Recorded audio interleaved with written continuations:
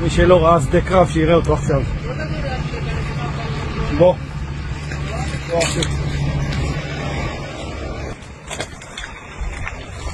שמאלה, שמאלה, שמאלה. ישר, ישר.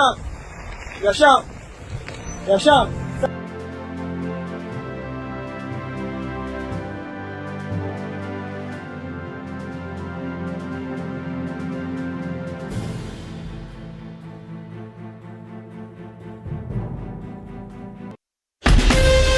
From Asia's largest news headquarters,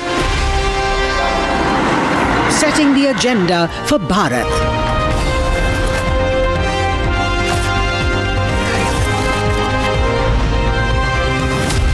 You're watching Republic.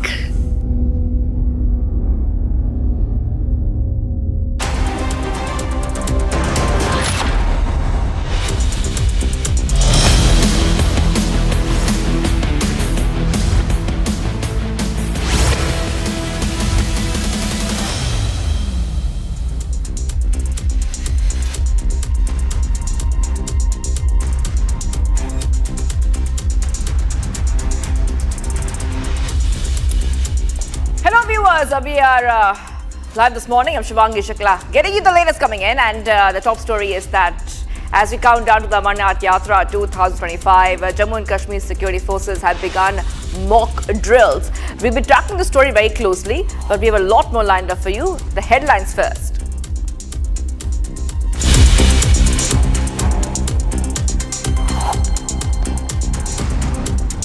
Defense Minister Jaishankar will be participating in a meeting of the foreign ministers of Quad grouping in US that will focus on common vision for a free and open Indo-Pacific. Police custody of all three accused in the Kolkata rape case ends today. BJP intensifies attack on TMC, alleges Mamata government is shielding the accused. Rain mayhem in Himachal, Uttarakhand and Jammu and Kashmir. IMD predicts more showers. Met forecast above normal monsoon in July for the country.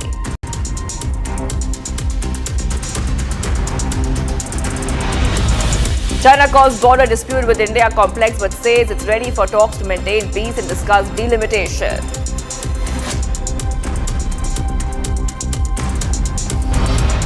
India remains a very strategic ally in the Asia Pacific. And the president has a very good relationship with Prime Minister Modi, as you know, and he will continue to have that. White House says India-US trade deal in final stages. Trump to make announcement soon.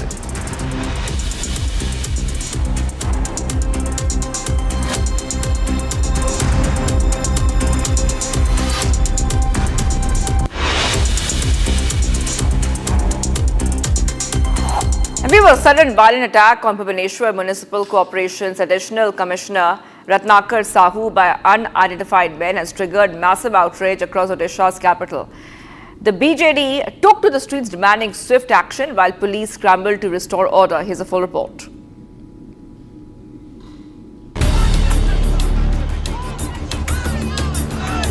The capital city of Odisha plunged into chaos on Monday following a shocking act of violence. Protests erupted after Bhubaneswar Municipal Corporation's Additional Commissioner Ratnakar Sahu was brutally assaulted by a group of unidentified youth.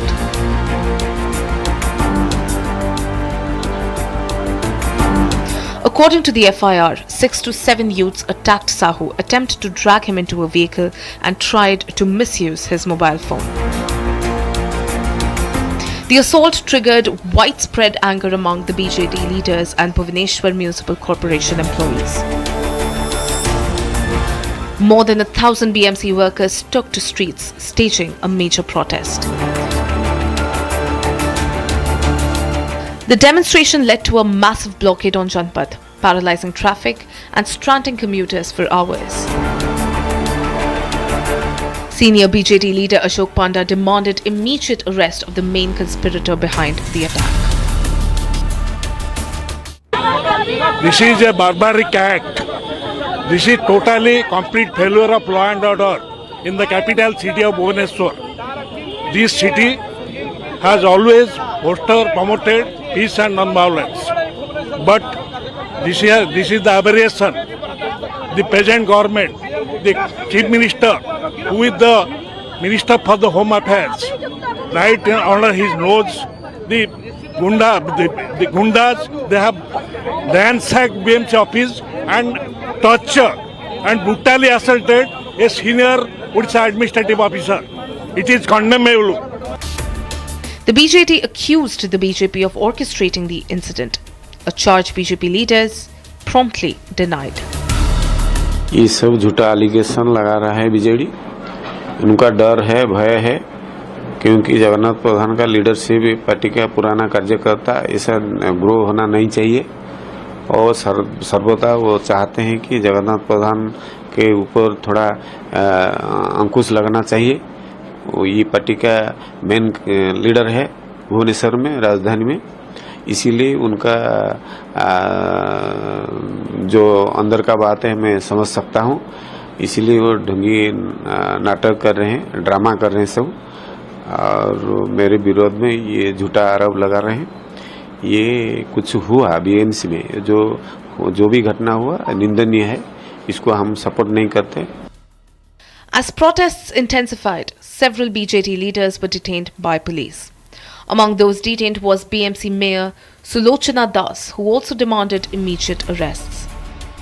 यहाँ कोई भी सुरक्षित नहीं है, कोई भी सरकारी office में सरकारी ऑफिसर, उनको 5-6 लोग ऑफिस के अंदर घुस के हमारा ऑफिसर जो इंचार्ज ऑफ ग्रीवेंस, तो उनको मतलब इतना मारे और उनको यहाँ पकड़ के लेके किडनैप कर रहे थे। हम लोगों ने मीडिया से शेयर किए हैं, तो आप लोग देख सकते हैं इस फुटेज में कैसे मारे। अटेम्प्ट टू मर्डर होना चाहिए, उन लोगों के अगेंस्ट में ये लागू होना चाहिए।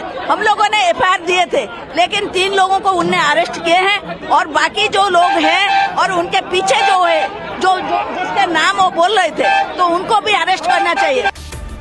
The police has launched an investigation and assured that all involved will be brought to justice. ये सब होंगे, इन्वेस्टिगेशन जो कर रहे हैं उन लोग देख रहे हैं कौन कौन इन्वॉल्व है, किसी का ऊपर क्या एविडेंस है, उन लोग इस हिसाब से करेंगे। सुनिए, जो हुआ है हम लोग पूरा उस पर एक्शन होगा, जो लीगली पॉसिबल पूरा होगा। Amid growing anger, district associations have called for a mass leave in solidarity. Odisha Administrative Service Association's General Secretary Bijaya Kumar Swain said Ratnakar Sahu remains deeply traumatized. We are seriously protesting. It's a very act of despicable. It's highly condemnable, and we are seriously protesting the act and the way they have attacked an additional commissioner during office hour and during hearing of a grievance. This is an extremely unfortunate incident, and we have not seen such an incident in near future. Chairperson Shivani Mohanty added that strong steps will be taken in response to the attack. Everybody is discussing that it is a very, very disheartening thing. Anybody, not a OS officer, anybody shouldn't be manhandled like this. And this thing will be repeated if we will not take strong steps now. This is the right time. Association is taking strong steps that we are not supporting this. We are against it. Ratnakar Sahu sustained multiple injuries and is currently under medical supervision. And tension exploded in Manipur's Churachandpur district as a suspected revenge killing claims 4 lives. A deadly ambush reportedly carried out by rival insurgents has reignited fears of a fresh wave of violence in the conflict-ridden region. Take a look. In a deadly ambush that's reignited insurgent tensions, 3 cadres of the Kuki National Army were gunned down in broad daylight in Manipur's Churachandpur district on Monday. The attack took place in the Songpi area when the trio was travelling in a car. Eyewitnesses say armed assailants opened fire in a precise, targeted assault, leaving all 3 dead on the spot. Sources indicate that the United Kuki National Army, a rival faction, carried out the hit in a revenge operation for the killing of their self-styled town commander and PRO last October. Those killed in the attack have been identified as Thangboy Haokip, also known as Thapi, the Deputy Commander-in-Chief of the KNA, along with Gao Gao Singson and Saijin Haokip. The October 1st killing near the Anglo-Kuki War centenary gate had already pushed the factions to the brink, triggering a cycle of blame and growing hostility. With UKNA now officially claiming responsibility for the fresh attack, this fratricidal conflict appears far from over, raising alarm over more retaliatory strikes in the days ahead. Security forces remain on high alert as authorities brace for further unrest in the volatile hills of Manipur.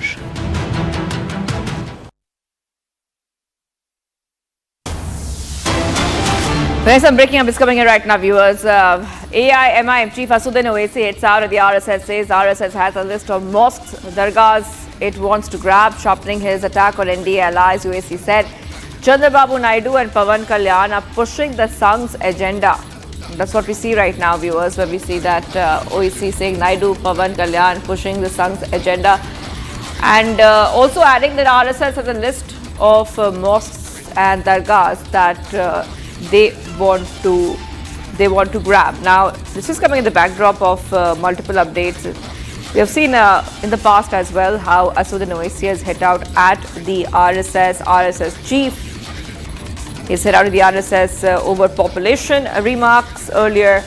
This time, we see Asuddin Owaisi going ahead and hitting out at the RSS, saying that the list of dargahs and mosques that the Sangh wants to grab, also adding at the same time that the RSS wants to grab these mosques, and said that Chandrababu Naidu and Pawan Kalyan are pushing the Sangh's agenda. Let's go ahead and play out that statement.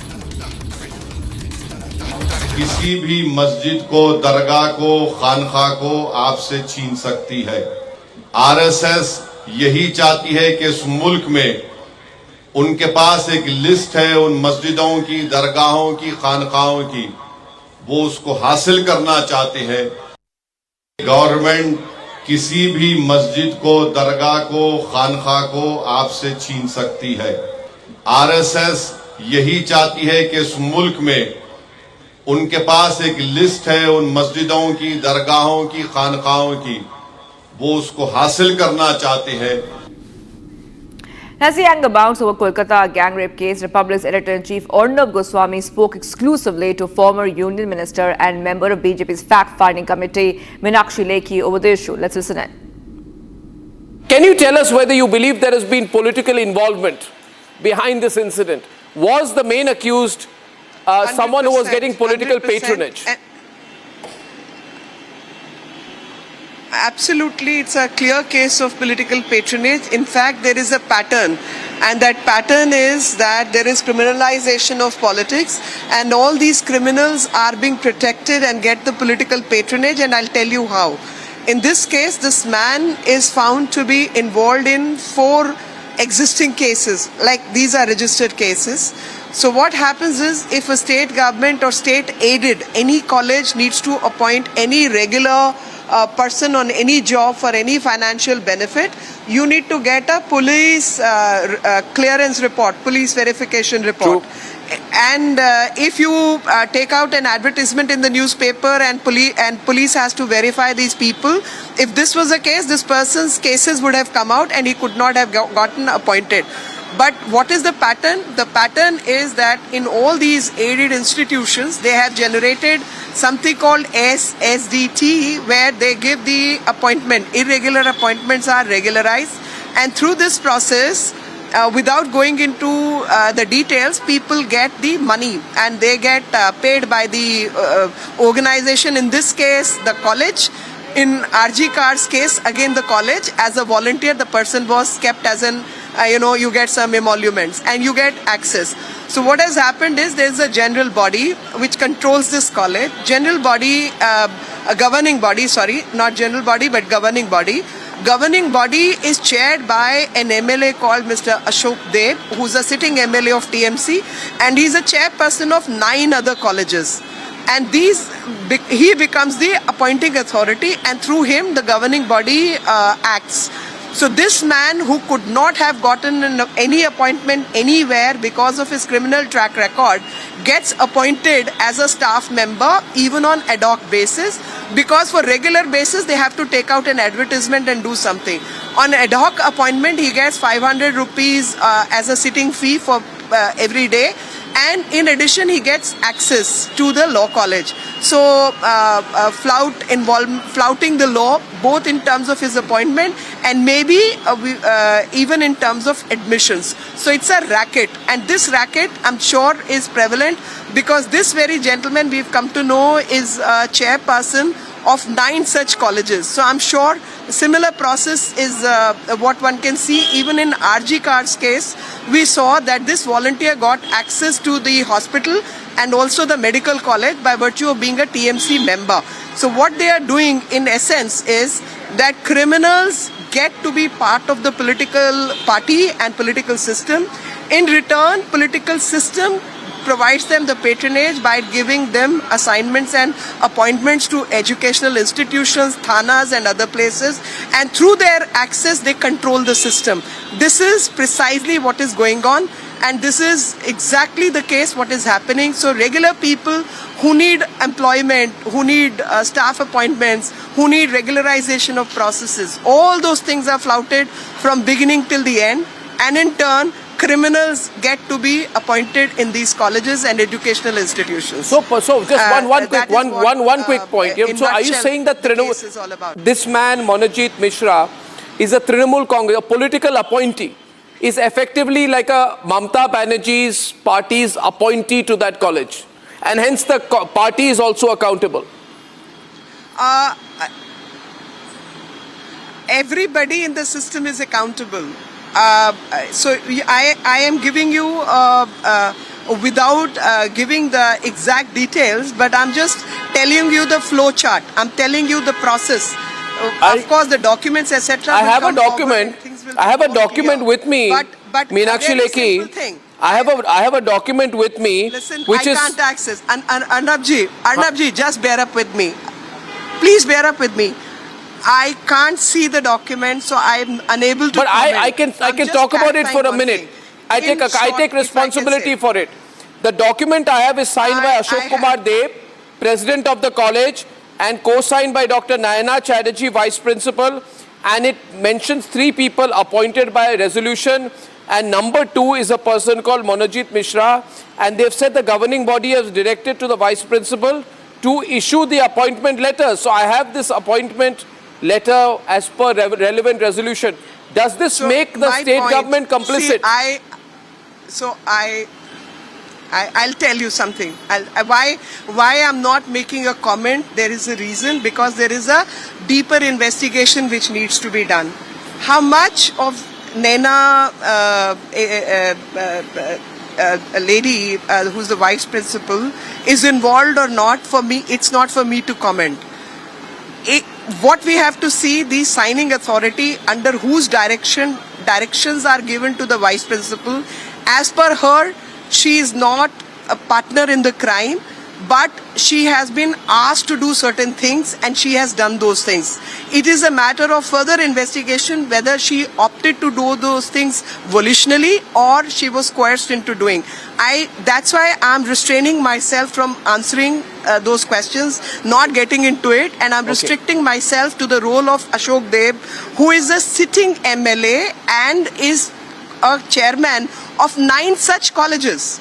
Now, in a regular course, if there are some vacancies, you have to take out an advertisement. Based on the advertisement, you seek people to come forward for assignment. You do police verification, and only then appointment happens. Where state is sponsoring education by virtue of funding the teachers' fees, etc., management and all that. Now, it is partially done by the state government and completely done by the state government, but they still call it an aided college by virtue of assigning this this governing body, which becomes a stepping stone for party members to get an appointment. So this is a charade which is being played.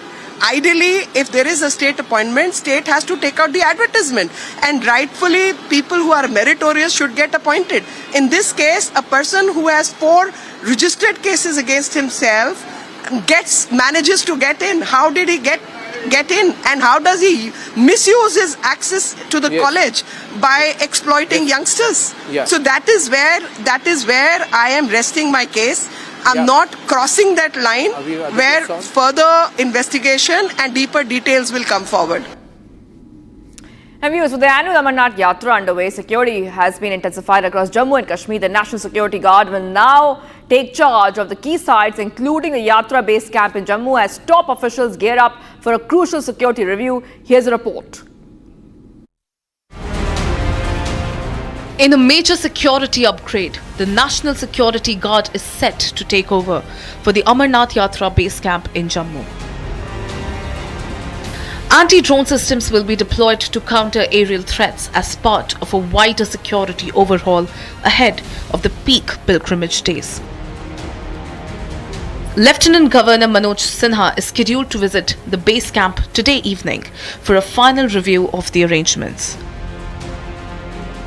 A high-level security meeting will also take place today afternoon on site. Visuals from the transit camp in Srinagar show layered security protocols in place, from baggage scanners and sniffer dogs to 24/7 help desks and on-ground assistance teams guiding yatris at every step. The commando vehicles that can be seen on the highway. In fact, the CRPF is there, ITBP is also there, because ITBP plays an important role when it comes to the mountain range, and these yatris will be taking the route of the treacherous route for where they require help. Meanwhile, we are seeing the medical facilities also being arranged, and then you see the 100-bedded hospitals. One is at the Baltal and another is at the Pahalgam. Meanwhile, you see the security that has been beefed up here because the yatris have started arriving here, and meanwhile the yatra will begin on 3rd of July, and the yatra will be flagged off from both Baltal as well as the Pahalgam access around 6 o'clock. Adding to the security shield, the Mahila Battalion of the CRPF has been deployed at the Yatra Bhavan. These trained women personnel are tasked with safeguarding the large number of female pilgrims expected this year. The female corps, the CRPF personals too, have been deployed here just to take care of the security of the yatris, those who are visiting or have started arriving at Yatra Bhavan in Srinagar. They will see that the complete headgear with the automatic rifles, the BP jackets, the boots on, that tells you that how the security arrangements have been geared up, multi-layer security arrangements that have been placed here outside the Yatra Bhavan, and the yatris, those who have reached here, they have made their registration. The registration is done, the baggage have been scanned. In an exclusive conversation with Republic, IG Kashmir VK Birdi confirmed that elaborate arrangements are in place across the Yatra route. As you are aware, within few days the Sri Amarnath Ji Yatra is getting commenced, and lot of devotees would come to pay visit to the holy cave. So in that aspect, Jammu Kashmir Police has made very elaborate arrangement this time, and after taking feedbacks and observation of last year and in between time, all those things have been incorporated in those security arrangements. Jammu Kashmir Police, along with the central paramilitary forces which are here and army, are dominating the area, and we have made elaborate security arrangements not only into main Yatra district but also in the intervening areas where the devotees would move to the two axes, either Baltal or Pahalgam. From drone detection systems to night vision surveillance, authorities have ramped up technological support to preempt any threat. Plan तो बहुत था, लेकिन सुरक्षा वालों चौपट कर दिया, ये निकलने नहीं दे रहे हैं। ये सुरक्षा की, हमारी सुरक्षा के लिए है ये, लेकिन फिर भी हमारा दिल कर रहा है कहीं घूमने के लिए जाएं। की यात्रा मतलब पालकी से जाएंगे, घोड़े से जाएंगे, पैदल जाएंगे जी। अच्छा, पैदल जाएंगे जी। यात्रा को मतलब होता है पैदल ही है जी। क्या मैसेज दे रही है कश्मीर में आके जो और यात्री जो आ रहे हैं? आइए, मोस्ट वेलकम, पर पैदल यात्रा करके जाइए। पैदल यात्रा करके जाइए। आपका क्या कहना है, क्या पैदल जाना चाहिए या पालकी में? पैदल जाना चाहिए जी, पहली फीलिंग तो लेनी चाहिए। पैदल किस तरह का अरेंजमेंट देखने को मिल रहा है? कब बहुत पहुंचे अच्छा, बहुत अच्छा। दोपहर को आए हैं तो बहुत अच्छा अरेंजमेंट है इनका सबका। आप बताइए सिक्योरिटी के हिसाब से किस तरह के अरेंजमेंट है, कहाँ से आप? हम तो फगवाड़ा से आए हैं। सिक्योरिटी के हिसाब से बहुत अच्छी अरेंजमेंट है यहाँ पे, और ऐसी अरेंजमेंट चाहिए भी, क्योंकि अब जैसे कि टेररिस्ट अटैक बहुत हो रहे हैं, उस अकॉर्डिंग अभी ऐसे अरेंजमेंट बहुत सही है ये चीज़। और टूरिस्ट के लिए तो बहुत सेफ़ चीज़ है ये, जैसे कि मिलिट्री के प्रॉपर चेक पोस्ट वगैरह रखे हुए हैं, तो ये चीज़ बहुत ही अच्छी चीज़ है। With faith and security walking hand in hand, the administration is leaving no stone unturned to ensure the sacred Amarnath pilgrimage remains smooth and incident-free. Relentless monsoon fury grips the hills. 2 lives have been claimed, viewers, and several are missing. In a massive landslide in Uttarakhand's area, we see that in neighboring Himachal, a red alert has been issued in 10 districts as rain continues to battle the state, and we see that the entire state and many areas are completely wreaked with the havoc, given the fact that the monsoon fury has hit both these states, Uttarakhand and Himachal Pradesh. Here's the latest. A devastating landslide has struck Uttarakhand's Salai Band region in Uttarkashi district. 2 labourers have been confirmed dead, while 7 others remain missing. District Magistrate Prashant Ara inspected the area. Listen in to what he had to say. सलाई band के पास हम लोग हैं इस इलाके पे, और ये वही इलाका है जहाँ पे 3 तरफ से, जैसा पीछे देख रहे हैं कि जो क्लाउडबस्ट हुआ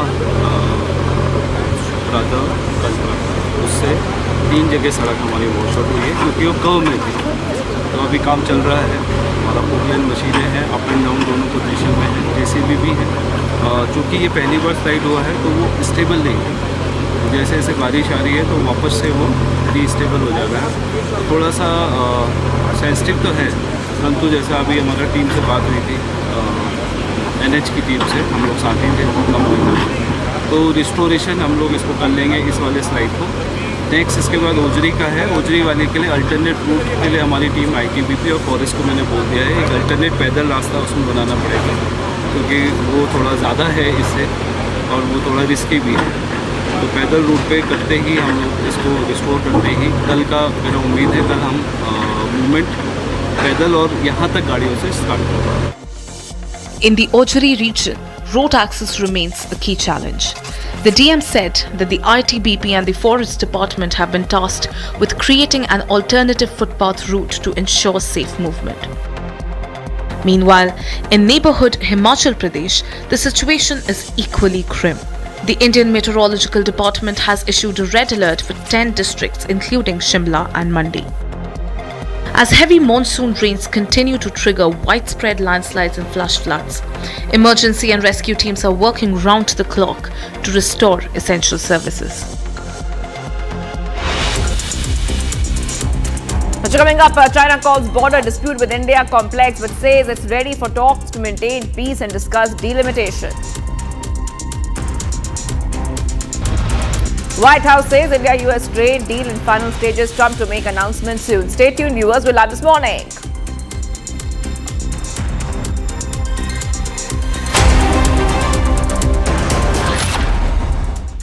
Amity has been ranked India's #1 not-for-profit private university for 11th year, with top 10 ranked institutions in management, engineering, biotech, law, mass comm, telecom, hospitality, fashion and more.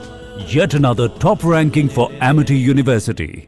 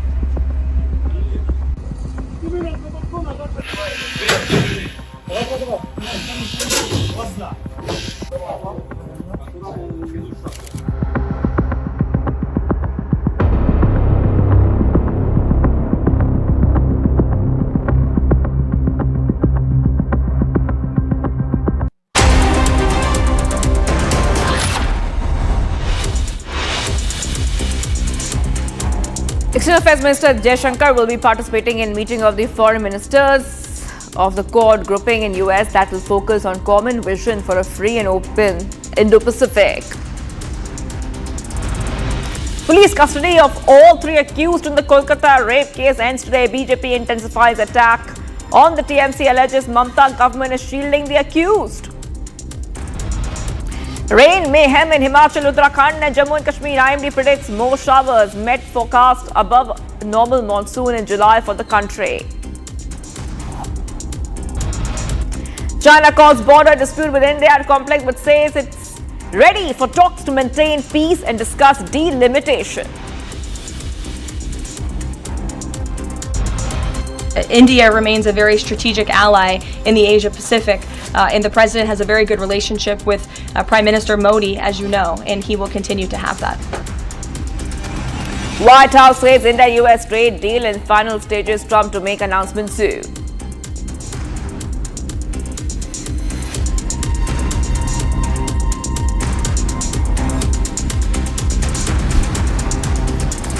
And Serbian police on Monday has removed street blockades in the capital Belgrade that were part of a protest over a spat of arrest of anti-government protesters after a massive rally demanding early parliamentary elections. Here's a report, viewers, take a look. Serbian police removed the street barricades in the capital Belgrade that were part of anti-government protests. The police dismantled metal fences and moved garbage containers, blocking traffic in Belgrade's Zemun district. Meanwhile, dozens of people continued to protest, raising anti-government slogans. The blockades were part of persistent dissent against the government of populist President Alexander Vučić. Thousands of demonstrators halted traffic at various locations in Belgrade and elsewhere throughout the country, including a key bridge over the Sava River in the capital. Protesters demanded justice for the victims of the canopy collapse in the northern city of Novi Sad last year. Many in Serbia blamed the unrest on corruption-fueled negligence in state infrastructure projects. Mirni protesti, to je to. Niko ovdje ne pravi nikakav problem, ljudi stoje i tako pokušavaju da se izraze, ništa više. Earlier, a massive scuffle erupted in Serbia after the protesters clashed with the police seeking early elections in the Balkan country. Dozens of protesters were arrested and some police personnel were also injured in the melee. The Philippines and Lithuania have now signed a security agreement to strengthen cooperation in areas such as cybersecurity, defense production and maritime security. Now, the move comes amid the concerns over regional stability, with both nations highlighting the need for closer ties in response to evolving security challenges. Take a look at this report for more. The Philippines and Lithuania have signed an agreement to forge a security alliance.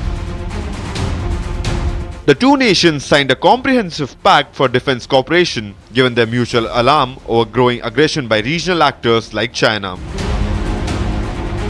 The Memorandum of Understanding was signed in Manila by Philippine Defense Secretary Gilberto Teodoro Jr. and his Lithuanian counterpart. The Lithuanian Defense Minister also cited the rise of authoritarian states as a cause for alarm for this pact. What we see now is that authoritarian states are really cooperating very efficiently, both supporting each other politically, financially, militarily, and we see one of the worst results of their cooperation in Ukraine, where Russia, working together with Iran, with North Korea and with China, is annihilating a free and independent country in the middle of Europe. As per Manila's Defense Department, the pact will boost defense ties, specifically in cybersecurity, arms production, threat response, and maritime security. Interestingly, the signing came on the same day when China's Liaoning and Shandong aircraft carriers completed the Farsi combat training mission. Just last week, The Chinese Coast Guard had a close brush with Philippine vessels as tensions in the South China Sea continue to remain high between island nation and the Dragon. Lithuania joined Philippines in condemning Chinese harassment of Filipino fishermen in the South China Sea and even went on to condemn China's hostile intentions against Taiwan. If they work together to threaten us, then we must work together to defend ourselves and to send a very clear strategic message. We are not going to let ourselves be scared. We are not going to let them to enter our territory. We are not going to let them to change the current world order based on international rules. We are going to stand up to them together. Meanwhile, Beijing has been sending mixed signals to its EU partners seeking enhanced cooperation. 中国坚持高水平对外开放，将持续为欧洲企业提供广阔市场和发展机遇。中方愿同欧方加强沟通协调，妥善处理贸易分歧，实现共赢和共同发展。同时，我们坚决反对任何损害中国发展权利，甚至牺牲中方利益。 As China's assertiveness grows, the Philippines and Lithuania's new pact signals a widening arc of global resistance, uniting democracies across continents to uphold sovereignty and regional stability. And sending out a larger message of peace and engagement to Muslim nations in West Asia, Israeli Foreign Minister says that his country was interested in establishing diplomatic ties with Syria and Lebanon. However, he said that Israel will not negotiate the fate of the Golan Heights in any peace agreement. Here's a report, viewers. Take a look. In a sharp recalibration of regional diplomacy, Israeli Foreign Minister Gideon Sa'ar announced his country's willingness to establish formal diplomatic ties with long-time adversaries Syria and Lebanon.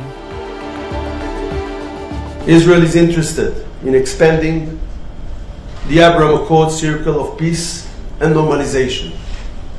We have an interest in adding countries such as Syria and Lebanon, our neighbors, to the circle of peace and normalization, while safeguarding Israel's essential and security interests. Israel applied its law to the Golan Heights over 40 years ago. In any peace agreement, the Golan will remain part of the state of Israel. However, he made it unequivocally clear that the fate of the Golan Heights was not open for negotiation under any circumstances. Any kind of violence by civilians is not allowed. The task, but self-defense in certain circumstances, but this is it. The task of the IDF and security forces is to take care for the security, and no one should act independently and regardless to the law. And it doesn't matter if the objective is attacking other civilians, other Israeli civilians, Palestinian civilians, soldiers of the IDF. It is all of these cases should be treated by our legal system in the most serious way. The announcement marks the most public overture toward regional reconciliation since the Abraham Accords, albeit underlined by hard strategic red lines. The minister's comments came during a press briefing in Jerusalem, where he responded to growing speculation about back-channeling talks involving Israel. The outreach comes on the heels of over a year of cross-border clashes between Israel and Hezbollah in Lebanon, running parallel to the conflict in Gaza reignited in 2023. Tension spiked further after the surprise toppling of Syria's long-standing dictator Bashar al-Assad in December 2024. Following the collapse of Bashar al-Assad's regime in Syria, Israel moved forces into the UN-patrolled demilitarized zone in the Golan, carrying out hundreds of strikes against military targets in Syria.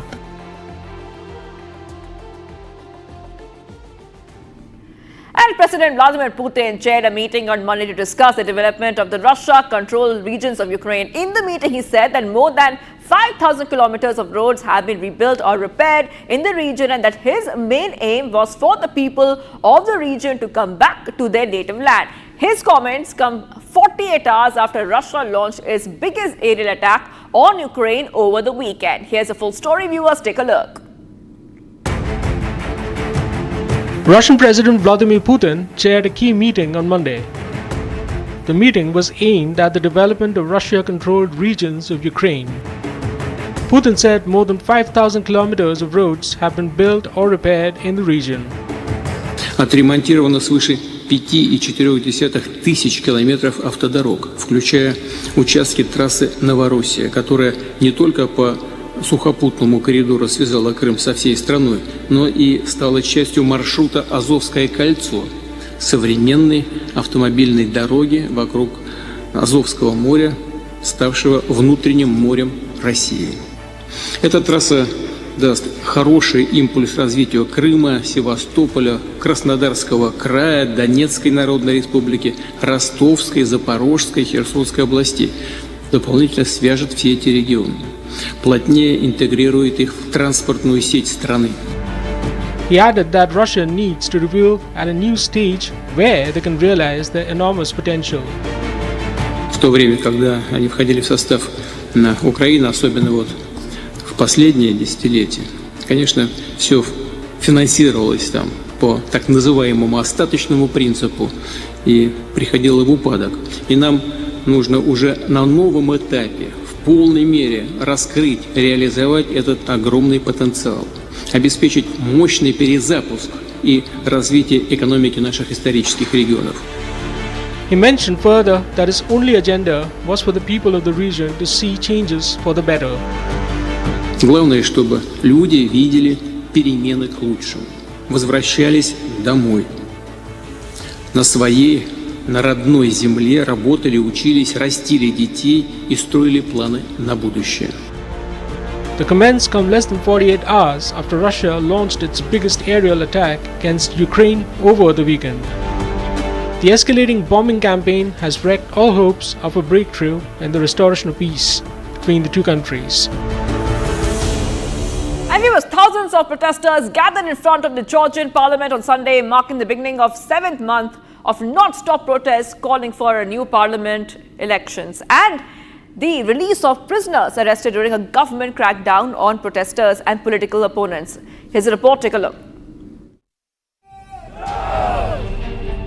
Thousands of protesters gathered in front of the Georgian parliament on Sunday, calling for new parliamentary elections in the country.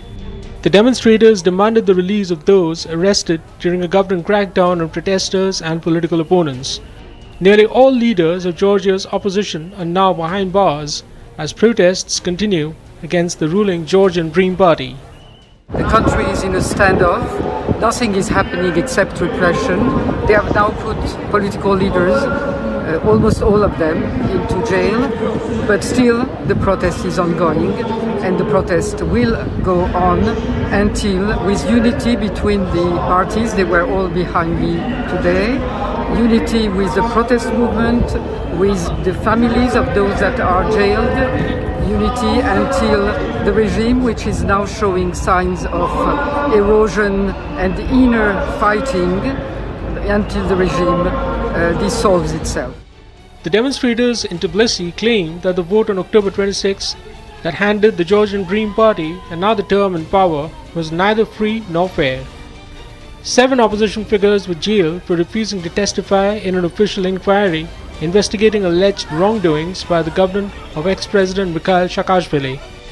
Meanwhile, opposition leaders have declined to attend the commission hearings, citing their ongoing boycott of the parliament. The critics of the ruling Georgian Dream Party say the vote was rigged with Russia's help to hand it another term in power. More than 50 people were imprisoned on criminal charges during the violent crackdown on mass rallies that was sparked by Prime Minister Irakli Kobykidz's decision to hold EU accession talks. The political turmoil follows a parliamentary election that was won by the Georgian Dream Party, although its opponents alleged the vote was rigged. And viewers, Let's move ahead now to some of the other stories we're tracking. We see that the former Brazil President Jair Bolsonaro has rallied thousands of supporters to protest his trial over the alleged plot to overturn elections. Couple of thousands of people gathered at Paulista Avenue, one of the city's main locations, in demonstrations, and that Bolsonaro, before the event, called an act of freedom for justice. Watch this report for more. Supporters of Jair Bolsonaro gathered in Avenida Paulista in Sao Paulo in a show of support as the former Brazil president faced mounting legal troubles in a trial at the country's Supreme Court. Bolsonaro and 33 allies are facing trial over an alleged plot to overturn the 2022 presidential election results and remain in power. They were charged with 5 counts related to the plan. The former president, however, has denied the allegations and claims that he is the target of political persecution. Nós temos como resolver o Brasil. Me permita repetir. Me dei 50% da Câmara e 50% do Senado, que eu mudo o destino do Brasil. E digo mais. Nem eu preciso ser presidente. O Valdemar me mantendo como presidente de honra do Partido Liberal, nós faremos isso por vocês. If convicted, he could face up to 12 years in prison, effectively ending his political career. He claimed that the arrests will lead to his political execution, a loaded statement in the current politically charged environment in the Latin American country. Dizer a vocês, não interessa onde eu esteja, não interessa a covardia que porventura façam comigo, porque eu tenho a certeza que o objetivo final não é prender, é eliminar. Logicamente não quero ser preso e nem morto, mas não posso fugir da minha responsabilidade. His supporters waved Brazilian flags and chanted slogans attacking the Supreme Court, criticizing the government of Lula da Silva and defending Bolsonaro, who remains the central figure for Brazil's conservative movement. We need to support Bolsonaro and to show that he got the power and he's the man that also Trump is looking for to be the president of Brazil. And I always support him, and I have other friends came along with me. Last year, Brazil's Superior Electoral Court had ruled that Bolsonaro had abused his political power and made baseless claims about the country's electronic voting system. It is now to be seen if the upcoming Supreme Court trial seals his political fate.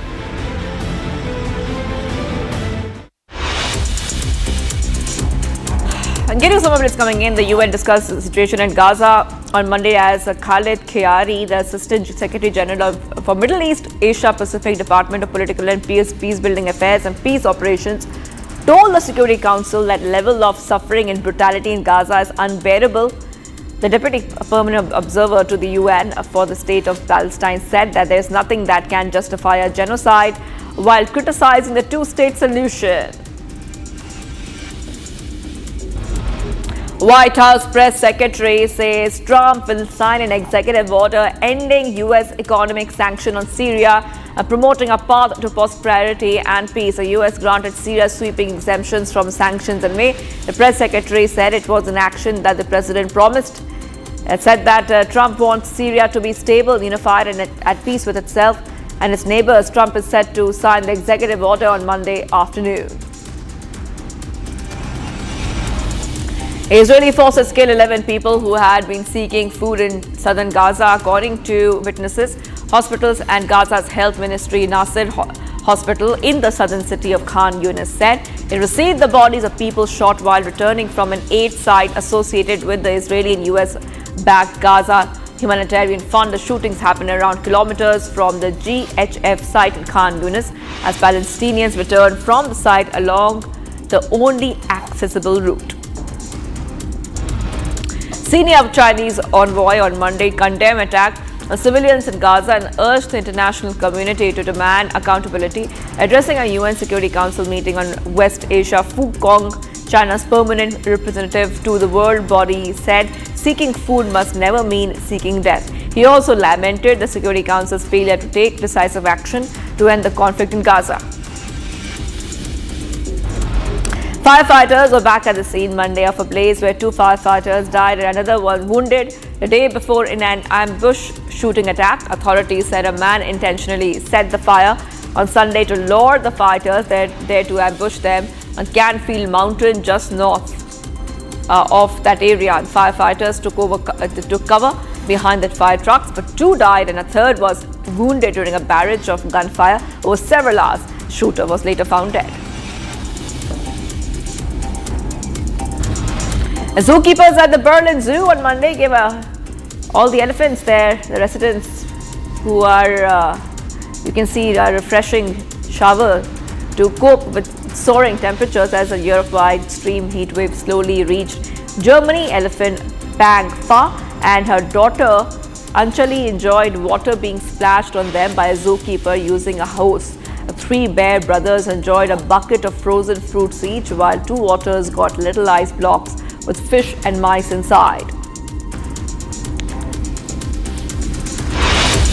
And much coming up, a White House says India-US trade deal in final stages. Trump to make announcement soon.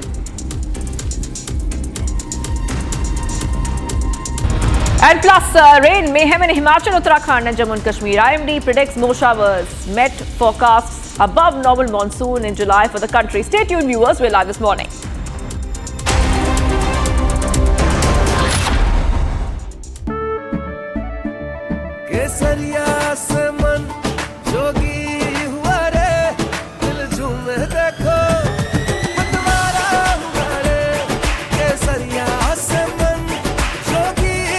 हर पल मनाओ केसरी त्योहार। विमल, बोलो जुबान Kesari.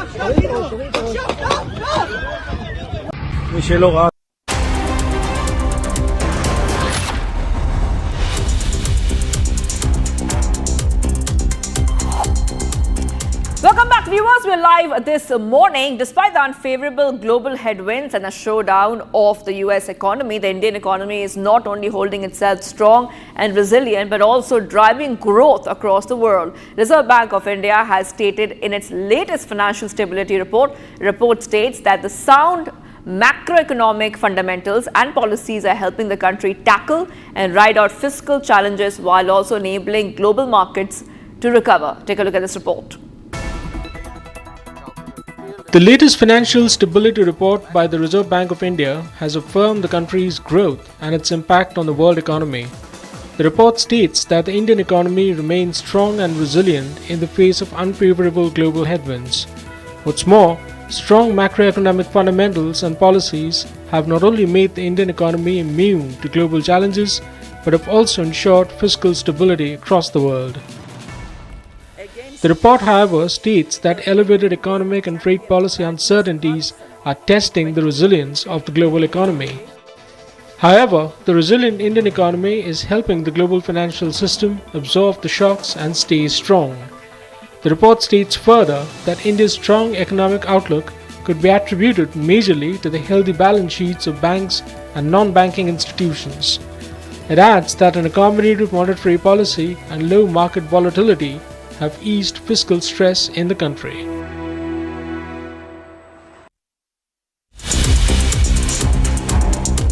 Coming up, China caused border dispute with India complex but says it's ready for talks to maintain peace and discuss delimitation. White House says India-US trade is now in its final stages. Trump to make announcement soon. Stay tuned, viewers. We're live this morning.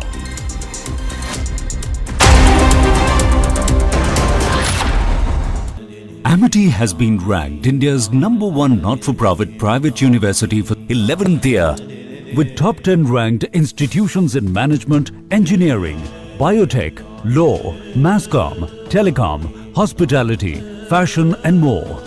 Yet another top ranking for Amity University.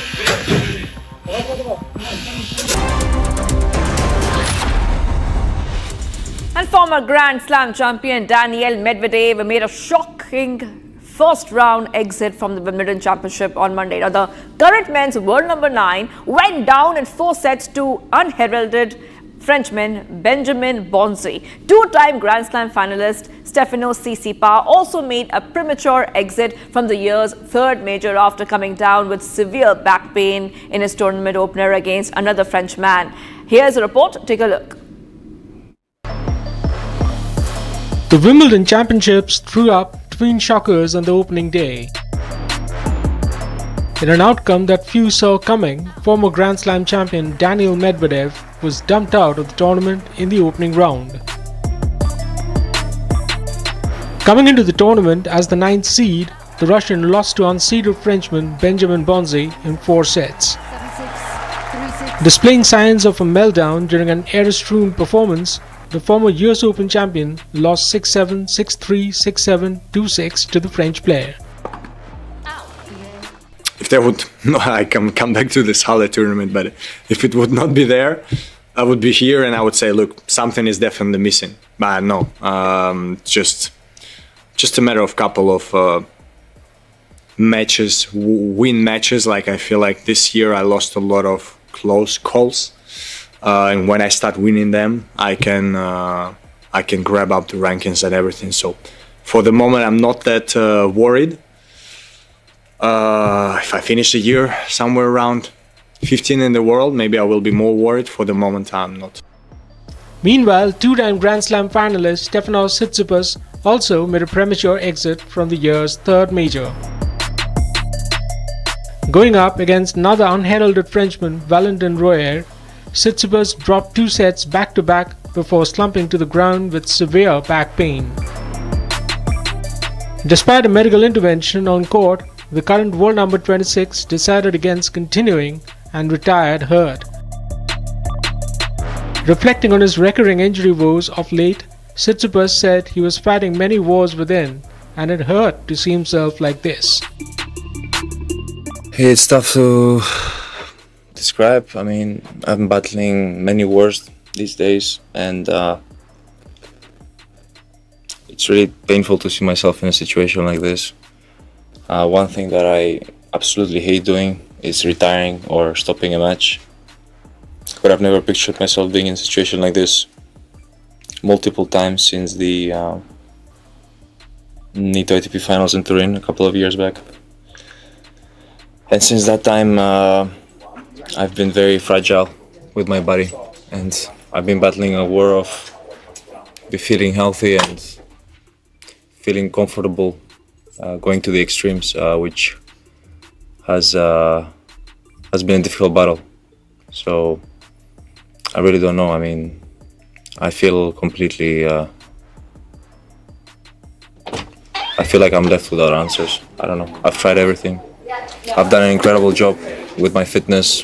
I've done an incredible job with my physiotherapy. So I've maximized on everything that I can possibly do. And right now, I'm just absolutely left with no answers. I don't know what to do.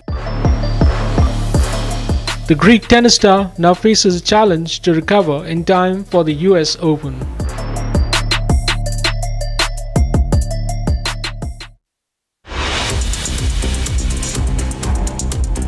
Also coming up, viewers, we'll be tracking more stories. The US trade deal is in final talks. US-India trade deal could be a reality soon. And all across the nation, rain mayhem continues, especially in the states of Uttarakhand, Jammu and Kashmir and Himachal Pradesh. Stay tuned, viewers. We're live this morning.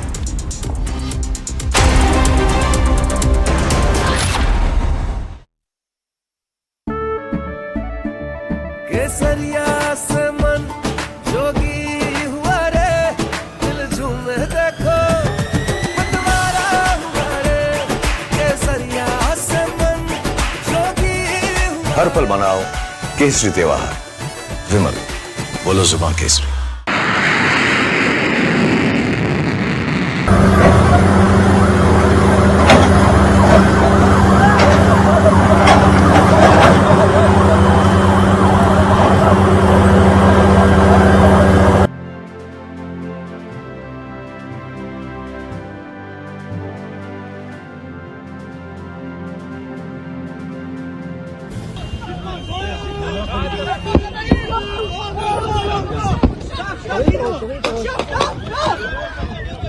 מי שלא ראה שדה קרב שיראה אותו עכשיו.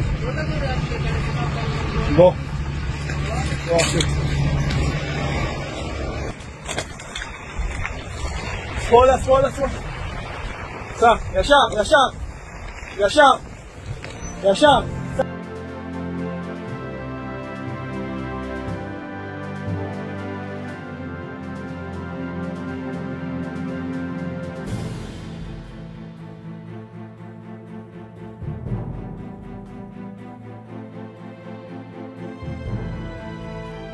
The IDF, of course, has been operating in Gaza in increasingly intense stages, trying to gain control over Gaza, trying to degrade Hamas and its leadership.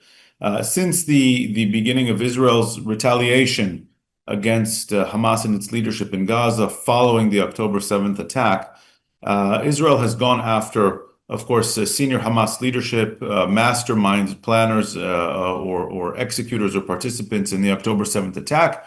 And this was another senior Hamas leader who was found and neutralized by Israeli forces.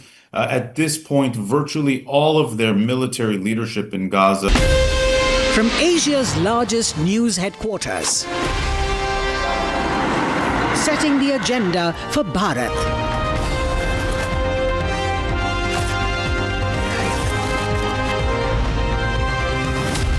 You're watching Republic.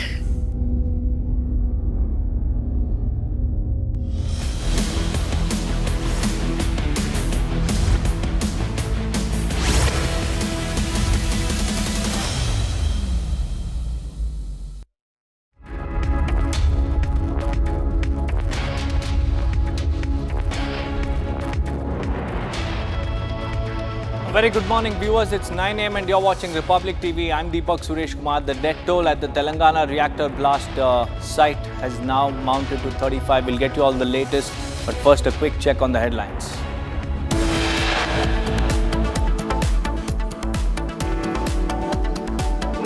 External Affairs Minister Dr. S. Jaishankar calls out Pakistan at UNSC, says there must be a unified stand against terrorism. The world must come together on some basic concepts. No impunity to terrorists, no treating them as proxies, and no yielding to nuclear blackmail. Any state sponsorship must be exposed and must be countered.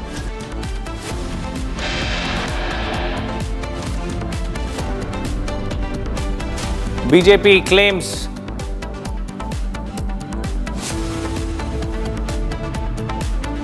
Kolkata rape case probe widens. Police custody of 3 accused ends today.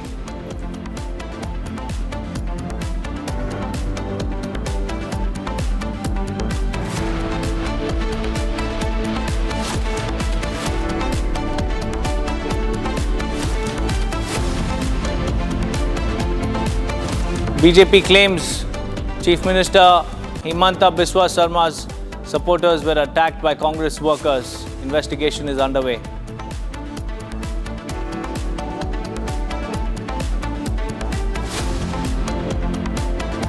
Telangana reactor blast incident reported. Death toll mounts to 35. Investigation underway.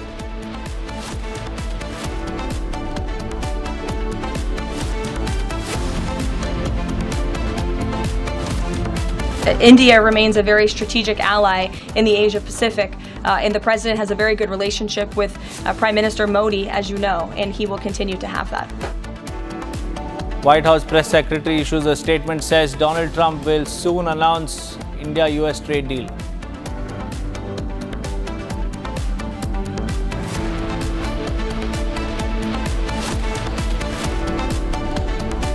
External Affairs Minister Dr. S. Jaishankar is in the United States. He will be attending the Quad Foreign Ministers meeting today at 7:30 p.m.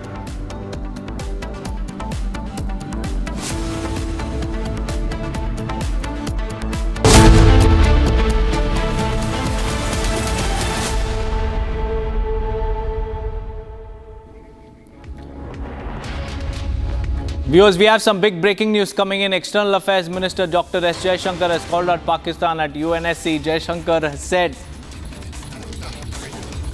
that the world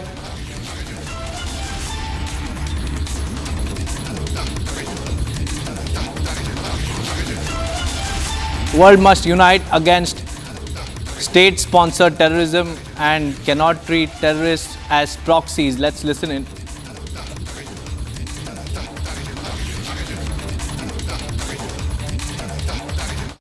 Five weeks ago, the United Nations Security Council issued a strong condemnation of a particularly horrific act of terrorism in Pahalgam. It demanded that its perpetrators be held accountable and brought to justice. We have since seen that happen. What that response underlines is the larger significance of the message of zero tolerance for terrorism. The world must come together on some basic concepts: no impunity to terrorists, no treating them as proxies, and no yielding to nuclear blackmail. Any state sponsorship must be exposed and must be countered. By now, we know well that terrorism anywhere is a threat to peace everywhere. Viewers, moving on to more breaking news coming in, this time from Telangana. The reactor blast has claimed the lives of 35 individuals. The rescue operations are currently underway. As per officials, several bodies have been found under the debris while removing it. As many as 31 bodies have so far been recovered, retrieved from the debris, while 3 died in the hospital while undergoing treatment. Officials say that the last leg of the rescue operation is still going on. Telangana Health Minister says Chief Minister Revanth Reddy will visit the accident site today. But this is the big breaking news that we are tracking as far as the reactor blast incident is concerned. Last leg of the rescue operations are currently underway. And what we understand is that the rescue teams have recovered 31 bodies from under the debris. And Telangana Chief Minister Revanth Reddy has claimed that he will be visiting the accident site today.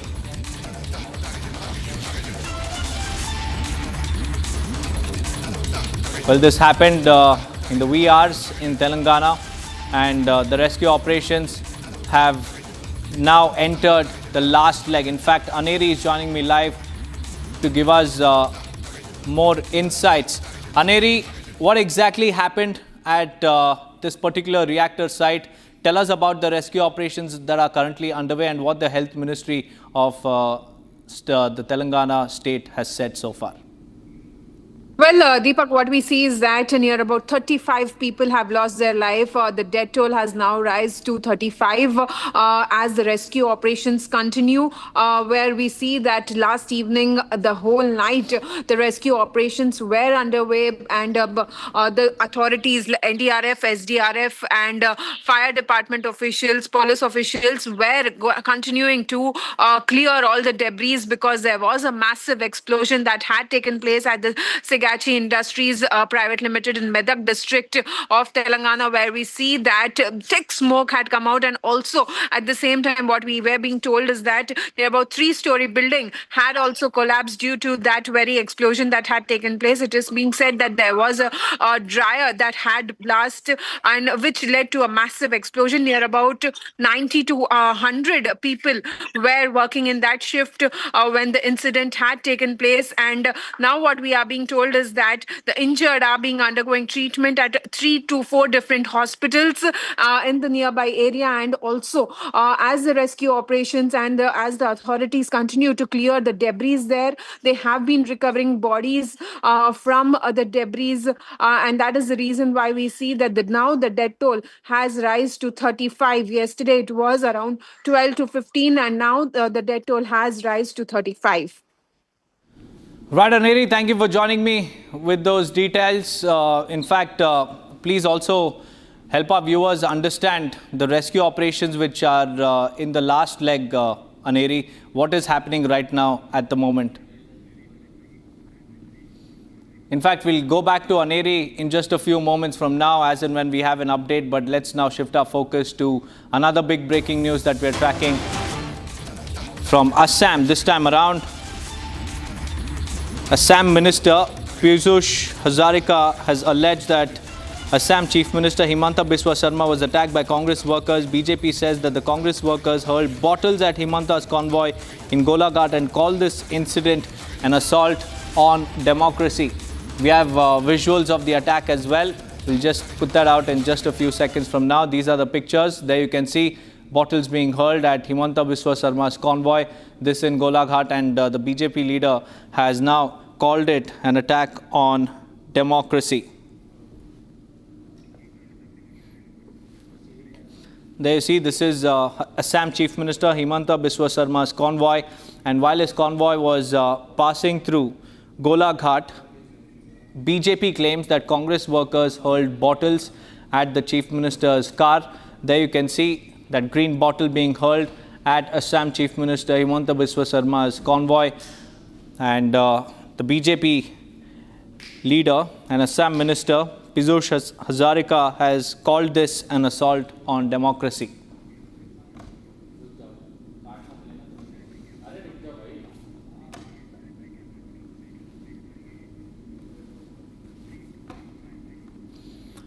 Moving on, viewers, relentless monsoon fury grips the hills. 2 lives have been claimed and several others are missing after a massive landslide was witnessed in Uttarakhand's Silai Bandh. In neighbouring Himachal, a red alert has now been issued in 10 districts as rains continue to batter the state. Here's the complete ground report.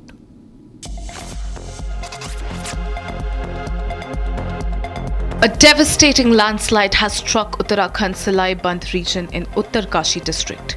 2 labourers have been confirmed dead, while 7 others remain missing. District Magistrate Prashant Arya inspected the area. Listen into what he had to say. सिलाई band के पास हम लोग मौके पे, और ये वही इलाका है जहाँ पे 3 तरफ से, जैसा पीछे देख रहे हैं कि जो क्लाउडबर्स्ट हुआ रात कल, उससे 3 जगह सड़क हमारी वॉश आउट हुई है क्योंकि वो कर्व में थी। तो अभी काम चल रहा है, हमारा पोकलैंड मशीनें हैं, अप एंड डाउन दोनों पोजीशन में है, JCB भी है। चूँकि ये पहली बार स्लाइड हुआ है तो वो स्टेबल नहीं है, जैसे जैसे बारिश आ रही है तो वापस से वो रीस्टेबल हो जाएगा। तो थोड़ा सा सेंसिटिव तो है, परंतु जैसा अभी हमारा टीम से बात हुई थी, NH की टीम से, हम लोग साथ ही थे, कम हुई, तो रिस्टोरेशन हम लोग इसको कर लेंगे इस वाले स्लाइड को। नेक्स्ट इसके बाद ओजरी का है, ओजरी वाले के लिए अल्टरनेट रूट के लिए हमारी टीम ITBP और फॉरेस्ट को मैंने बोल दिया है, एक अल्टरनेट पैदल रास्ता उसमें बनाना पड़ेगा क्योंकि वो थोड़ा ज़्यादा है इससे और वो थोड़ा रिस्की भी है। तो पैदल रूट पे करते ही हम लोग इसको रिस्टोर करते ही कल का मेरा उम्मीद है कल हम movement. We have more breaking news coming in, viewers. Pakistan has now urged India to resume normal functioning of Indus Waters Treaty. Pakistan has urged India to resume the normal functioning of the treaty, saying that the recent decision by the Permanent Court of Arbitration in The Hague showed that the agreement was still valid and operational. Meanwhile, India has never recognized the proceedings at the Permanent Court of Arbitration after Pakistan raised objections to certain design elements of 2 projects under the provisions of Indus Waters Treaty. And now, after the suspension of the Indus Water Treaty, now Pakistan has urged India, has urged New Delhi, has knocked on our doors to restore the treaty. But Indus Water Treaty, remember viewers, has been kept in abeyance after the horrific Pahalgam terror attack, which was carried out by Pakistan-sponsored terrorists in Pahalgam. And following that, India suspended the Indus Water Treaty as an action, as a diplomatic strike against Pakistan-sponsored terrorism. However, Pakistan continues to maintain that the treaty, the agreement was still valid and operational, and that India must restore the treaty.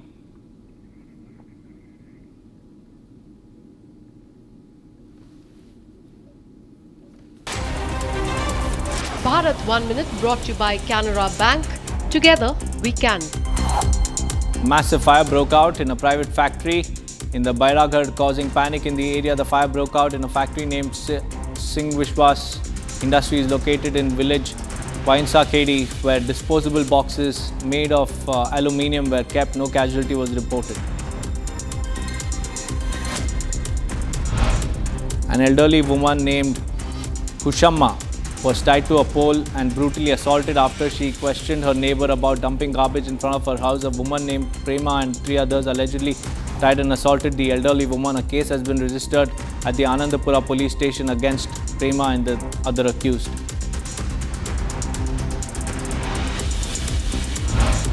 The IMD has issued a red alert in Himachal Pradesh due to very heavy rainfall in the region. The Beas River is experiencing severe flooding, raising concerns among officials. IMD predicted light to moderate rainfall at many places in several districts of Himachal Pradesh.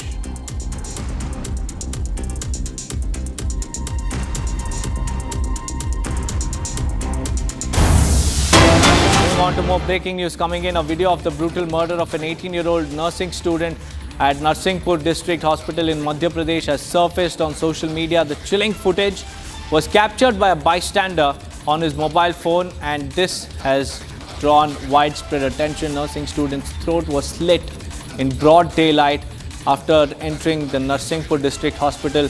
Abhishek Kosti, the accused in Sandhya's murder case, was arrested by the police immediately after the murder.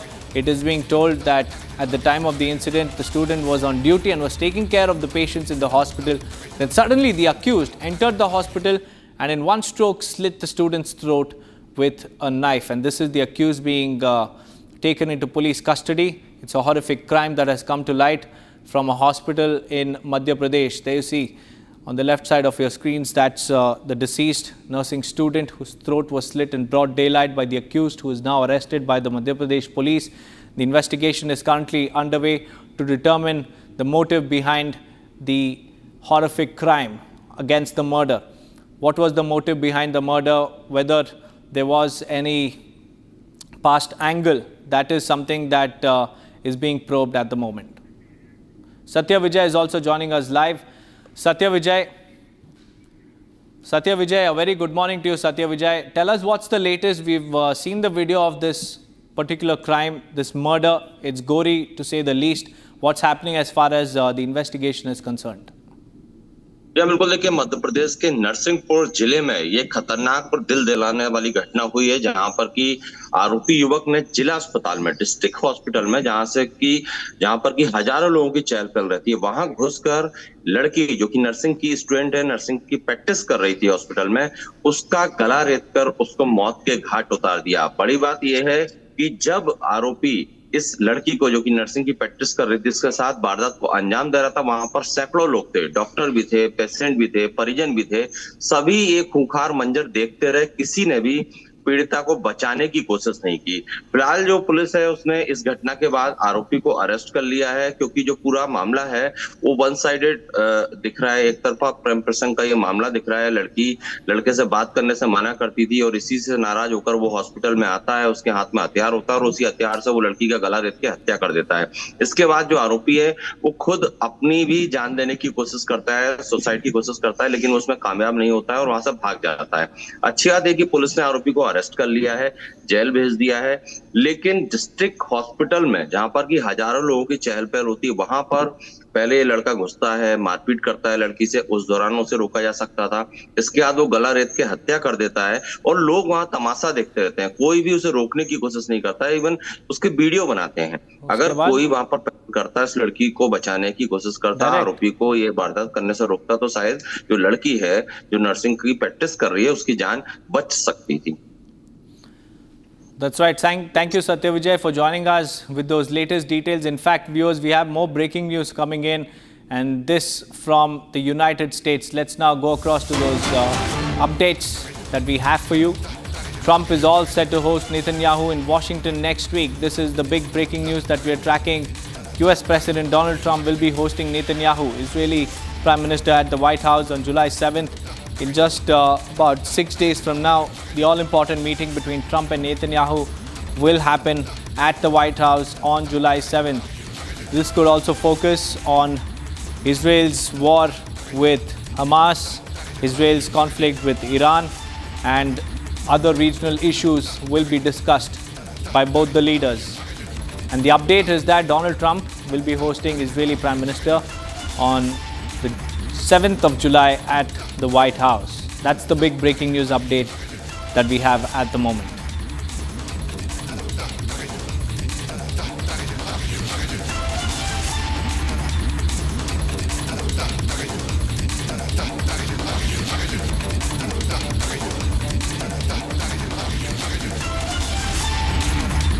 Moving on, viewers, tensions explode in Manipur's Churachandpur district as suspected revenge killing claims 4 lives in the deadly ambush reportedly carried out by rival insurgents has reignited fears of a fresh wave of violence in the conflict-ridden region. Here's the story. In a deadly ambush that's reignited insurgent tensions, 3 cadres of the Kuki National Army were gunned down in broad daylight in Manipur's Churachandpur district on Monday.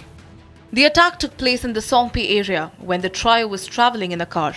Eyewitnesses say armed assailants opened fire in a precise, targeted assault, leaving all 3 dead on the spot.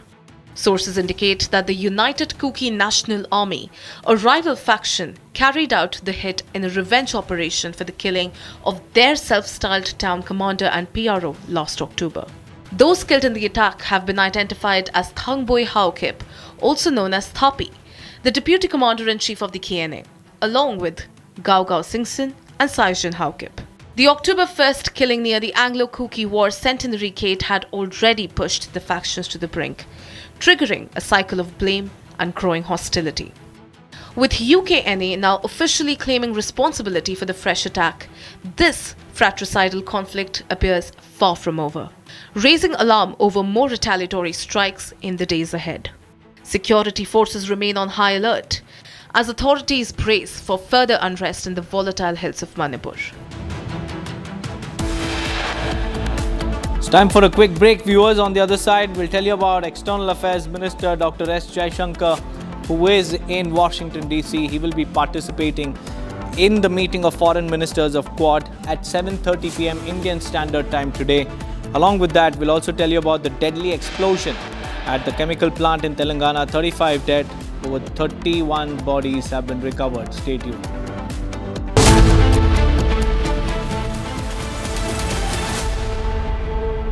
Powered by Century Ply Club Prime. रहो बेफिक्र।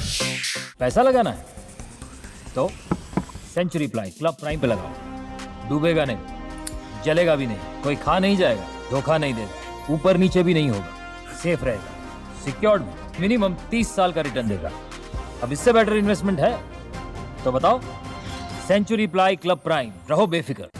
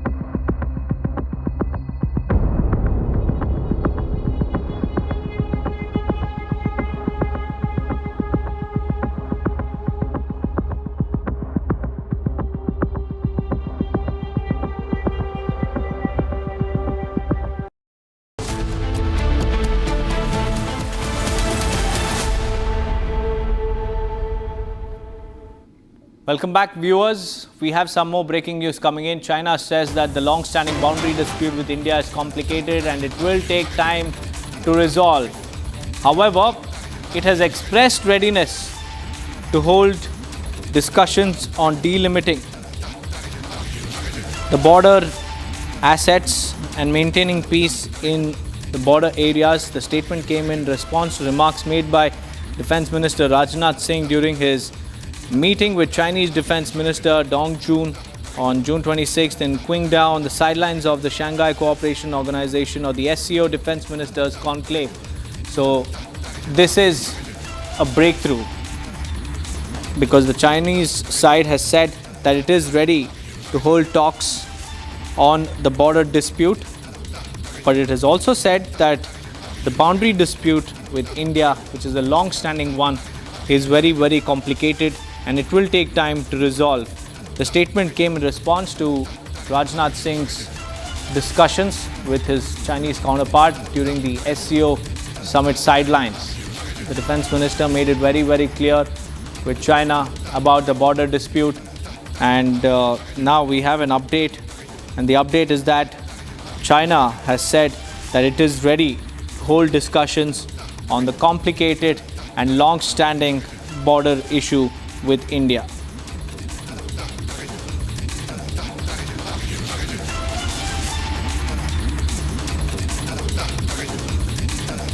This comes days after Defense Minister Rajnath Singh held talks with his Chinese counterpart. In fact, we also have our senior executive editor Abhishek Kapoor joining us live this morning. A very good morning to you, Abhishek. China has expressed its readiness to hold talks on border delimitation and also the boundary issues, but it has said it is complicated and will take time. How do you see this?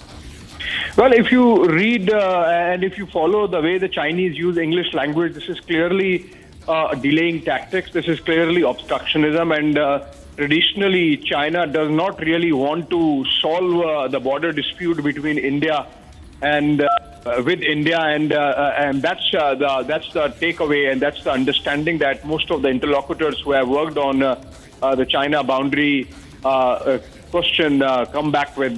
Whenever you talk to them, they are creating new positions, they are creating new situations. And if you look at the long history of the India-China border talks over the last 3 decades, and particularly after the special representative mechanism on boundary talks was set up, the Chinese have clearly not been inclined to find an early solution. In fact, that's what was impressed upon by Defense Minister Rajnath Singh when he was in China to participate in the SCO summit, and on the sidelines when he met with his Chinese counterpart. He said we should look at an early resolution of the boundary dispute. And in response to this is a statement coming. Clearly, if you read between the lines and if you follow how the Chinese use English language, they are actually dismissing an early resolution. They are saying, oh, it's too complex, oh, it's too complicated, oh, it has its own set of trajectory, this, that. Essentially what this means is that the Chinese are still not willing to solve the boundary issue between them and India. And it's really, that's how it has been. And the Mandarins in the South Bloc and even historically the diplomats who have engaged with China, including on boundary talks, come back with this impression that the Chinese do not really want to solve this because they want to use this as a tactical weapon, so to say, off and on at times to sort of disturb India and to needle India. And that we have seen from the time of Demchok, Chumar, Galwan, and the manner in which the tri-junction issue was created in 2017-18 between India, China and Bhutan. I think this is clearly a case of China not wanting, Deepak, not wanting to solve their border dispute anytime soon. That's right, Abhishek. Thank you for joining us with those details. Let's call it what it is, viewers. This looks like another classic delay tactic from Beijing. Stretch the timeline, keep the talks going, but avoid real action on ground zero. With that, we'll slip into a short break. More details on EAM Jaishankar's visit to Washington, D.C. for the foreign ministers meeting today. And along with that, we'll also tell you about the deadly explosion at the chemical plant in Telangana. 35 dead, over 34 injured. Rescue operations in its last leg. We'll get you all the details after a quick break. Stay tuned.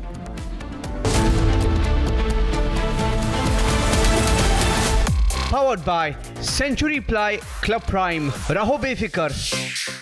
Amity has been ranked India's #1 not-for-profit private university for 11th year, with top 10 ranked institutions in management, engineering, biotech, law, mass comm, telecom, hospitality, fashion and more. Yet another top ranking for Amity University.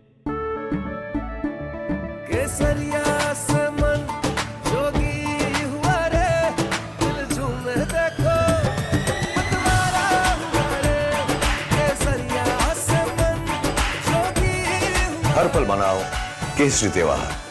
विमल, बोलो जुबान Kesari.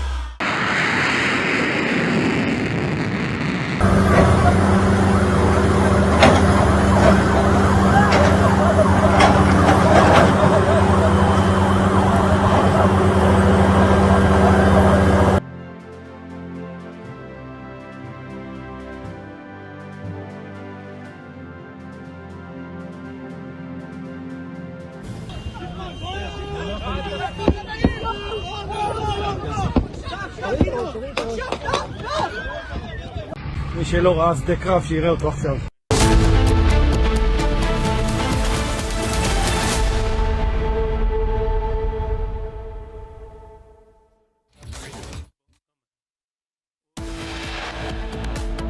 The world must come together on some basic concepts.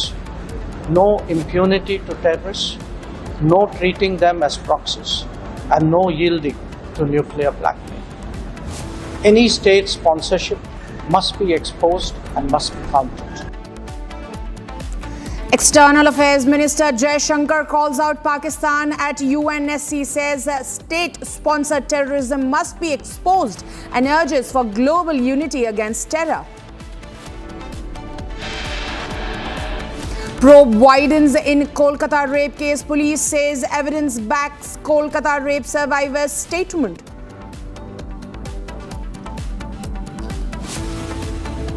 BJP claims Assam Chief Minister Himanta was attacked by Congress workers, calls it assault on democracy. Deadly explosion at chemical plant in Telangana, 30 dead, over 34 injured.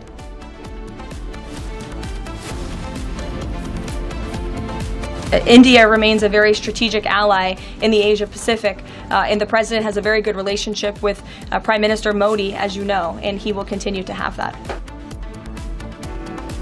White House says India-US trade deal in final stage. Trump to make announcements soon. External Affairs Minister Jai Shankar will be participating in a meeting of the Foreign Minister of the Quad grouping in the United States that will focus on common vision for a free and open Indo-Pacific.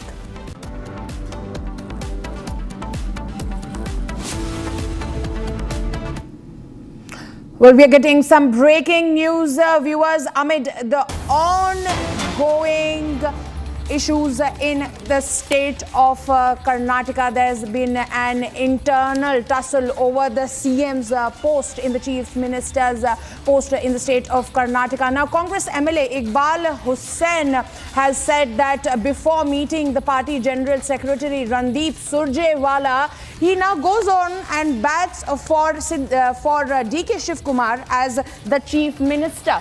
He says that they are ready for a change for the post of Chief Minister in Karnataka, and what needs to be seen here is that he has the support of 100 MLAs. He says we want change. DK Shiv Kumar deserves the post of Karnataka Chief Minister, and all this is coming after, viewers, when yesterday DK Shiv Kumar and Siddaramaiah came out and did that press conference to show unity over there. And after that, today, once again, even after that press conference, we saw Iqbal Hussain coming forward and making a statement in favor of DK Shiv Kumar. Listen in. ನಾನೊಬ್ಬನೇ ಅಲ್ಲ ರೀ, ನಾನೊಬ್ಬನೇ ಅಲ್ಲ, ಸಾಕಷ್ಟು ಜನ MLAಗಳು, ಸುಮಾರು 100ಕ್ಕೂ ಹೆಚ್ಚು MLAಗಳೆಲ್ಲರೂ ಕೂಡ ಒಂದು ಬದಲಾವಣೆ ಬೇಕು ಅಂಥೇಳಿ ನಿರೀಕ್ಷೆಯಲ್ಲಿ ಇದ್ದಾರೆ. ನಾನೊಬ್ಬನೇ ಅಲ್ಲ, ಸಾಕಷ್ಟು ಜನ ಶಾಸಕರೆಲ್ಲರೂ ಒಂದು ಒಳ್ಳೆ ಆಡಳಿತ ಬೇಕು, ಅವ್ರಿಗೊಂದು ಅವಕಾಶ ಕೊಡಬೇಕು. ಅವರು ಶ್ರಮ ಪಟ್ಟಿದ್ದಾರೆ, ಅವರು ಹೋರಾಟ ಮಾಡಿದ್ದಾರೆ, ಪಕ್ಷ ಸಂಘಟನೆ ಮಾಡಿದ್ದಾರೆ. ಆವತ್ತು ಇದ್ದಂಥ ಸನ್ನಿವೇಶ, ಅವರಿಗೆ ಕೊಟ್ಟಂಥ KPCC ಅಧ್ಯಕ್ಷರಾದಂಥ ಸಂದರ್ಭದಲ್ಲಿ ಇದ್ದಂಥ ಪರಿಸ್ಥಿತಿ ಯಾವ ರೀತಿ ಇತ್ತು, ಪಕ್ಷ ಇವತ್ತು ಯಾವ ರೀತಿ ಪಕ್ಷ ಸಂಘಟನೆ ಆಗಿದೆ, ಎಷ್ಟು ಶಕ್ತಿ ಬಲವಾಗಿ ಎಷ್ಟು ರೀತಿಯಲ್ಲಿ ಬೆಳೆದಿದೆ, ಎಷ್ಟು ಎತ್ತರಕ್ಕೆ ಬೆಳೆದಿದೆ. ನಾನು ಒಬ್ಬನೇ ಅಲ್ಲ ರೀ, ನಾವೇನಾದರೂ ಅವ್ರನ್ನ ಮನವಿ ಮಾಡ್ತೀರಾ ಸರ್? ನಾನು ಒಬ್ಬನೇ ಅಲ್ಲ, ಸಾಕಷ್ಟು ಜನ MLAಗಳು, ಸುಮಾರು 100ಕ್ಕೂ ಹೆಚ್ಚು MLAಗಳೆಲ್ಲರೂ ಕೂಡ ಒಂದು ಬದಲಾವಣೆ ಬೇಕು ಅಂಥೇಳಿ ನಿರೀಕ್ಷೆಯಲ್ಲಿ ಇದ್ದಾರೆ. ನಾನು ಒಬ್ಬನೇ ಅಲ್ಲ, ಸಾಕಷ್ಟು ಜನ ಶಾಸಕರೆಲ್ಲರೂ ಒಂದು ಒಳ್ಳೆ ಆಡಳಿತ ಬೇಕು, ಅವ್ರಿಗೊಂದು ಅವಕಾಶ ಕೊಡಬೇಕು. ಅವರು ಶ್ರಮ ಪಟ್ಟಿದ್ದಾರೆ, ಅವರು ಹೋರಾಟ ಮಾಡಿದ್ದಾರೆ, ಪಕ್ಷ ಸಂಘಟನೆ ಮಾಡಿದ್ದಾರೆ. ಆವತ್ತು ಇದ್ದಂಥ ಸನ್ನಿವೇಶ, ಅವರಿಗೆ ಕೊಟ್ಟಂಥ KPCC ಅಧ್ಯಕ್ಷರಾದಂಥ ಸಂದರ್ಭದಲ್ಲಿ ಇದ್ದಂಥ ಪರಿಸ್ಥಿತಿ ಯಾವ ರೀತಿ ಇತ್ತು, ಪಕ್ಷ ಇವತ್ತು ಯಾವ ರೀತಿ ಪಕ್ಷ ಸಂಘಟನೆ ಆಗಿದೆ, ಎಷ್ಟು ಶಕ್ತಿ ಬಲವಾಗಿ ಎಷ್ಟು ರೀತಿಯಲ್ಲಿ ಬೆಳೆದಿದೆ, ಎಷ್ಟು ಎತ್ತರಕ್ಕೆ ಬೆಳೆದಿದೆ. Moving on, viewers, we're getting more breaking news coming in as far as the India-US trade deal is concerned. The White House has said that India and US trade deal is in the final stage and could happen soon, anytime. White House Press Secretary Caroline Leavitt said that the US and India are very close to a trade deal. Leavitt further said that finalization of the agreement is ongoing and that there's going to be an announcement soon from the President of United States. They said that India and US are very close and a trade deal is soon on the cards.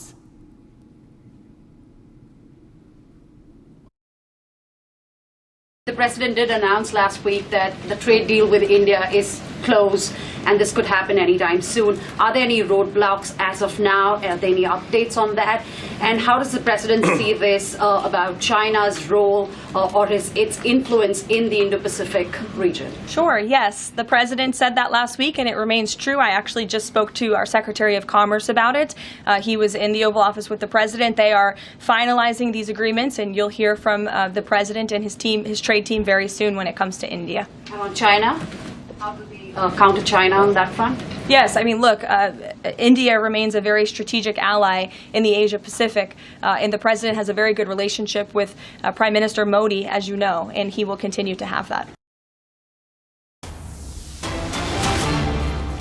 Let's shift our focus to more breaking news coming in, where AIMIM Chief Asaduddin Owaisi hits out at RSS, says the RSS has a list of mosques, dargahs it wants to grab, sharpening his attack on NDA.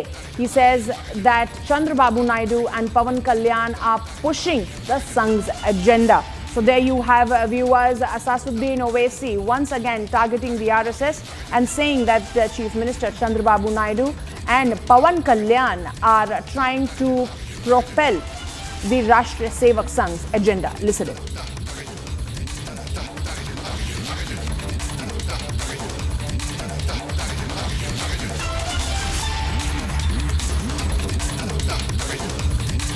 Government किसी भी मस्जिद को, दरगाह को, खानखा को आपसे छीन सकती है। आरएसएस यही चाहती है कि इस मुल्क में उनके पास एक लिस्ट है उन मस्जिदों की, दरगाहों की, खानखाओं की, वो उसको हासिल करना चाहते हैं। गवर्नमेंट किसी भी मस्जिद को, दरगाह को, खानखा को आपसे छीन सकती है। आरएसएस यही चाहती है कि इस मुल्क में उनके पास एक लिस्ट है उन मस्जिदों की, दरगाहों की, खानखाओं की, वो उसको हासिल करना चाहते हैं। गवर्नमेंट किसी भी मस्जिद को, दरगाह को, खानखा को आपसे छीन सकती है। आरएसएस यही चाहती है कि इस मुल्क में उनके पास एक लिस्ट है उन मस्जिदों की, दरगाहों की, खानखाओं की, वो उसको हासिल करना चाहते हैं। Joining us live on this broadcast is my colleague Aneri. Aneri, once again we have Owaisi making that statement against RSS, and what he adds this time is that Chandrababu Naidu and Pawan Kalyan are in it together with the RSS and the BJP. What more can you share? Well, Madhurima, this is not the first time that we are seeing Asaduddin Owaisi hitting out at the BJP or the NDA alliance at the center. Well, again, time and again, after the Waqf bill was passed in the parliament, we had seen that how Asaduddin Owaisi and the All India Muslim Personal Law Board had called for a protest time and again. And this time, during the protest at Kurnool in Andhra Pradesh, we saw that how Asaduddin Owaisi was seen launching a scaling attack at the BJP and also at the NDA alliance, that is Chandrababu Naidu and Pawan Kalyan, where he also went on to state that RSS has the list of mosques. Well, he was seen pointing out at the Babri Masjid that had the judgment that had come in, and following which we had seen that how there was Waqf bill which was passed, and now we see that Asaduddin Owaisi has been hitting out at Chandrababu Naidu and Pawan Kalyan, saying that they are the ones who are pushing for taking away these masjids from them. Absolutely, Aneri. What needs to be seen here, you highlighted a very pertinent point that ever since a discussion on Waqf and implementation of the Waqf bill has been in the talks, we have seen such statement coming in. And this is coming after Tejaswi Yadav yesterday said that they are going to rip apart and throw the Waqf bill once they come to power. So can we say that similar sentiments are being echoed by Owaisi as well?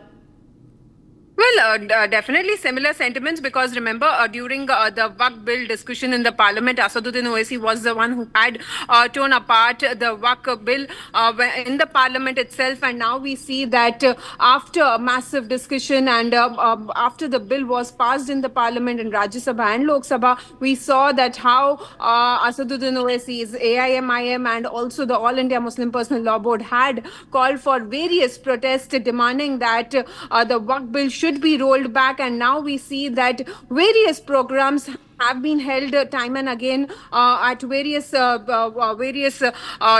And yesterday, while addressing a public meeting in Andhra Pradesh, we saw that how Asaduddin Owaisi has slammed RSS and the NDA alliance, saying that they have the list of mosques with them and they want to take away these mosques from us, is what Asaduddin Owaisi has retaliated once again. Absolutely, Aneri. Aneri, thank you for those details. We'll keep coming back to you as it is going to definitely snowball into yet another political controversy as far as the Waqf issue is concerned. Thank you, Aneri. Moving on, viewers, relentless monsoon fury grips Hales. 2 lives have been claimed. Several are missing in a massive landslide in Uttarakhand's Salai Band area. In the neighbouring Himachal, a red alert has been issued in 10 districts as rain continues to batter the state. Here's the latest.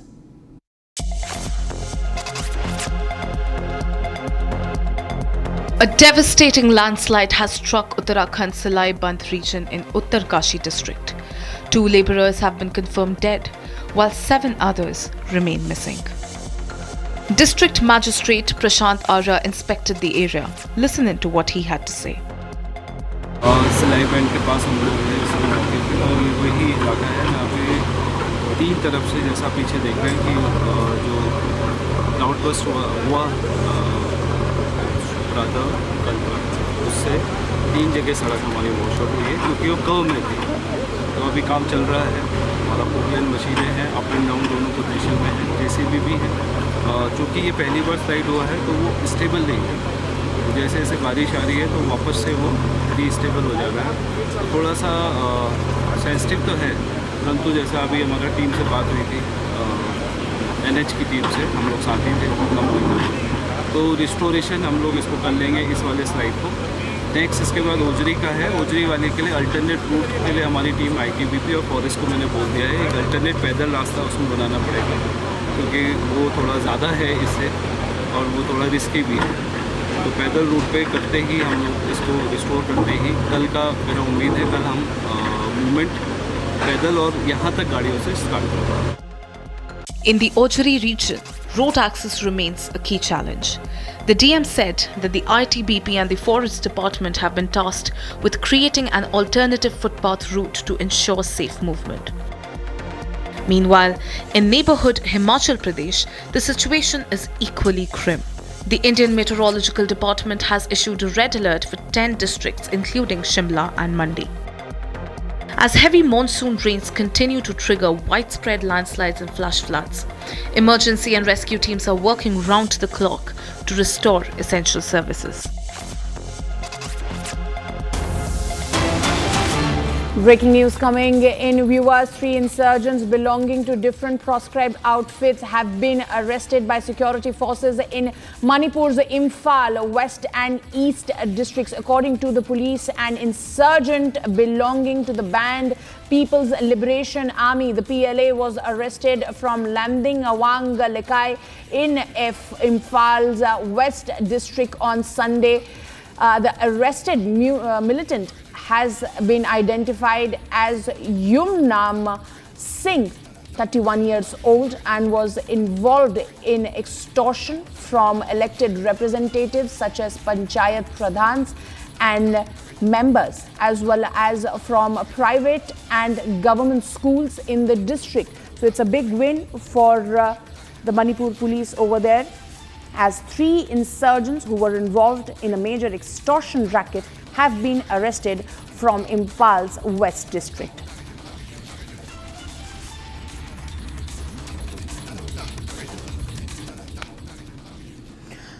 Moving on, viewers, we're getting some more news from Manipur, where tensions exploded in Manipur's Churachandanpur district as suspected revenge killings claimed life of 4 people. The deadly ambush reportedly carried out by a rival insurgent has reignited fears of fresh wave of violence in the conflict-ridden region. Here's a report. Take a look.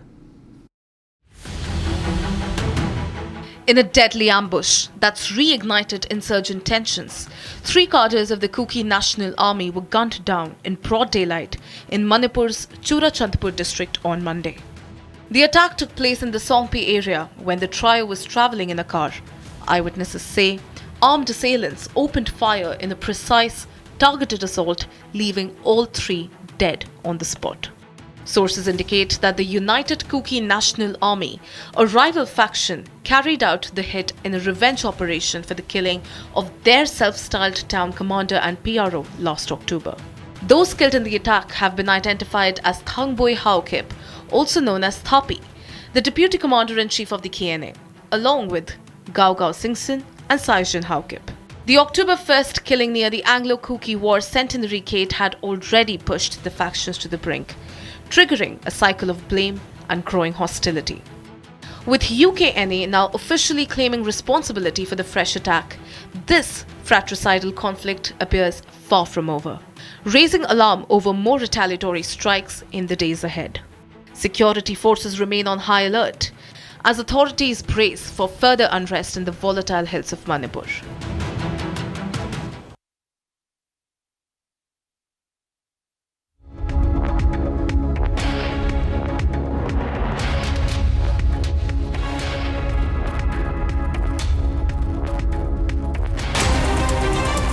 Bharat 1 Minute brought to you by Canara Bank. Together we can. A massive fire broke out in private factory in Baigar, causing panic in the area. The first fire broke out in the factory named Singh Vishwas Industries, located in village Baisa Khadi, where disposable boxes are made from aluminium. The casualty reported in the incidents have not been registered yet. So far, nobody has suffered. An elderly woman named Hashumans was tied to a pole in a brutally assault after she questioned her neighbor about dumping garbage in front of her house. A woman named Prema and 3 others allegedly tied and assaulted the elderly woman. A case has been registered at the nearby police station against Prema and 3 more accused. The IMD has issued a red alert in Himachal Pradesh due to a very heavy rainfall in the region. The Bears River is experiencing severe flooding, raising concerns among officials. IMD predicted light to moderate rainfall at many places. several districts of Himachal Pradesh.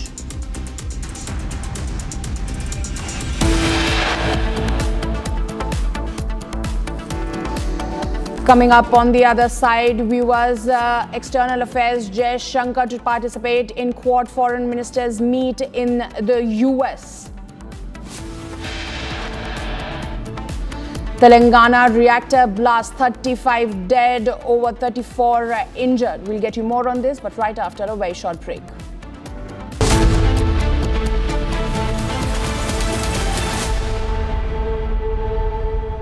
Powered by Century Ply Club Prime. रहो बेफिक्र। पैसा लगाना है तो century ply club prime पे लगाओ। डूबेगा नहीं, जलेगा भी नहीं, कोई खा नहीं जाएगा, धोखा नहीं देगा, ऊपर नीचे भी नहीं होगा, सेफ रहेगा, सिक्योर्ड में मिनिमम 30 साल का रिटर्न देगा। अब इससे बेटर इन्वेस्टमेंट है तो बताओ। सेंचुरी प्लाई क्लब प्राइम, रहो बेफिक्र।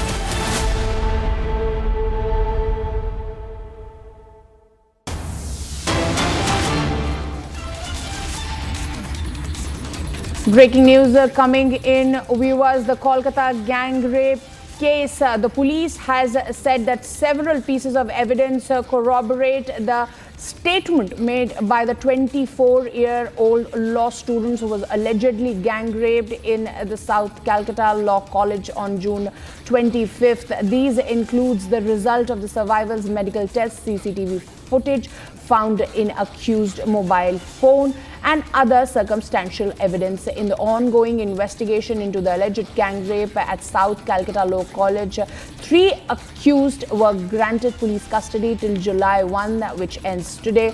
The 3 accused were given custody based on the medical evidence and victims' statement. The custody of the accused are going to end today. Remember, viewers, that there has been CCTV footage as well. Also, 17 more people are under the scanner of the Kolkata police and they will be questioned. But the breaking at this hour is that the Kolkata police seconds what the victim has been claiming, and they have made a statement saying that all the claims made by the victim are corroborating in confidence with the evidence that has been found.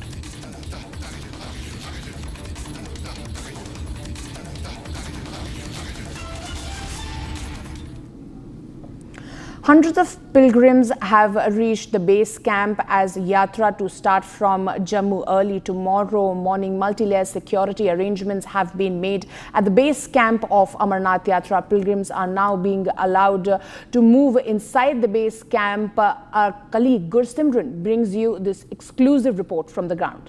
Take a look. बम बम बोले के जय घोष के साथ ही बाबा बर्फानी के भक्त जो हैं अमरनाथ यात्रा के बेस कैंप जम्मू में पहुंचना शुरू हो गए हैं। यात्रा कल सुबह जो है जम्मू के भगवती नगर बेस कैंप से रवाना होगी, जिसको लेकर पहले ही श्रद्धालुओं में जो जोश है वो देखने को मिल रहा है। लगातार बाबा बर्फानी के जय घोष के साथ ये श्रद्धालु हजारों सैकड़ों की संख्या में लगातार जो है इस बेस कैंप पर पहुंच रहे हैं और बाबा बर्फानी के दर्शनों के लिए इसी उम्मीद से कि बाबा बर्फानी के दर्शन जल्द से जल्द इन्हें होंगे, ये लोग यहां पर पहुंच रहे हैं। आपको बता दें कि 3 जुलाई से जो है पहला जत्था दर्शन करेगा, उससे ठीक पहले 2 जुलाई को जम्मू के भगवती नगर कैंप से ये जो श्रद्धालु हैं कश्मीर घाटी के लिए रवाना होंगे। कुछ श्रद्धालुओं से बात करते हैं। आपका नाम? पिनाक। कहाँ से आए हैं? गुजरात से। कितना सौभाग्यशाली मानते हैं अपने आप को? मैं अपने आप को बहुत सौभाग्यशाली मानता हूँ कि इस बार मेरे को आने का मौका मिला यहाँ पर बाबा बर्फानी के दर्शन करने का। बाबा बर्फानी के दर्शनों के लिए आप क्या कहेंगे? बस उसने कहा यही कहेंगे। खुशी है कि दर्शनों के लिए? खुशी है, खुशी है, खुशी है। पूरी श्रद्धा है। आपसे जानना चाहूंगा सर, कहाँ से आए? गुजरात से आ रहे हैं। क्या कहेंगे, क्योंकि डर का माहौल भी बीच में था, ऐसा कुछ लगा? कुछ नहीं, भोलेनाथ की कृपा है, बस आगे बस उसके। भोलेनाथ की कृपा है। कुछ और लोगों से यहाँ बात करते हैं। आप बताइए, आपका नाम? मेरा नाम ऐश्वर्य साहू है। हम उड़ीसा पूरी धाम से आए हैं और पूरा श्रद्धा है भगवान के ऊपर और कोई की डर का माहौल नहीं है। कोई डर का माहौल नहीं है। लगातार आपको बता दें, कुछ और लोगों से बात करते हैं। आप कहाँ से आए थे? अलीगढ़ से। अलीगढ़ से आए हैं। पहली बार जा रहे हैं? जी, दूसरी बार। पिछली बार भी आए थे, बहुत अच्छा लगा था। बाबा की नगरी में फिर आने का मन है। बाबा अगली बार फिर बुलाए और फिर हम आएंगे। फिर आएंगे। कुछ महिलाएं भी हमारे साथ यहाँ पर हैं, उनसे भी बात करते हैं। मैडम, आपका नाम? संतोष ठाकुर। आप कहाँ से आए हैं? हिमाचल प्रदेश। मैडम, क्या कहेंगे, दर्शन करने जा रहे हैं, कितनी खुशी है? बहुत खुशी, बाबा के दर्शन हो जाए, इससे ज्यादा क्या खुशी हो सकती है हमें। बहुत ज़्यादा खुशी है। लगातार जो है तस्वीरें यहाँ पर आप देख रहे हैं कि लोग यहाँ पर बड़ी तादाद में यहाँ पर पहुँच रहे हैं ताकि बाबा बर्फानी के दर्शन जो है वो किए जाएँ। आप कुछ और लोगों से यहाँ पर बात करते हैं। आपका नाम? मेरा नाम देवुन बख्शी है। मैं उड़ीसा से आया हूँ, झारसुगुड़ा जिले से। क्या कहेंगे, दर्शन कर रहे हैं? बहुत विश्वास है बाबा बर्फानी के ऊपर और ये हमारा दूसरी बार अटेम्प्ट है। आ रहे हैं हम। बाबा बर्फानी का आशीर्वाद से हम बहुत अच्छी तरह पिछले बार भी आए थे, इस साल भी आए हैं और यहाँ से जिला प्रशासन की तरफ से बहुत बढ़िया सुविधा हुआ है। मैं धन्यवाद देना चाहता हूँ केंद्र सरकार को, जितना बढ़िया सुविधा किए हैं। और देख पा रहे होंगे कितना भक्तों यहीं पे लाइन में लगे हुए हैं और बहुत खुशी मिल रही है कि यहाँ पर है। कुछ और लोगों से बात करते हैं। आपका नाम? साहिल। कहाँ से आए हैं? पंजाब, लुधियाना। लुधियाना से आए हैं। क्या कहेंगे, दर्शन करने जा रहे हैं? बस इस बारी भी आए हैं, हर साल आते रहेंगे। जय बाबा बर्फानी। हर साल आते रहेंगे। आप देखिए, यहाँ पर जम्मू कश्मीर पुलिस की तरफ से सुरक्षा के खास इंतजाम किए गए हैं। मल्टी लेवल जो चेकिंग है वो यहाँ पर रखी गई है। जो सुरक्षा विभाग है जम्मू कश्मीर पुलिस का, वो यहाँ पर लगातार हर आने जाने वाले जो व्यक्ति हैं उनकी तलाशी लेने के बाद ही उन्हें यहाँ से आगे जाने की इजाज़त दी जा रही है। मेटल डिटेक्टर्स यहाँ पर लगाए गए हैं जिनसे पार होके ही कोई भी व्यक्ति जो है वो यहाँ से आगे जा पाएगा। उसके साथ साथ अलग से जो है स्कैन भी किया जा रहा है। यहाँ पर मैं एक बार फिर से आशु से कहूँगा इस तरफ आ जाएं। कुछ और लोगों से यहाँ पर बात करने की कोशिश करते हैं। आपका नाम? कल्पेश। कहाँ से आए? चित्तौड़ से। क्या कहेंगे, बाबा बर्फानी के दर्शनों के लिए जा रहे हैं? पहली बार आए हैं, अब देखते हैं क्या होता है। पहली बार है? हाँ जी। सब परिवार आए? नहीं आया, अकेले आया। अकेले। आप देखिए वो लोग आ रहे हैं। सर, आपका नाम? कमलेश सिंह राठौर। क्या कहेंगे, दर्शनों के लिए जा रहे हैं बाबा बर्फानी के, कितना सौभाग्यशाली मानते हैं अपने आप? अपने को बहुत बड़ा सौभाग्यशाली मानते हैं जो बाबा ने बुलाया है और बिल्कुल पूरे उल्लास के साथ जा रहे हैं। पहलगाम के घटना के बाद कोई डर नहीं, कोई भय नहीं, जाना है तो जाना है। कोई डर भय नहीं। बाबा, आप कल भी यहाँ आए थे, आज भी यहाँ आए, क्या कैसे? बहुत बढ़िया है, बहुत अच्छी सुरक्षा है, हर प्रकार का प्रबंध बढ़िया है एकदम से। मैं White House says India-US trade deal in final stage. Trump to make announcements soon. Rain mayhem in Himachal, Uttarakhand and Jammu and Kashmir. IMD predicts more showers. MET forecast above normal monsoon in July for the country. We'll get you more on this, but right after a short break. Powered by Century Ply Club Prime. रहो बेफिक्र। पैसा लगाना है तो century ply club prime पे लगाओ। डूबेगा नहीं, जलेगा भी नहीं, कोई खा नहीं जाएगा, धोखा नहीं देगा, ऊपर नीचे भी नहीं होगा, सेफ रहेगा, सिक्योर्ड में मिनिमम 30 साल का रिटर्न देगा। अब इससे बेटर इन्वेस्टमेंट है तो बताओ। सेंचुरी प्लाई क्लब प्राइम, रहो बेफिक्र।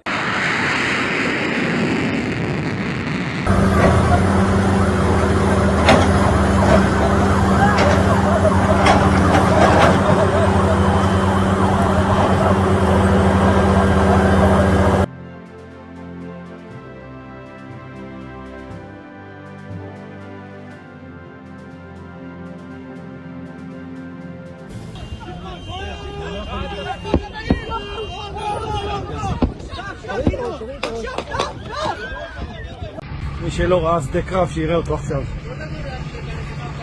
בוא.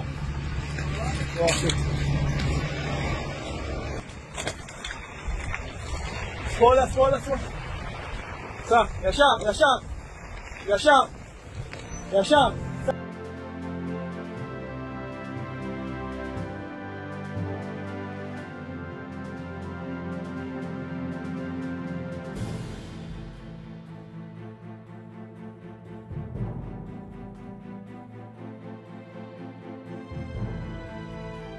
The IDF, of course, has been operating in Gaza in increasingly intense stages, trying to gain control over Gaza, trying to degrade Hamas and its leadership. Since the beginning of Israel's retaliation against Hamas and its leadership in Gaza following the October 7th attack, Israel has gone after, of course, senior Hamas leadership, masterminds, planners, or executors or participants in the October 7th attack. And this was another senior Hamas leader who was found and neutralized by Israeli forces. From Asia's largest news headquarters, setting the agenda for Bharat.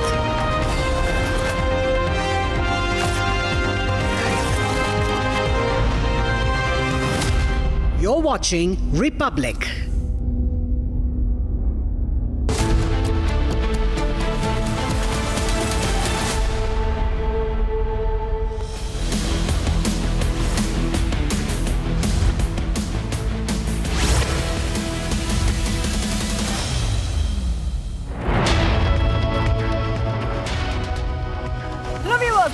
I'm Shivangi Shukla, getting you the latest coming in. There's an unfortunate incident that has come in from Telangana where there has been a blast at a factory, and we are coming to know that rescue operations are underway, firefighting is underway.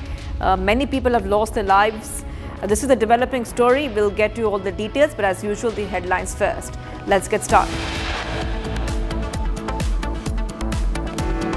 Deadly explosions at a chemical plant in Telangana. 35 people dead and over 34 are injured. The world must come together on some basic concepts. No impunity to terrorists, no treating them as proxies, and no yielding to nuclear blackmail. Any state sponsorship must be exposed and must be countered. External Affairs Minister Jai Shankar calls out Pakistan. UNSC says state-sponsored terrorism must be exposed and urges for global unity against terror. Pro-violence in Kolkata rape case. Police says evidence backs Kolkata rape survivor statement. The BJP claims Assam CM Himanta was attacked by Congress workers, calls it assault on democracy. China delays tactics on border talks, calls border dispute with India complex.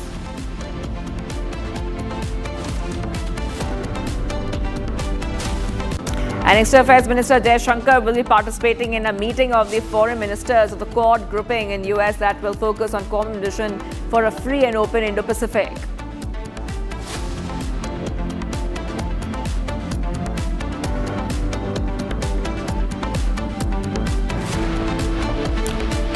Viewers, getting some breaking news coming in. It's a very unfortunate incident that we're learning of. Death toll in the Telangana chemical plant explosion has now increased to 35 now as per officials. Several bodies have been found under the debris, and as many as 31 bodies have been taken out from the debris, while 3 have died in the hospital while undergoing treatment. Officials say that the last leg of the rescue operation is still ongoing. Telangana Health Minister says CM Revanth Reddy will visit the accident site today. Very, very unfortunate news coming in. The death toll is right now 35.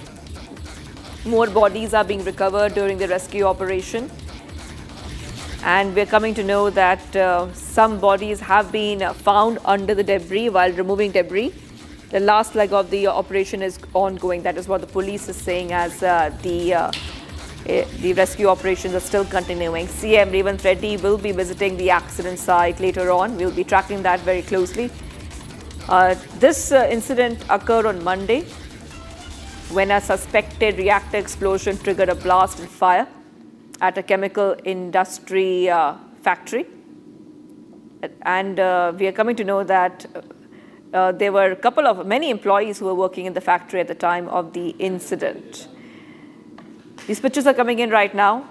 So we have 2 pictures. One is from the chemical plant blast and the other one from the hospital. I want to go across to Aneri, who's joining us right now. Aneri, very, very unfortunate incident coming out from Telangana, and of course the rescue and relief operations are still continuing. Many are being treated. and at the same time, we're learning that the death toll is climbing higher. If you could just take our viewers through what is happening right now.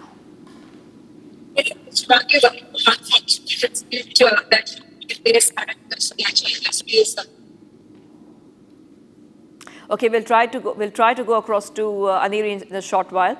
This is reactor blast which took place at the Sagachi Industries Private Limited. This happened in the village of Medak district, and it is said that at least 15 to 20 people have been injured in this incident. At the same time, the death toll is climbing. 11 fire vehicles deployed at the incident spot. Officials say that a reactor blast occurred at the Sagachi Industries Private Limited. I want to go across to my colleague Aneri. We lost you there. You're back with us. Just continue and give us a ground reality of what is happening as rescue and relief operations are continuing. Well, Shivangi, what we are seeing is that a very unfortunate incident that took place on Monday morning where at the Sagachi Industries in the Medak district, where we see that there were near about 90 to 100 workers who were working in the shift when this incident, when there was a massive explosion that had taken place. Earlier, it was being told that it was a reactor blast, but then later what we got to know is that it was a dryer that had exploded there, and which led to a massive fire. And a 3-story building had also collapsed there at the very place where there were workers who were working. And now what we are being told is that the death toll has increased to 35, and still many of them are still undergoing treatment at the hospital, at 3 to 4 different hospitals. All the workers have been shifted there, and still the rescue operations continue. The authorities, NDRF teams, SDRF teams, and the local administration are working on to clear the debris there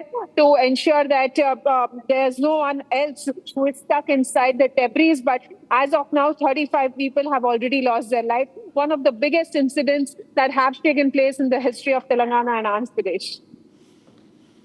All right, thank you for joining us there, Aneri. I will be coming back to you because we're tracking the story very closely. We'll have to move ahead right now to some of the other stories we're tracking. Breaking news coming in. We're coming to know that amid the internal tussle over CM post in Karnataka, the Congress MLA Iqbal Hussain, before meeting the party General Secretary Randeep Surjewala, bats for DK Shivakumar. Again, Hussain said, it's not just me. Many MLAs, more than 100 MLAs, want a change. There are many of them who want a good governance and feel an opportunity should be given to DK Shivakumar, who has done a lot of hard work for the party, build the party organization. Everyone has understood how the party was when he was made president of the KPCC and the position it has reached now. So big update coming in right now. Remember, this is coming in as there is a huge buzz of an internal rift in Karnataka Congress and a possible change, which is rumored at the CM level. Okay, let's go ahead and play out the reaction. ನಾನೊಬ್ಬನೇ ಅಲ್ಲ ರೀ, ನಾನೊಬ್ಬನೇ ಅಲ್ಲ, ಸಾಕಷ್ಟು ಜನ MLAಗಳು, ಸುಮಾರು 100ಕ್ಕೂ ಹೆಚ್ಚು MLAಗಳೆಲ್ಲರೂ ಕೂಡ ಒಂದು ಬದಲಾವಣೆ ಬೇಕು ಅಂಥೇಳಿ ನಿರೀಕ್ಷೆಯಲ್ಲಿ ಇದ್ದಾರೆ. ನಾನೊಬ್ಬನೇ ಅಲ್ಲ, ಸಾಕಷ್ಟು ಜನ ಶಾಸಕರೆಲ್ಲರೂ ಒಂದು ಒಳ್ಳೆ ಆಡಳಿತ ಬೇಕು, ಅವ್ರಿಗೊಂದು ಅವಕಾಶ ಕೊಡಬೇಕು. ಅವರು ಶ್ರಮ ಪಟ್ಟಿದ್ದಾರೆ, ಅವರು ಹೋರಾಟ ಮಾಡಿದ್ದಾರೆ, ಪಕ್ಷ ಸಂಘಟನೆ ಮಾಡಿದ್ದಾರೆ. ಆವತ್ತು ಇದ್ದಂಥ ಸನ್ನಿವೇಶ, ಅವರಿಗೆ ಕೊಟ್ಟಂಥ KPCC ಅಧ್ಯಕ್ಷರಾದಂಥ ಸಂದರ್ಭದಲ್ಲಿ ಇದ್ದಂಥ ಪರಿಸ್ಥಿತಿ ಯಾವ ರೀತಿ ಇತ್ತು, ಪಕ್ಷ ಇವತ್ತು ಯಾವ ರೀತಿ ಪಕ್ಷ ಸಂಘಟನೆ ಆಗಿದೆ, ಎಷ್ಟು ಶಕ್ತಿ ಬಲವಾಗಿ ಎಷ್ಟು ರೀತಿಯಲ್ಲಿ ಬೆಳೆದಿದೆ, ಎಷ್ಟು ಎತ್ತರಕ್ಕೆ ಬೆಳೆದಿದೆ.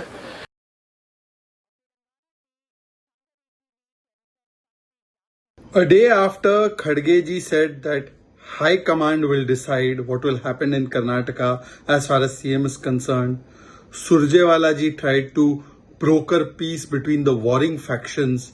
He tried to ensure ceasefire between the two factions of Congress party. Now, Congress MLA Iqbal Hussain has said that 100 plus MLAs of Congress want a change in Karnataka leadership. This is no confidence against Siddaramaiah. It is acceptance that his administration is a failure. And it shows that for Congress, the priority is satta, is chair. And in this chair ki ladai, Congress has become tukde like it was in Rajasthan, Gehlot versus Pilot. like it is in Himachal Pradesh, Pratibha Singh ji versus Sukhu ji.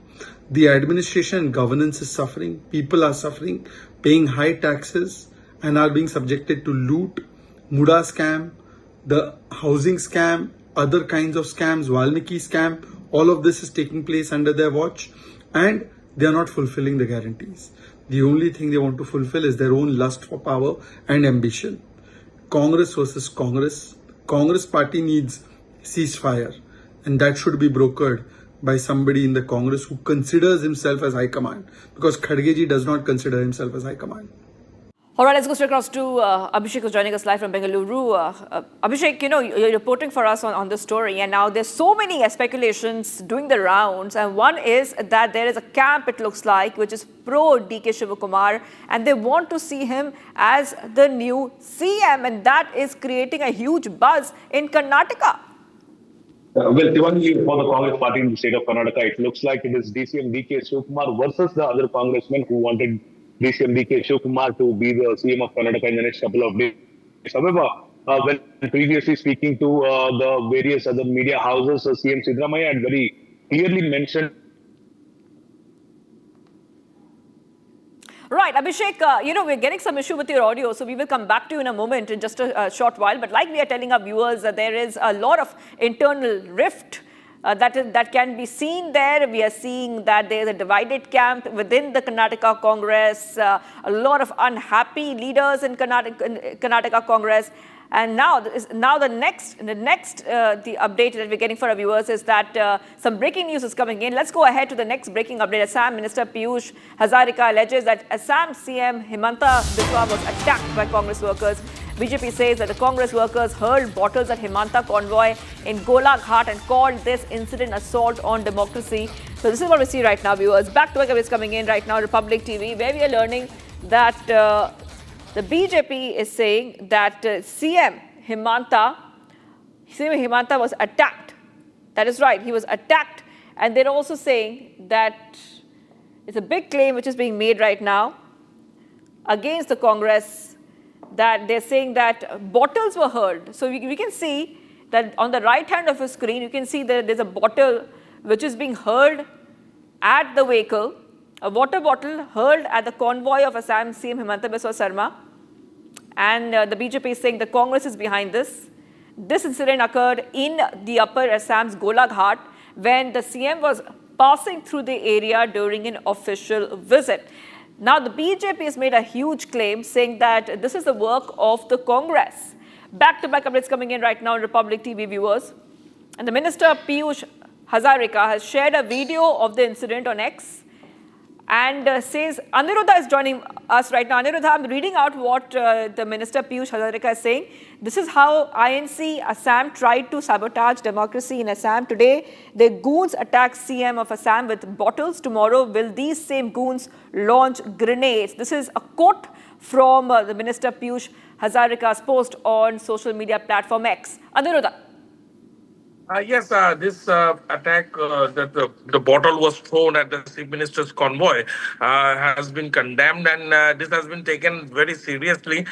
In fact, there were very few protesters, hardly around 20-30 protesters were there, and they were demonstrating against the government when the Chief Minister's convoy was passing through Bokaghat town. And at that moment, one protester threw this empty water bottle towards the Chief Minister's convoy, and he hit a car in which, in fact, the Chief Minister was not traveling, but another senior cabinet minister was traveling. They missed the car.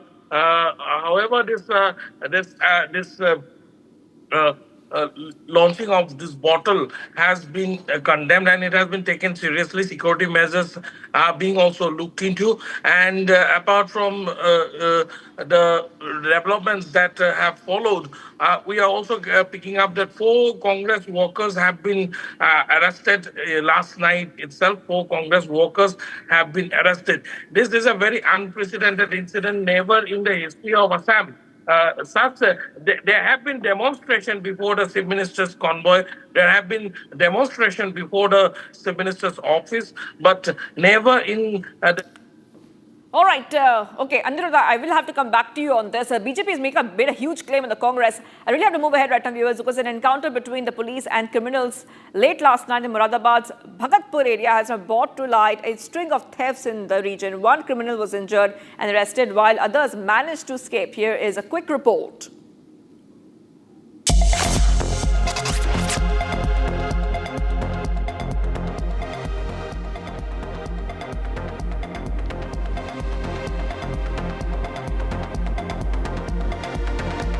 Apprehended by the police. The remaining suspects managed to flee the scene, taking advantage of the chaos. देखिए, ये थाना भगतपुर क्षेत्र में ये दिनांक 23/24 की रात्रि में एक चोरी की सूचना आई थी, जिसमें कि बताया गया था कि चांदपुर गांव में एक ज्वेलरी शॉप में कुछ लोगों ने घुस के जो है वहाँ पे नकब लगा के चोरी करी है। इसमें चेकिंग के दौरान में जब हमने अभियुक्त को एक रोका वहाँ पे, तो उसने पुलिस पे ऊपर फायरिंग करी। फायरिंग में आत्मरक्षार्थ पुलिस ने जवाबी फायरिंग में उसके जो मेन अभियुक्त है उसके पैर में गोली लगी है। उसके पास से एक तमंचा, एक खोखा कारतूस, एक जिंदा कारतूस एवं 10,170 रुपये और कुछ ज्वेलरी के सामान जिसमें चोरी के थे वो भी उसके पास से बरामद हो गए हैं। The injured criminal is currently undergoing treatment under police custody.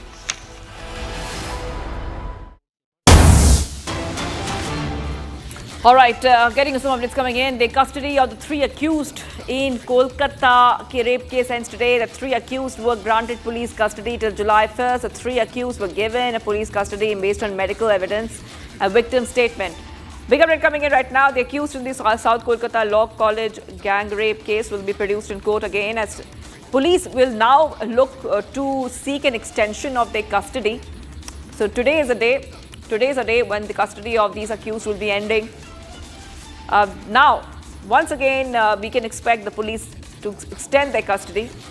The Commissioner of Police visited Kasba Police Station to review the progress of the investigation of the case.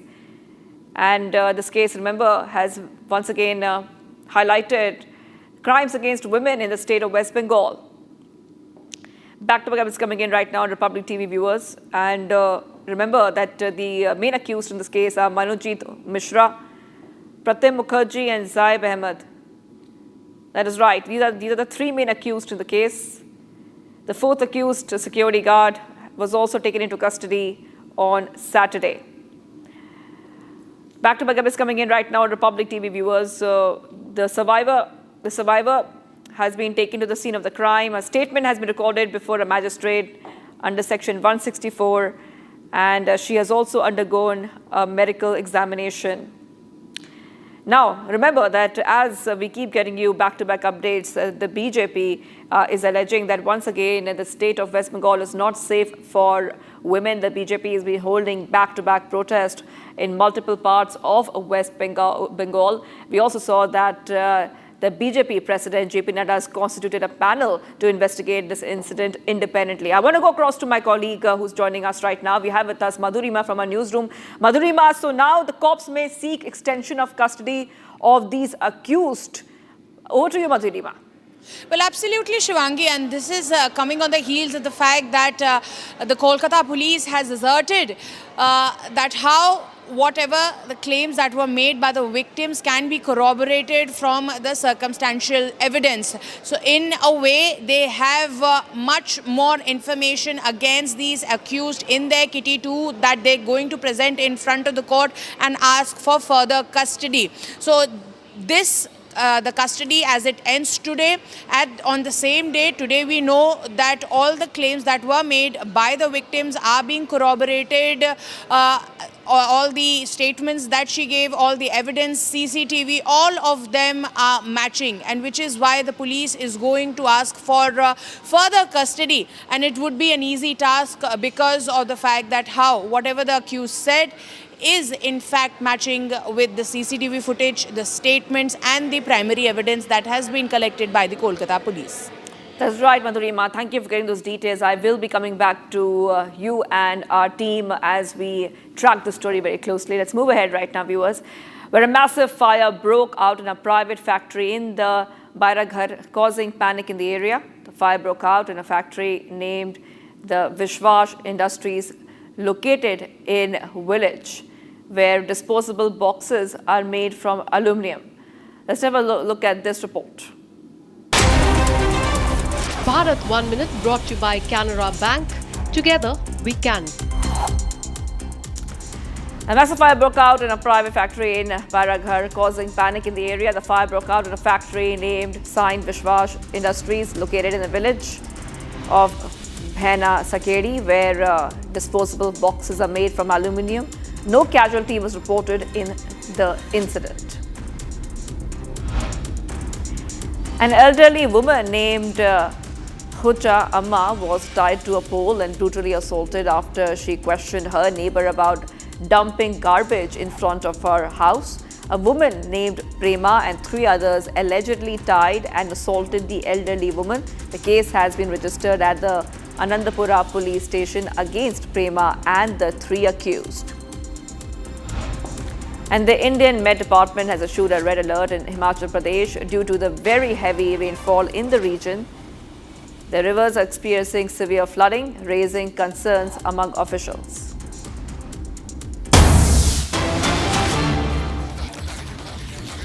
All right, getting some updates coming in. The Indian Navy is all set to commission its latest stealth frigate INS Tamal. This would be the latest warship addition to the Indian Navy. So a big boost coming in for the Indian Navy. And at the same time, we see the ship's motto, we are learning, is victorious always, every time, signifying the Indian Navy's undying commitment to operational excellence in every mission, complementing its motto, combat ready, credible, cohesive and future ready for safeguarding national maritime interest. Anytime, anywhere, once commissioned, the 125-meter long and 3,900-ton frigate will be deployed with the Navy's Western Naval Command, which oversees operations in the Arabian Sea and the Western Indian Ocean, an area that includes waters near Karachi and along India's west coast. So one more big addition coming in for our Indian Navy, where INS Tamal will be commissioned today. In Indian mythology, Indra is the lord of thunder, lightning, and war. In the vast seas, his legendary weapon rises as a new warrior, INS Tamal. Second of the Tushil class, she is our 8th stealth frigate from Russia. Forged in the renowned Yantar shipyard, Tamal is a symbol of both a strategic partnership and Atmanirbhar Bharat. As the ship took shape, so did her crew. Established at Karwar in July 2024, Team Tamal undertook pre-deployment specialist training.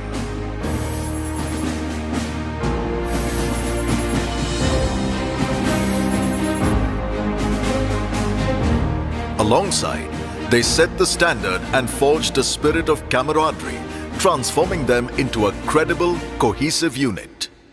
Tamal, Russian hull, Indian sword. In February 2025, they traveled to Russia to commence rigorous theory and practical systems training.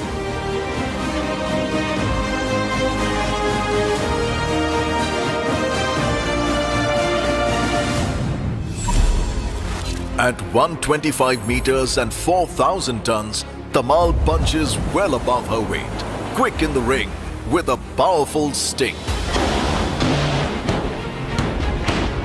Tamal, firepower, manpower, and above all, willpower. Her arsenal includes a 100mm main gun with a low RCS cupola and advanced loading mechanism to hit aerial and surface targets. Next generation MR SAMs enable rapid engagement of aerial threats. 2 AK-630s provide close-in defense, making Tamal an impenetrable fortress. Tamal's BrahMos missiles enable engaging of targets at sea and land. The indigenous Hamsa NG sonar enables long-range detection of submarines. Ensuring the kill are Tamal's heavyweight torpedoes. A 12-barrel rocket launcher provides critical rapid attack capability. Tamal's state-of-the-art bridge integrates advanced navigation systems.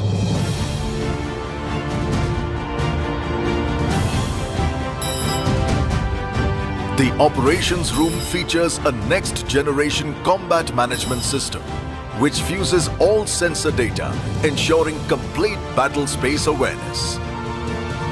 Tamal's Hello Hangar accommodates the Kamov 28 and 31 helicopters. Enhancing safety are automated power supply distribution and advanced firefighting and damage control systems. A Kogak propulsion plant powers Tamal, ensuring both speed and unmatched endurance. Inspired by her Russian origins and the mythological Jamvand is Foxtrot 71's fierce yet wise mascot. The Great Bears have, along with the DATS team, conducted rigorous acceptance trials in the icy Baltic.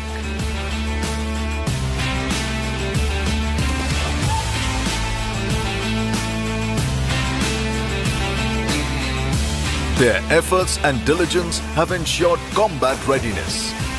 To achieve our mission, we leave no wave unconquered. More than warriors, Team Tamal are also ambassadors, bridging two proud maritime nations.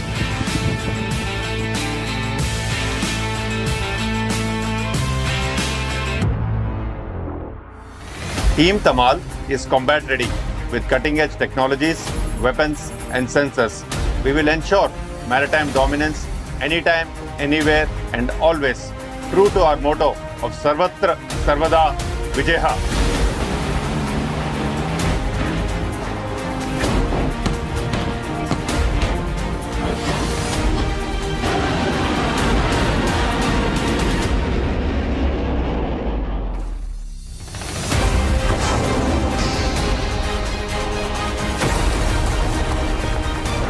हमेशा हर हाल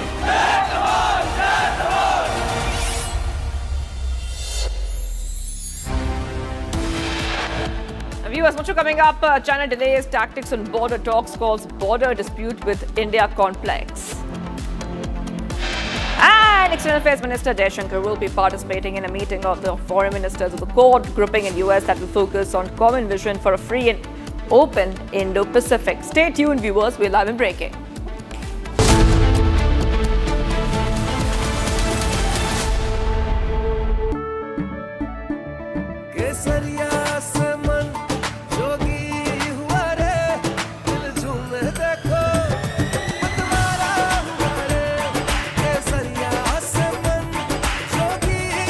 हर पल मनाओ केसरी त्योहार।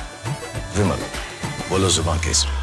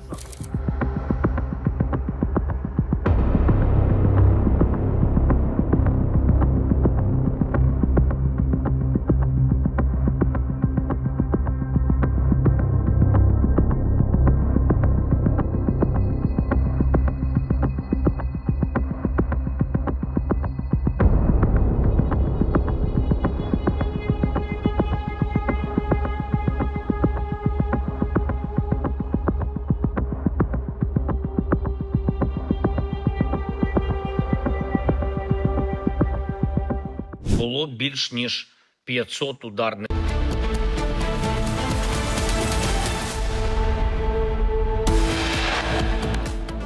some top headlines, viewers. Starting off with a deadly explosion at a chemical plant in Telangana, 35 people dead and over 34 injured. The world must come together on some basic concepts. No impunity to terrorists, no treating them as proxies, and no yielding to nuclear blackmail.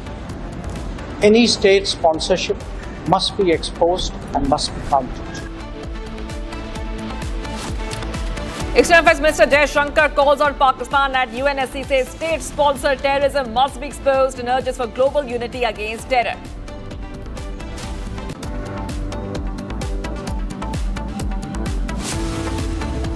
Pro-violence in Kolkata rape case, police says evidence backs Kolkata rape survivor statement.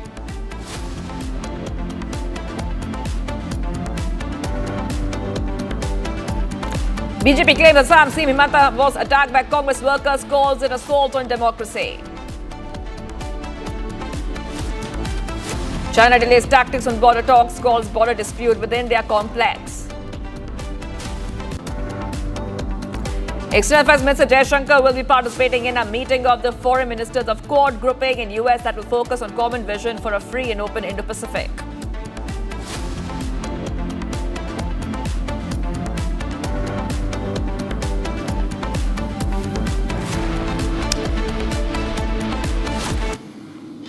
And viewers, we're live in breaking. I'm Shivangi Shukla getting you the latest coming in. Breaking news coming in the Tamil Nadu custodial death case. In Ajit Kumar's case, viewers, 6 officials suspended and 5 of them are now arrested after Tamil Nadu CM M.K. Stalin chaired a meeting with the higher officials of law and order last night. Case has been moved to the CID. That is right. Big update coming in right now on Republic TV viewers, where we see the case now has been moved. It's coming at the backdrop. I repeat, now it's been moved to the CBCID. This is the Crime Branch Criminal Investigation Department. And 5 policemen were arrested in connection with the custodial death of a temple security guard who died in last week following alleged torture during interrogation in Tamil Nadu's Shivaganga district. The case now is with the CBCID, which is the Crime Branch Criminal Investigation Department, a specialized wing within the Criminal Investigation Department that handles most serious and complex criminal cases. I want to go across to my colleague who's joining us right now. We have with us Sharadha. Sharadha, very unfortunate incident had come in where this temple guard died following alleged torture during interrogation. And now we see that case has been transferred to the CBCID. If you could just take our viewers through the latest we're learning of. Well, after Ajit Kumar custodial death, it was stated that 5 officials have now been suspended. Yesterday, 6 police officials were suspended, and out of which 5 were today found guilty, and they were also arrested by the SP who had taken over the case for investigation. Following which, the Tamil Nadu Chief Minister M.K. Stalin had a high official meeting last night who manages the law and order in the state of Tamil Nadu, that includes the DGP and the other officials of the state, and through which now the case has been moved to the CBCID. One more update that we are getting in relation to this case is that the postmortem really that we are waiting for the report has been given out by the Madurai Government Hospital doctor, and the report clearly states that Ajit Kumar has suffered 18 external injuries due to the police brutality, and that 18 external injuries were very deep marks that were made, and this was also a statement given by Ajit Kumar's brothers Naveen, and this is the latest that we are getting, and the case is now being moved to the CBCID after the opposition AIADMK and the BJP made sure that the DMK looked into it very carefully.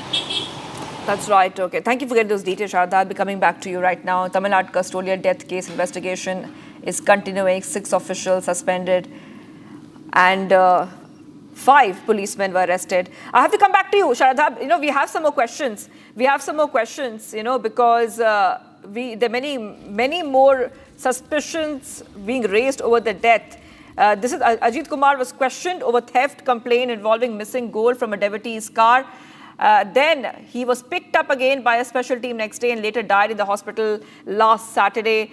And I just want to come back to you right now because we see that this arrest follows mounting public pressure and a Madras High Court observation that the case should be treated with utmost seriousness. Yes, Sharada. Well, the Madras High Court is now taken a step further, stating that the government should look into the case very carefully because the custodial death was not that happened inside the police station, so there's no proof as to how Ajit Kumar actually lost his life. It was the police who had inquired him outside the police station, had taken him to a lake near the Sivaganga where the questioning happened. He was also taken to the cowshed behind the temple where he said that he had hidden the gold, and that's when Ajit's brother Naveen revealed that his brother Ajit fell unconscious. So with many more suspenses left in the case, the Madras High Court has now stepped in, stating that the government should take utmost care and make sure that the case is thoroughly investigated, and the inquiry under the SP should also be transferred to the CBCID, and that's how the Madras Court is now making sure the case is being taken very carefully by the government. And this is not the first custodial death under the DMK regime in the last 4 years. So we can say this is the 25th custodial death. However, we have to go back to when the AIADMK was in power, and the important Thoothukudi custodial death where Phoenix and Jayaraj were also died due to the police brutality. So the Madras High Court is now making sure that this doesn't continue happening in the state of Tamil Nadu. All right. Okay, thank you for joining us there, Sharadha. I really have to move ahead right now. We're getting some more breaking news coming in. Okay, we're getting to know, viewers, that 3 people unfortunately died and 4 injured after a firework factory burst has taken place near Shivakashi. Today morning, investigation is underway on how this blast has occurred. We'll try to get updates, but the probe is still underway. Massive blast reported at a firecracker unit in Shivakashi in Tamil Nadu. Okay, we're getting some more updates coming in right now.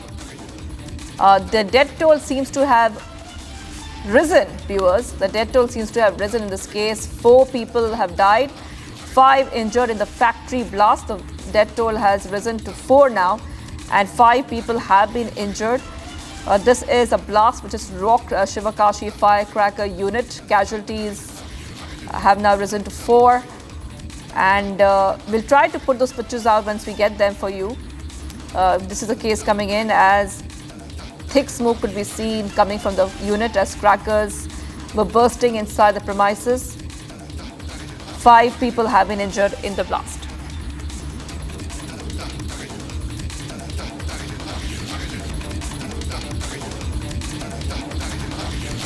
All right, let's move ahead right now, viewers. Getting to know that UP Police's Operation Langra against criminals is in its full swing in 3 districts.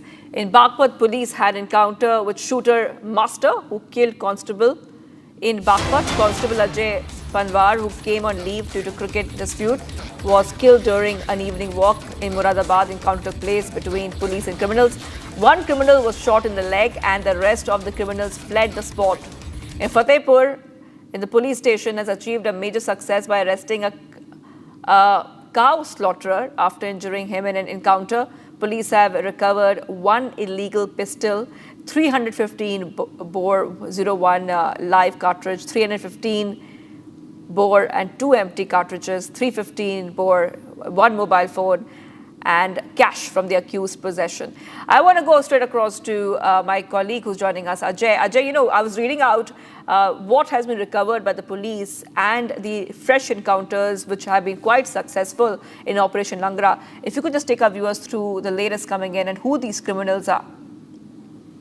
See, definitely the encounters, they are very clear message from Yogi Adityanath government from very beginning of year 2017 when Yogi Adityanath took oath as in Chief Minister of Uttar Pradesh. He made it very clear that things will be very accurate in terms of law and order, and for law and order there will be a zero tolerance in Uttar Pradesh. Today we are watching these things, the culprits, those who have done various kind of crimes. They were in Fatehpur, few of them were in Fatehpur, and during this investigation, police found their location and they started combing for their stay, and in that process they started shooting on police, and later on police started doing encounter, and they were arrested. Apart from their half encounter, they have they've gained a few of their evidences, also few of the equipments they have used in their crime. So this is another story of half encounter where the culprits, they have started shooting on the police, and in return police also in their security they have done a half encounter in Uttar Pradesh. All right, thank you for joining us, Ajay, with all those details. I will be coming back to you for more on this story. I really have to move ahead right now. We're getting some more breaking news coming in. We're coming to know that this is news coming in from Manipur. Security forces arrested one active cadre of UNLPFP, namely. कह रहे थे कि भारत की संसद में पारित कानून वक्फ संशोधन को कूड़ेदान में डाल देंगे। मैं ये पूछना चाहता हूं, ये बड़े सवाल हैं। नमाजवादी तुष्टीकरण करने के मसीहा मौलाना तेजस्वी यादव जी, ये बताइए हमें, आप संविधान कभी पढ़े हैं? कभी उसकी मूल भावना को चरितार्थ किया है? जो कानून संसद में पारित हुआ, माननीय राष्ट्रपति जी ने उसे स्वीकृति दी, वो कैसे कोई प्रदेश में, वैसे तो आप अगले 50 साल बिहार में सत्ता में आने वाले नहीं हैं, लेकिन क्या कोई प्रदेश की सरकार केंद्र के कानून को कूड़ेदान में डाल सकती है?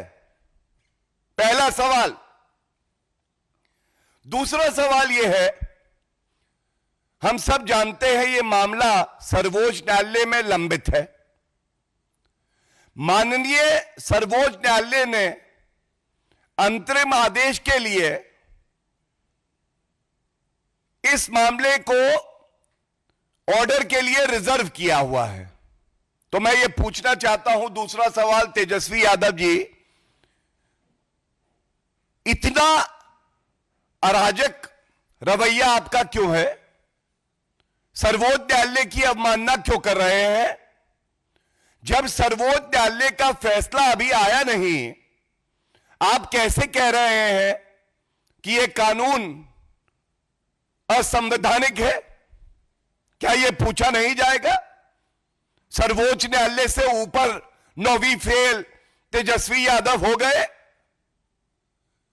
और यह कहना गलत नहीं होगा, जंगल राज कैसा होता है?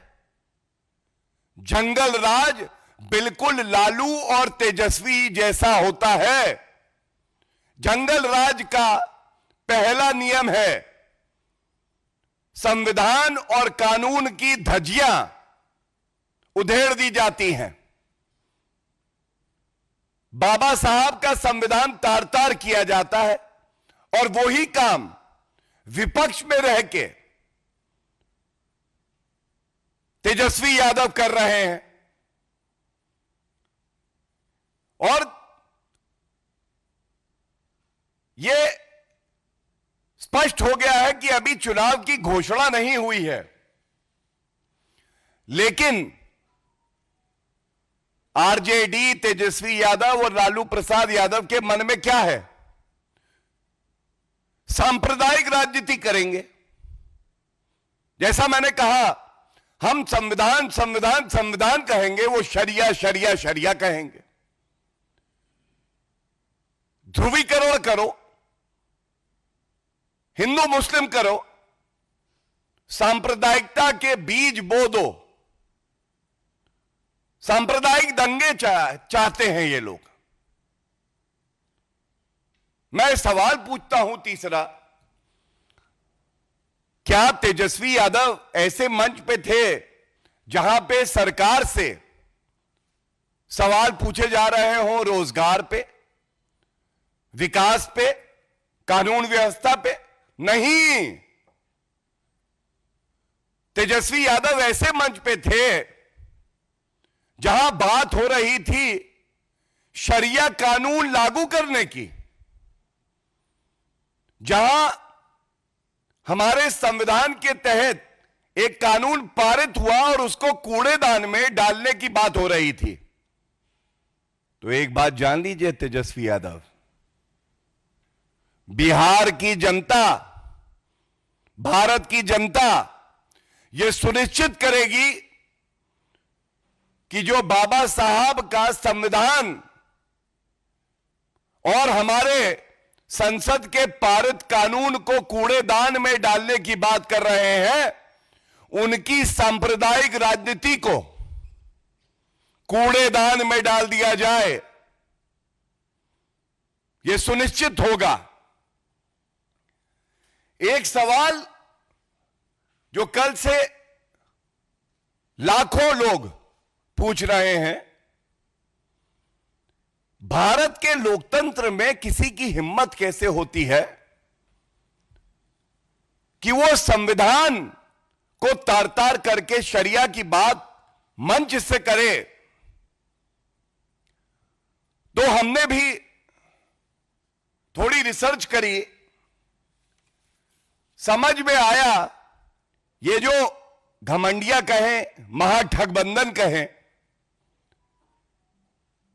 इनकी सोच ही संविधान विरोधी, लोकतंत्र विरोधी, बाबा साहब अंबेडकर विरोधी। और ये तस्वीर एक आई, ये कुछ दिन पहले की ही है। हमारे लिए डॉक्टर B.R. अंबेडकर जी पूजनीय हैं,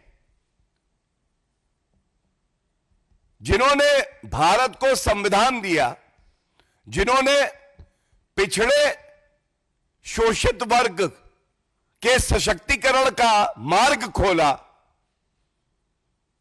उनकी तस्वीर लालू प्रसाद यादव जी के पैरों के सामने रखी है और लालू प्रसाद यादव ने चू नहीं करी। उन्होंने ये नहीं कहा कि ऐसा मत करो। हमारे लिए अंबेडकर जी पूजनीय हैं।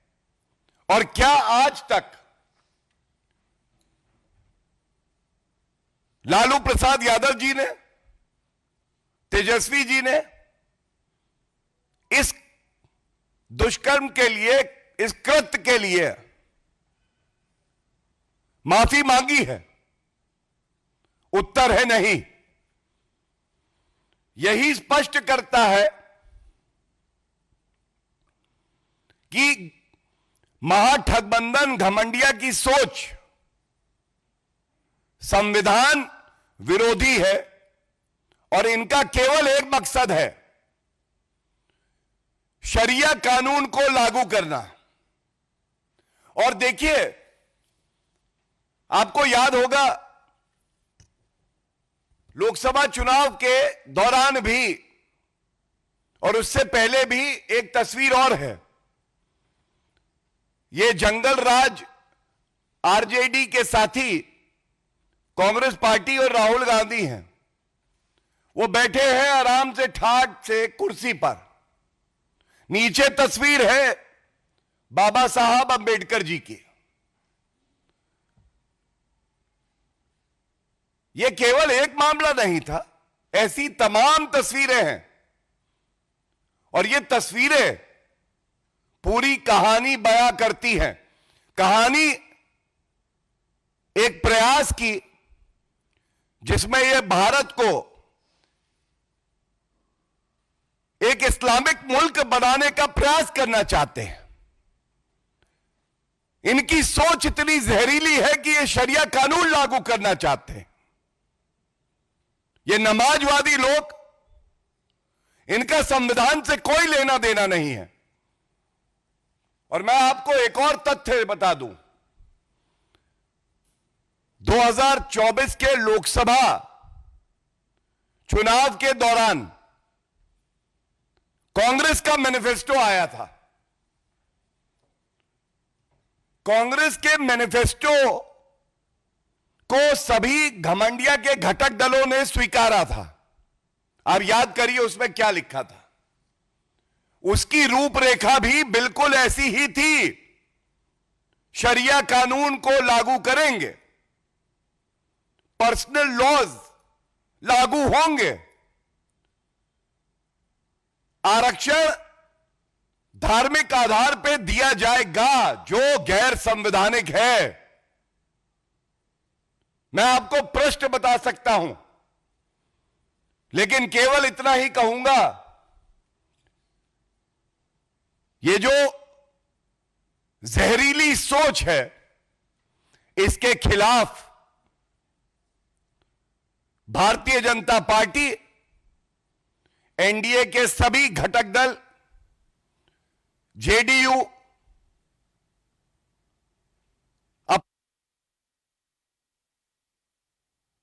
लेकिन इनके जहरीले मंसूबों को सफल नहीं होने देगी। और इसी के साथ जब बिहार की जनता Taking a short break, once again the BJP trains its guns at the RJD and over the WAF bill protest. Stay tuned, viewers.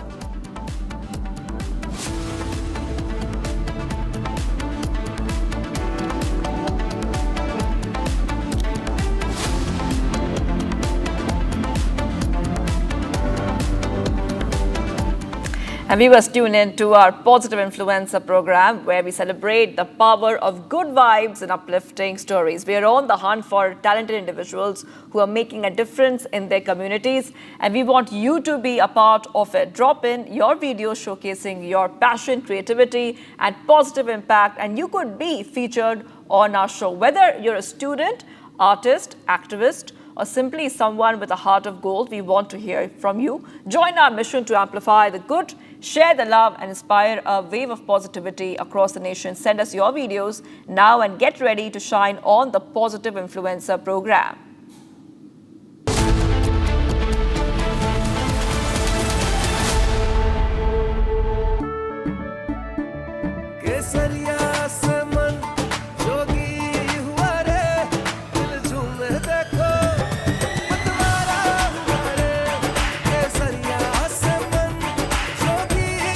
हर पल मनाओ केसरी त्योहार, विमल बोलो जुबान केसरी।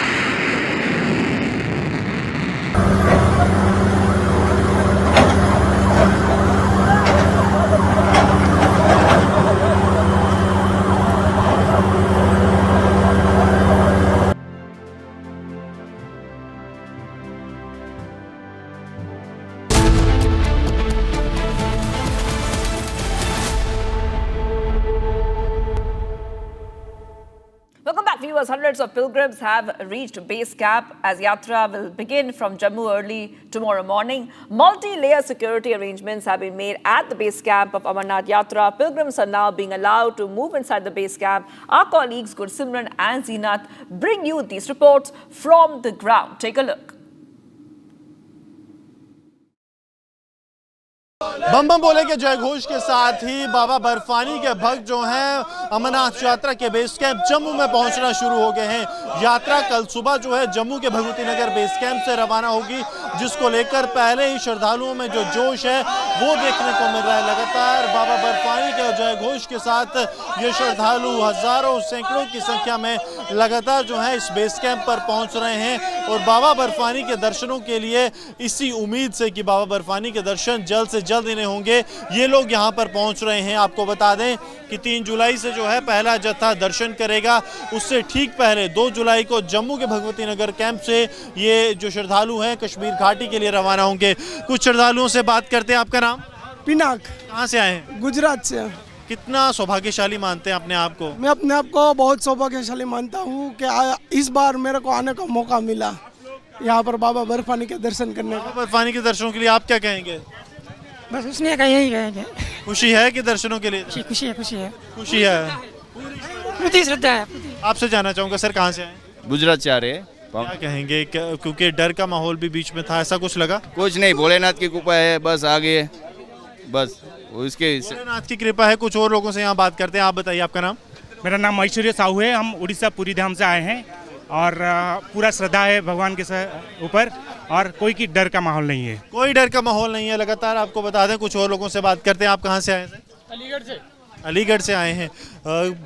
पहली बार जा रहे हैं? जी दूसरी बार, पिछली बार भी आए थे, बहुत अच्छा लगा था। बाबा की नगरी में फिर आने का मन है। बाबा अगली बार फिर बुलाए और फिर हम आएंगे। फिर आएंगे। कुछ महिलाएं भी हमारे साथ यहाँ पर हैं, उनसे भी बात करते हैं। मैडम, आपका नाम? संतोष ठाकुर। आप कहाँ से आए हैं? हिमाचल प्रदेश। मैडम, क्या कहेंगे? दर्शन करने जा रहे हैं, कितनी खुशी है? बहुत खुशी, बाबा के दर्शन हो जाए, इससे ज़्यादा क्या खुशी हो सकती है हमें। बहुत ज़्यादा खुशी है। लगातार जो है तस्वीरें यहाँ पर आप देख रहे हैं कि लोग यहाँ पर बड़ी तादाद में यहाँ पर पहुँच रहे हैं ताकि बाबा बर्फानी के दर्शन जो है वो किए जाएँ। अब कुछ और लोगों से यहाँ पर बात करते हैं। आपका नाम? मेरा नाम देवुन बख्शी है, मैं उड़ीसा से आया हूँ, झारसुगुड़ा जिले से। क्या कहेंगे? दर्शन कर रहे हैं? बहुत विश्वास है बाबा बर्फानी के ऊपर और ये हमारा दूसरी बार अटेम्प्ट है। आ रहे हैं हम, बाबा बर्फानी का आशीर्वाद से हम बहुत अच्छी तरह पिछले बार भी आए थे, इस साल भी आए हैं और यहाँ से जिला प्रशासन की तरफ से बहुत बढ़िया सुविधा हुआ है। मैं धन्यवाद देना चाहता हूँ केंद्र सरकार को, जो इतना बढ़िया सुविधा किए हैं। और देख पा रहे होंगे कितना भक्तजन यहीं पे लाइन में लगे हुए हैं और बहुत खुशी मिल रही है कि यहाँ पर है। कुछ और लोगों से बात करते हैं। आपका नाम? साहिल। कहाँ से आए हैं? पंजाब, लुधियाना। लुधियाना से आए हैं। क्या कहेंगे? दर्शन करने जा रहे हैं? बस इस बारी भी आए हैं, हर साल आते रहेंगे। जय बाबा बर्फानी। हर साल आते रहेंगे। आप देखिए यहाँ पर जम्मू कश्मीर पुलिस की तरफ से सुरक्षा के खास इंतजाम किए गए हैं। मल्टी लेवल जो चेकिंग है वो यहाँ पर रखी गई है। जो सुरक्षा विभाग है जम्मू कश्मीर पुलिस का, वो यहाँ पर लगातार हर आने जाने वाले जो व्यक्ति हैं उनकी तलाशी लेने के बाद ही उन्हें यहाँ से आगे जाने की इजाज़त दी जा रही है। मेटल डिटेक्टर्स यहाँ पर लगाए गए हैं जिनसे पार होके ही कोई भी व्यक्ति जो है वो यहाँ से आगे जा पाएगा। उसके साथ साथ अलग से जो है स्कैन भी किया जा रहा है। यहाँ पर मैं एक बार फिर से आशु से कहूँगा इस तरफ आ जाएं। कुछ और लोगों से यहाँ पर बात करने की कोशिश करते हैं। आपका नाम? कल्पेश। कहाँ से आए? चित्तौड़ से। क्या कहेंगे? बाबा बर्फानी के दर्शनों के लिए जा रहे हैं? पहली बार आए हैं, अब देखते हैं क्या होता है। पहली बार है? हाँ जी। सब परिवार आए? नहीं आया, अकेले आए। अकेले आप देखिए वो लोग आ रहे हैं। सर, आपका नाम? कमलेश सिंह राठौर।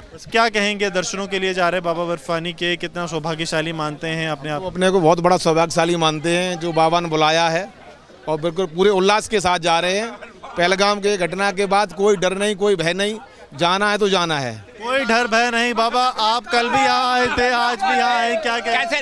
बहुत बढ़िया है, बहुत अच्छी सुरक्षा है, हर प्रकार का प्रबंध बढ़िया है एकदम से।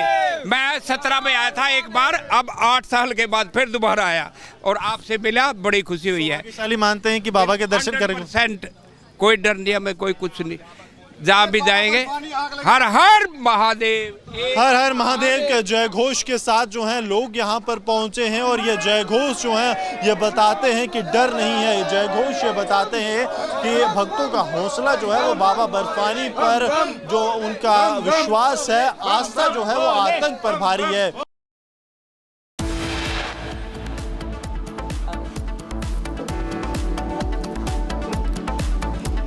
Also coming up, we will be putting up more updates coming in. White House says India-US trade deal is in final stages. Trump to make announcement soon.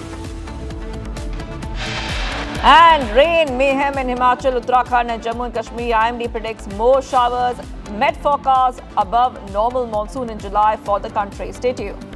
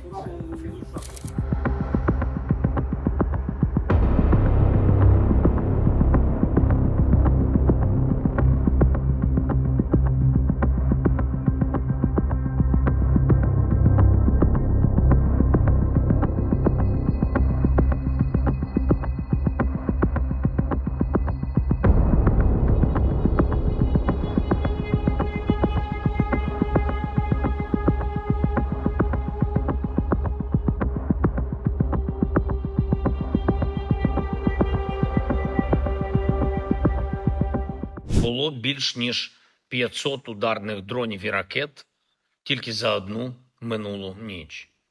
Більшість з них було збито. Максим Устименко воював ще з часів АТО.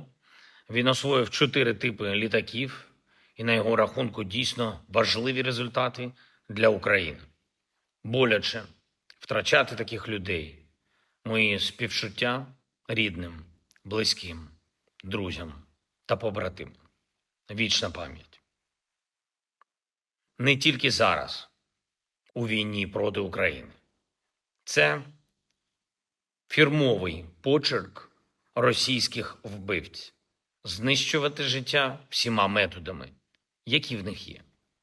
І хімічну зброю, і балістику, в тому числі ракети середньої дальності. Також різні типи мін, в тому числі проти. І не дивно, що Путін знайшов з ним спільну мову. Ми продовжимо всю цю роботу щодо синхронізації. Я очікую. From Asia's largest news headquarters, setting the agenda for Bharat.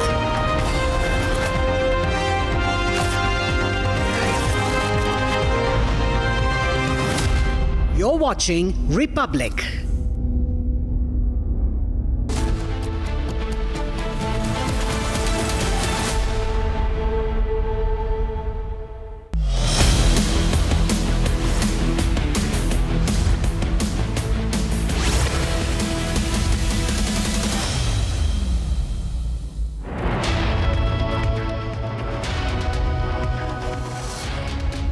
A very good morning, hello and welcome. You're watching Republic TV with me, Akanksha Khajuria. Top of the hour will tell you the details about the blast in a chemical factory in Telangana. This and much more. Let's get started with the headlines.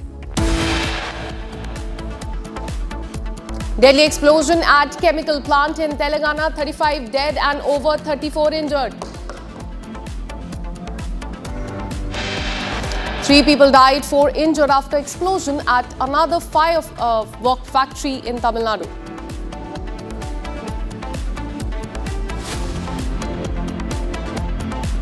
The world must come together on some basic concepts.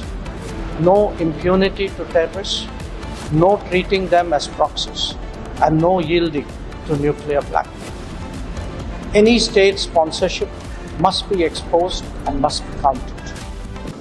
External Affairs Minister calls out Pakistan at UNSC, says state-sponsored terrorism must be exposed and urges for global unity. 6 police personnel have been suspended after the custodial death of Ajit Kumar in Tamil Nadu.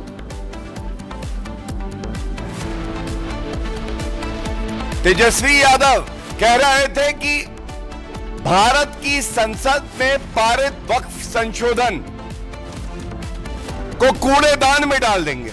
आप संविधान कभी पढ़े हैं? Face off over Waqf Act ahead of the polls in Bihar. Bharatiya Janata Party calls out Indie Bloc, says that opposition is making mockery of the constitution.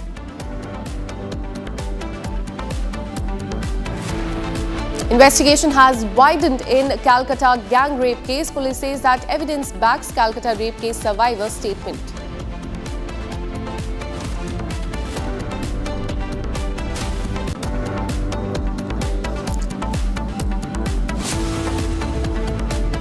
In fact, we have breaking news coming in from Tamil Nadu. As far as the blast in the factory is concerned, what we're learning is that 4 people have died and 5 have received injury after a firework factory burst happened near Sivakasi in Tamil Nadu today morning. An investigation is underway on how this burst happened. So this is as far as the blast in the factory, firework factory in Tamil Nadu is concerned. What we're learning, unfortunately, 4 people have lost their lives and 5 people have suffered injuries.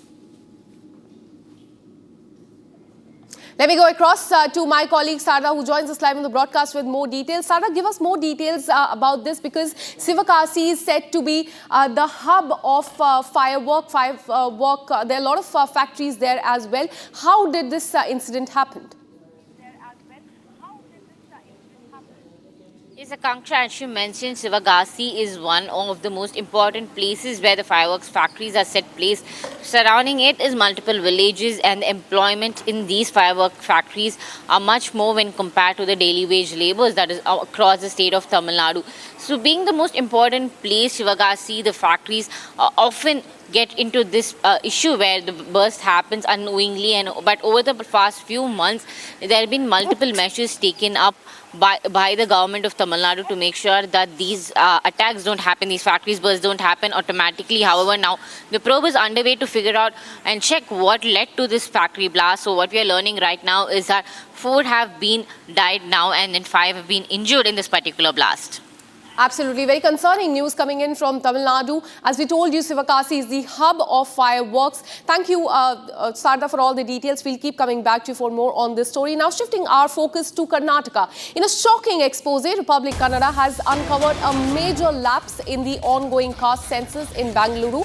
BBMP revenue staff were found pasting survey-completed stickers on homes without even inspecting the residents of that house. The survey, meant to collect accurate caste data, has been conducted without following any official protocol, is what the Republic Kannada has learned. Exclusive visuals you can see on the screen, and we also have the documents that have been accessed by Republic Kannada, which shows a lack of verification, no public interaction and haphazard data which has been collected by the administration. They are raising very serious questions about the credibility of this process. The biggest revelation yet in Karnataka caste census is expected to draw sharp political and public reaction. It remains to be seen what the Bharatiya Janata Party, the opposition party in Karnataka, has to say on this, and whether Congress has given any reaction on this. But very shocking, in fact, news coming in from Karnataka. Caste census has sparked outrage there. Several lapses have come to the fore, which is definitely going to draw sharp reaction, not just from the political parties, but also from the public there. What we found so far is that the data that was collected by them showed a lack of verification, no public interaction whatsoever, and haphazard data collection. We have visuals to show you how survey completed has been pasted on several residential homes, despite without even speaking to the residents living there. So it remains to be seen what the ruling government in Karnataka has to say on this, and what Bharatiya Janata Party also says on this. But there you can see those are the officials which had to carry out the survey, but there was a lack of verification, no public interaction whatsoever. There you can see the man on the screen pasting verification completed without even speaking to the residents living there. Is this how they are going to be conducting this caste census? Is something that remains to be seen. In fact, we have another breaking news coming in. Amid the ongoing internal tussle over the Chief Minister's post in Karnataka, Congress MLA Iqbal Hussain, before meeting Party General Secretary Randeep Surjewala, bats for DK Shivkumar yet again. Hussain said, and I quote, "It's not just me, many MLAs, more than 100 MLAs want a change. There are many of them who want a good governance and feel that there's an opportunity, and that opportunity should be given to DK Shivkumar, who has done a lot of hard work for the party, built the party organization. Everyone has understood how the party was when he was made the president of KPCC and the position it has reached up till now." This is reaction that has come from the party MLA. He has backed for DK Shivkumar to be made the Chief Minister of Karnataka. Listen in. ನಾನೊಬ್ಬನೇ ಅಲ್ಲ ರೀ, ನಾನೊಬ್ಬನೇ ಅಲ್ಲ, ಸಾಕಷ್ಟು ಜನ MLAಗಳು, ಸುಮಾರು 100ಕ್ಕೂ ಹೆಚ್ಚು MLAಗಳೆಲ್ಲರೂ ಕೂಡ ಒಂದು ಬದಲಾವಣೆ ಬೇಕು ಅಂಥೇಳಿ ನಿರೀಕ್ಷೆಯಲ್ಲಿ ಇದ್ದಾರೆ. ನಾನೊಬ್ಬನೇ ಅಲ್ಲ, ಸಾಕಷ್ಟು ಜನ ಶಾಸಕರೆಲ್ಲರೂ ಒಂದು ಒಳ್ಳೆ ಆಡಳಿತ ಬೇಕು, ಅವ್ರಿಗೊಂದು ಅವಕಾಶ ಕೊಡಬೇಕು. ಅವರು ಶ್ರಮ ಪಟ್ಟಿದ್ದಾರೆ, ಅವರು ಹೋರಾಟ ಮಾಡಿದ್ದಾರೆ, ಪಕ್ಷ ಸಂಘಟನೆ ಮಾಡಿದ್ದಾರೆ. ಆವತ್ತು ಇದ್ದಂಥ ಸನ್ನಿವೇಶ, ಅವರಿಗೆ ಕೊಟ್ಟಂಥ KPCC ಅಧ್ಯಕ್ಷರಾದಂಥ ಸಂದರ್ಭದಲ್ಲಿ ಇದ್ದಂಥ ಪರಿಸ್ಥಿತಿ ಯಾವ ರೀತಿ ಇತ್ತು, ಪಕ್ಷ ಇವತ್ತು ಯಾವ ರೀತಿ ಪಕ್ಷ ಸಂಘಟನೆ ಆಗಿದೆ, ಎಷ್ಟು ಶಕ್ತಿ ಬಲವಾಗಿ ಎಷ್ಟು ರೀತಿಯಲ್ಲಿ ಬೆಳೆದಿದೆ, ಎಷ್ಟು ಎತ್ತರಕ್ಕೆ ಬೆಳೆದಿದೆ.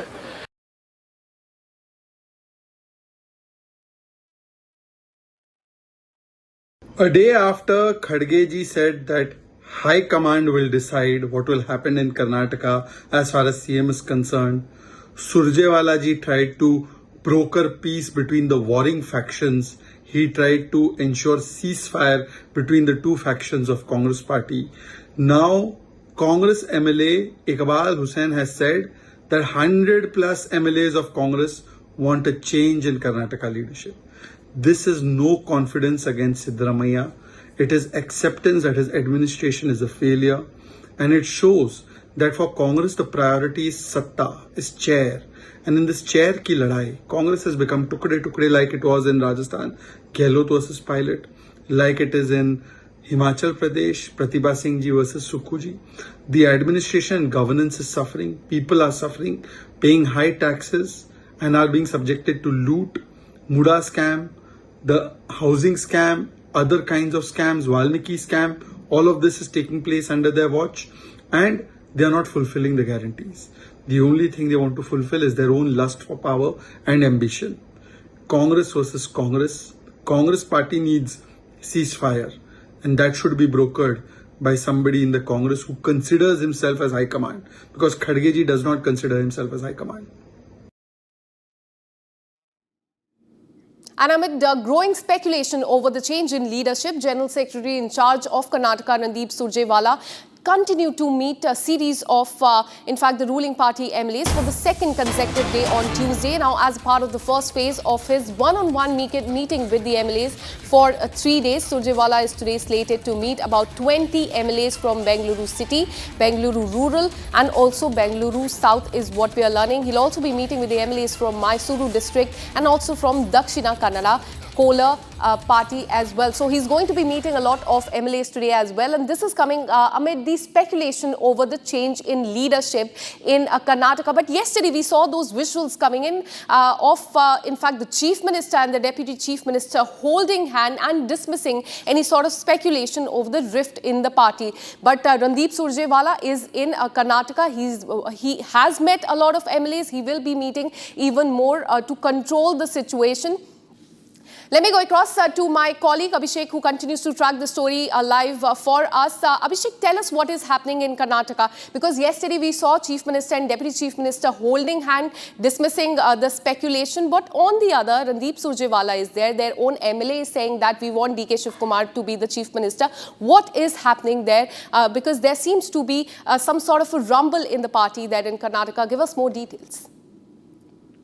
Well, when the Congress government took over in the state of Karnataka, it was very clear that there would be a T20 format arranged by the High Command, saying that Siddaramaiah will be the CM of Karnataka for the first 1.5 and the next 1.5 years will be taken over by the DCM DK Shivkumar as the Chief Minister. And however, as per the directions from the AICC, it is in the month of November or in the month of December that DCM DK Shivkumar might be elevated as the Chief Minister of Karnataka. However, the speculations and the batting towards DCM DK Shivkumar has already started in the state of Karnataka, where various other followers and leaders from the Congress party have started demanding that DCM DK Shivkumar be made the Chief Minister of Karnataka in the nearest days and very nearing days. And also, they have mentioned after DCM DK Shivkumar took over as the position of the President of KPCC, they have seen various major changes, and also, he has made it sure that the setback to various other political parties in the state of Karnataka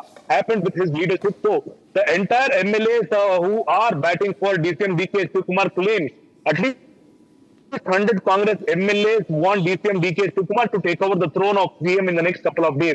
Also, Randeep Singh Surjewala, who is in charge of the state of Karnataka, has already visited and collected the opinion of various other MLAs in various other stages, and he has also claimed that he will be coming back to Bangalore to also gather the information from the MLAs of the state of Karnataka who wanted to bat towards DCM DK Shivkumar. And also, we have seen Iqbal Hussain very openly claiming that he wants to see a change in the pattern of Karnataka state government, indirectly saying that some of the MLAs within the Congress party are unhappy about the regiment of the CM Siddaramaiah as of now, and they clearly demand that the power has to be shifted for a person who is working towards the betterment of the state. And this is their leader, DCM DK Shivkumar, and Iqbal Hussain. Not only him, but also various other politicians or the MLAs who belong to the Congress party claim that there will be a major change in the month of August or October, and not later than that as of now. Back to you. Absolutely. So the chorus for D.K. Shivkumar to be made the Chief Minister of Karnataka is only growing louder. Abhishek, keep tracking those details. We'll keep coming back to you for more on this. Now shifting our focus to the state of Uttarakhand. Relentless monsoon fury grips the hill state of northern India. 2 lives have been claimed and several people are missing in a massive landslide in Uttarakhand Silai Bandh. Now in the neighbouring Himachal, a red alert has been issued in 10 districts as rain continues to batter the state. Here's more.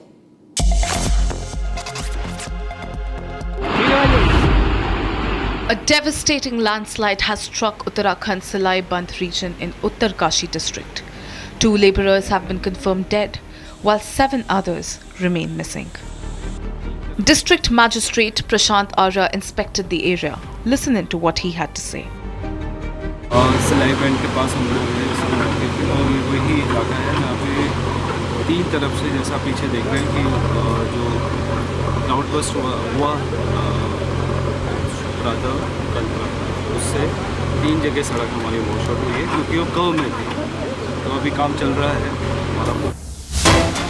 Now let's take you to the state of Telangana. There's been a blast in a chemical factory there. 35 people have lost their life. What we're learning so far is Telangana Chief Minister Revant Reddy has visited the factory in which 35 people have died after this blast. Those are the visuals coming in from Telangana. The Chief Minister is at the spot visiting and taking note of the situation as far as this blast in the factory is concerned. 35 people have lost their lives.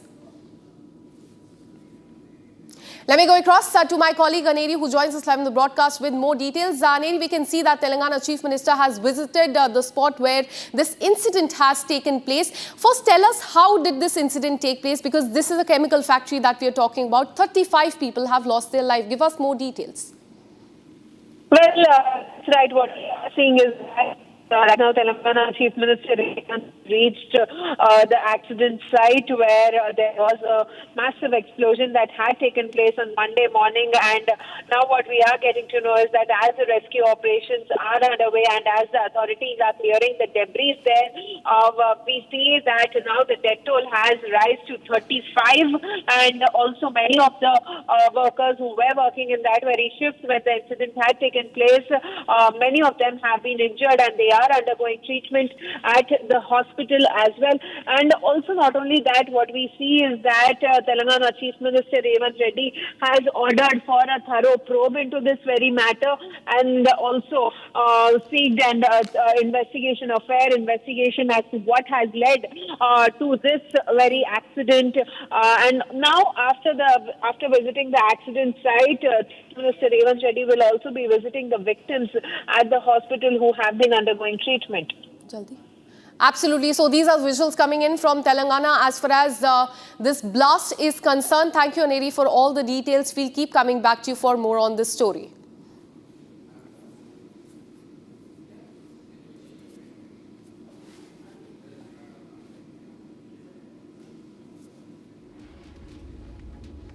Well, those are the visuals you can see from Telangana. Chief Minister is at the spot taking stock of the situation as far as this blast in a chemical factory is concerned. Now, shifting our focus, we have another breaking news coming in. The Indian Navy is all set to commission its latest stealth frigate, INS Tamal, and this would be the latest warship addition to Indian Navy. This ship motto, Sarvada Savratra Vijay, victorious always, every time, signifies the Indian Navy's undying commitment to the operational excellence in every mission. In fact, as far as this motto is concerned, it also mentions combat ready, credible, cohesive and future ready force safeguarding national maritime interest anytime, anywhere. Once commissioned, the 125-meter long and 3,900-ton frigate will be deployed with the Navy's Western Naval Command. Have a look. In Indian mythology, Indra is the lord of thunder, lightning and war. In the vast seas, his legendary weapon rises as a new warrior, INS Tamal. Second of the Tushil class, she is our 8th stealth frigate from Russia. Forged in the renowned Yantar shipyard, Tamal is a symbol of both a strategic partnership and Atmanirbhar Bharat. As the ship took shape, so did her crew. Established at Karwar in July 2024, Team Tamal undertook pre-deployment specialist training.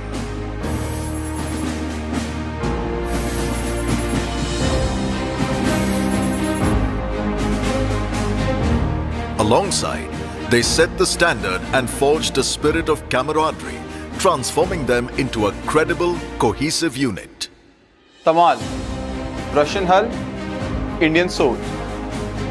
In February 2025, they traveled to Russia to commence rigorous theory and practical systems training.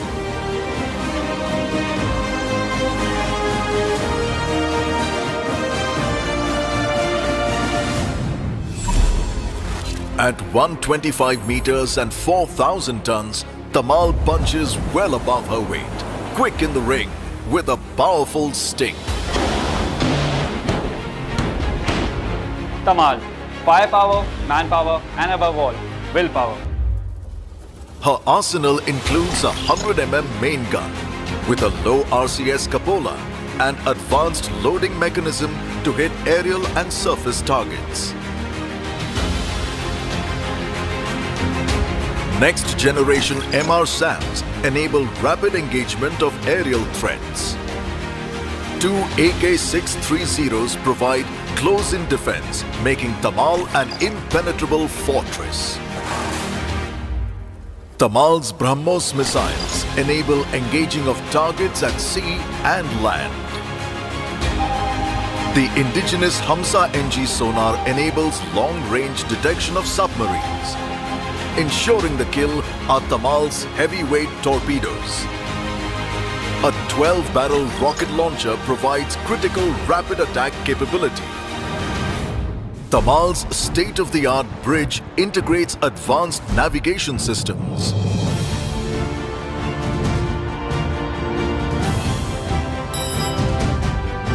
The operations room features a next-generation combat management system, which fuses all sensor data, ensuring complete battle space awareness.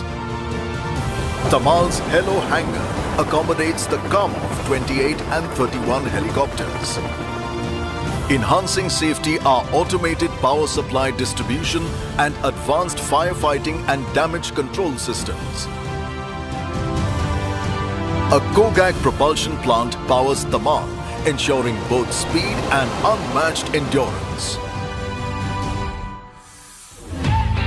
Inspired by her Russian origins and the mythological Jamvand is Foxtrot 71's fierce yet wise mascot. The Great Bears have, along with the DATS team, conducted rigorous acceptance trials in the icy Baltic.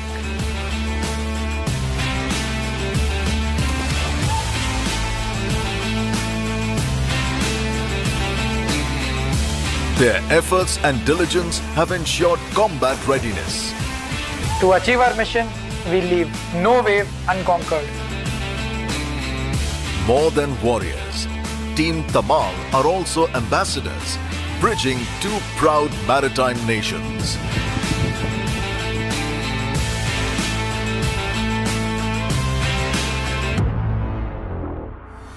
Team Tamal is combat ready with cutting-edge technologies, weapons, and sensors. We will ensure maritime dominance anytime, anywhere, and always, true to our motto of Sarvatra Sarvada Vijaha.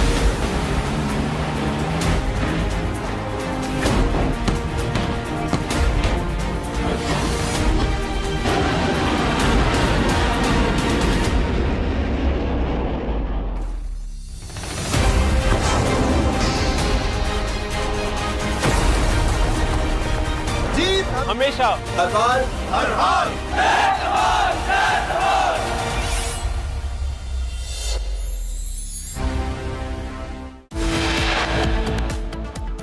And with this, we're taking a very short break. Coming up on the other side, we'll tell you about how China has delayed the border talks, calling border dispute with India complex. External Affairs Minister will be participating in a meeting of foreign ministers of the Quad grouping in the United States that will focus on the common vision of a free and open Indo-Pacific. We'll tell you about these two stories, this and much more on the other side. Keep watching Republic TV.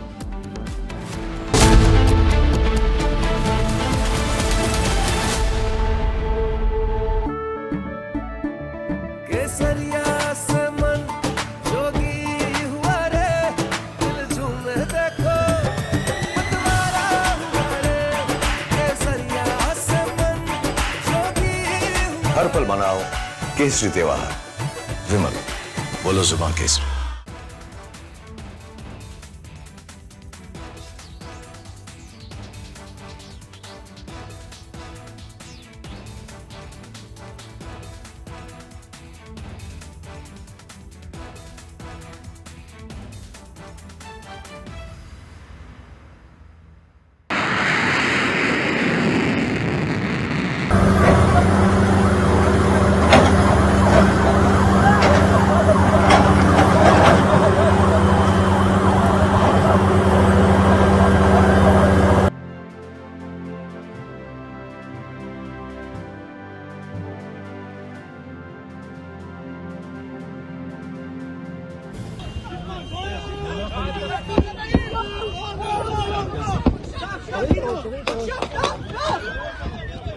מי שלא ראה שדה קרב שיראה אותו עכשיו.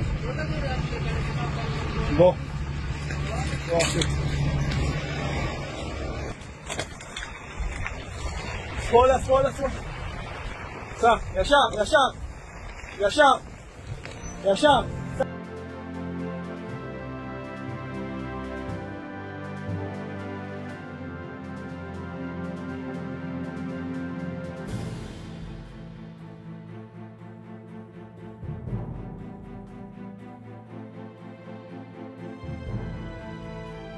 The idea.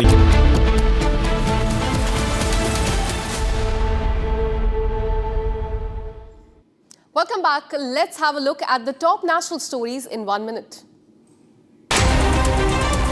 Bharat 1 Minute brought to you by Canara Bank. Together we can. Massive face-off over Waqf Act. Bharatiya Janata Party launches attack at Akhilesh Yadav, calling for dumping of the Amendment Act and going on to say that Indi bloc is pushing for Sharia constitution. Samajwadi बाबा साहब के संविधान का सम्मान भी नहीं करते हैं। इनको तो चाहिए केवल शरिया कानून। 4 people have lost their life, 5 have received injury in a factory fire in Tamil Nadu, Sivakasi. Relief and rescue operation is currently underway. The Bharatiya Janata Party national leadership has appointed N. Ramchandra Rao as the president of Telangana State Unit, succeeding Union Minister G. Kishan Reddy.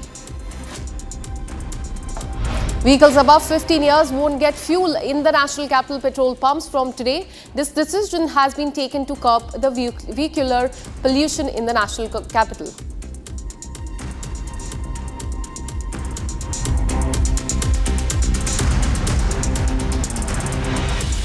And now let's have a look at the national stories within 2 minutes. We were starting from today, old vehicles, especially the ones above 10 years for diesel and 15 years for petrol, will not be fueled. There is a strict ban on fuels being put in place by the Delhi government. Behind me, you can see this pollution check counter where, as per the SOP, there has been a banner which has very clearly stated that from 1st of July 2025, fuel will not be dispensed to end-of-life vehicles, that is 15 years old petrol and 10 years old diesel vehicles, by order Delhi government. This is coming in under one of the SOPs that have been given in from the Transport Department as well as the Pollution Board in order to curb the massive pollution that happens in the national capital during the early winter months. And this goes on especially because there is a huge amount of vehicular pollution that stands out at given point. And here we can see that there have been several CCTV cameras that have also been installed as per the SOPs. One of the vehicles is being now refueled as per the visuals we are showing you, and it is indeed one of an old i10 model, but seemingly as it is getting its fuel, looks like it is less than 15 years. On the other hand, as per more SOPs, there have been the MCD volunteers who have been deployed. In fact, several police officials in the initial front of this particular petrol pump. I will show our viewers. There are police personnel, traffic police personnel who have been deployed to keep a check on the refueling and fueling that is happening at these counters. So this is the current scenario that is coming into light after the Delhi government had made it very clear how they will be putting forward their SOPs and plans to counter vehicular pollution, and has put a ban on refueling of vehicles that have crossed the end of life period. And with this, we're taking a very short break. Coming up on the other side, External Affairs Minister Jaishankar has called out Pakistan at UNSC, saying that state-sponsored terrorism must be exposed and urged for global unity against terrorism. This and much more on the other side. Stay with us.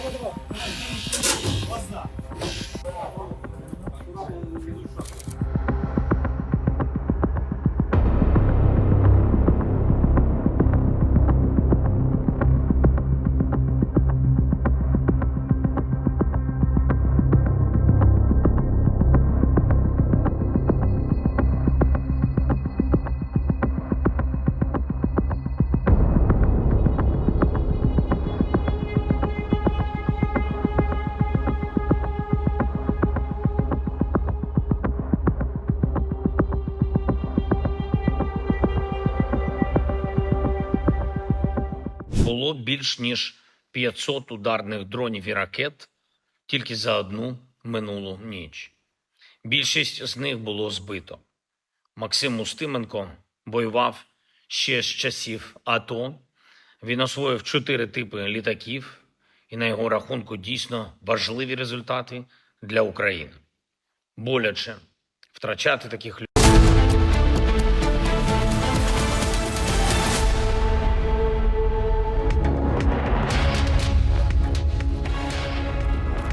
A very good morning. Hello and welcome. You're watching Republic TV with me, Akanksha Khajuria, who's going to be the Chief Minister, next Chief Minister of Karnataka. There's rumbling going on in the state. We'll tell you more about this, but first up, as always, the headlines.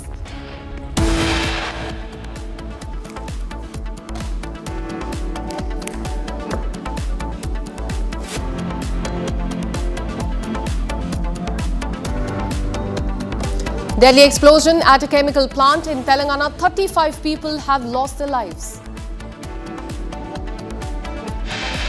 3 people died, 4 injured after explosion at a firework factory in Tamil Nadu. The world must come together on some basic concepts.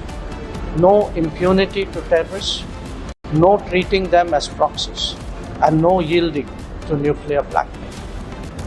Any state sponsorship must be exposed and must be countered.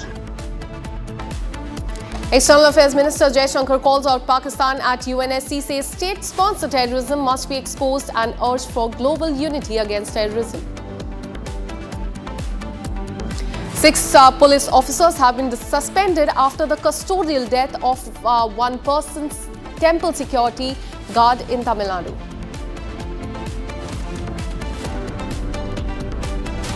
Tejashwi Yadav कह रहे थे कि भारत की संसद में पारित वक्फ संशोधन को डाल देंगे। आप संविधान कभी पढ़े हैं? Face off over Waqf Act ahead of the polls in Bihar. Bharatiya Janata Party calls out the Indie bloc, says that opposition is making mockery of the constitution. Investigation widens in Calcutta gang rape case. Police has said that evidence backs the survivors' statements.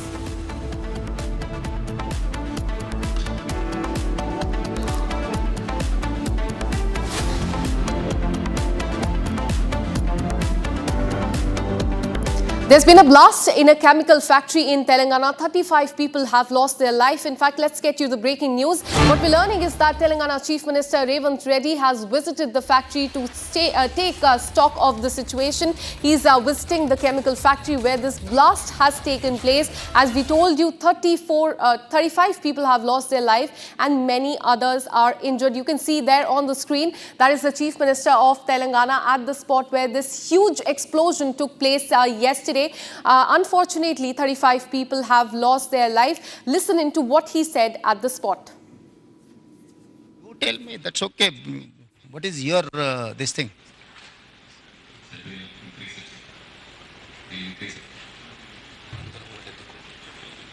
So you know some of the accidents in some other places taken place and how much they have given, or there are three verticals. One is death, the other one is serious injury persons who are not eligible, who are not capable to do further anything. Third one is limited injuries. These three categories are there. You have to decide how much you are going to pay. Any insurance is there?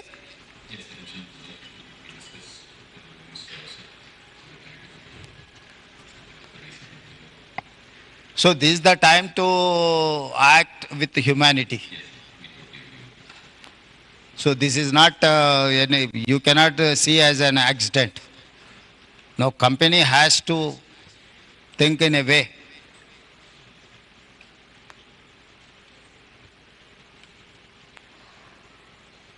So more than 24 hours over, no, where is your management, MD, who is the right person?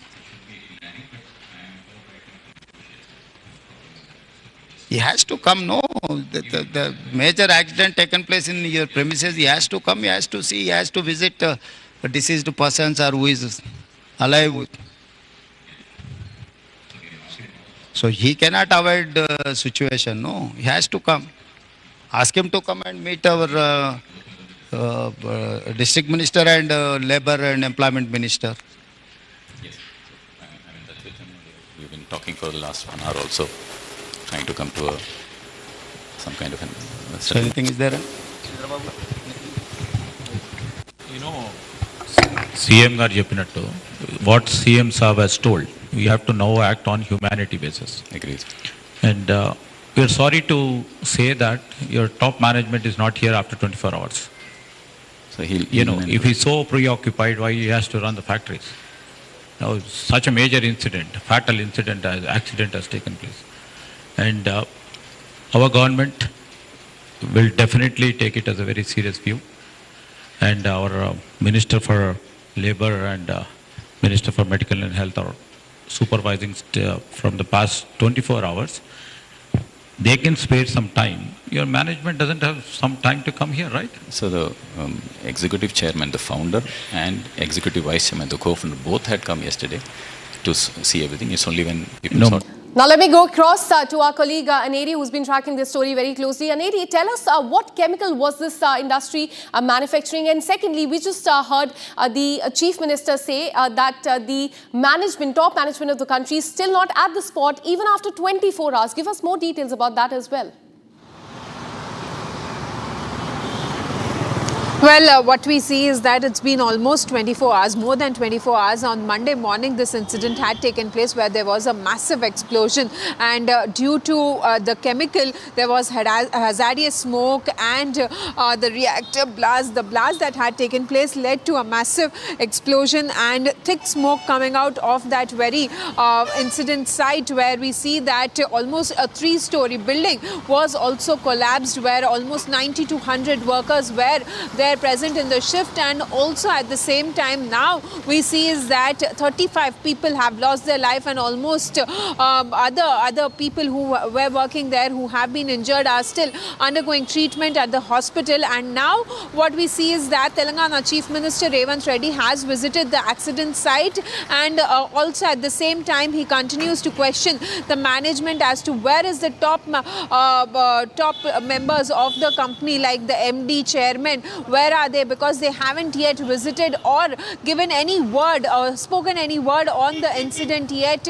Whereas we see that the Telangana Chief Minister continues to question the lapses as to what exactly had went wrong that led to this massive explosion at the Sigachi Industries, which is said to be a chemical factory there, where it's a completely industrial area, and this incident has taken place at the Sigachi Industries.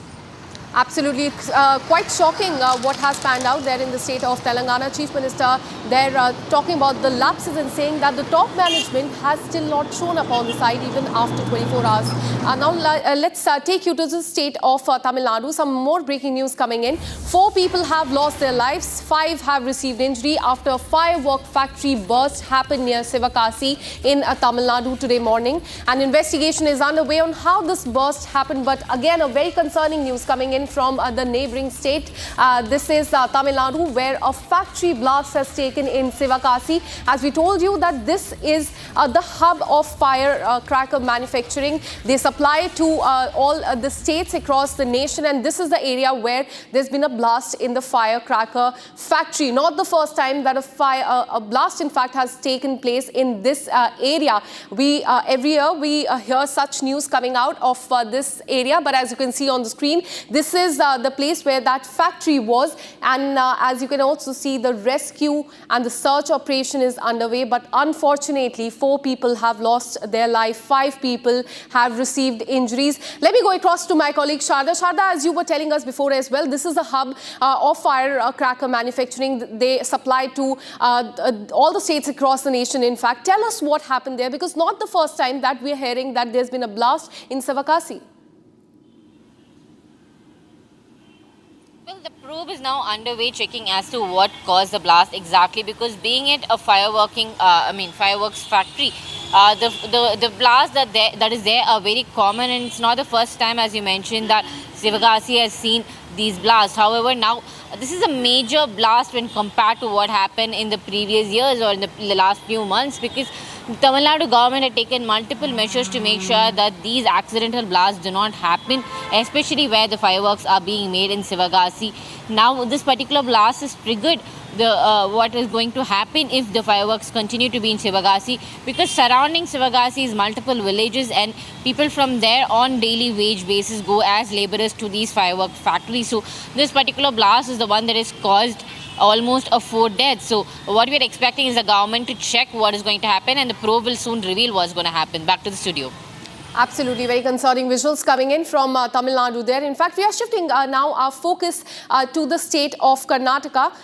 In a significant development, the Central Administrative Tribunal has issued a crucial order regarding the suspension of the Additional Commissioner of Police Vikas Kumar linked to the Chinnaswamy Stadium stampede incident. The incident happened last month. Several people lost their life. Now, the Karnataka government that time, 2 days later, they had suspended Vikas Kumar and other IPS officer, holding them accountable for this incident. However, CAT has now quashed Vikas Kumar's suspension, delivering a major setback to the state government. This is a breaking update we are getting for you.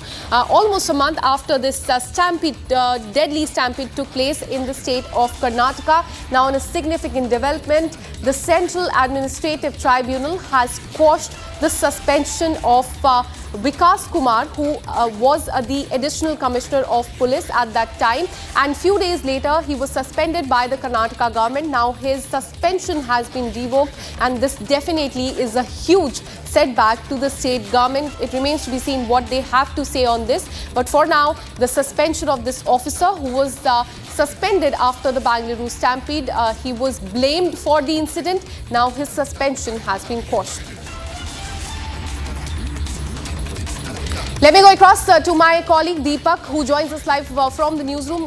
Deepak, tell us about this police officer. His name is Vikas Singh. He was suspended by the Karnataka government last month. What made CAT to revoke the suspension in this case? Give us more details on this. Well, Akanksha, this is a major embarrassment for the Karnataka Congress government because even the BJP saw the suspension of 3 IPS officers as nothing but, the government turning them into scapegoats, and they had also sent these orders to the central agency as well. And now CAT has come down heavily on the Karnataka government, and in a major embarrassment for the Karnataka government, the CAT has revoked and it has also quashed the suspension of Vikas Kumar, ruling that the action taken was arbitrary, possibly taken in haste, and also lacked proper procedural backing. And this is being seen as a major setback for the Karnataka government, which had projected, tough administrative actions in the immediate aftermath of the stampede to pacify public anger. But the BJP also saw this as a move to cover up, the government's lapses on its part. No proper directives issued, and they didn't even pay heed to the police commissioner's words as well, where he said that there was not enough time for them to make the elaborate arrangements for the victory parade and also the celebration of RCB's first title victory in the IPL. And following that, there was a stampede that claimed the lives of 11 innocent fans. And after that, what the Karnataka government did was, instead of taking responsibility and also bringing those accountable to book, they punished and they sacked IPS officers. And now with the CAT revoking the suspension, it comes as a major embarrassment because the Karnataka government had acted in haste, and the move was nothing but arbitrary, is what the CAT has said. Absolutely huge embarrassment for the government of Karnataka there. Without following the procedure, they sacked this IPS officer whose suspension has now been revoked.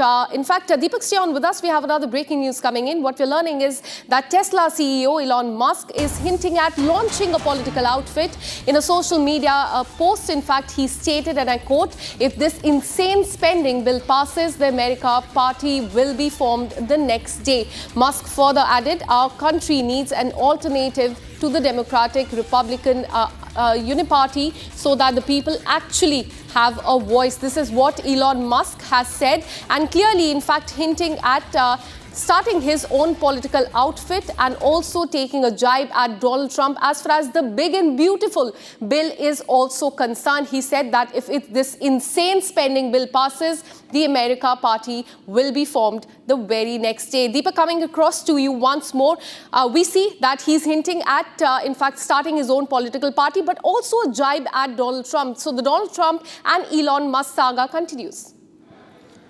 That's right, Akanksha. This is a case of friend turned foe. Elon Musk now going against Donald Trump because up until the big, beautiful bill is what Donald Trump claims that particular spending bill as. Up until that bill was proposed, Elon Musk and Donald Trump's bonhomie was witnessed from the presidential, election campaigning till the DOGE, till the day he stepped out of it. And now Elon Musk has clearly stated that, Republican and Democrats must see another new party. If this particular big spending bill sees the light of the day, then another new party will be floated by Elon Musk, this time to challenge Donald Trump's leadership and also to break this particular, matrix of two parties. And after that, now Donald Trump has also threatened Elon Musk, saying that Elon Musk's EV mandate was backed hugely by the government. And Donald Trump clearly says that he was against the EV policy from day one, but it was because of Elon Musk that he had approved it. And furthermore, this big spending bill is, seeing a latest flashpoint, and that is Donald Trump threatening to take out Elon Musk's business out of America. He says that Elon Musk's empire depends on subsidies. Without subsidies, Elon would shut down, and he has targeted Elon Musk, saying that he should return to South Africa. Trump has also slammed the EV mandate as ridiculous. He also said that Elon may be biggest subsidy recipient ever. No more rockets, no more Teslas without subsidies. So this is Donald Trump threatening Elon Musk, his business, his empire, his Tesla, SpaceX operations, the rockets, the cars and everything. And this after Elon Musk publicly opined against Donald Trump's so-called big beautiful bill. Well, absolutely. It remains to be seen when and if this political party is launched by Elon Musk. Thank you, Deepak, for all the details. We'll keep coming back to you for more on this. Now, shifting our focus to Jammu and Kashmir, hundreds of devotees have reached the base camp as the yatra to start from Jammu and Kashmir early this morning. As far as the Amarnath Yatra is concerned, multiple layers of security arrangement have been put in place at the base camp of Amarnath Yatra, and devotees are now being allowed to move inside the base camp. Our colleague colleague Gursimran and Zeena Fazil brings you these reports from the ground. Take a look. Amarnath Yatra begins on the July 3rd and we are seeing the Yatris have started arriving here at the Yatra Bhavan. Right now we are reporting from Srinagar's Yatra Bhavan and my Vijay Firdos is showing you the visuals from the camp, the Bhavan, where you say their baggage is being scanned. Those people who are taking the entry inside the Bhavan, there first of all the security apparatus that they see here is the baggage scanner. You have to scan your baggage before you go inside. Then you see the security arrangements, the kind of traffic police is there, the municipality is managing, the Amarnath Shrine Board is entirely managing the entire Yatra. Then we are seeing the support is coming from the Jammu and Kashmir Police, Army as well as CRPF. This time the technology has added a booster shot in the arms of the Joint Security Forces. The technology is being used like the face recognition devices. This is for those elements, those who have the bad history, their face will immediately get recognized and it will alert the security forces. Meanwhile, quick reaction teams are there. The commando vehicles that can be seen on the highway. In fact, the CRPF is there, ITBP is also there because ITBP plays an important role when it comes to the mountain range, and these Yatris will be taking the route of the treacherous route for where they require help. Meanwhile, we are seeing the medical facilities also being arranged, and then you see the 100-bedded hospitals. One is at the Baltal and another is at the Pahalgam. Meanwhile, you see the security that has been beefed up here because the Yatris have started arriving here.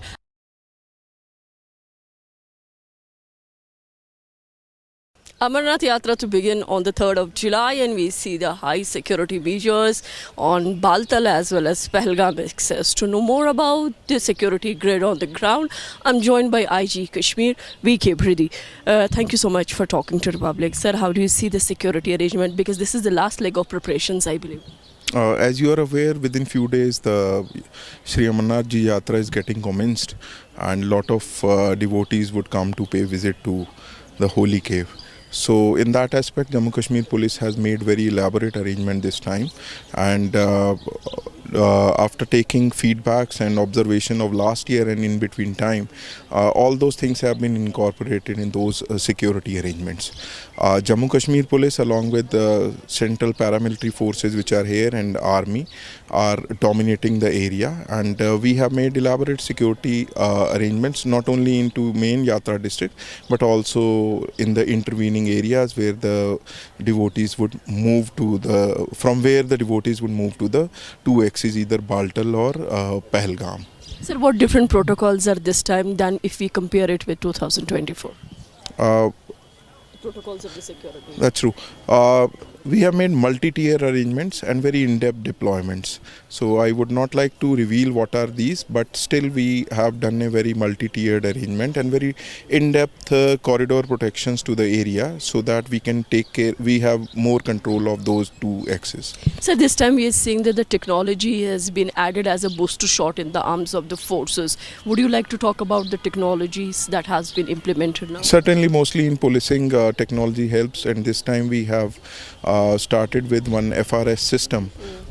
We have a inbuilt data of bad characters of the valley and other places who are adverse in policing records, and also OGWs and other bad characters. They are into data. The FRS system gives an alert when somebody of such nature enters into that system, so that we can keep track that no bad element or bad character is entering into that area.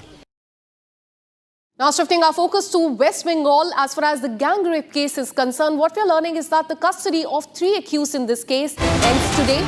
The 3 accused were granted police custody till July 1st, that is today, and the 3 accused were given police custody based on the medical evidence and the victim's statement.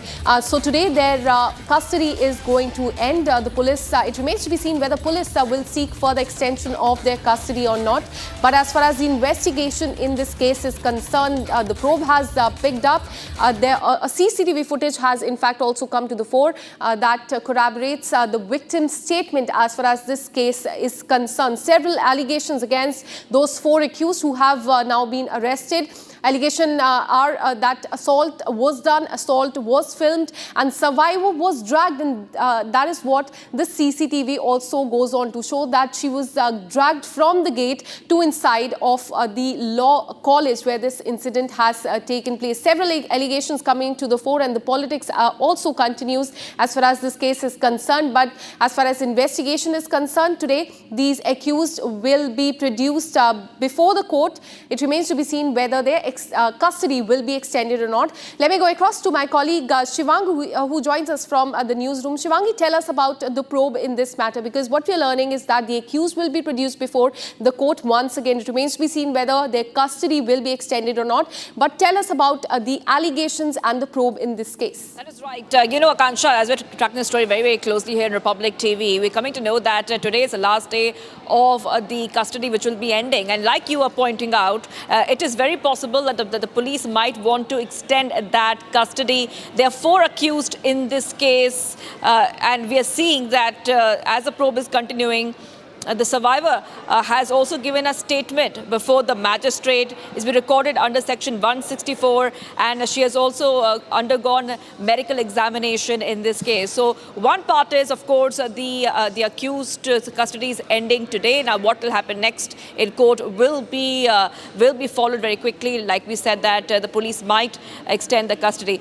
On the other hand, the probe is continuing. Like you mentioned, the 6 to 7 hours CCTV footage is being looked at very closely. It's very clear that when this incident happened on June 25th, the survivor was not allowed to leave the premises. We're also coming to know that many of the students who were at that campus when this terrible incident happened, they have been questioned.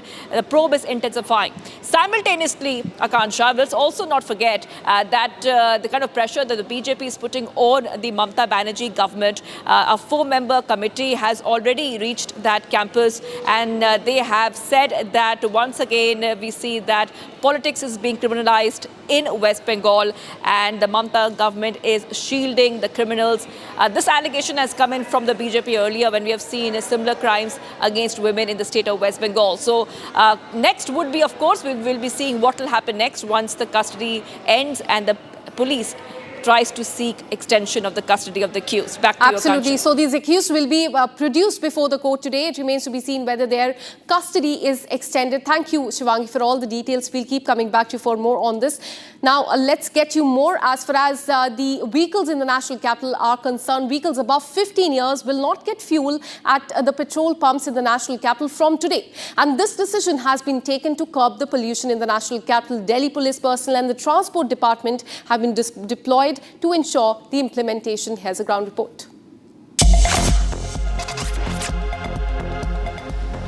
We were starting from today, old vehicles, especially the ones above 10 years for diesel and 15 years for petrol, will not be fueled. There is a strict ban on fuels being put in place by the Delhi government. Behind me, you can see this pollution check counter where, as per the SOP, there has been a banner which has very clearly stated that from 1st of July 2025, fuel will not be dispensed to end-of-life vehicles, that is 15 years old petrol and 10 years old diesel vehicles, by order Delhi government.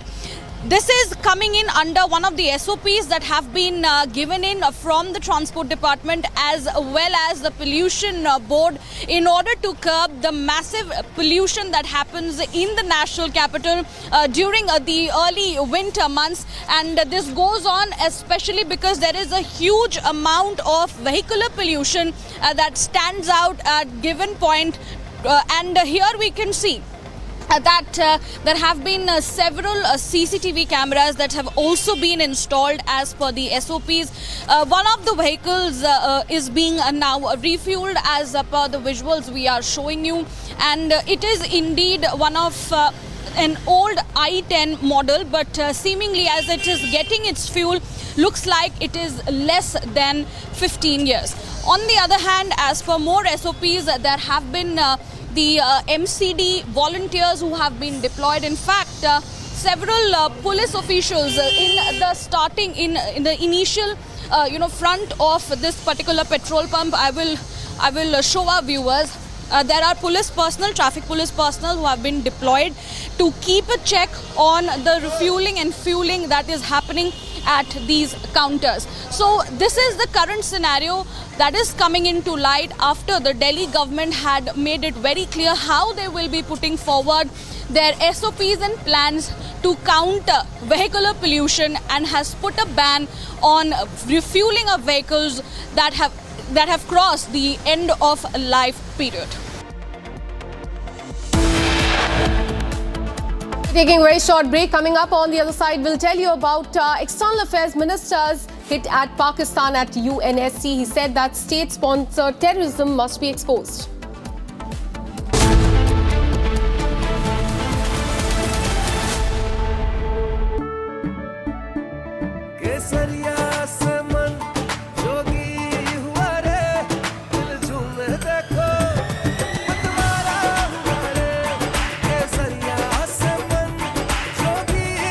हर पल मनाओ केसरी त्योहार। विमल, बोलो जुबान Kesari.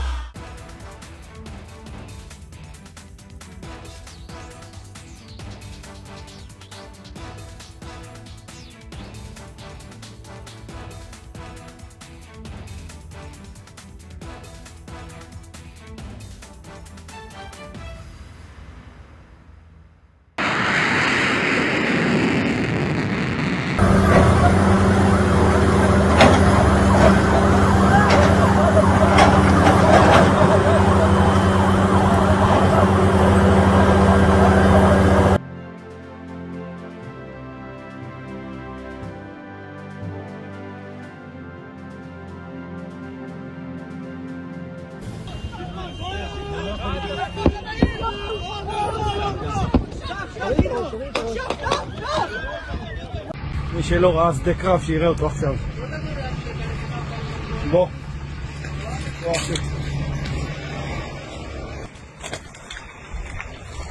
שמאלה, שמאלה, שמאלה. סע, ישר, ישר. ישר. ישר.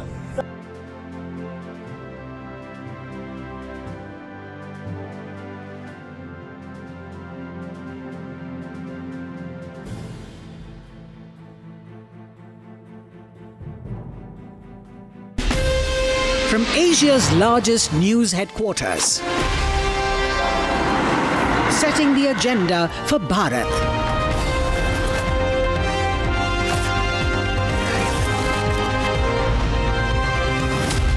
You're watching Republic.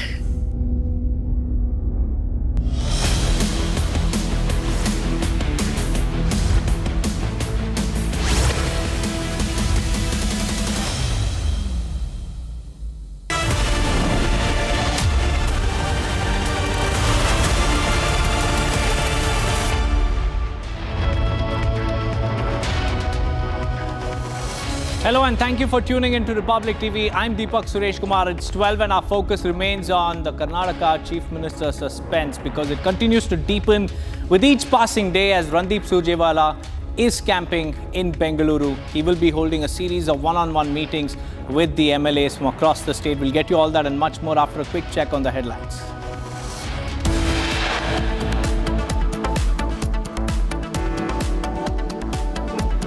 Deadly explosion at chemical plant in Telangana, 35 dead and over 34 injured. Chief Minister Revant Reddy takes stock of the situation. 3 people dead and 4 injured after an explosion at firework factory in Tamil Nadu, Shivakasi. Come together on some basic concepts. No impunity to terrorists. No treating them as proxies, and no yielding to nuclear blackmail. Any state sponsorship must be exposed and must be countered. External Affairs Minister Dr. S. Jaishankar calls out Pakistan at UNSC, says state-sponsored terrorism must be exposed and urges for global unity against terror. 6 police personnel suspended after the alleged custodial death of Ajit Kumar in Tamil Nadu.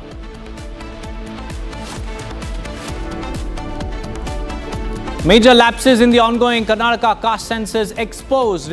Republic gets documents that show lack of verification, no public interaction. Probe violence in Kolkata rape case. Police say evidence backs Kolkata rape survivor's statement.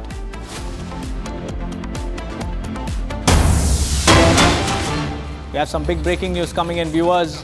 Vijay Agarwal, the lawyer representing Mehul Choksi, moves Special Sessions Court in Mumbai against ED's bid to tag Choksi a fugitive offender. The hearing in Choksi's arrest in Belgium will happen next in September now in the Belgium court. This is the big breaking news that we are tracking at the moment.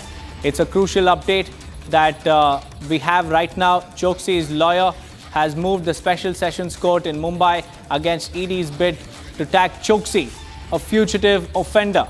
Now, the hearing in Choksi's arrest in Belgium will happen next in September now in the Belgium court. Soumya is joining us live. Soumya, help us understand the latest that's coming in. Mehul Choksi's lawyer has moved the Special Sessions Court in Mumbai and the next hearing is in the Belgium court in September. What more do we have? Yes, see, Deepak, these are two different situations in the Mehul Choksi case. One being ED has moved a bid to tag Mehul Choksi an economic fugitive offender. Now, against that, the lawyer representing Mehul Choksi's case, Vijay Agrawal, has now moved a plea against ED in the Mumbai's Special Sessions Court. A special judge under the PMLA Act and also the same judge designated under the Fugitive Act has moved this application in the Special Sessions Court. And now Vijay Agrawal, representing the case of Mehul Choksi, has argued against the ED's bid to tag Mehul Choksi a fugitive offender on two bases. One being that he did not run away from a country. He had proper clearances from the Mumbai police, and at that time his name was not, he was nowhere named in any of the FIRs, and he was not wanted anywhere. And the second situation that he has been arguing upon in this case is that it is not the case that he does not want to come back to India and to save himself from the prosecution. He went on to argue that given his kidnapping case and given his illness, he cannot be available here in India. However, he has put forward the option of representing before the authorities through via video conferencing, and went on to also argue that he is detained there in Belgium on the request put forward by the Indian authorities. So on what basis and what grounds are they asking to name his client Mehul Choksi a fugitive offender? Now we talk about his detention there in Belgium, which was made earlier this year in April. The next hearing is scheduled to take place in September. The exact date is yet to be confirmed. Right, Soumya, this move could be seen as a move to buy time and block ED's bid. But many thanks, Soumya, for joining us with those details. Let's now listen into that exclusive conversation that Republic had with Mehul Choksi's lawyer. They have filed one misconceived application to tag Mr. Mehul Choksi as a fugitive offender, because there are two requirements for terming a person as a fugitive. Either the person has run away from India to avoid the criminal prosecution. That criteria is not satisfied, because when my client left India, he had taken a clearance from Mumbai police and he was not wanted anywhere. Even the FIR was not registered. Second criteria is if he is abroad, then he is not returning in order to avoid criminal prosecution. Second criteria is not satisfied, because of that kidnapping attempt that happened on him, and then he was ill also. So he was, by the orders of the court, he was supposed to be staying in Antigua. And now, because after that his RCN was withdrawn by the Interpol, so then he moved to Belgium. And now that he has been arrested there, so if a person has been arrested, so how is he a fugitive? So a definition does not satisfy. So even earlier, because conceding all these arguments, ED was not successful. It has been years since ED has been trying this. But now, because of this recent development in Belgium, we have moved an application day before, stating that these proceedings should now be terminated, because the purpose of the Fugitive Act is that the person should be submitting to the jurisdiction of the court. Now, on the request of the investigating agencies, he is arrested. So how can you term as a fugitive here? Can you share the details where you have moved this play in Mumbai? And second, how does the detention of Mehul Choksi there in Belgium strengthens your case? This application has been moved before special judge. The special judge under PMLA is also designated as a special judge under the Fugitive Act. The judges are same, but though they call him different. So the same judge has to wear two hats, right? One is the special judge PMLA and the special judge Fugitive. And it doesn't just strengthen my case, it finishes the case of ED. Because they say that the man is not available. That is why he's been turned fugitive. Now, when on your request, the man is arrested away, 7 seas away, and then he's not being able to go anywhere because he's in detention on your request. So you are preventing him from moving anywhere. So how can he be a fugitive? So this is what the court will determine. So seeing our application, Mr. Beni Gaonkar appeared on behalf of ED and Ms. Kavita Patil. So they have taken time and they will respond to the application. Then the legal arguments will take place. The next date, I believe, is 18th July. Moving on, viewers, in a shocking expose, Republic Kannada has blown the lid off of a major scandal as far as the Karnataka caste census is concerned. Major lapses have been witnessed, have been exposed in the ongoing caste census. BBMP revenue staff were found pasting survey completed stickers on the homes without even interacting with the residents. And the survey, which is meant to collect accurate caste data, has allegedly been conducted without following any official protocols. All the protocols have been thrown to the wind, and you could see how the BBMP officials are seen pasting caste census complete stickers on the homes of Bengaluru. And this is a process that is meant to map the social realities of the state, now stands exposed as deeply flawed because none of these protocols have been followed.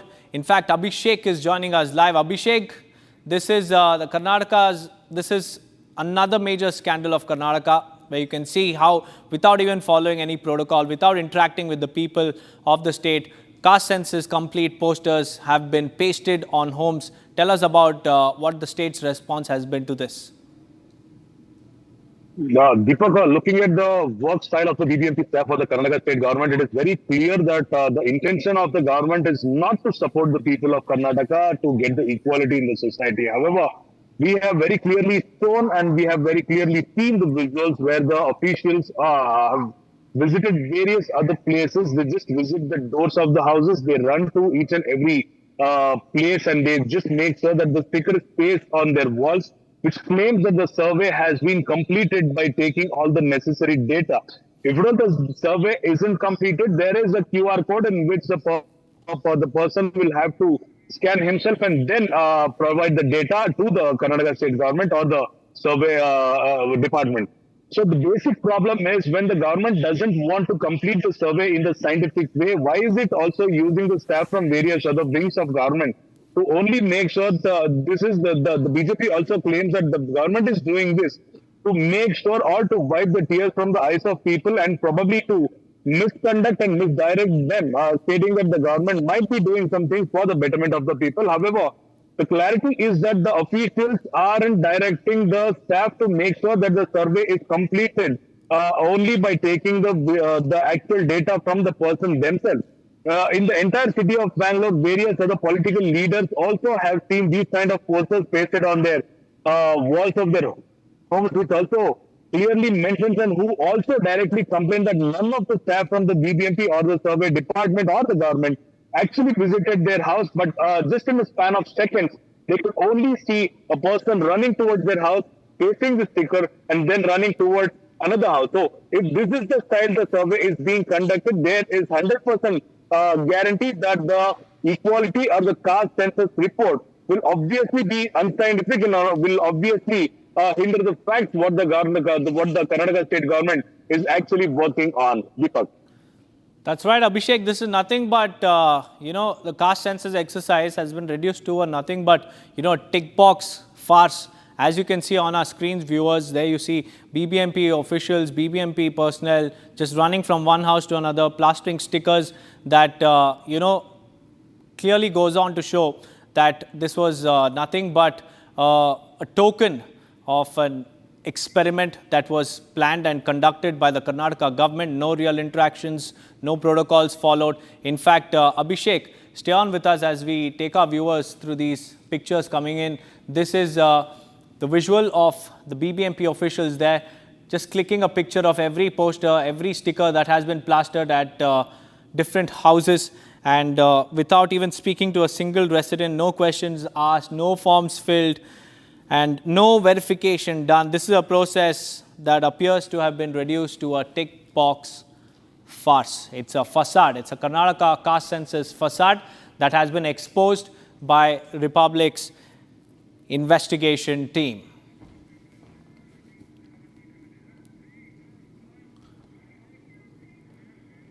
We have more breaking news coming in, viewers. General Secretary in charge of Karnataka, Randeep Surjewala, continued his series of meetings with the state's ruling party legislators for the second consecutive day today. And as part of the first phase of his one-on-one meetings with the MLAs for 3 days, Surjewala is slated to meet about 20 MLAs from Bengaluru City, Bengaluru Rural, Bengaluru South, Chamarajnagara, Mysuru district, and also from Dakshina Kannada and Kolar as well. So this is day 2 of Randeep Surjewala's one-on-one meetings with the MLAs from different districts, different constituencies, Bengaluru Rural, Bengaluru South, Chamarajnagara, Mysuru district, and even from Dakshina Kannada and Kolar as well. Abhishek, tell us about these meetings, because ever since Randeep Surjewala has landed in Bengaluru, his presence there has fueled speculations of chief ministerial change. Will we see a change in the top post of Karnataka? And also tell us about these one-on-one meetings. What do they signify? Well, Deepak, when the Karnataka state government was taken over by the Congress party 2 years ago, it was very clearly mentioned that the government will be following a format of T20 format, wherein CM Siddaramaiah and BCM DK Shivkumar will be sharing the chair of the post of CM for the 2.5 years consecutively. So the changes were supposed to happen in the month of November or December. However, there is a speculation stating that the followers of DCM DK Shivkumar are demanding that CM Siddaramaiah has to step down as soon as possible, and also DCM DK Shivkumar be elevated to the post of CM in the next couple of days. And also, we have been told, or we have been informed by various MLAs from the Congress party itself, that Randeep Surjewala is here to mention the changes of the position of CM Siddaramaiah in the next couple of days. And also, Iqbal Hussain very clearly mentioned at least 100 MLAs of Congress party who are in the ruling want the change of CM, because they wanted to see a person that caliber to run the state in the next couple of weeks is what Iqbal Hussain demands as of now. And after which, Randeep Singh Surjewala, who is in charge of Karnataka Pradesh Congress Committee and also who's looking after the Delhi portion of the Karnataka state government, he has mentioned that he will be collecting the opinion of all the sectors of MLAs from various other locations and various other Vidhan Sabha constituencies, and also he will be taking the message of the Karnataka state to the High Command, and they will have a discussion on when there will be a change in the government, is what he indirectly claims. Also, Satish Darkiholi and various other leaders, while reacting to the media, have mentioned that there will be a change in either the cabinet or the position of the chief minister in the month of October or November. However, some of the ministers also claim that there might be a very major reshuffle in the cabinet, which might not be related to the CM. So there is a speculation only that is happening in the state of Karnataka. We will have to see what CM Siddaramaiah and DCM DK Shivkumar will have to say about this. And also, we are waiting for updates from the AICC High Command as of now. Deepak. Right, Abhishek, High Command in the Congress needs to be defined, because Mallikarjun Kharge there, instead of addressing the rumors, has passed the buck saying the High Command will decide. So we have to wait and watch whether he's referring to the Gandhis, because there's a complete state of confusion in Karnataka. Nobody knows what's happening. There's meetings. MLAs are claiming DK should be the CM, and the future looks very bleak. But now what we're about to tell you, viewers, is for all of y'all who own vehicles which are above 15 years, because y'all won't get fuel at Delhi petrol pumps from today. And the decision has been taken to curb vehicular pollution. Delhi Police personnel and Transport Department have been deployed to ensure the implementation as well. Here's a ground report.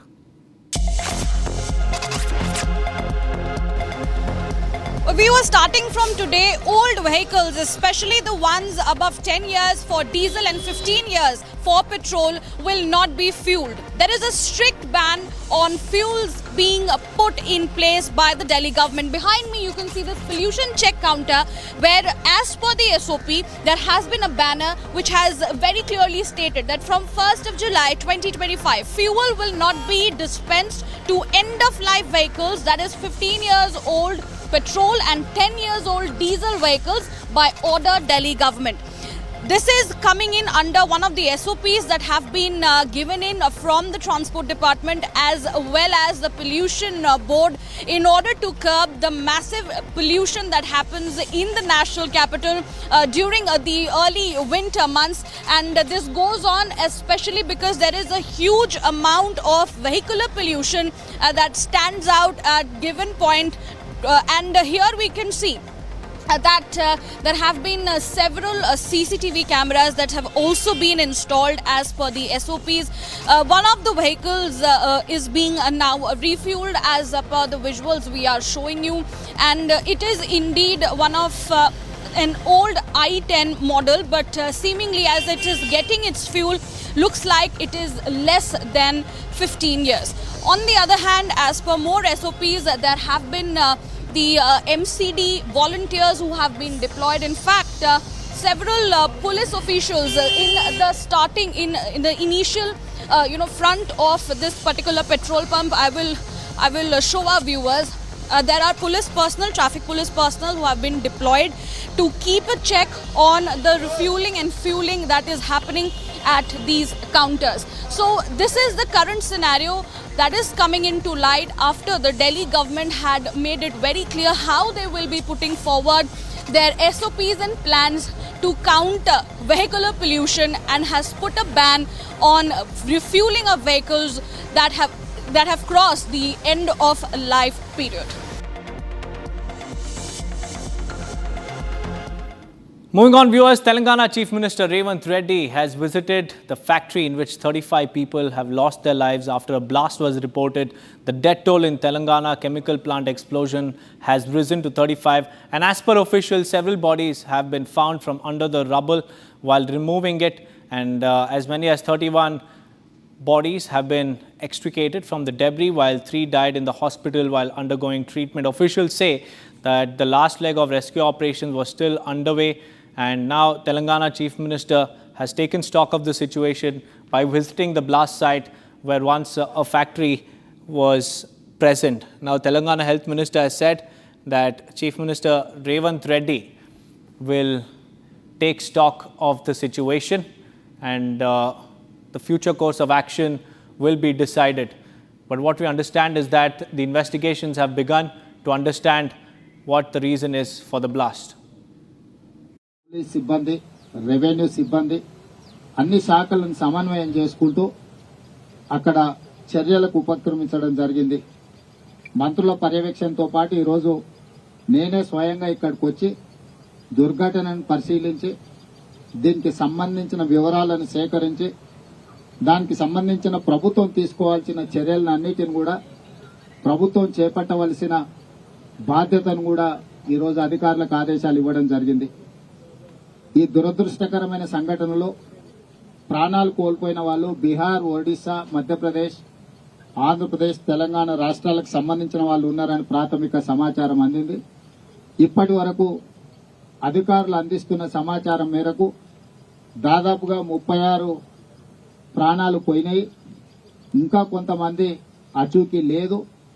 చాలా వరకు వివరాలను సేకరించే ప్రయత్నంలో అధికారులు. Well, that is Revanth Reddy saying that he personally visited the blast site. He's taken stock of the situation, and he has said that people who have lost their lives are from different states, not just of Telangana, and he has also said that relief will also be announced.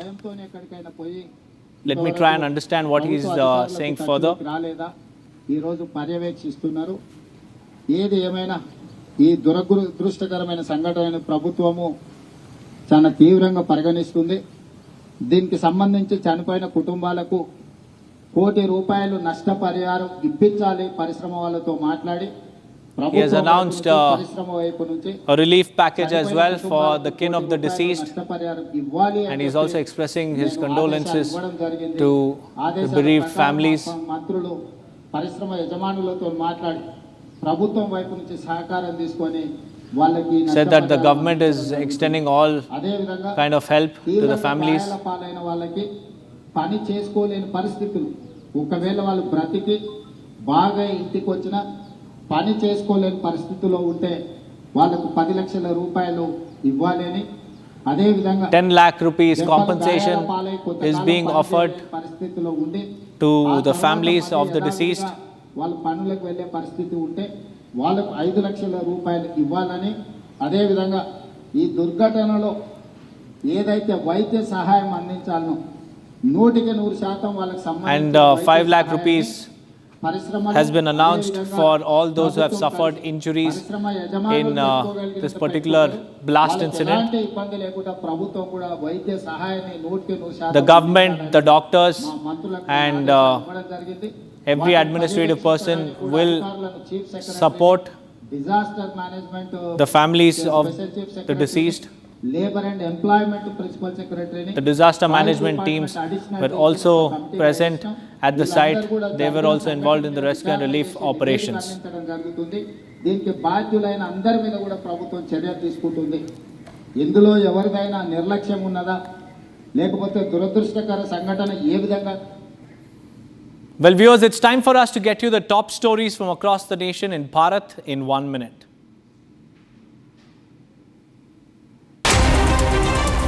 Bharat 1 Minute brought to you by Canara Bank. Together we can. Massive face-off over Waqf Act. BJP launches attack at Akhilesh Yadav calling for dumping of Waqf Amendment Act. BJP said that Indi bloc is pushing for Sharia constitution.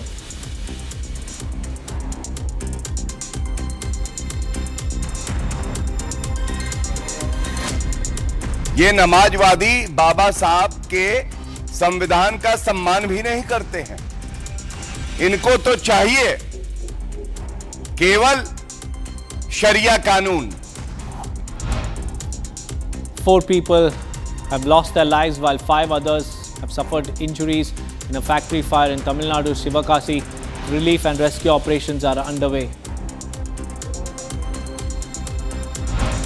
The BJP national leadership has appointed N. Ramachandra Rao as the president of Telangana State Unit, succeeding Union Minister G. Kishan Reddy.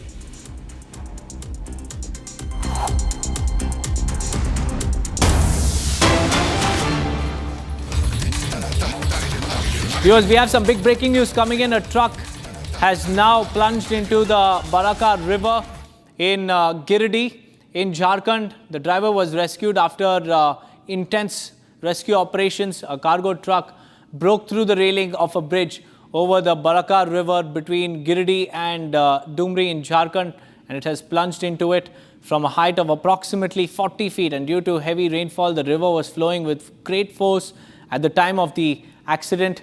There you can see, these are the pictures of the truck that veered off track and it fell, it plunged into the Baraka River in Jharkhand. Fortunately, the driver was rescued after a Herculean rescue operation was witnessed at the site.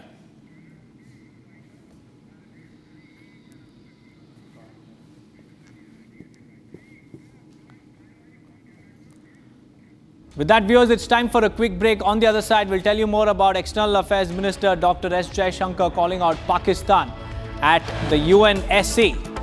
And along with that, we'll also tell you about 6 police personnel suspended after the alleged custodial death of Ajit Kumar in Tamil Nadu. Stay tuned for all the live and breaking news updates with Akanksha on the other side.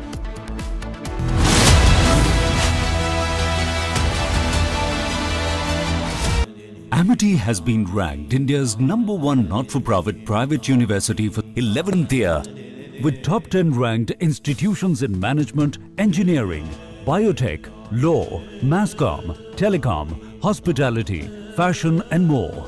Yet another top ranking for Amity University.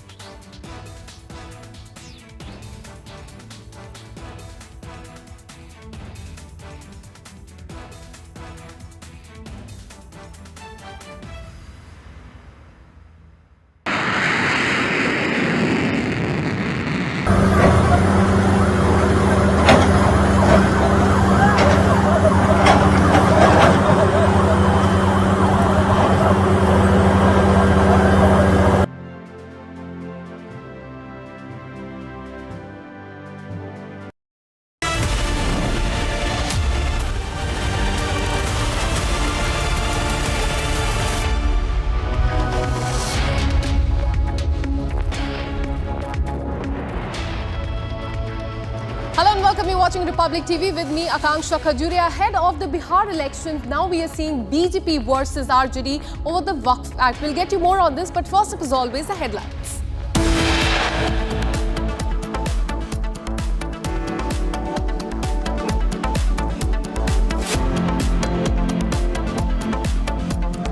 Huge setback for Siddaramaiah government in Karnataka. Chinnaswamy Stadium stampede case. CAT has stayed IPS officer Vikas Kumar Singh's suspension order.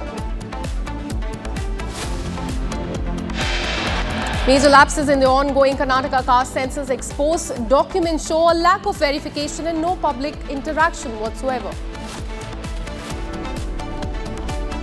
5 people have died. 4 people have died and 5 injured after explosion at a firework factory in Tamil Nadu.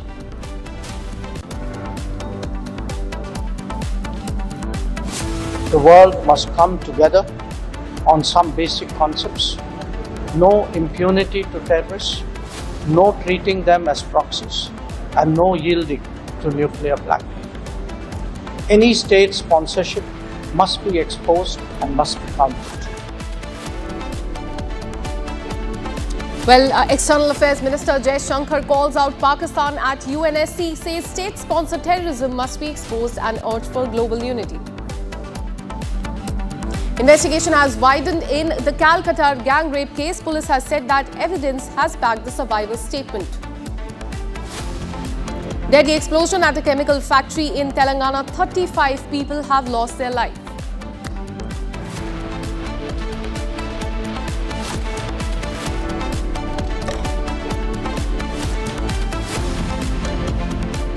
Let's get you updates as far as the stampede in Karnataka is concerned. Remember, on June 3rd, a stampede took place there. In a significant development, what we're learning is that the Central Administrative Tribunal has issued a crucial order regarding the suspension of Additional Commissioner of Police, Vikas Kumar. He was in fact linked to the Chinnaswamy Stadium stampede. And remember, the Karnataka government had suspended him and other IPS officers 2 days after the incident, holding them responsible for the incident. They did not take the responsibility, but these IPS officers were made the scapegoat as far as that entire incident is concerned. However, CAT has now quashed Vikas Kumar's suspension, delivering a major setback and embarrassment to the state of Karnataka. In fact, we are showing the visuals of the stampede that took place on June 3rd last month. And 2 days after that, we saw a series of suspension by the Karnataka government. They themselves did not take the responsibility or accountability of this deadly stampede, but they suspended a lot of IPS officers, a lot of senior police officers as well, and one of them was the IPS officer Vikas Singh, who was suspended, and now his suspension has been quashed. Let me go across to my colleague Abhishek, who continues to track this story very closely. Abhishek, this is huge embarrassment for the state of Karnataka and the Karnataka government. They had suspended this police officer. Now the suspension has been revoked. What has the CAT said while revoking this suspension? Give us more details. Well, Vikas Kumar, when he questioned the decision of the Karnataka state government with the Central Administrative Tribunal, who has been appointed by the union government towards the Karnataka state for the service, we had clearly seen that the Karnataka state government had to take the responsibility of the stampede. However, it had made sure that the top cops of the Bengaluru and the region were made a scapegoat in the issue where the stampede happened, and also the government very clearly shifted the focus on the Karnataka state police to make sure that the people of Karnataka believe that the government had taken necessary steps to make sure that the situation wouldn't go out of hand. And as a result of that, Vikas Kumar had also administrative tribunal demanding that the Karnataka state government re-invoke the suspension. So the CAT has asked the Karnataka state government to revoke the suspension and also has asked the causes as to reason as why he was suspended. The government is yet to respond as of now. Back to you. Absolutely major embarrassment for the Karnataka government there after the suspension of the IPS officer.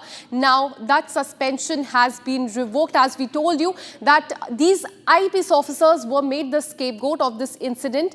Thank you so much, Abhishek. In fact, stay on with us. We have another breaking news coming in from the state of Karnataka. We are learning that the Congress leader Priyank Kharge, who is the son of Congress President Mallikarjun Kharge, says that there is no talk of change in Karnataka Chief Minister, and his statement comes at a point when there has been speculation about the political shake-up in the state of Karnataka. Yesterday we saw the Chief Minister and the Deputy Chief Minister hug it out and shake hands to dispel the rumours of any shake-up in the state of Karnataka. But after that, several statements coming to the fore by the legislators there, saying that DKS, who is the current Deputy Chief Minister, should be made the Chief Minister of the state.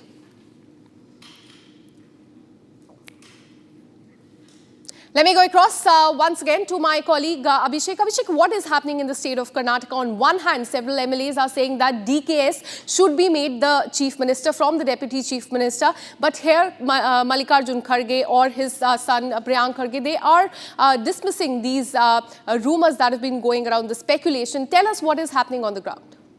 Well, it is very clear that the High Command and the Karnataka State Congress isn't running hand in hand. And this is very evidently seen because when speaking to the media, we have seen various other ministers and various other MLAs from the Congress government claiming that DCM DK Shivkumar will be elevated to the post of the Chief Minister of Karnataka in the next couple of months, whereas CM Siddaramaiah will have to step down from his position. Very clearly mentioning one person's name is Iqbal Hussain, who on various other occasions has mentioned that DCM DK Shivkumar is such an eminent leader and he will be considered to the position of Chief Minister of Karnataka in the next couple of days. Whereas Satish Charkioli, while speaking to the media, had mentioned there might be some of the changes in the cabinet in the next couple of days. However, nothing soon will happen is what he had claimed. And on the other hand, K.N. Rajanna had indicated that there will be a major change in the political setup of Karnataka in the month of August. On the other hand, we have seen Priyank Kharge, who is the son of AICC President Mallikarjun Kharge,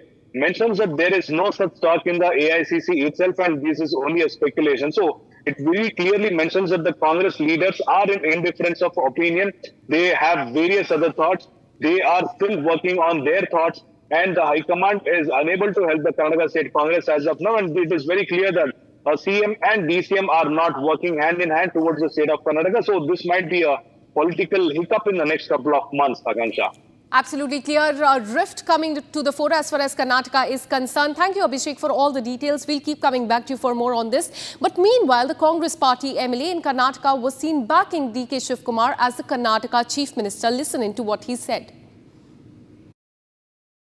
ನಾನೊಬ್ಬನೇ ಅಲ್ಲ ರೀ, ನಾನೊಬ್ಬನೇ ಅಲ್ಲ, ಸಾಕಷ್ಟು ಜನ MLAಗಳು, ಸುಮಾರು 100ಕ್ಕೂ ಹೆಚ್ಚು MLAಗಳೆಲ್ಲರೂ ಕೂಡ ಒಂದು ಬದಲಾವಣೆ ಬೇಕು ಅಂಥೇಳಿ ನಿರೀಕ್ಷೆಯಲ್ಲಿ ಇದ್ದಾರೆ. ನಾನೊಬ್ಬನೇ ಅಲ್ಲ, ಸಾಕಷ್ಟು ಜನ ಶಾಸಕರೆಲ್ಲರೂ ಒಂದು ಒಳ್ಳೆ ಆಡಳಿತ ಬೇಕು, ಅವ್ರಿಗೊಂದು ಅವಕಾಶ ಕೊಡಬೇಕು. ಅವರು ಶ್ರಮ ಪಟ್ಟಿದ್ದಾರೆ, ಅವರು ಹೋರಾಟ ಮಾಡಿದ್ದಾರೆ, ಪಕ್ಷ ಸಂಘಟನೆ ಮಾಡಿದ್ದಾರೆ. ಆವತ್ತು ಇದ್ದಂಥ ಸನ್ನಿವೇಶ, ಅವರಿಗೆ ಕೊಟ್ಟಂಥ KPCC ಅಧ್ಯಕ್ಷರಾದಂಥ ಸಂದರ್ಭದಲ್ಲಿ ಇದ್ದಂಥ ಪರಿಸ್ಥಿತಿ ಯಾವ ರೀತಿ ಇತ್ತು, ಪಕ್ಷ ಇವತ್ತು ಯಾವ ರೀತಿ ಪಕ್ಷ ಸಂಘಟನೆ ಆಗಿದೆ, ಎಷ್ಟು ಶಕ್ತಿ ಬಲವಾಗಿ ಎಷ್ಟು ರೀತಿಯಲ್ಲಿ ಬೆಳೆದಿದೆ, ಎಷ್ಟು ಎತ್ತರಕ್ಕೆ ಬೆಳೆದಿದೆ. Now shifting our focus to the southern state of Telangana, death toll in the chemical blast in a factory has risen to 36 is what we are learning. Remember, there's been a chemical blast, a huge explosion in a chemical factory in Telangana earlier today. The chief minister was there at the spot to take stock of the situation. But unfortunately, 36 people have lost their lives. In fact, what we're learning is that the rescue operation is currently underway and they are trying to locate more and more bodies at the site. There you can see in the visuals, that is Telangana Chief Minister Revanth Reddy, who took stock of the situation. He was at that spot, but he also hinted at the laxity and also saying that the top management of this company, the chemical factory, they did not come to the spot even after 24 hours after the incident. That's a shocking statement that has come to the fore. No top management employee has come to this spot, but there you can see the Chief Minister taking stock of the situation right there. But unfortunately, 36 people have lost their lives in Telangana.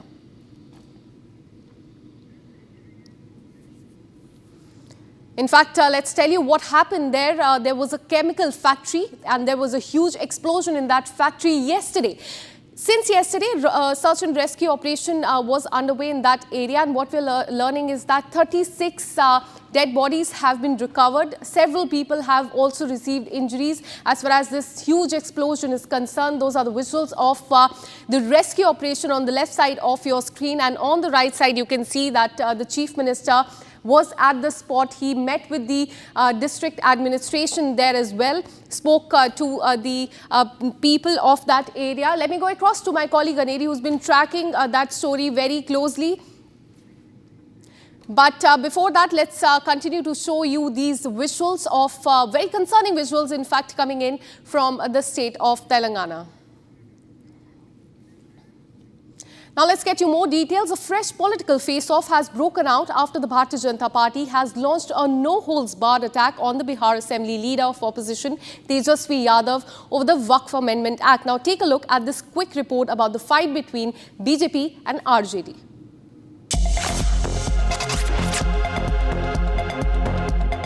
Ahead of the 2025 Bihar Assembly elections, a fresh political face-off has broken out between the RJD and BJP over the Waqf Amendment Act.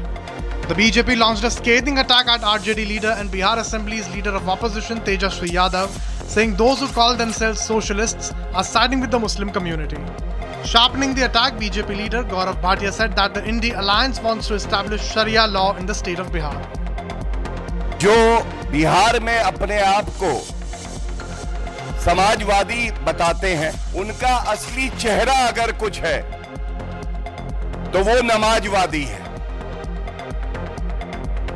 ये नमाजवादी बाबा साहब का संविधान नहीं चाहते हैं। ये नमाजवादी बाबा साहब के संविधान का सम्मान भी नहीं करते हैं। इनको तो चाहिए केवल शरिया कानून, इनको चाहिए हलाला। इनकी समझ है कि केवल एक धर्म विशेष का सशक्तिकरण होगा, और जो आदरणीय प्रधानमंत्री श्री नरेंद्र मोदी जी की सोच है कि दलित, महिला, पिछड़ा समाज, इसका सशक्तिकरण हो, इसका नाश करने के लिए कोई आगे आ रहा है तो ये कहना गलत नहीं होगा वो आरजेडी और तेजस्वी यादव है। तो मैं इस मंच से इतना जरूर कहना चाहूंगा कि आप शरिया शरिया शरिया करो और भारतीय जनता पार्टी संविधान संविधान संविधान की बात करेगी। Let's now take you to the state of Tamil Nadu. We have a reaction coming in from DMK and the Chief Minister of Tamil Nadu in connection with the custodial death of a security guard of a temple. Remember, his name is Ajit Kumar in Sivaganga district. Now, the Chief Minister M.K. Stalin has said, and I quote, "We have already taken action. Action against the high officials has already been taken today." This is what the Chief Minister has said. Remember, earlier today, 6 police officers were suspended, sacked as far as this case is concerned. Now, the Chief Minister has broken his silence and he has said that we have already taken silence. Now, it remains to be seen what the opposition parties have to say about this comment that has come as far as this custodial death is concerned. Let me go across to my colleague Sarda, who continues to track this story very closely. Sarda, now the Chief Minister has finally broken his silence. He has said that action has been taken. 6 people have been suspended. But many are asking, is that enough? There are reports of a custodial death in Tamil Nadu. Give us more details. Well, M.K. Stalin started his campaign for the 2026 elections today, and speaking at the press meet, he said, while questioned about the custodial death, he said that he had a high official meeting with the law and order officials of the state of Tamil Nadu, which includes the police officials as well, and that they had taken immediate charges, and that's what the DMK leader claims. However, while it was questioned that why the action was taken after 2 days, he claimed that the investigations was going on, and that's the reason that the government did not take any action at that moment and was waiting for a detailed inquiry, following which now 5 police officials have been arrested, 6 have been suspended, and also the SP of that particular district is kept under compulsory wait list by the DGP of the police to check if the following persons are also involved in this particular assault. Also, this custody death happened, which is the 25th under the DMK's era of this in the last 4 years under MK Stalin. However, the Chief Minister denied to answer that particular question while he met the press today. Absolutely. This is as far as the comment by the Chief Minister is concerned. There's been a custodial death in the state of Tamil Nadu. Thank you, Sarda, for all the details. We'll keep coming back to you for more on this story. Now, shifting our focus to Jammu and Kashmir, hundreds of devotees have reached the base camp as the Amarnath Yatra is set to begin from July 3rd. Now, multi-layer security arrangements are set in place at the base camp, that is in Baltal and at Pahalgam of the Amarnath Yatra. Pilgrims are now being allowed to move inside the base camps as well. Our colleagues Gursimrat and Zeenat bring us these ground reports. Have a look. Amarnath Yatra begins on the July 3rd and we are seeing the Yatris have started arriving here at the Yatra Bhavan. Right now we are reporting from Srinagar's Yatra Bhavan and my VJ Firdaus is showing you the visuals from the camp, the Bhavan, where you say their baggage is being scanned. Those people who are taking the entry inside the Bhavan, there first of all the security apparatus that they see here is the baggage scanner. You have to scan your baggage before you go inside, then you see the security arrangements, the kind of traffic police is there, the municipality is managing, the Amarnath Shrine Board is entirely managing the entire Yatra. Then we are seeing the support is coming from the Jammu and Kashmir Police, Army as well as CRPF. This time the technology has added a booster shot in the arms of the Joint Security Forces. The technology is being used like the face recognition devices. This is for those elements, those who have the bad history, their face will immediately get recognized and it will alert the security forces. Meanwhile, quick reaction teams are there. The commando vehicles that can be seen on the highway. In fact, the CRPF is there, ITBP is also there because ITBP plays an important role when it comes to the mountain range, and these Yatris will be taking the route of this, the treacherous route for where they require help. Meanwhile, we are seeing the medical facilities also being arranged, and then you see the 100-bedded hospitals. One is at the Baltal and another is at the Pahalgam. Meanwhile, you see the security that has been beefed up here because the Yatris have started arriving here. Amarnath Yatra to begin on the 3rd of July and we see the high security measures on Baltal as well as Pahalgam access. To know more about the security grid on the ground, I'm joined by IG Kashmir, VK Bhridi. Thank you so much for talking to Republic. Sir, how do you see the security arrangement? Because this is the last leg of preparations, I believe. As you are aware, within few days the Sri Amarnath Ji Yatra is getting commenced and lot of devotees would come to pay visit to the holy cave. So in that aspect, Jammu Kashmir Police has made very elaborate arrangement this time, and after taking feedbacks and observation of last year and in between time, all those things have been incorporated in those security arrangements.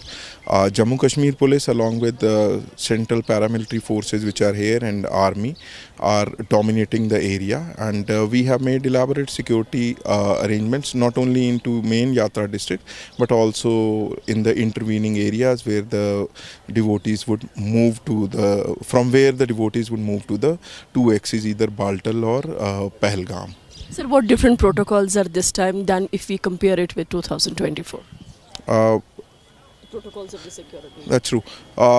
We have made multi-tier arrangements and very in-depth deployments. So I would not like to reveal what are these, but still we have done a very multi-tiered arrangement and very in-depth corridor protections to the area so that we can take care, we have more control of those two axes. So this time we are seeing that the technology has been added as a booster shot in the arms of the forces. Would you like to talk about the technologies that has been implemented now? Certainly, mostly in policing, technology helps, and this time we have started with one FRS system.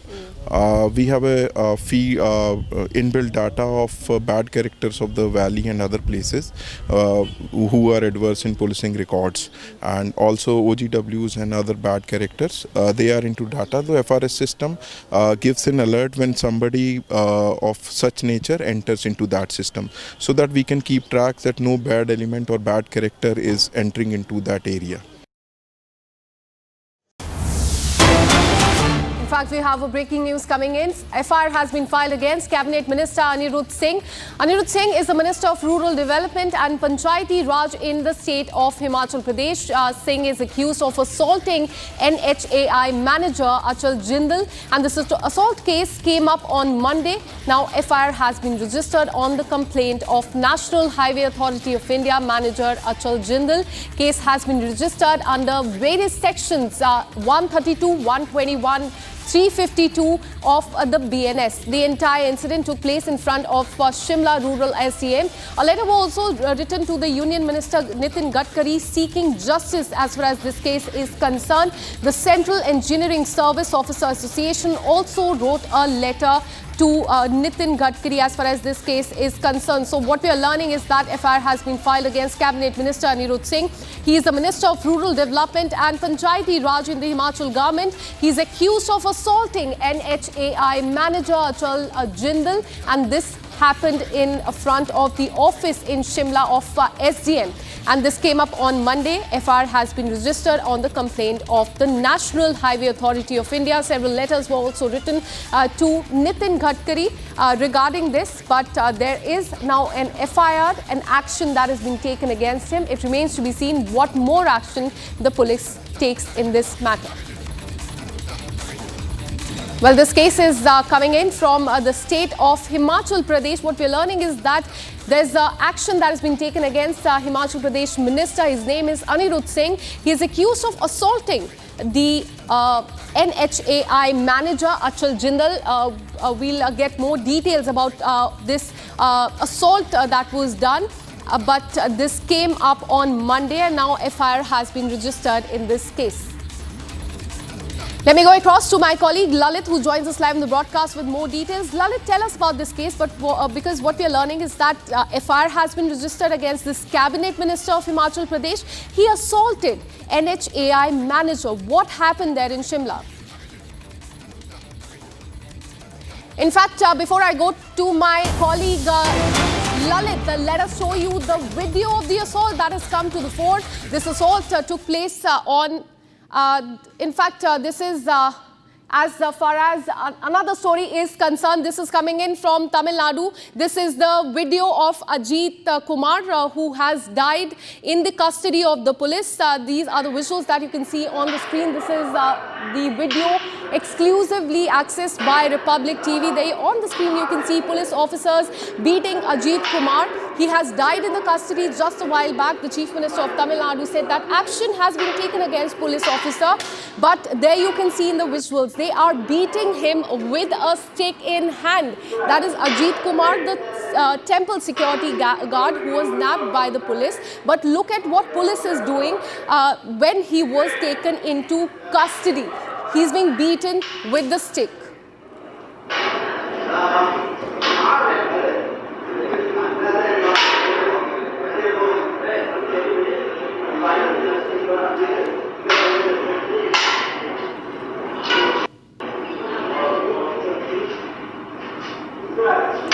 Let me go across to my colleague Sarda, who continues to track this story very closely. Sarda, a very shocking video has come to the fore as far as the custodial torture of Ajit Kumar is concerned. We can clearly see in the visuals he's being beaten up with a stick by this police officer.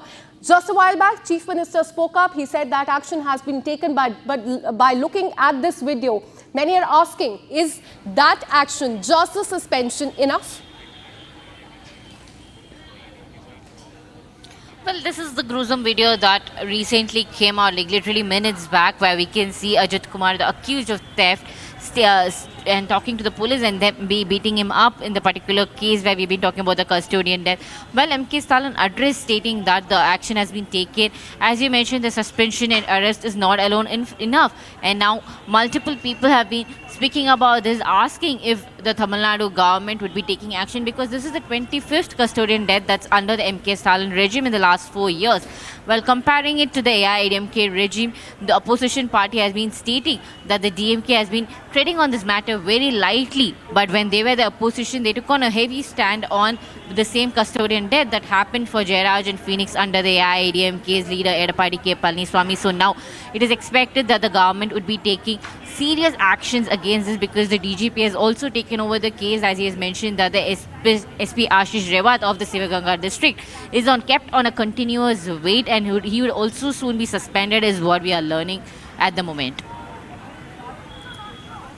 Absolutely, Sarda. In fact, very concerning visuals are coming to the fore from Tamil Nadu. We can see in the visuals how the man is being beaten by the police officers right there. Let me go across to national spokesperson of AIADMK, Kovai Satyan. Sir, thank you for speaking to Republic TV. Very gruesome video of this assault has come to the fore. Custodial torture of Ajit Kumar. He has died in the custody of police. But Chief Minister says that action has been taken. Is this action enough? First place, your video proves the allegation made by us that this is not a custodial death, this is a custodial murder. And this is not the first murder under this incompetent MK cell. This is the 25th such murder. Earlier such scenarios, it will be referred to CBCID and people will be placed under suspension, and after a few months they will be inducted back. This is what the scenario is. Stalin should hang his head in shame for making a statement that he has taken the action. There is no transparency. Everybody in Tamil Nadu knows there is an SP called Balveer Singh. He used to plug the teeth of the people who come there for an inquiry. He was suspended. Now he is reinstated. In the first place, they had the audacity to call somebody for an inquiry without an FIR. And the people who inquired him were not from that station limits, police station limits. They are from elsewhere. They hopped him on a vehicle, roamed around the city at different locations, beat him, thrashed him. 18 wounds are being found out based on the post-mortem report. And there is a pressure on his neck. There are pressure marks on his neck. This indicates that it's a murder. It's a cold-blooded murder.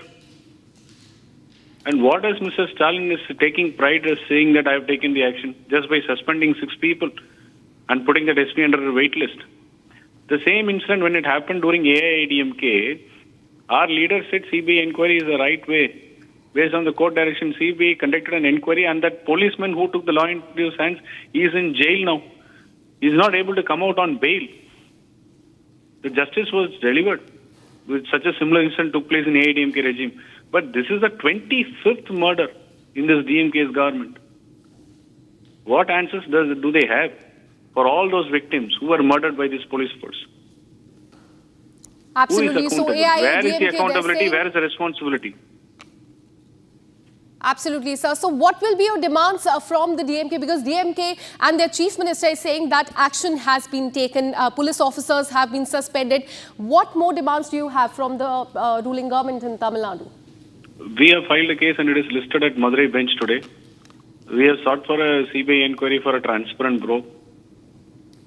There are still many questions which are not answered. Who is the person who had put pressure on the police force to act against this person? So we need to know who is the real person behind this entire episode and scenario. The CBI probe will bring in more transparency and it will deliver justice. That's our demand. So we'll wait for the court's outcome. Absolutely. So AIADMK, they're saying that this is not a custodial torture. There's a custodial murder that you can see on the screen there. Police officers beating up the temple security guard.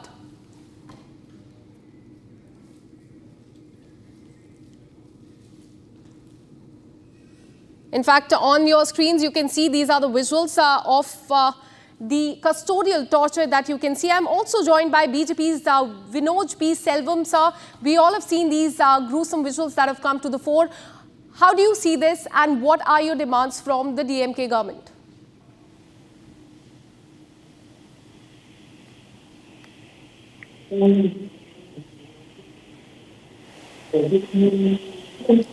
Sir, can you hear me?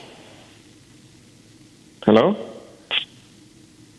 Yes, sir. So, sir, we have seen this gruesome visuals come to the fore, the video evidence of the custodial torture. AIADMK says that this is a custodial murder. How do you see this video and what will be your demand from the DMK government?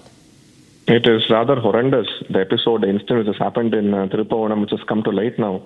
A person who has been accused of a theft and it has not even been proven, being beaten up by policemen who are not in the uniforms, and a man who was begging for water being beaten to death in the custody. And this is not the first death in Tamil Nadu. It happens to be the 24th time a man has died in custody ever since the DMK came to power. And it's rather unfortunate that we have one more year of this government to go. And the police who directly come under the Chief Minister has not spoken about this incident yet. And, if he has taken custodial death seriously, 24 deaths wouldn't have happened so far. The DMK, which calls themselves the beacon of social justice, has not delivered any justice to the people of Tamil Nadu. People who are selling cocaine and committing gang rapes are going scot-free, whereas, people who have been accused of small petty crimes are being subject to custodial death. And in fact, the ADMK is right in calling this a custodial murder. The BJP state president today has written to the National Human Rights Commission to take up with the matter suo moto and find out every single person responsible for this death, and every individual who is trying to shield in this incident has to be brought to light, and very severe action will be taken. And the BJP stands by the family of the victim, Ajit Kumar, who has been deceased in this particular incident. Absolutely, sir. And just a while back, the Chief Minister also broke his silence. He said that action has been taken against the police officer. But do you think action is enough in this case? Because what we can see in the visuals is that he's being beaten with stick in the custody of the police. They're not supposed to beat him up. That is for interrogation. How do you see this? The Chief Minister, who is also the Minister for Home, under which the police have to come, in all his consciousness, should resign.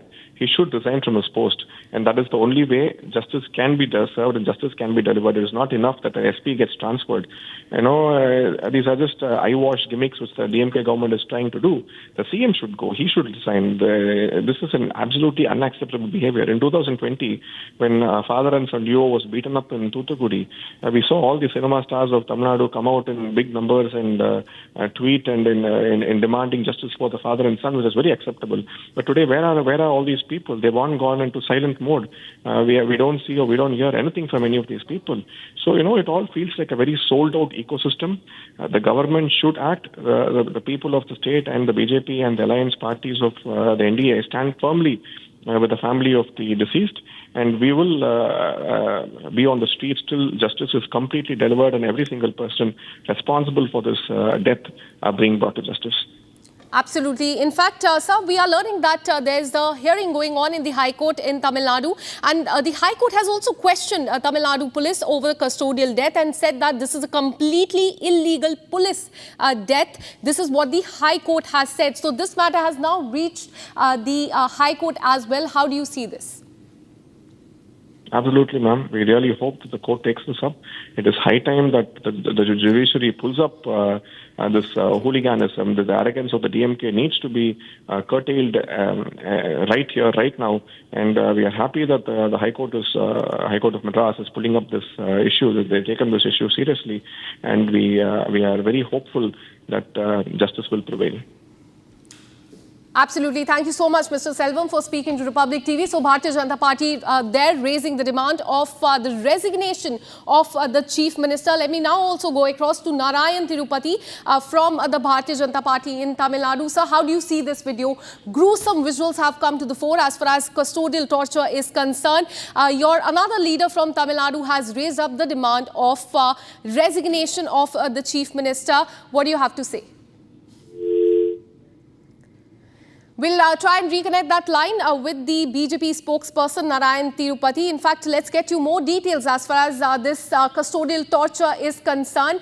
High Court has intervened. In fact, this matter has reached the High Court, Madurai High Court, which has questioned the Tamil Nadu police over the custodial death. It has come down heavily on the Tamil Nadu custodial death and on the police officers as well, and has stated, and I quote, "Why have you transferred and not suspended the SP of that area? This was completely illegal police death," is what the High Court has also said, that this is the police death case. Similarly, what the opposition parties in Tamil Nadu have been saying, that this is not custodial torture but a custodial murder of this temple worker. His name was Ajit Singh. He was sent to police custody, and there in the visuals you can see in police custody the police officers were supposed to question him, but instead he's being beaten with stick by these police personnel. Just while back, the Chief Minister of Tamil Nadu also spoke up. He broke his silence and said that action has been taken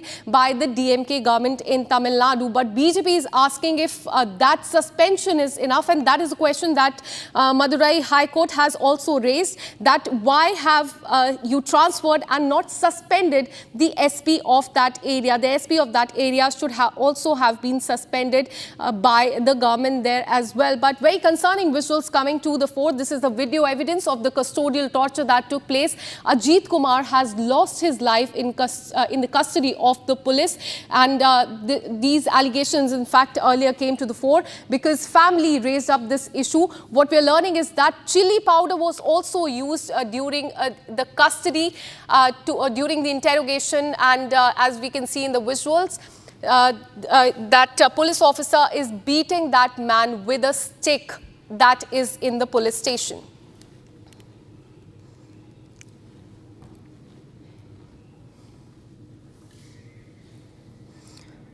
And this matter has also reached the High Court of the state, which has questioned the Tamil Nadu police over the custodial death.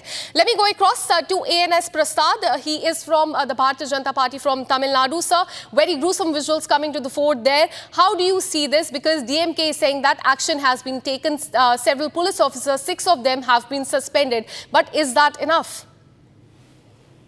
The brutal killing of Ajit Kumar, the young man taken to Trivandrum police station for questioning is deeply disturbing.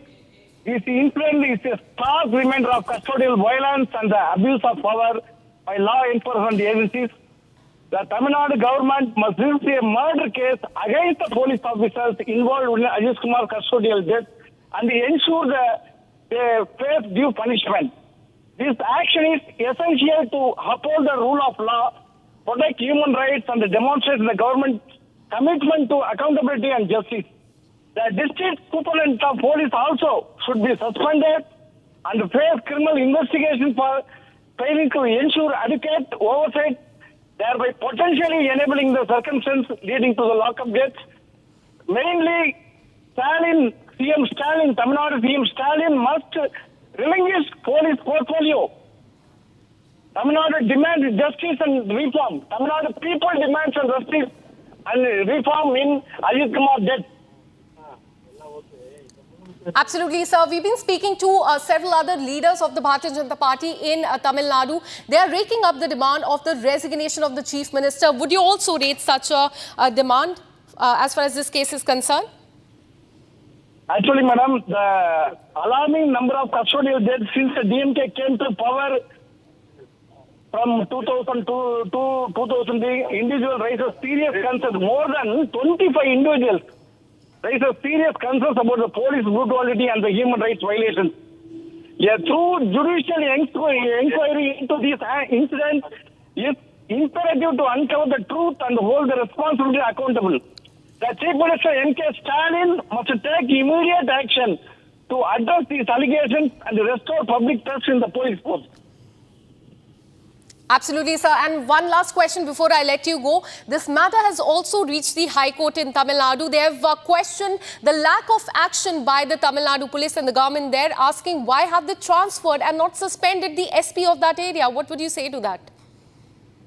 Actually, the Tamil Nadu High Court has given some serious, asking some serious questions about this brutal killing of Ajit Kumar. We hope within very short period, all the police officers will be punished through the court. Or the High Court has taken this issue very seriously. Absolutely. So what the Bharatiya Janata Party leaders in Tamil Nadu are saying that this is not a custodial torture but a custodial murder. Let me now go across to Tamil Nadu BJP leader Tamilisai Soundarajan. Thank you for speaking to Republic TV. Ma'am, how do you see this visual that we can see on the screen, custodial torture of the temple worker in Tamil Nadu? Chief Minister says that action has been taken. 6 police officers have been suspended, but is that enough? So how it can be enough? It's very disheartening to not the video, but to see the place where he was assaulted itself yesterday. It was so disheartening to see that place, the amount of torture he could have experienced by seeing the place itself. So who gave the right? Who gave that right to assault that person without taking him with a legal route and violating all the legal protocols? Who gave him this confidence of doing this? So only we are alleging because of the DMK leaders could have given verbal command, so that why the police is acting so furiously? Are they acting like this for each and every theft complaint which they get? But it's not like that. Why they want to do this? So it's very disheartening, and just like that the CM cannot wash his hands. During the ADMK period, for one custodial that he was jumping like anything, he was making it as a pan-Tamil Nadu emotional issue. But now he is saying, oh, we have taken action. But when did they take action? Only after the media reported, only after the opposition leaders gave a big voice, they have done it. The Chief Minister is responsible for the home affairs. How can, this is the 25th death, custodial death. Even in the previous death, there was no inquiries, there was no any punishments. Just like the suspension of some officers, even the court has commented on this. So it is very disheartening, and the DMK government should take responsible for this. And the Ajit Kumar should get justice. The family is now threatened. So what is happening in Tamil Nadu? Nobody is safe. Absolutely, ma'am. And this High Court has also questioned police on the lack of action as far as this case is concerned. What will be your demand from the DMK government in Tamil Nadu? No, first of all the officers, not suspension, this drama. First, it should be taken as a murder case. So what is the punishment for murder? It should be happen to those people who are involved in this. And first of all, the Chief Minister should take responsibility. He just cannot show his hands towards the officers. When it was the ADMK government, he was pinpointing only Chief Minister. But now how can say, no, officers will handle with high-handedness? No, it is not correct. The Chief Minister should have a personal responsibility for this atrocity which happened in Tamil Nadu. And he should resign, actually, because he is handling the home affairs.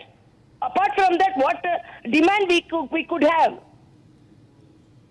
Absolutely. So, in fact, there's a chorus for the resignation of the Chief Minister is what the Bharatiya Janata Party is saying. But, ma'am, how do you see the way the DMK government in Tamil Nadu handled the entire situation in the last 2 days? How do you see that? No, they are very, very relaxed and reluctant, and they want to.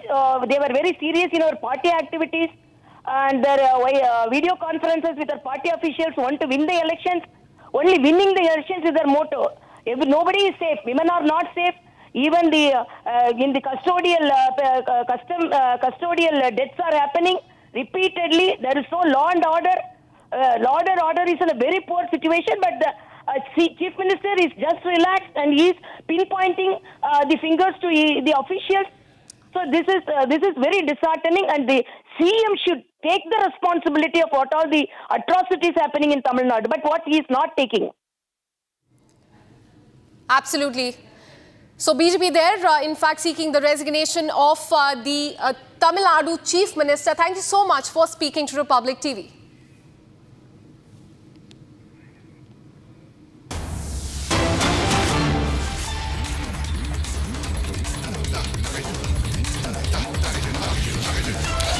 FIR against Cabinet Minister Anirudh Singh. Anirudh Singh, ladies and gentlemen, is the Minister of Rural Development and Panchayati Raj in Himachal Pradesh government. Now, Anirudh Singh has been accused of assaulting NHAI manager Achal Jindal. Now, this assault case, viewers, came up on Monday. The FIR was registered on the complaint of National Highway Authority of India India manager Achal Jindal. Now, that's the case that has been registered under sections 132, 121, 1, 352, 126, 2 and 3.5 of the BNS. The entire incident took place in front of the Shimla Rural SDM. In fact, ladies and gentlemen, a letter was also written to Union Minister Nitin Gadkari seeking justice. Now, the Central Engineering Service officers have also wrote a letter to Gadkari. They have in fact taken cognizance of the this brutal assault in Shimla. The NHAI Engineers Association has issued a directive, in fact, to the entire highway fraternity.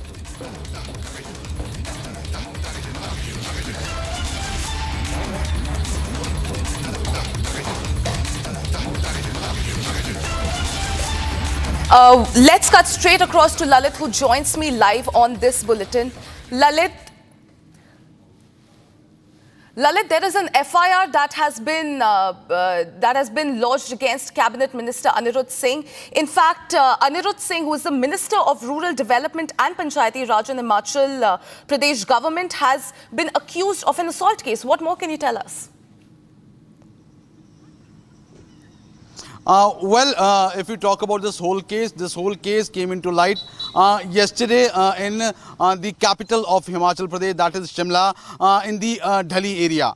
Yesterday, a 5-story building collapsed there in the morning, and when the officials of NHAI and the Cabinet Minister Anirudh Singh went there as the building collapsed there, so there were allegations on the National Highway NHAI officer. So regarding that, this whole argument started, which finally resulted into assault. So there are allegations that the NHAI officer Achal Jindal was being assaulted by the Cabinet Minister of Himachal Pradesh, Mr. Anirudh Singh. And now regarding that, a complaint was being filed in the Dhali police station, and now a FIR has been registered against Anirudh Singh, the Cabinet Minister.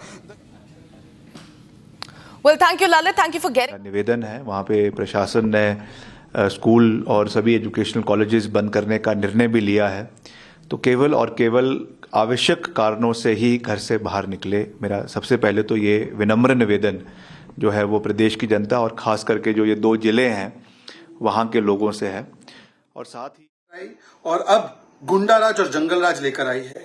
Himachal Pradesh के ही मंत्री अनिरुद्ध सिंह ने जिस प्रकार से NHAI के एक officer, एक engineer पर हमला किया है, एनएचएआई इंजीनियर्स एसोसिएशन ने इस मामले को सामने लाते हुए बताया है कि कैसे अब वो ऑफिसर अस्पताल में है, उसे गंभीर चोटें आई हैं, उस पर घड़े के साथ हमला किया गया, उसके सर को फोड़ दिया गया, उसके साथ गाली गलौज और अभद्रता की गई, और ये करने वाले मंत्री जी स्वयं थे और एसडीएम और बाकी अफसरों की मौजूदगी में किया गया, किसी ने रोका नहीं।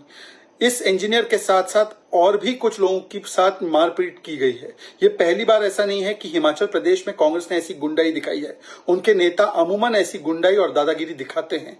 एक पुलिस ऑफिसर को इसलिए तबादला कर दिया गया क्योंकि उन्होंने एमएलए की बीवी के खिलाफ कानूनी कार्रवाई की थी। ये हाल हो चुका है हिमाचल प्रदेश का जब से कांग्रेस आई है। एक तो लूट और महंगाई, और दूसरा जंगलराज और गुंडाराज, जिसको पूरी तरह से बल देने का काम हिमाचल प्रदेश के मंत्री और सरकार के लोग ही कर रहे हैं, कांग्रेस पार्टी कर रही है। क्या ये मोहब्बत की दुकान है? राहुल गांधी जी, क्या इस मंत्री पर कार्रवाई होगी? क्या इस मंत्री को बर्खास्त किया जाएगा, हाँ या ना?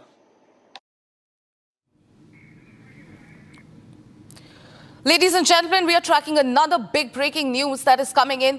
A terror conversion module has been busted in Uttar Pradesh's Prayagraj. The accused was planning to convert many more girls. She also used to brainwash many boys in the village for conversion. Now, the family members have alleged that first she made friends with the people in the house and then targeted. Remember, ladies and gentlemen, a Dalit girl from Prayagraj was allegedly taken to Kerala. She was forcibly converted to Islam and then pressured to undergo jihad training. In fact, police have also arrested 2 accused and are investigating links to the Kerala-based radicalization network. Now, just to put things into context, ladies and gentlemen, the case came to light after a woman named Guddi Devi filed a complaint on 28th of June, saying that her daughter was taken from her village by a local woman who offered her money and promised better prospects. Now, ladies and gentlemen, to give you a timeline, the minor went missing on the night of May 8th after attending the wedding of a local ration dealer in her native village. Now, she was last seen around 10 p.m. and at the very same event, 19-year-old Bano, also a resident of the same village, allegedly lured the girl by offering money and speaking to her about the virtues of Islam. Let's cut straight across to Sagar, who joins us live from Prayagraj. Sagar, of course, this is one of the biggest stories that we are tracking. We are also coming to know that the accused was planning on converting more girls and more boys from the same village. देखिए, Republic media network इस समय प्रयागराज से 40 kilometre दूर फूलपुर गांव में है, जहां पर कैसे धर्मांतरण का ये खेल लगातार चल रहा था। यही नहीं, जब पहले की सरकार थी यहां पर लोगों ने बताया कि सपा की सरकार में लगभग 10-10, 15-15 लड़कियों को इसी तरह से धर्मांतरण के लिए उकसाया जाता था। केरल लेकर यहां से लोग गए थे, लेकिन अभी भी लगातार इस तरह के मामले यहां पर सामने आ रहे हैं। देखिए, उस जो पीड़िता है उसका मैं घर आपको दिखा रहा हूँ। लगातार दलित गरीब लोगों को कैसे ये टारगेट यहाँ पर करते थे, आप सोचिए। ये देखिए, कच्चे मकान में आपको दिखा रहा हूं, कच्ची ईंट की दीवारें आप देखिए यहां पर लगी हैं, टीन शेड लगाए, खपड़ेल लगाए। भला ऐसे लोगों को टारगेट करते थे ये लोग, जो लोग इनके बहकावे में आ जाएं और फिर केरल का वो रुख करें जहां पर उन्हें नमाज पढ़ाई जा रही है, कैसे देश विरोधी गतिविधियों में शामिल हो, ये भी उन्हें बताया जा रहा है। फिलहाल देखिए, उस बच्ची के चाचा हमारे साथ हैं, क्योंकि पिता का निधन करीब 10 साल पहले हो गया था। यही देखिए पूरे परिवार को संभालते हैं और अब हमारे साथ ये इस समय जुड़ चुके हैं। क्या हुआ था सर पूरे मामले में और कैसे बच्ची यहाँ से लोग उसे बहका कर ले गए? मामला ये है, जहाँ कन्हैया कोटेदार के जहाँ लड़की की शादी थी गेट हाउस में, और वहाँ गई, उसकी माँ भी गई, हमारे तीनों बच्चे गए और वहाँ दावत खाने लिए। वो बहकाई चलो फूलपुर घूम आए। फूलपुर ले जाने के बाद वो मस्जिद में लेके चली गई। वहाँ जो लच्छा पहरा जाता है हाथ में धागा, हाँ, उसको भी कटवा दिया, कहे आप मुस्लिम हो जाओ। और वहाँ ज़बरदस्ती उसको कार में बैठा करके लेके भाग गए Allahabad.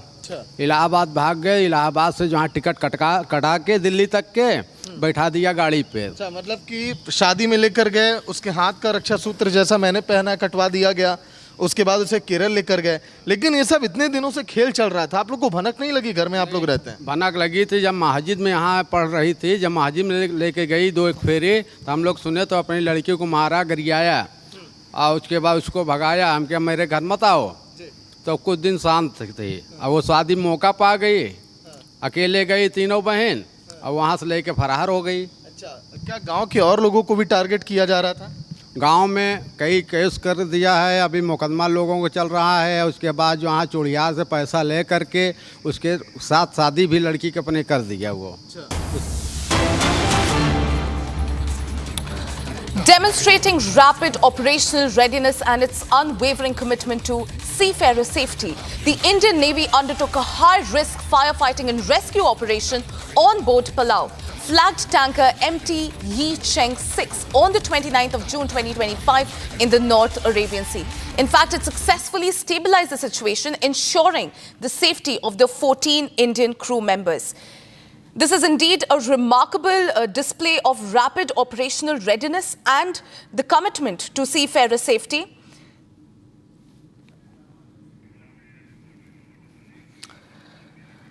Shifting focus to another story. Now, an encounter between police and criminals late last night in Moradabad's Bhagatpur area has been brought to light in a string of thefts in the region. Now, one criminal was injured and arrested while the others managed to escape. Here's a quick report. Take a look. An encounter broke out between police and criminals in Moradabad district's Bhagatpur police station area. During the exchange of fire, one criminal was shot in the leg and apprehended by the police.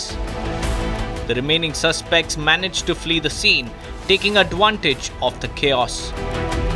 देखिए, ये थाना भगतपुर क्षेत्र में ये दिनांक 23/24 की रात्रि में एक चोरी की सूचना आई थी, जिसमें कि बताया गया था कि चांदपुर गांव में एक ज्वेलरी शॉप में कुछ लोगों ने घुस के जो है वहाँ पे नकब लगा के चोरी करी है। इसमें चेकिंग के दौरान में जब हमने अभियुक्त को एक रोका वहाँ पे, तो पुलिस के ऊपर फायरिंग करी फायरिंग में आत्मरक्षार्थ पुलिस ने जवाबी फायरिंग में उसके जो मेन अभियुक्त है उसके पैर में गोली लगी है। उसके पास से एक तमंचा, एक खोखा कारतूस, एक जिंदा कारतूस एवं 10,170 रुपये और कुछ ज्वेलरी के सामान जिसमें चोरी किए थे वो भी उसके पास से बरामद हो गए हैं। The injured criminal is currently undergoing treatment under police custody.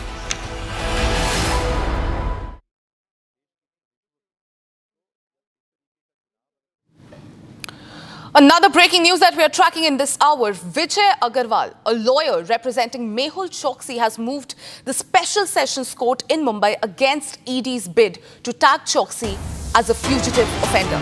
The hearing in Choksi's arrest in Belgium will happen next in September now in the Belgium court. Remember viewers, the Belgian police arrested the diamond merchant Mehul Choksi, one of the two prime accused, in fact, in the 13,000 crore Punjab National Bank or the PNB fraud.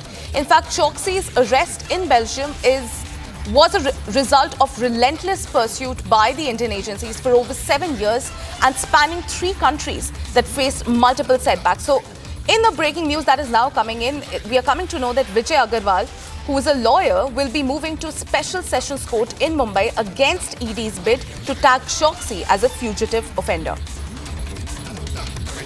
Listen in to what the lawyer had to say. They have filed one misconceived application to tag Mr. Mehul Choksi as a fugitive offender because there are 2 requirements for terming a person as a fugitive.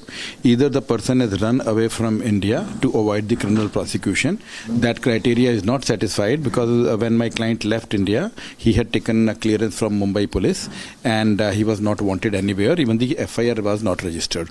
Second criteria is if he is abroad, then he is not returning in order to avoid criminal prosecution. Second criteria is not satisfied because of that kidnapping attempt that happened on him, and then he was ill also. So he was, by the orders of the court, he was supposed to be staying in Antigua.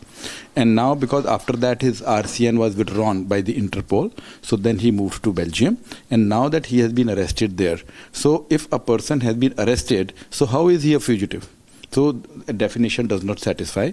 So even earlier, because conceding all these arguments, ED was not successful. It has been years since ED has been trying this. But now because of this recent development in Belgium, we have moved an application day before stating that these proceedings should now be terminated because the purpose of the Fugitive Act is that the person should be submitting to the jurisdiction of the court. Now on the request of the investigating agencies, he is arrested. So how can you term as a fugitive here? Can you share the details where you have moved this play in Mumbai? And second, how does the detention of Mehul Choksi there in Belgium strengthens your case? This application has been moved before special judge. The special judge under PMLA is also designated as a special judge under the Fugitive Act.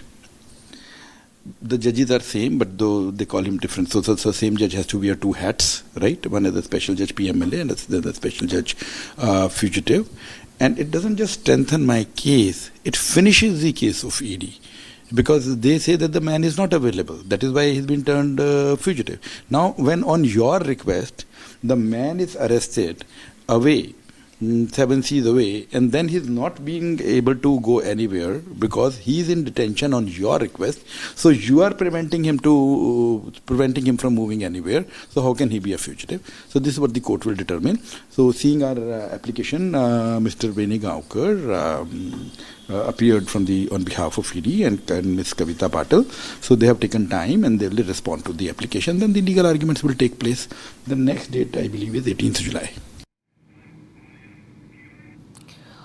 Well, ladies and gentlemen, that was Mehul Choksi's lawyer Vijay Agarwal. Now shifting focus to some other stories that we are tracking from across the country. Ladies and gentlemen, here's Bharat in 1 minute. Bharat 1 Minute brought to you by Canara Bank. Together we can. Massive face-off over Waqf Act. BJP launches attack at Akhilesh Yadav, calling for dumping of Waqf Amendment Act. BJP said that the India bloc is pushing for Sharia constitution.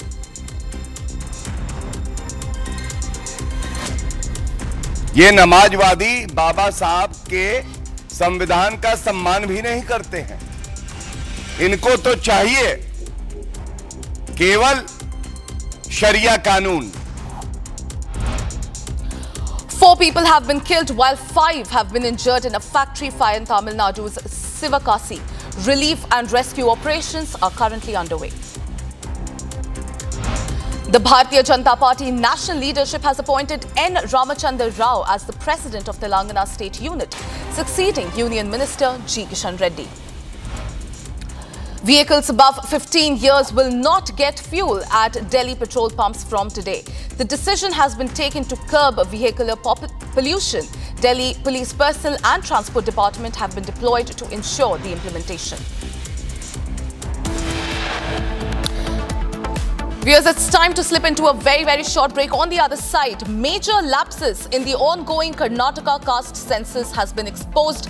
Documents show lack of verification, no public interaction. Also tracking, 4 people dead and 5 injured after explosion at firework factory in Tamil Nadu. We'll get you this and a lot more. Don't go anywhere. Stay tuned. We'll be right back.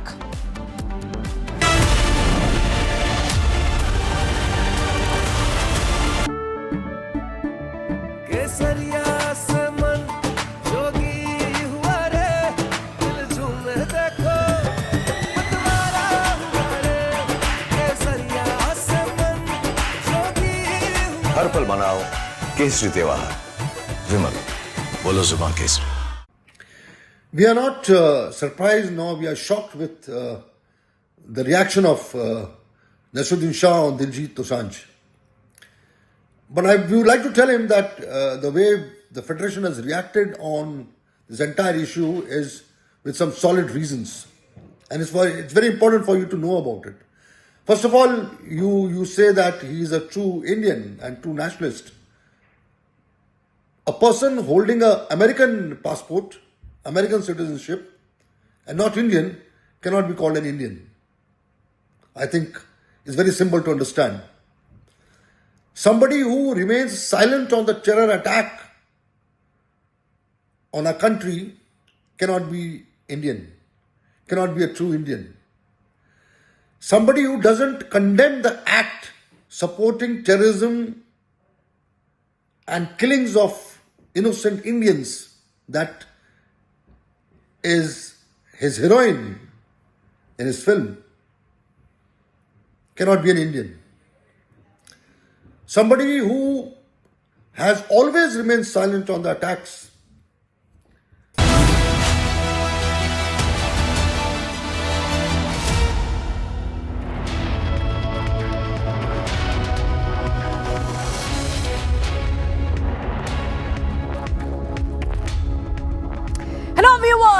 we are live and breaking. I'm Shivangi Shukla getting you the latest coming in. It's our afternoon where we get you all the top updates from the custodial death in Tamil Nadu to what is happening in the West Bengal Law College rape case. We get you all and every detail. But the headlines first. Let's get started.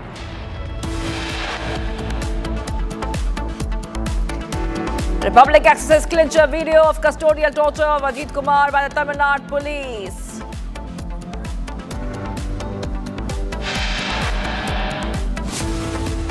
Big setback to Siddaramaiah government and Chinnaswamy stadium stampede case. IPS officer Vikas Kumar suspension order.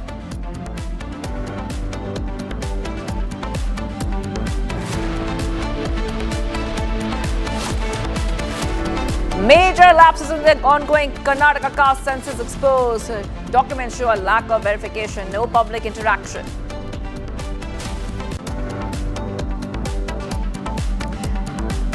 Four people died, 5 injured after explosion at firework factory in Tamil Nadu.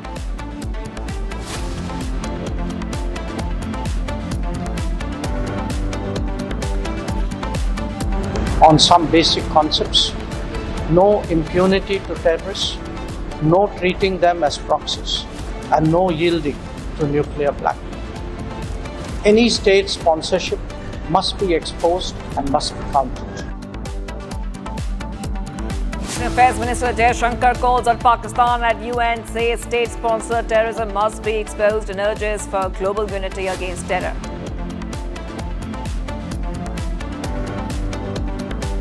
A pro-violence in Kolkata rape case, police says evidence backs Kolkata rape survivor statement.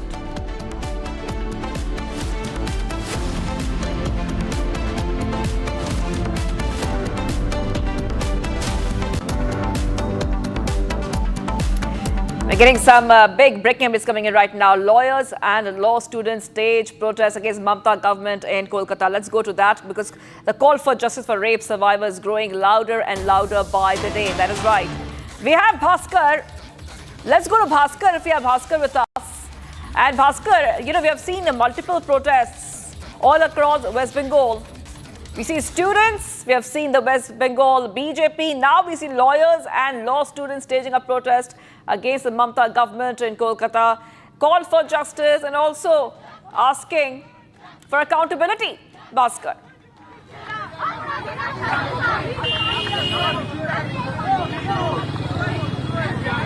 बिल्कुल बिल्कुल शिवांगी, देखिए जो law के students है आज वो खुद सड़क पे आके प्रोटेस्ट कर रही है। पहले स्लोगन सुनाते हैं।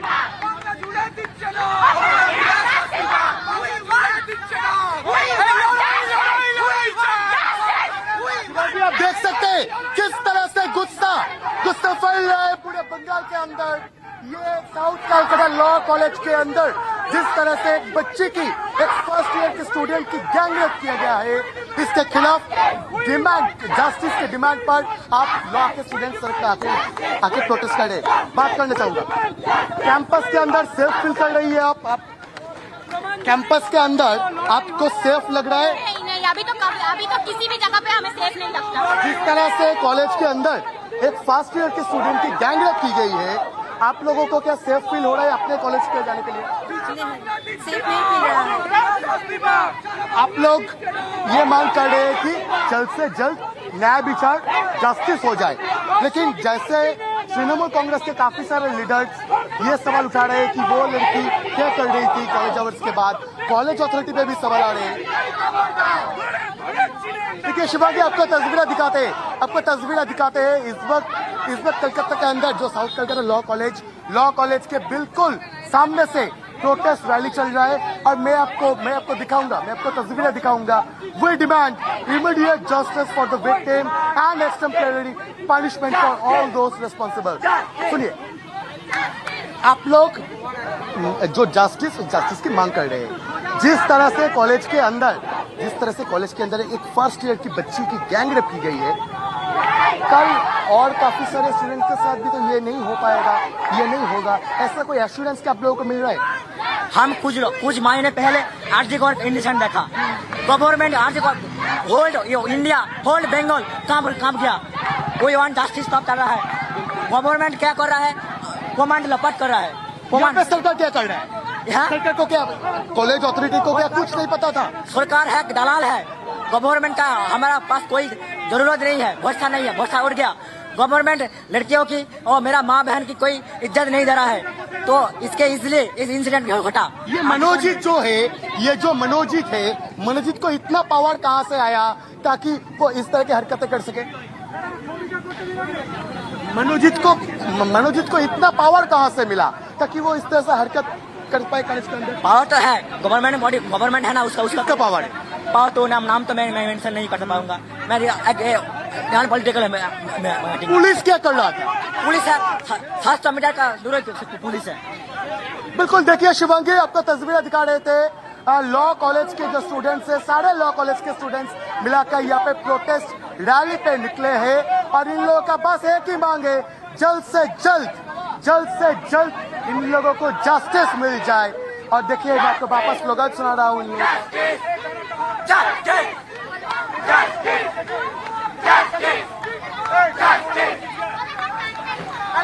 शिवंगी, देखिए एक तरफ जो लॉ के स्टूडेंट्स है वो उन लोगों ने प्रोटेस्ट मार्च कर रहे हैं और दूसरी तरफ कॉलेज की जो गवर्निंग बॉडी है, इस गवर्निंग बॉडी पे भी सवाल आ रहे हैं। 120 सीट की जगह 126 कहीं पे उससे भी ज्यादा सीट पे स्टूडेंट्स को एडमिशन दिया गया था कॉलेज की तरफ से। ऐसे एलिगेशंस भी स्टूडेंट्स ला रहे हैं।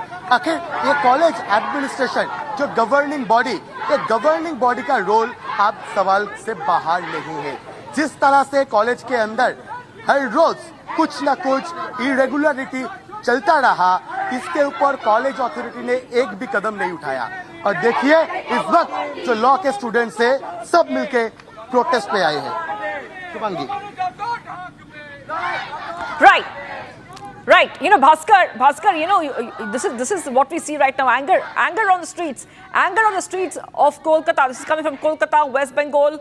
And you were asking these students and these lawyers about Manojit Mishra. Who is Manojit Mishra? He is the prime accused in the law student gang rape case and has TMC links, Bhaskar. And, you know, the BJP also raising this link of Manojit Mishra with the TMC.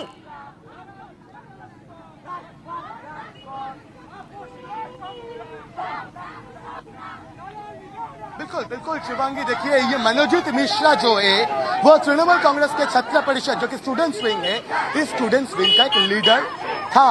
और सिर्फ यही नहीं, काफी सारे senior TMC leaders के साथ उसका तस्वीर भी बाहर आ चुके हैं। और यही सवाल सब उठा रहे हैं कि आखिर ये मनोजीत मिश्रा अलायस मैंगो जो भी हरकतें किए हैं, इसके पीछे क्या रूलिंग पार्टी तृणमूल कांग्रेस का सपोर्ट था? अगर सपोर्ट नहीं था तो फिर पुलिस क्या कर रहा था? पुलिस के पास काफी सारे कंप्लेंट लॉन्च हो चुका था इस मनोजीत के खिलाफ, लेकिन मनोजीत के खिलाफ कोई एक कड़ी कदम भी नहीं उठाए कलकत्ता पुलिस ने। और देखिए इस वक्त किस तरह से गुस्सा दिख रहे हैं जो लॉ स्टूडेंट्स के अंदर। और देखिए मैं वापस बात करना चाहूंगा। अब देखिए मैं आपको एक प्लेकार्ड दिखाता हूँ। No means no, it's not a debate. Ma'am एक चीज बताइए, जिस तरह से मनोजीत ने ऐसे हरकतें की है कॉलेज के अंदर, किसी का तो पावर था उसके पास, उसका खुद का ही पावर था, तभी वो इतना कर पाया। हर कॉलेज में यूनियन रहता है टीएमसीपी का, ठीक है, जो शहर कॉलेज है ना गवर्नमेंट का, उसमें ही पावर रहता है इस सब में, ठीक है। तो हमारा ये सारे यूनियन के पावर को लेकर ये काम कर रहे थे। हाँ, तो यूनियन के पावर को लेकर ये सब चीजें होता है, ठीक है ना। सबके पास में पावर रहता है, हर एक कॉलेज में दादा रहता है, ठीक है ना।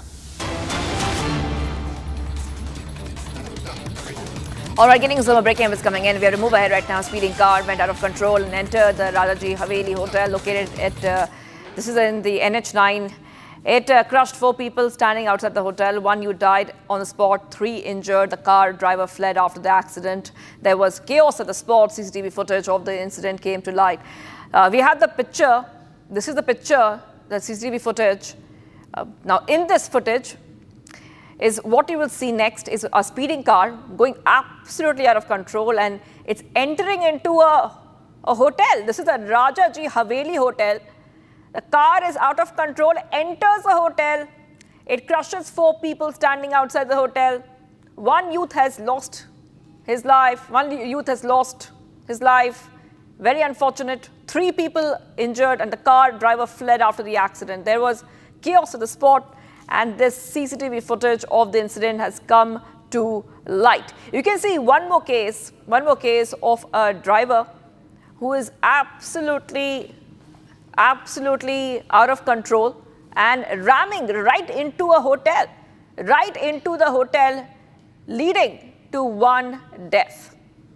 Okay, let's move ahead right now, viewers, to some of the other stories we're tracking.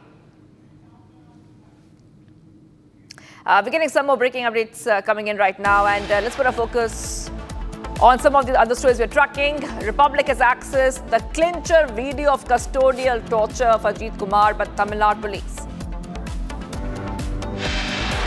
Big setback to Siddaramaiah government in Chinnaswamy Stadium stampede case. IPS officer Vikas Kumar's suspension order has been stayed.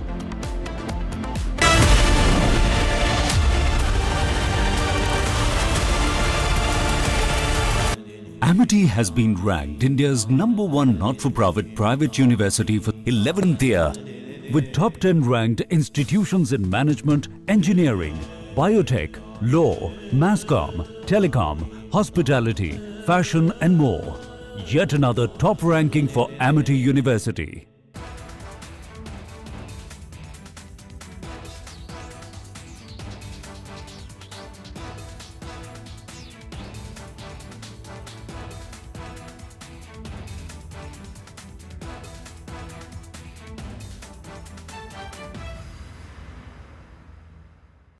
Thank you very much. Always a pleasure to be on your channel and particularly on the digital part of your amazing network. I've served in several Islamic countries, including several years in Sudan, which had...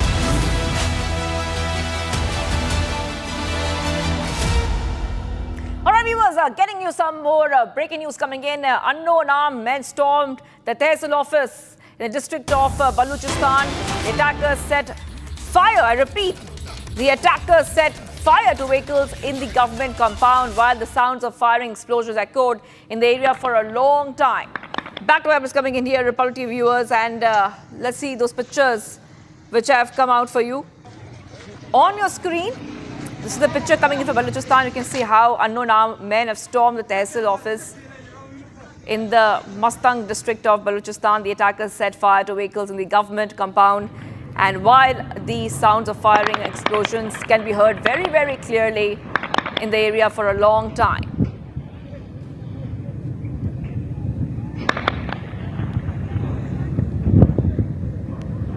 All right, so we're getting these pictures coming in for you on Republic TV, where you can see that gunshots can be heard. Gunshots can be heard there. This is coming in as there's been an attack on a Tehsil office. Just trying to get you some more updates in terms of what is happening there. We are seeing that there has been an attack at a Tehsil office, and we'll try to also see what other updates we're getting on the story. But we have seen such attacks in Balochistan time and again. And in these pictures, we're coming to know that unknown armed men, we don't know who they are yet.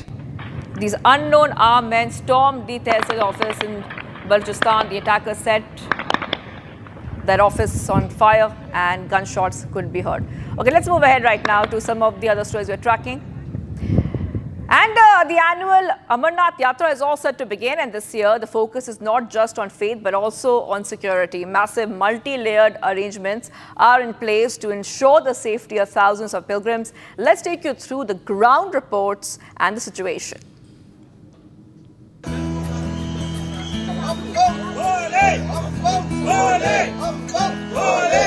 Pilgrims from across the country have started arriving at the Bhagwati Nagar base camp in Jammu as the sacred Amarnath Yatra is set to begin from early tomorrow. बम बम बोले के जय घोष के साथ ही बाबा बर्फानी के भक्त जो हैं अमरनाथ यात्रा के बेस कैंप जम्मू में पहुंचना शुरू हो गए हैं। यात्रा कल सुबह जो है जम्मू के भगवती नगर बेस कैंप से रवाना होगी, जिसको लेकर पहले ही श्रद्धालुओं में जो जोश है वो देखने को मिल रहा है। लगातार बाबा बर्फानी के जय घोष के साथ ये श्रद्धालु हजारों सैकड़ों की संख्या में लगातार जो है इस बेस कैंप पर पहुंच रहे हैं। Excitement, devotion, and a deep sense of security mark the mood at the base camp. यात्रा को मतलब होता है पैदल ही है जी, ठीक है नहीं, जो बेचारा खच्चर है, जो घोड़ा है, उसकी में भी जान है। मेरी थिंक ये कहती है, उसके ऊपर जाएंगे तो यात्रा लगेगी नहीं, मेरी थिंक है जी। दोपहर को आए हैं तो बहुत अच्छा अरेंजमेंट है इनका सबका। सिक्योरिटी के हिसाब से बहुत अच्छी अरेंजमेंट है यहाँ पे, और ऐसे अरेंजमेंट चाहिए भी, क्योंकि अब जैसे कि टेररिस्ट अटैक बहुत हो रहे हैं, उस अकॉर्डिंग अभी ऐसे अरेंजमेंट बहुत सही है ये चीज़। Layered security rings guard the entire base camp.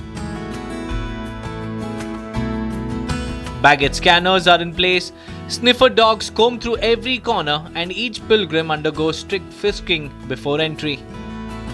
Help desks and on-ground assistance points are fully operational to guide yatris at every step.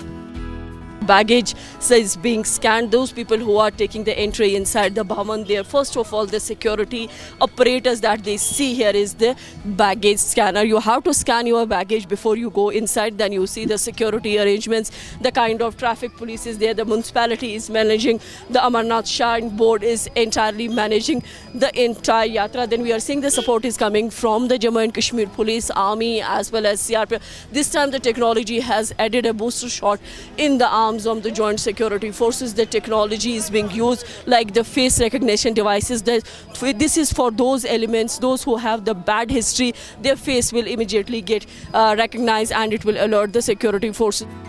A major highlight this year is the Mahila Battalion of CRPF. It has been deployed at key locations including the Yatra Bhavan. They are not only handling security duties but are also providing crucial support and assistance to women Yatris. A lot of features have been added this time to Amarnath Yatra, apart from the AI that is giving a boost for the Yatra arrangement, the security arrangement. And we are seeing now the female cops, the CRPF personals too, have been deployed here just to take care of the security of the Yatris, those who are visiting or have started arriving at Yatra Bhavan in Srinagar. They are the one, they will see that the complete headgear with the automatic rifles, the BP jackets, the boots on, that tells you that how the security arrangements have been geared up, multi-layer security arrangements that have been placed here. Security has been scaled up along the entire Yatra route, with additional forces and advanced surveillance systems in place. Pilgrims have been strictly advised to travel only in designated convoys. We have made multi-tier arrangements and very in-depth deployments. So I would not like to reveal what are these, but still we have done a very multi-tiered arrangement and very in-depth corridor protections to the area so that we can take care, we have more control of those two axes. Convoy preparations are underway at the base camp from tomorrow morning. Pilgrims will begin their journey in tightly monitored convoys escorted by security forces every step of the way. All Yatra routes, including traditional and alternate tracks, are under constant surveillance. Security forces are maintaining round-the-clock vigil to ensure safe passage for every single pilgrim.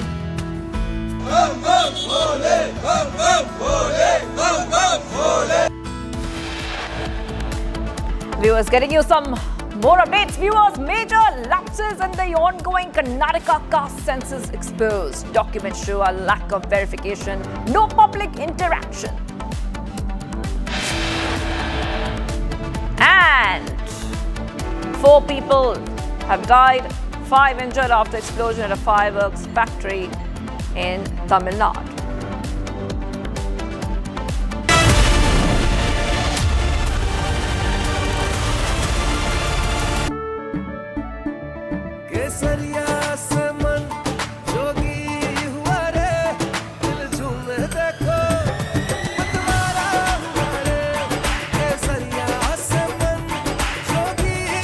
हर पल मनाओ केसरी त्योहार विमल बोलो जुबान Kesari.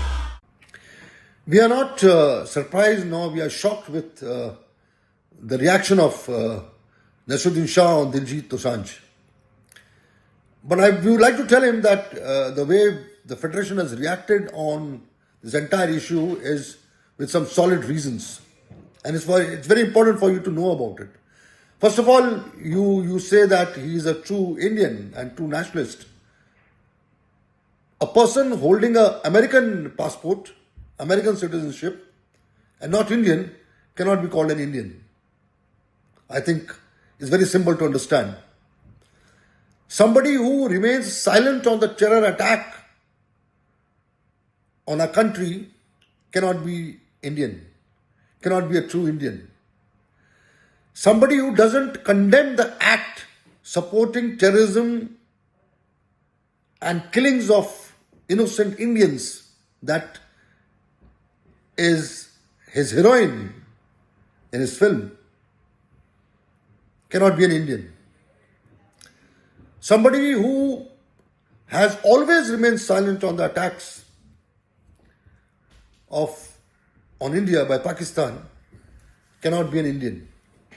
So I would like to tell Nasruddin Shah that we at the Federation are very emotional about our country and we feel that the nation comes first.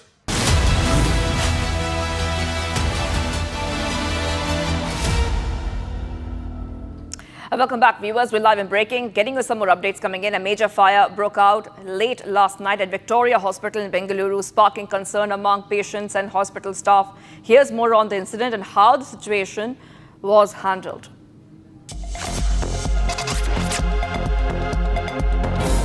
An unexpected fire broke out late last night at Victoria Hospital in Bengaluru, sending shockwaves through the medical facility. The fire, which was caused by a short circuit, erupted in the seminar hall of the Burns block, a crucial part of the hospital. Upon receiving the emergency call, the fire department quickly mobilized at the spot and worked tirelessly to control the blaze.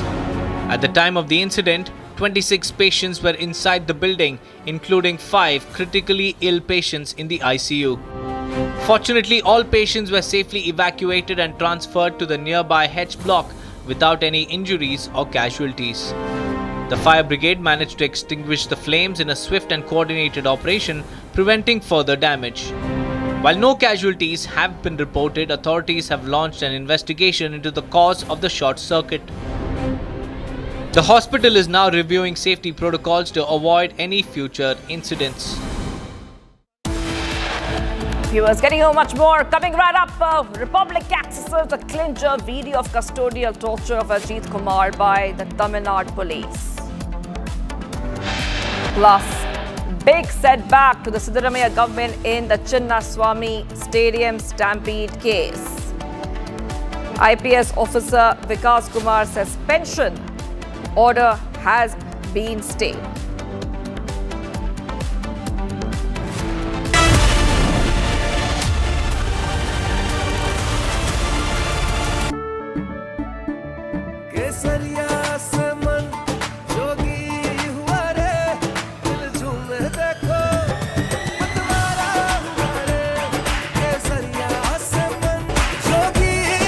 हर पल मनाओ केसरी त्योहार विमल बोलो जुबान Kesari.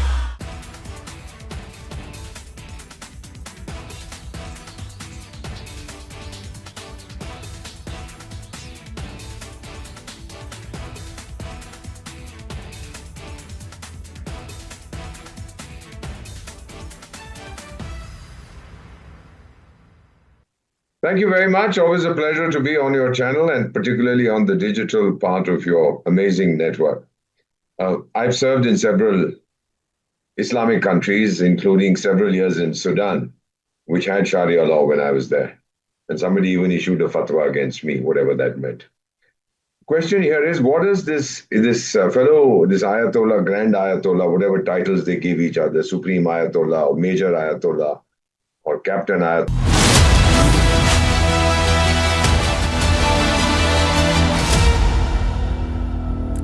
And viewers, let's get you much more in our next segment, Bharat in 1 minute. Let's get started.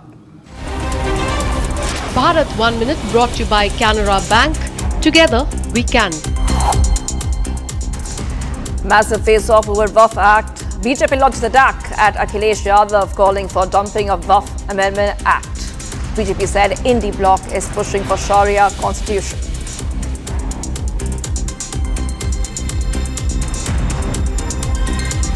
ये नमाजवादी बाबा साहब के संविधान का सम्मान भी नहीं करते हैं. इनको तो चाहिए केवल शरिया कानून. 4 people have been killed while 5 are injured in a factory fire in Tamil Nadu. Shivakashi relief and rescue operations are underway. BJP national leadership has appointed N. Ramchandra Rao as the president of the Telangana state unit, succeeding Union Minister G. Kishan Reddy.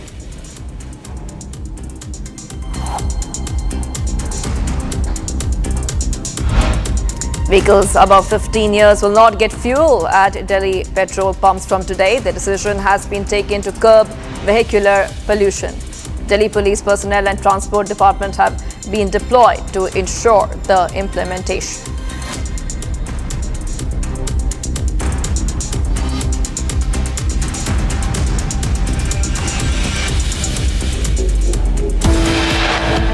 Much coming up, major lapses in the ongoing Karnataka caste census exposed. Documents show a lack of verification, no public interaction. 4 people died, 5 injured after explosion at firework factory in Tamil Nadu. Stay tuned, viewers. We are live and breaking.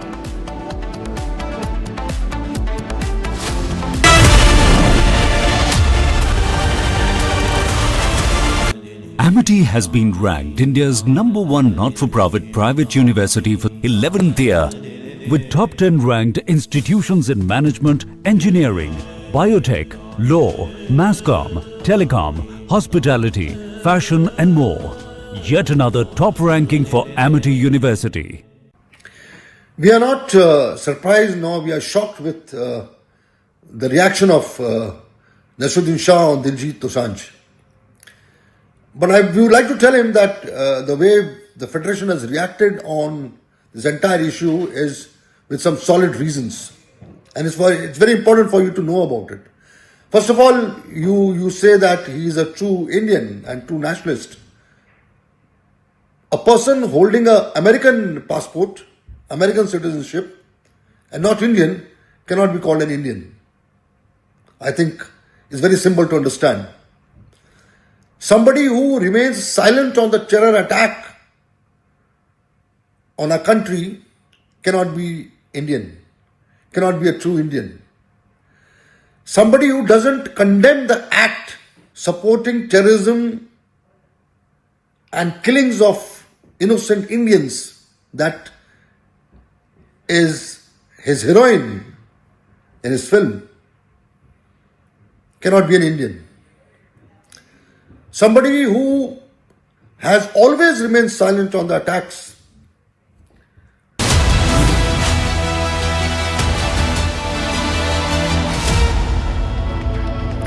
And viewers, that's all we have in this show, but do not go anywhere. My colleague Deepak will be back and we'll go live and breaking again with the day's top stories.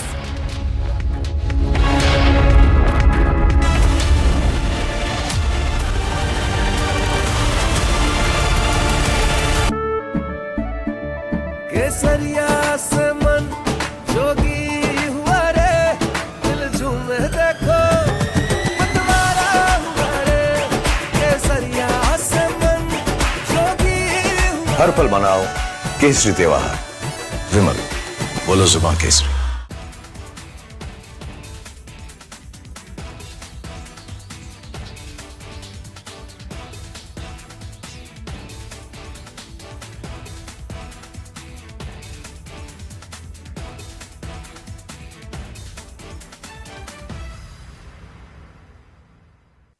Thank you very much. Always a pleasure to be on your channel and particularly on the digital part of your amazing network. I've served in several Islamic... From Asia's largest news headquarters, setting the agenda for Bharat.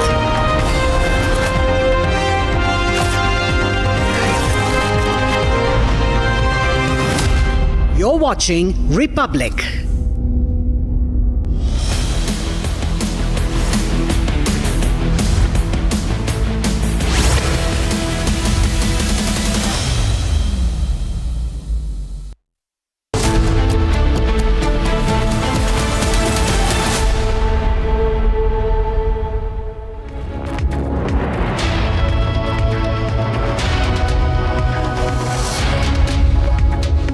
A very good afternoon, viewers. It's 2 p.m. and you're watching Republic TV. I'm Deepak Suresh Kumar and our focus remains on the CM suspense in Karnataka. Whether there will be a change in guard, whether DK Shiv Kumar will assume charge of the top post or not remains to be seen. But meetings continue. Randeep Surjewala is holding back-to-back meetings. Meanwhile, in Telangana, a blast has claimed the lives of 35 individuals. We'll get you all that and much more after a quick check on the headlines.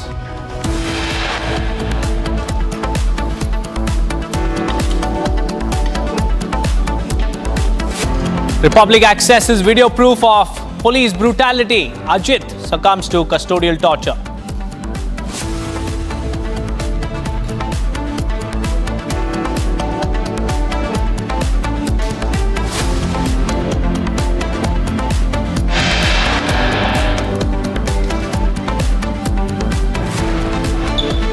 Madurai High Court wraps Tamil Nadu police after video surfaces of Ajit being tortured to death in police custody.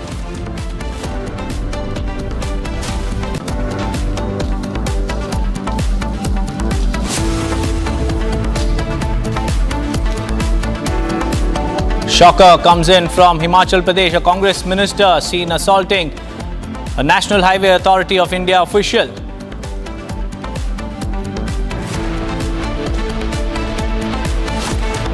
Major lapses in the ongoing Karnataka caste census exposed. Documents show lack of verification, no public interaction. But stickers have been pasted on every house.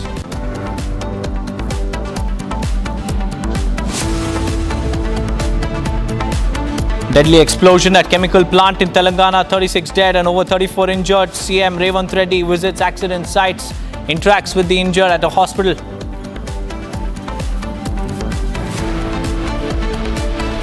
Probe widens in Kolkata gang rape case. Police say evidence backs Kolkata rape survivors' statement.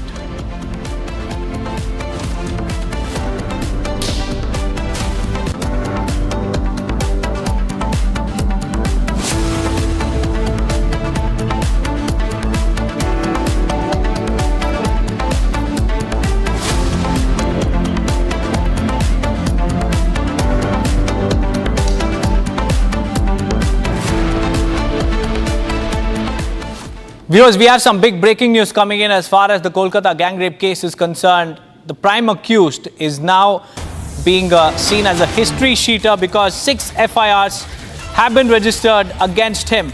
According to the details exclusively accessed by Republic, there were 6 FIRs registered against Manojit Mishra. He was a history sheeter, and the police have said that the accused planned the assault and they have a history of sexually assaulting and harassing students.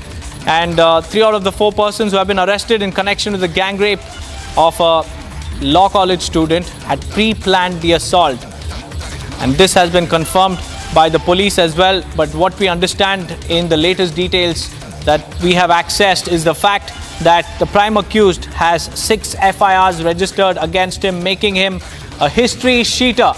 He is accused in 6 other different cases, different complaints. 6 FIRs have been registered against him, and these are more details stumbling out on the main accused. Manojit Mishra was a history sheeter. He is a repeat offender. 6 FIRs have been registered against him in different cases. That's the latest that we are tracking from Kolkata, and what we understand is that Manojit Mishra is a habitual offender. He is a history sheeter, repeat offender. He has 6 FIRs against his name, and these are the exclusive details that we have accessed in the Kolkata gang rape case. And remember, viewers, Manojit Mishra has also been removed from his contractual position in the college. The other 2 accused have been rusticated, this after the GB meeting. And what we understand is that during the investigation, the police have found that the prime accused in the Kolkata rape case, Manojit Mishra, was a history sheeter. And according to the details that we have accessed exclusively, there were 6 FIRs registered against him. Manojit Mishra has 6 FIRs against his name. In fact, this is the details of the FIRs against him. FIR number 1 has been filed in Alipur police station in Kolkata, and the allegation is that a young man was beaten up in Alipur, and this FIR dates 2014. FIR 2 has been filed in Kasba police station in Kolkata. Allegation: student beaten up, threatened with weapon in Kasba in 2017. And FIR 3 has been filed in Anandpur police station on December 17, 2019. A student was blocked from entering college, threatened to be killed. Manojit Mishra. All these FIRs are against the prime accused, Manojit Mishra. 3 FIRs. That details we just put out on the screens, and we have more details coming in. We have Bhaskar also joining us live. Bhaskar, we have exclusive details about the accused, Manojit Mishra. He has 6 FIRs against his name. We just helped our viewers understand 3 different cases in which Manojit Mishra has been booked FIRs against him. Tell us about the other cases against the prime accused.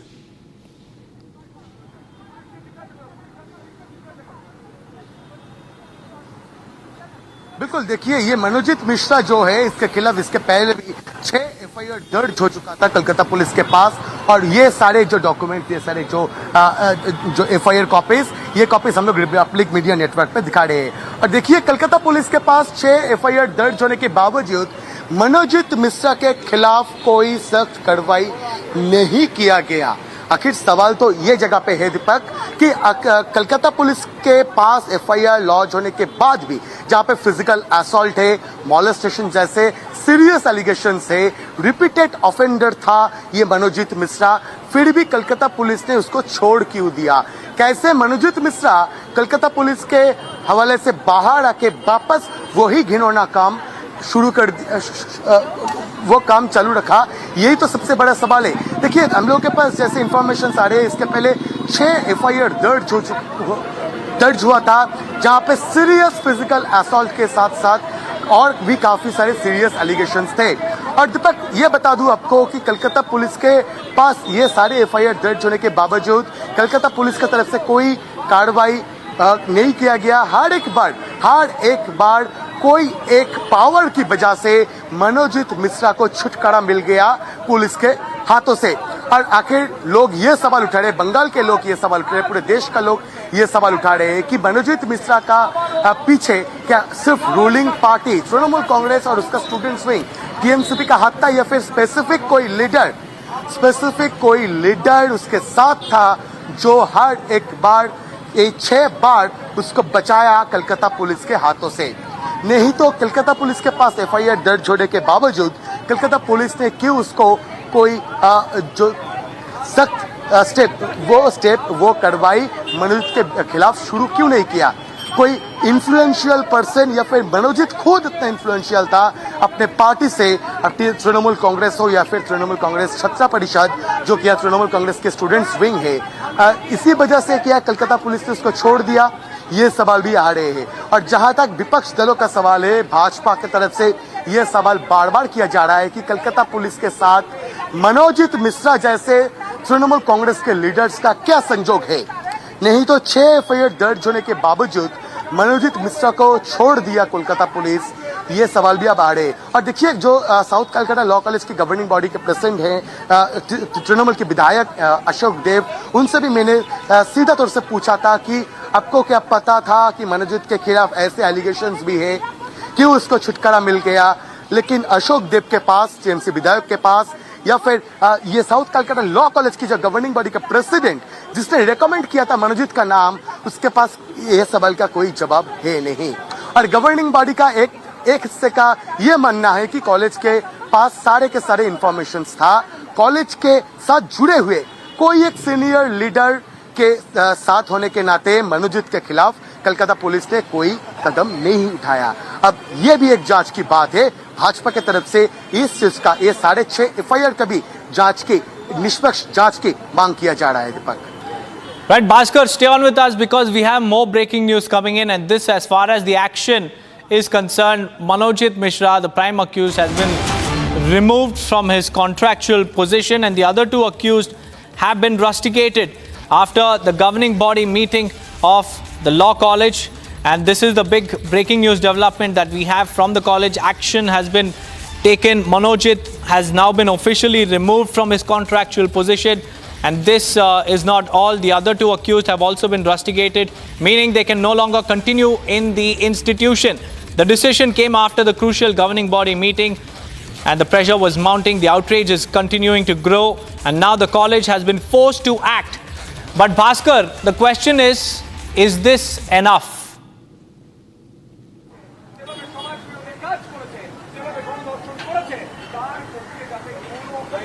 नहीं, देखिए दीपक, ये तो सवाल जरूर रहेगा कि ये क्या इनफ है।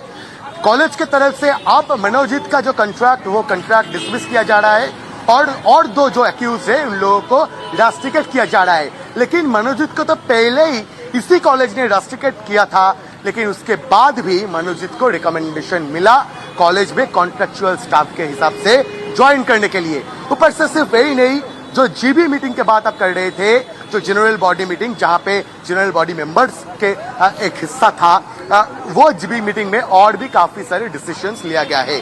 कॉलेज के आई कार्ड के बगैर किसी को कॉलेज के अंदर जाने का परमिशन इसके आगे से नहीं मिलेगा, और जो ऑफिशियल टाइमिंग है, ऑफिशियल टाइमिंग के बाद कोई भी कॉलेज के अंदर किसी को भी परमिशन नहीं है कॉलेज के अंदर रहने के लिए। ऊपर से जो आईसीसी है, जो इंटरनल कंप्लेंट कमेटी, ये कमेटी भी फॉर्म किया गया। साथ ही साथ जो सिक्योरिटी एजेंसी था उसको डिसमिस कर दिया गया और नए सिक्योरिटी एजेंसीज के लिए जो टेंडर, वो टेंडर डाला जाएगा बहुत जल्दी, ऐसा कहना है कॉलेज के तरफ से। लेकिन सवाल कुछ Bhaskar, stay on with us, Bhaskar, because the lawyers at the Alipur court have now written a letter saying that no lawyer should represent Manojit Mishra. It's another blow to Manojit Mishra, the prime accused, and this time from the legal fraternity itself. Lawyers practicing at the Alipur court have now written to the Bar Council with a strong request, a very, very strong request coming in. They say that no lawyer should defend Manojit. This is an unprecedented form of boycott from within the legal circles. The lawyers practicing at Alipur court have now written a letter to the Bar Council. Bhaskar, get us more information on this, because lawyers have also now expressed their outrage. They're saying that no lawyer should represent Manojit Mishra.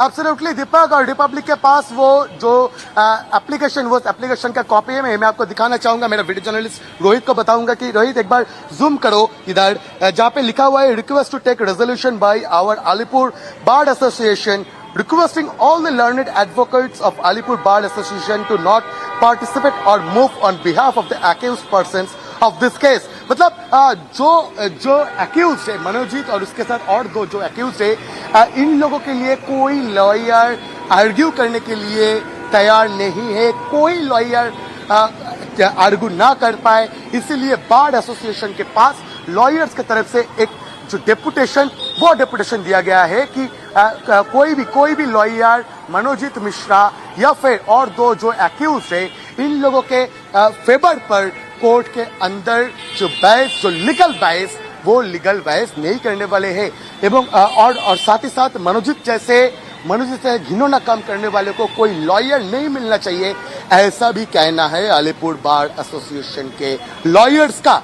ऊपर से सिर्फ ये नहीं, हम लोगों ने पहले break किया था जो खबर कि बार एसोसिएशन के पास भी कुछ लॉयर्स ने एक एप्लीकेशन डाला है कि बार एसोसिएशन, बार काउंसिल से मनोजीत का नाम कट ऑफ कर दिया जाए, क्योंकि उन लोगों को लगता है कि मनोजीत जैसे लोग, मनोजीत जैसे टीएमसीपी लीडर, मनोजीत जैसे घिनौना काम करने वाले जैसे एलिगेशंस आ रहे हैं, ऐसे लोग लॉयर बनने के लिए लायक नहीं है। और देखिए, पहले बार काउंसिल के पास एक डेपुटेशन दिया गया लॉयर्स के तरफ से, और अब अलीपुर बार एसोसिएशन के पास भी एक डेपुटेशन डाला गया ताकि कोई लॉयर मनोजीत और सारे को एक्यूज के लिए कोर्ट पे आर्ग्यू ना करे। दीपक। All right, Bhaskar, stay on with us because we have more exclusive details that's coming out. In fact, we also have another explosive tweet that we'll put out for our viewers. A top legal eagle of our country has also slammed Mamata Banerjee's West Bengal, saying that it is becoming, or rather it is enhancing its title as the rape capital of India. In fact, we'll put out that tweet. But Bhaskar, take us through the details that are coming in. In fact, what we understand is that the lawyers are also protesting outside the college in Kolkata. Tell us about the outrage that continues to grow.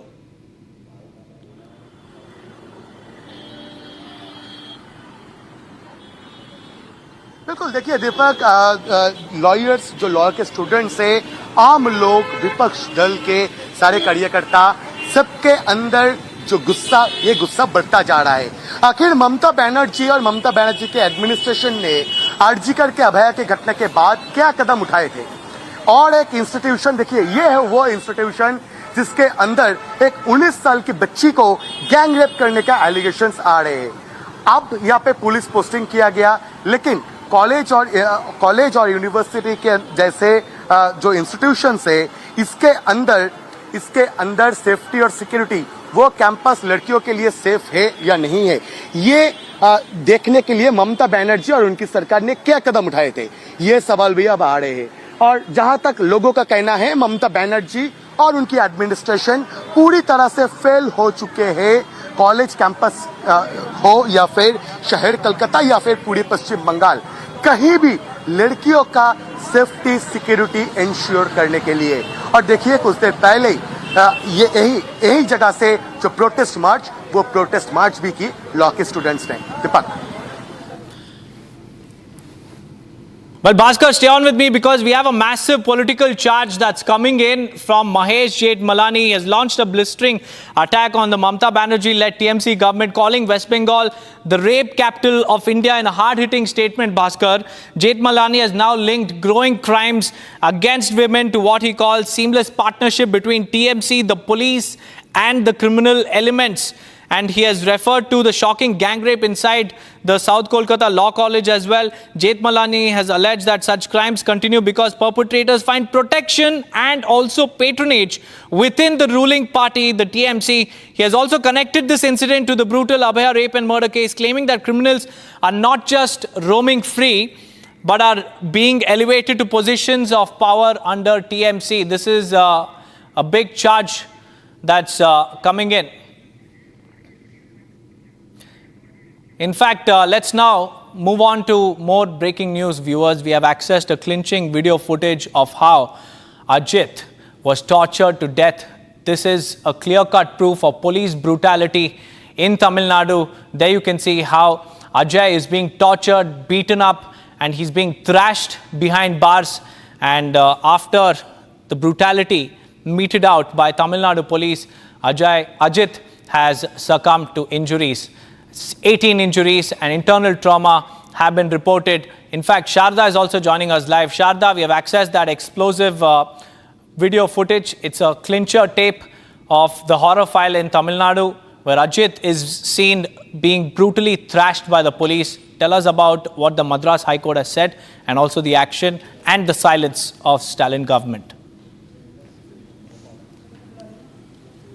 Well, following the incident that happened back on Saturday night, Sunday, the DMK government did not even respond to what was happening, and it was only the opposition, the AIDMK and BJP, together asked the Stalin government to resign from their positions because this is the 25th custodial death that's happening in the last 4 years under MK Stalin's regime. However, the chief minister had a high official meeting last night, and following which the FIR copy was registered against the police officials, and out of the 6 suspended, 5 police officers were arrested today morning. And then the post-mortem report also clearly states how 18 external injuries on Ajit Kumar's body was charged because of the police brutality, and it was also clearly stated how black and blue he was beaten up by the police officials outside the police stations. With this new gripping video that we've got access to shows how Ajit lost his consciousness while he was being beaten up by the police. Also now the Madras High Court from the Madurai bench has intervened and pushed the case to the CBCID for further investigation, following which SP of the particular district is also now on a continuous wait list. Whether he'd be suspended or not is just minutes away that we'd be getting knowing. And the police official, the head of the police official, the DGP from the Chennai, has now made sure that the officials in the particular district would be suspended and also arrested. Whoever is involved in this case would be taken up, is what the DGP has also told. Following which now the court is, apart from pushing the case to the CBCID, has said that a series inquiries and a series of investigations will be made thoroughly to make sure that anybody that's involved with Ajit's death would be taken under the court, is what the Madurai bench has stated now. Well, stay on with me, Sharda, because we have more breaking news. Like you were mentioning, the Madras High Court has come down heavily on Tamil Nadu police over the shocking custodial death of Ajit. And the court has raised serious questions on the conduct of the police and the lack of immediate accountability in the case. In its sharp observation, the Madurai High Court has directly asked why the SP has not yet been transferred or suspended. Sharda, what exactly did the Madurai High Court say in its observation today? Well, the SP Ashish Rawat, who's supposed to be suspended in relation to this case, is kept on a continuous wait now, following which the DMK government made a statement saying that they had taken immediate action. However, the court stated that this was not an immediate action that the government should have taken, but long back this should have been done, and also questioned why the SP is still on a continuous wait without him being suspended, and have also asked the DGP to take an immediate action in this case. Right, Sharda, stay on with me. We have reactions coming in. Let's listen in.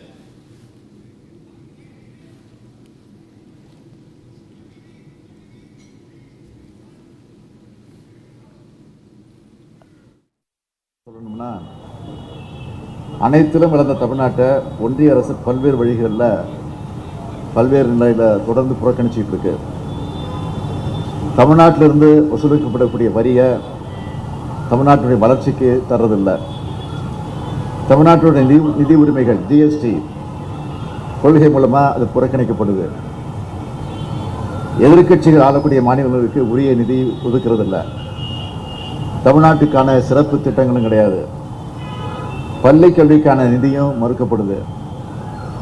ஒன்றிய அரசின் திட்டங்களுக்கும் தமிழ்நாடு அரசு தான் நிதி. Well, Sharada, if you could help us understand what Stalin has said about the custodial death case for our viewers to get a sense of what the DMK government is saying. Today, speaking to the media at the DMK press meet where Stalin was launching the DMK campaign for the 2026 elections, when questioned why the government has made so much delay in reacting to this particular case, he said the investigations was going on and that's why the government did not take an immediate action, and that following the last night meeting that he had with the law and order officials, the particular investigation had taken a step forward, and that's when the police officials were arrested. However, the IDMK and the BJP continues to state that the suspension and arrest of the police officials are not just enough, but also pointed out how the DMK government has taken police in their own hands and how the law and order has been a very bad situation under the DMK government, is also seeking Stalin's resignation from the post of Chief Minister. Right, and how reacting to this, Chief Minister MK Stalin it's a token reaction that has come in from the Stalin government, Sharda. But so far, no action has been taken. Even the Madras High Court has wrapped the police. But many thanks for joining us.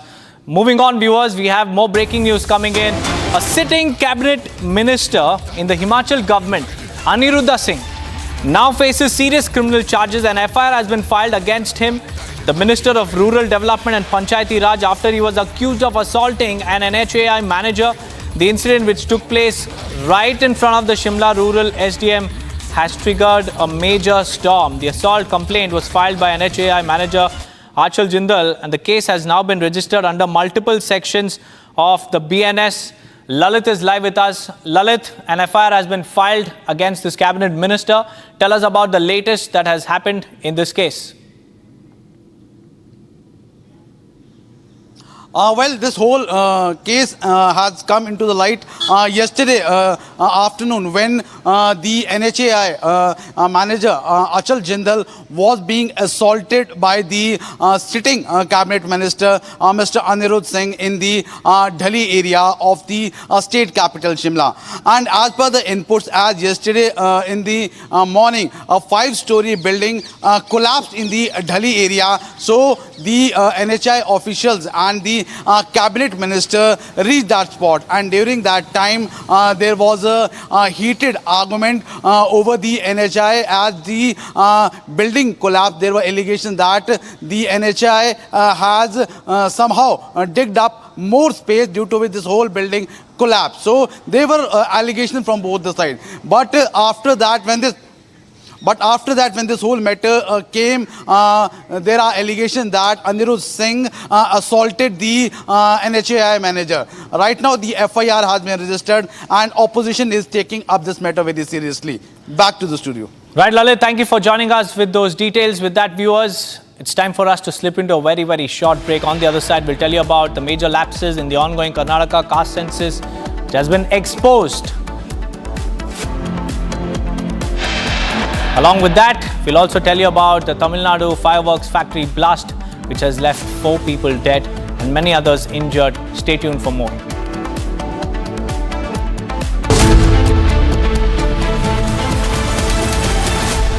इसको घर पे लगाओगे तो शादी का तो पता नहीं, पर घर पक्का नहीं टूटेगा। रुंगटा नहीं तो घर स्ट्रॉन्ग नहीं। रुंगटा स्टील TMT बार एकदम सॉलिड। पहाड़ों में एक हाइकिंग शिप भी बन सकती है। We are not surprised, nor we are shocked with the reaction of Nasruddin Shah on Diljit Dosanjh. But we would like to tell him that the way the Federation has reacted on this entire issue is with some solid reasons. And it's very important for you to know about it. First of all, you say that he is a true Indian and true nationalist. A person holding an American passport, American citizenship, and not Indian cannot be called an Indian. I think it's very simple to understand. Somebody who remains silent on the terror attack on a country cannot be Indian, cannot be a true Indian. Somebody who doesn't condemn the act supporting terrorism and killings of innocent Indians, that is his heroine in his film, cannot be an Indian. Somebody who has always remained silent on the attacks on India by Pakistan cannot be an Indian.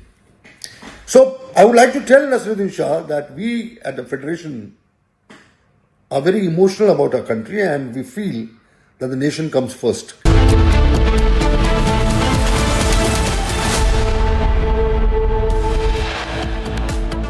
Republic accesses clincher video of custodial torture of Ajit Kumar by Tamil Nadu police. Madurai High Court wraps Tamil Nadu police over the custodial death of Ajit. High Court calls it completely illegal police death. Himachal Pradesh Cabinet Minister Aniruddha Singh allegedly assaulted NHAI official, FIR registered against him.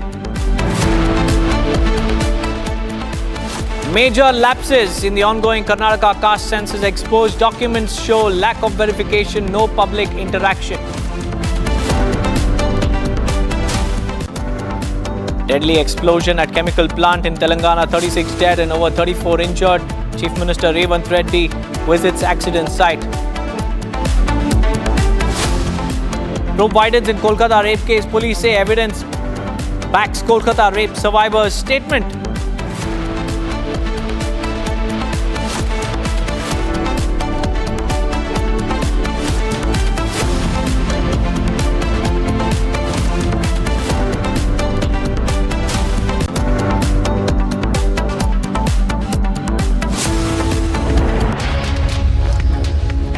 A very good afternoon, viewers. You're watching live and breaking. I'm Rashta Mishra with you, viewers. We start with breaking news coming in right now from Tamil Nadu, where the death toll has risen in the reactor blast case. In Telangana, in fact, I beg your pardon, the news from Telangana, death toll has risen to 36 in Telangana reactor blast case.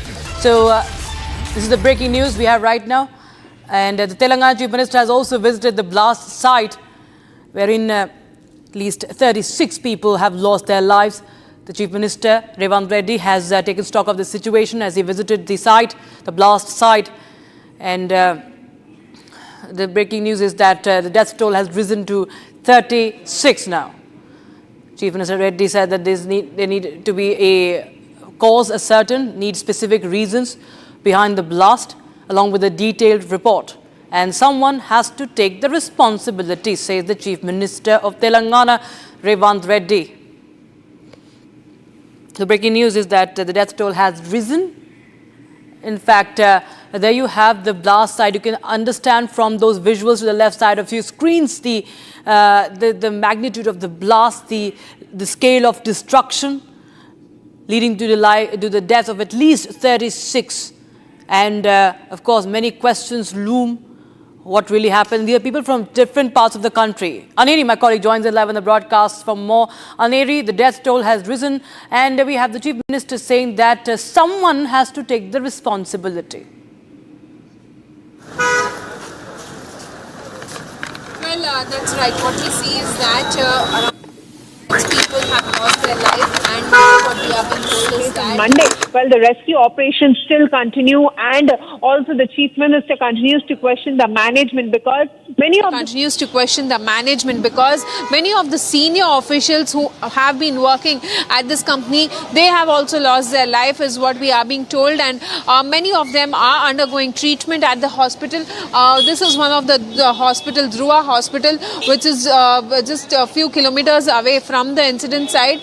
So many of them are undergoing treatment here at this very hospital. Just some time back, Telangana Chief Minister Revanth Reddy along with his ministers had visited the incident site and also the victims here, whereas the government along with the government has stated that they will be giving compensation of 1 crore to the deceased who lost their life, and also at the same time 10 lakhs to the ones who have been severely injured and 5 lakhs to the injured. And as you can see right now, we are at the Dhruva Hospital where the victims are undergoing treatment. The injured who have been rescued since yesterday are undergoing treatment, and also at the same time we see that Telangana Chief Minister himself continue to question the management as to it's been more than 24 hours, but then despite that the MD of the company is still not come forward to take the accountability of what has happened, a massive explosion that led to the life that took the life of 36 people, and still the rescue operations continue. It's been over 24 hours now, but the people are still undergoing treatment and the rescue operations continue. Right, Aniri, we'll keep a close eye on the latest updates from that on that story. Meanwhile, thanks so much for joining us with those details. Viewers, to focus to other breaking news coming in today. Viewers, this is a case from Balochistan. Unknown armed men stormed the Tehsil office in Mastung district of Balochistan. Visuals of the same on your screens. The attackers set fire to vehicles in the government compound while the sounds of the firing and explosions echoed in the area for a long time. And according to Baloch local media, Baloch freedom fighters captured the main city of Mastung, located on the 29 kilometers south of capital Quetta. And what we know is that the post, the MCB bank, Lavi's post, was set on fire reportedly. Police station and government buildings are also under attack. So more and more tensions, as you can see. The Balochistanis, the Balochis, the Baloch fighters. The Pakistan occupying force has suffered a major failure in Balochistan, it says. According to Baloch media reports, the central city of Mastung is currently under the control of Baloch freedom fighters. The local Baloch population rejoiced upon seeing the freedom fighters. Pakistan's foreign occupying army says, Balochi army says that it must acknowledge its defeat and withdraw from Balochistan, as the Baloch nation is steadily moving closer to victory. There you have, you can hear the shots, you can hear the blast, you can hear this noise from Mustang, Balochistan, and the attack, the plumes of smoke emanating from there. This is the MCB bank, Davi's post, all have been targeted in this attack. Vehicles have been set fire, vehicles in the government compound. And there you have Baloch local media reporting that this happened, that the Baloch freedom fighters have captured the main city of Mastung, that is located 29 kilometers south of capital city of Quetta, the Balochi capital Quetta, and it warns that Pakistanis should withdraw from Balochistan. They say Pakistan's foreign occupying army must acknowledge its defeat and withdraw from Balochistan. 1 killed and 8 have been injured in this attack on the Tehsil office. Viewers, 1 person has been killed, 8 injured in the attack on Tehsil office in Balochistan. This is around 29 kilometers from Quetta.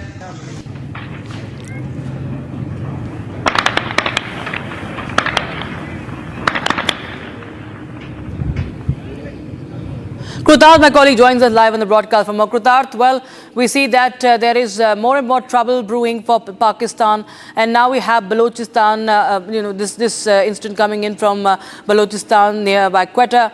And clearly the message sent out is loud and clear from the Baloch rebels that the Pakistani forces should withdraw from the area.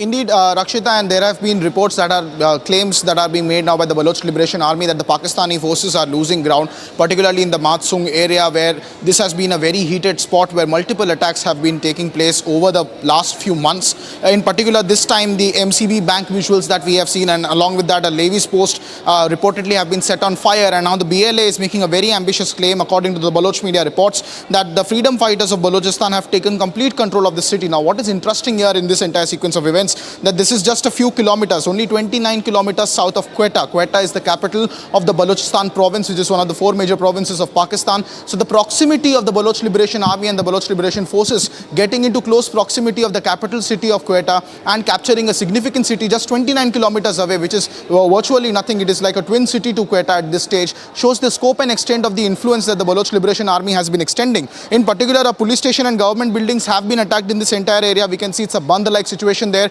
where all of the shops have also been closed down. The local Baloch population, according to the Baloch Liberation Army, is in fact rejoicing the fact that the BLA has taken complete control over this city. Now, it remains to be seen how the Pakistani army is going to react in this situation. However, control over the Matsung city at the moment, as per Baloch media reports, rests in the hands of the Baloch Liberation Army. Back to the studio. Right, Kruta, thank you so much for joining us with those details coming in on that story. Okay, viewers, shifting our focus to other stories. A fresh political face-off has broken out after BJP launched a no-holds-barred attack on Bihar Assembly Leader of Opposition Tejasvi Yadav over the Waqf Amendment Bill, or the Waqf Amendment Act. Take a look at this quick report.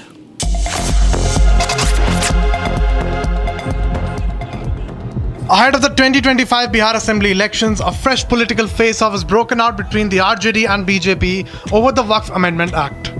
The BJP launched a scathing attack at RJD leader and Bihar Assembly's leader of opposition Tejasvi Yadav, saying those who call themselves socialists are siding with the Muslim community. Sharpening the attack, BJP leader Gaurav Bhatia said that the Indie Alliance wants to establish Sharia law in the state of Bihar. जो बिहार में अपने आप को समाजवादी बताते हैं, उनका असली चेहरा अगर कुछ है तो वो नमाजवादी है। ये नमाजवादी बाबा साहब का संविधान नहीं चाहते हैं। ये नमाजवादी बाबा साहब के संविधान का सम्मान भी नहीं करते हैं। इनको तो चाहिए केवल शरिया कानून, इनको चाहिए हलाला। इनकी समझ है कि केवल एक धर्म विशेष का सशक्तिकरण होगा, और जो आदरणीय प्रधानमंत्री श्री नरेंद्र मोदी जी की सोच है कि दलित, महिला, पिछड़ा समाज, इसका सशक्तिकरण हो, इसका नाश करने के लिए कोई आगे आ रहा है तो ये कहना गलत नहीं होगा वो आरजेडी और तेजस्वी यादव हैं। तो मैं इस मंच से इतना जरूर कहना चाहूंगा कि आप शरिया शरिया शरिया करो, और भारतीय जनता पार्टी संविधान संविधान संविधान की बात करेगी। Breaking news coming in right now, viewers. This is a speeding car that went out of control, and visuals of that ramming into the hotel. You can see this dramatic footage, and it was a deadly crash, viewers. A speeding car that went out of control, and it rammed into the hotel, the Rajaji Haveli Hotel, located on the NH9. This is from Uttar Pradesh's Hapur. And it crushed 4 people who were standing outside the hotel, and one of them died. One youth died on the spot. The other 3 are injured. The car driver, in fact, fled from the scene, and there was total chaos that unfolded at the spot. Naturally, given what has happened, the CCTV footage of the incident has come to light, and that's what we are running on the screens right now. The speeding car ramming into the hotel, and the car goes off the highway and enters the hotel on the highway. That is the Rajaji Haveli Hotel on NH9 in Uttar Pradesh's Hapur.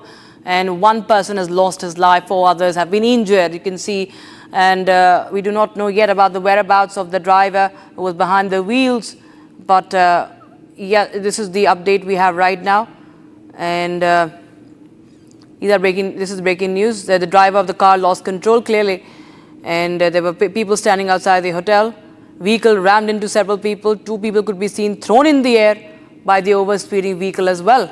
You can see how the people just toppled.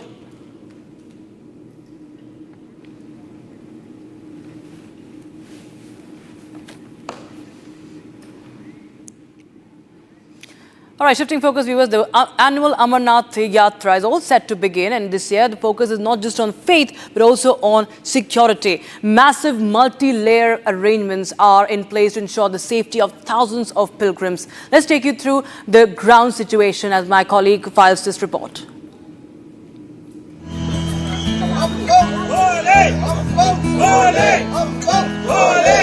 Pilgrims from across the country have started arriving at the Bhagwati Nagar base camp in Jammu as the sacred Amarnath Yatra is set to begin from early tomorrow. बम बम बोले के जय घोष के साथ ही बाबा बर्फानी के भक्त जो हैं अमरनाथ यात्रा के बेस कैंप जम्मू में पहुंचना शुरू हो गए हैं। यात्रा कल सुबह जो है जम्मू के भगवती नगर बेस कैंप से रवाना होगी, जिसको लेकर पहले ही श्रद्धालुओं में जो जोश है वो देखने को मिल रहा है। लगातार बाबा बर्फानी के जय घोष के साथ ये श्रद्धालु हजारों सैकड़ों की संख्या में लगातार जो है इस बेस कैंप पर पहुंच रहे हैं। Excitement, devotion, and a deep sense of security mark the mood at the base camp. यात्रा को मतलब होता है पैदल ही है जी, ठीक है नहीं, जो बेचारा खच्चर है, जो घोड़ा है, उसी में भी जान है। मेरी थिंक ये कहती है, उसके ऊपर जाएंगे तो यात्रा लगेगी नहीं, मेरी थिंक है जी। दोपहर को आए हैं तो बहुत अच्छा अरेंजमेंट है इनका सबका। सिक्योरिटी के हिसाब से बहुत अच्छी अरेंजमेंट है यहाँ पे, और ऐसे अरेंजमेंट चाहिए भी, क्योंकि अब जैसे कि टेररिस्ट अटैक बहुत हो रहे हैं, उस अकॉर्डिंग अभी ऐसे अरेंजमेंट बहुत सही है ये चीज़।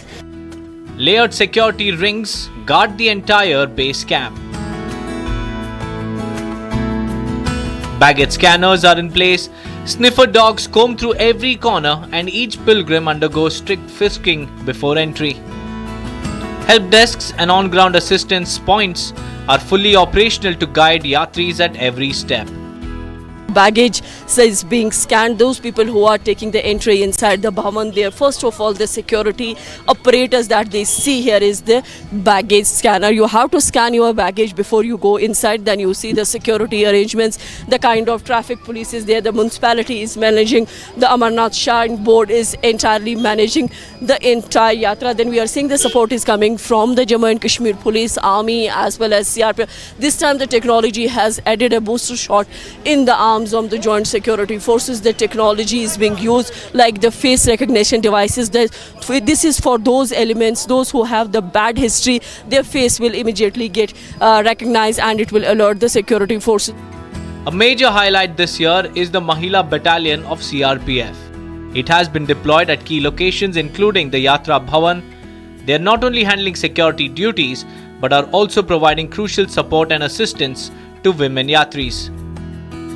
A lot of features have been added this time to Amarnath Yatra, apart from the AI that is giving a boost for the Yatra arrangement, the security arrangement. And we are seeing now the female cops, the CRPF personals too have been deployed here just to take care of the security of the yatris, those who are visiting or have started arriving at Yatra Bhavan in Srinagar. They are the one, they will see that the complete headgear with the automatic rifles, the BP jackets, the boots on, that tells you that how the security arrangements have been geared up, multi-layer security arrangements that have been placed here.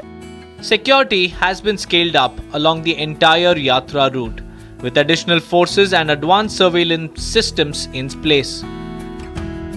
Pilgrims have been strictly advised to travel only in designated convoys.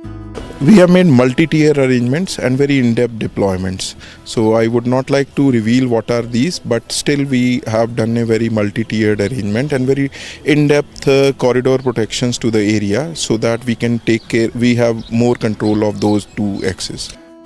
Convoy preparations are underway at the base camp from tomorrow morning. Pilgrims will begin their journey in tightly monitored convoys escorted by security forces every step of the way. All Yatra routes, including traditional and alternate tracks, are under constant surveillance. Security forces are maintaining round-the-clock vigil to ensure safe passage for every single pilgrim.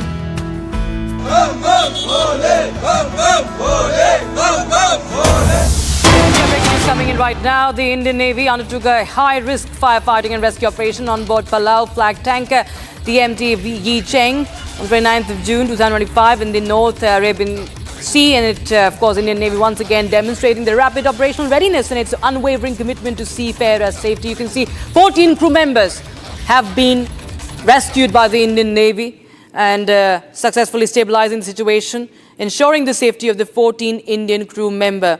And it's a complex firefighting effort in extremely hazardous conditions. My colleague Kruta joins us on the broadcast. For more, Kruta, well, of course, we've seen Indian Navy do this before. Indian Navy has been involved in this very complex rescue operation. And we see that 14 Indian crew members on board have now been saved from this catastrophe.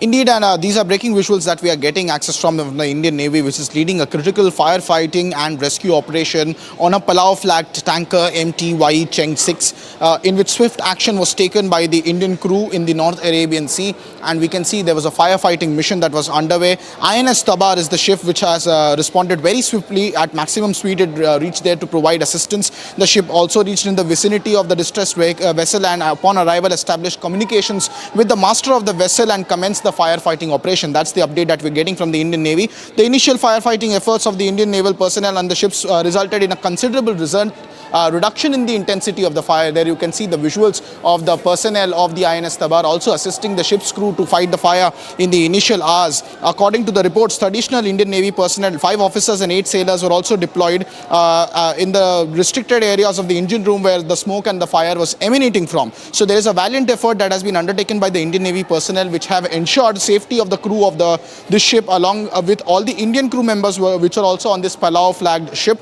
The incident has once again highlighted that Indian Navy's rapid response in terms of maritime security, especially for tanker vessels and civilian vessels in the vicinity of the Arabian Sea, Indian Ocean region, is a testament of the resilience of the Indian Armed Forces, and particularly the Indian Navy and the Coast Guard also, who have been very rapid in their response in times of distress. Back to the studio. Right, Kruta, thanks so much for joining us. Some of those details coming in on that story. In fact, we have some more breaking news coming in right now, and this is about the lawyer of Mehul Choksi, who is the accused in the PNB scam case. Vijay Agarwal is the lawyer of Mehul Choksi, who has moved the Special Sessions Court in Mumbai against ED's bid to tag Choksi a fugitive offender. And the hearing in Choksi's arrest in Belgium will happen next in September now in the Belgium court. Remember, Mehul Choksi is right now in custody in Antwerp, and my colleague Soumya has spoken to the lawyer, Vijay Agarwal. Listen in. They have filed one misconceived application to tag Mr. Mehul Choksi as a fugitive offender, because there are 2 requirements for terming a person as a fugitive. Either the person has run away from India to avoid the criminal prosecution. That criteria is not satisfied, because when my client left India, he had taken a clearance from Mumbai police and he was not wanted anywhere. Even the FIR was not registered. Second criteria is if he is abroad, then he is not returning in order to avoid criminal prosecution. Second criteria is not satisfied, because of that kidnapping attempt that happened on him, and then he was ill also. So he was, by the orders of the court, he was supposed to be staying in Antigua. And now, because after that his RCN was withdrawn by the Interpol, so then he moved to Belgium, and now that he has been arrested there. So if a person has been arrested, so how is he a fugitive? So a definition does not satisfy. So even earlier, because conceding all these arguments, ED was not successful. It has been years since ED has been trying this. But now, because of this recent development in Belgium, we have moved an application day before, stating that these proceedings should now be terminated, because the purpose of the Fugitive Act is that the person should be submitting to the jurisdiction of the court. Now, on the request of the investigating agencies, he is arrested. So how can you term as a fugitive here? Can you share the details where you have moved this play in Mumbai? And second, how does the detention of Mehul Choksi there in Belgium strengthens your case?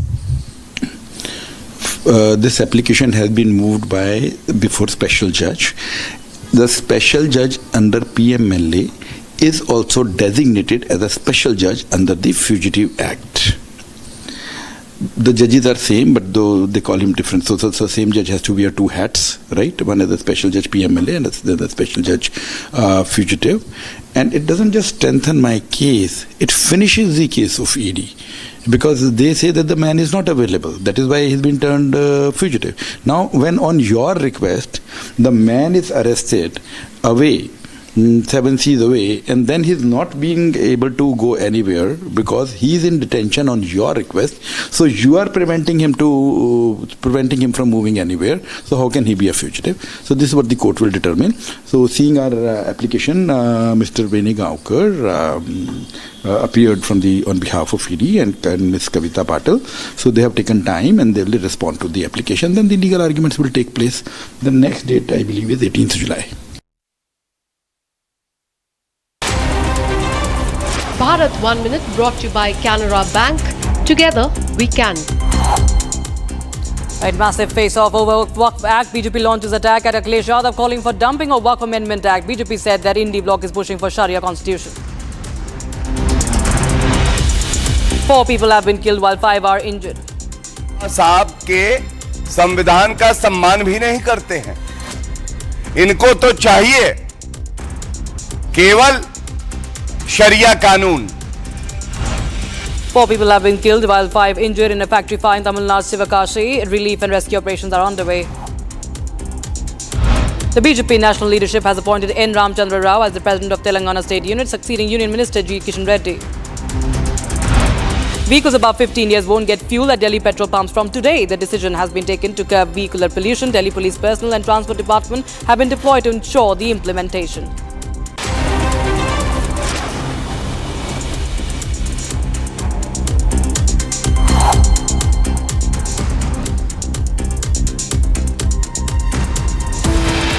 Right, time for a short break, viewers. But on the other side, we get you the video proof of custodial torture. Republic has accessed the clincher video of custodial torture of Ajit Kumar by Tamil Nadu police.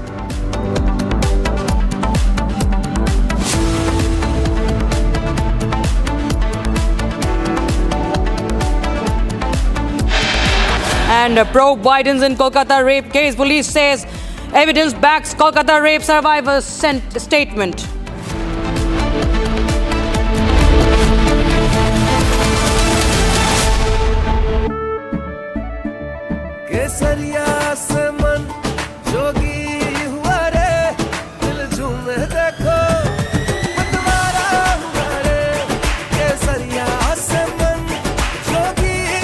हर पल मनाओ केसरी त्योहार. विमल, बोलो जुबान केसरी. इसको घर पे लगाओगे तो शादी का तो पता नहीं, पर घर पक्का नहीं टूटेगा. रूंगटा नहीं तो घर स्ट्रॉन्ग नहीं. रूंगटा स्टील TMT बार एकदम सॉलिड. पहाड़ों में एक हाइकिंग शिप भी बन सकती है.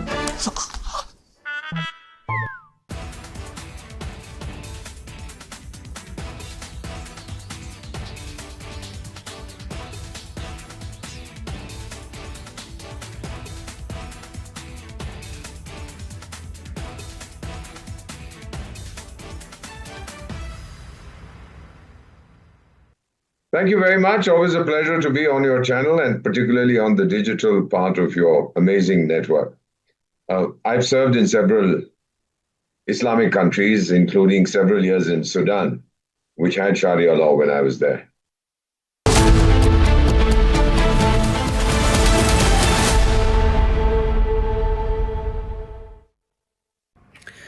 We are not surprised nor we are shocked with the reaction of Nasruddin Shah on Diljit Dosanjh.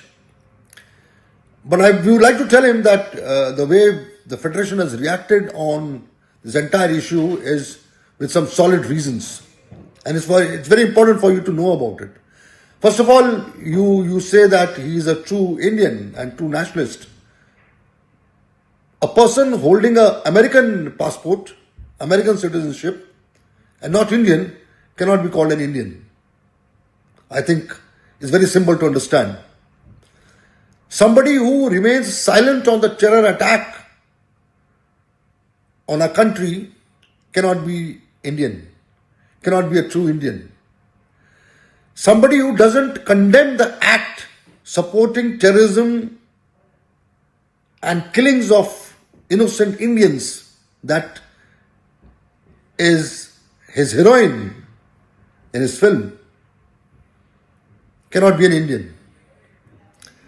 Somebody who has always remained silent on the attacks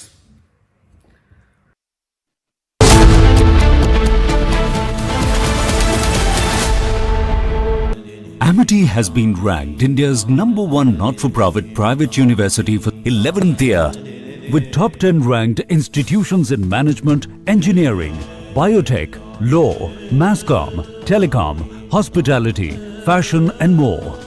Yet another top ranking for Amity University.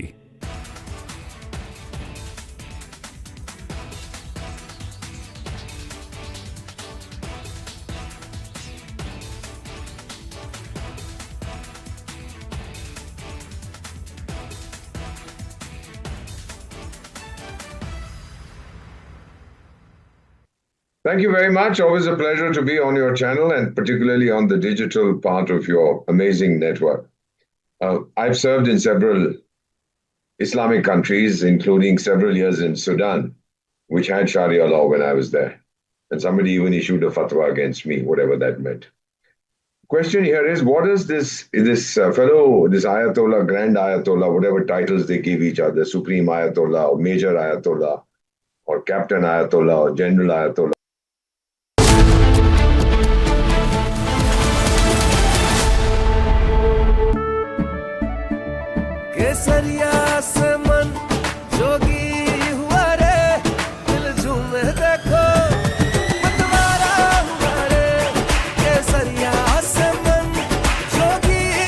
हर पल मनाओ केसरी त्योहार विमल बोलो जुबान Kesari We are not surprised nor we are shocked with the reaction of Nasruddin Shah on Diljit Dosanjh.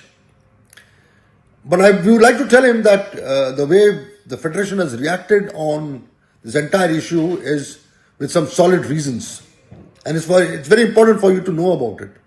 First of all, you say that he is a true Indian and true nationalist. A person holding an American passport, American citizenship, and not Indian cannot be called an Indian. I think it's very simple to understand. Somebody who remains silent on the terror attack on a country cannot be Indian, cannot be a true Indian. Somebody who doesn't condemn the act supporting terrorism and killings of innocent Indians, that is his heroine in his film, cannot be an Indian. Somebody who has always remained silent on the attacks on India by Pakistan cannot be an Indian. So I would like to tell Nasruddin Shah that we at the Federation are very emotional about our country and we feel that the nation comes first. And you also must be feeling so.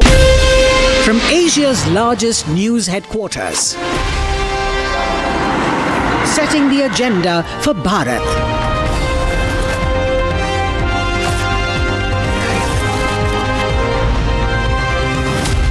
You're watching Republic.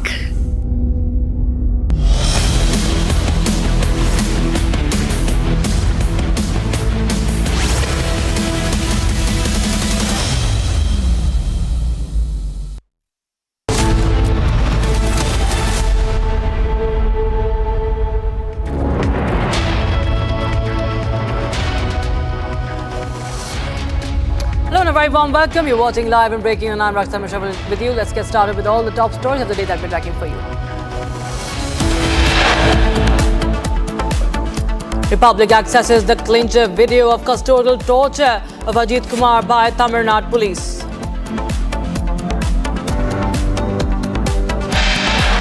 Madras High Court wraps Tamil Nadu police over the custodial death of Ajit. High Court calls it complete illegal police death.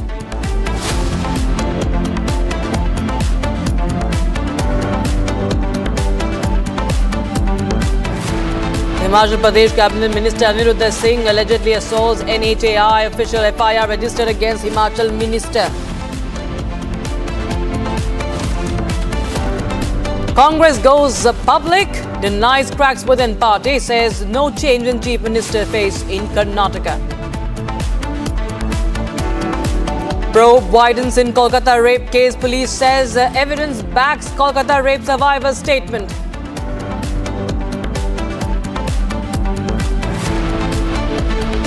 Massive setback for Pakistan in Balochistan. According to Baloch media, Baloch freedom fighters have taken control of Mastung, a key city just 29 kilometers south of Quetta.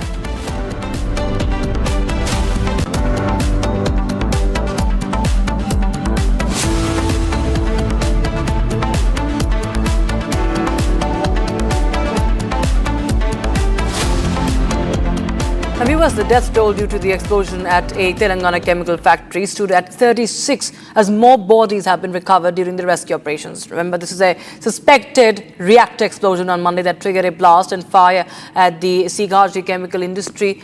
And this is while the cause of the blast is yet to be ascertained, it is suspected to have been caused by a chemical reaction. And also, the Chief Minister, Revant Reddy, was also at the blast site today, taking stock of the situation. Aneri joins us live on the broadcast for more. Aneri, the death toll has risen. And as far as the cause of this blast is concerned, any information, any update on that yet? Well, what we see is, Rakshita, that the incident that had taken place on Monday morning at around 9:30, 10, where we see that there was a massive explosion that had taken place. And after 24 hours, also the rescue operations still continue. The teams, the NDRF teams, SDRF teams continue to clear the debris. Because of that massive explosion, we had seen that a 3-story building had also collapsed down and many people were said to be trapped under those debris. And right now we are outside the hospital where some of the injured are undergoing treatment, and what we are being told is that 36 people have lost their life and some of them are still missing is what we are being told. And not only that, many of them are still undergoing treatment. As you can see, people are here from Odisha, Bihar, Telangana, Andhra Pradesh. These were the workers who were working, and it is being said that around 100 people were working in the shift.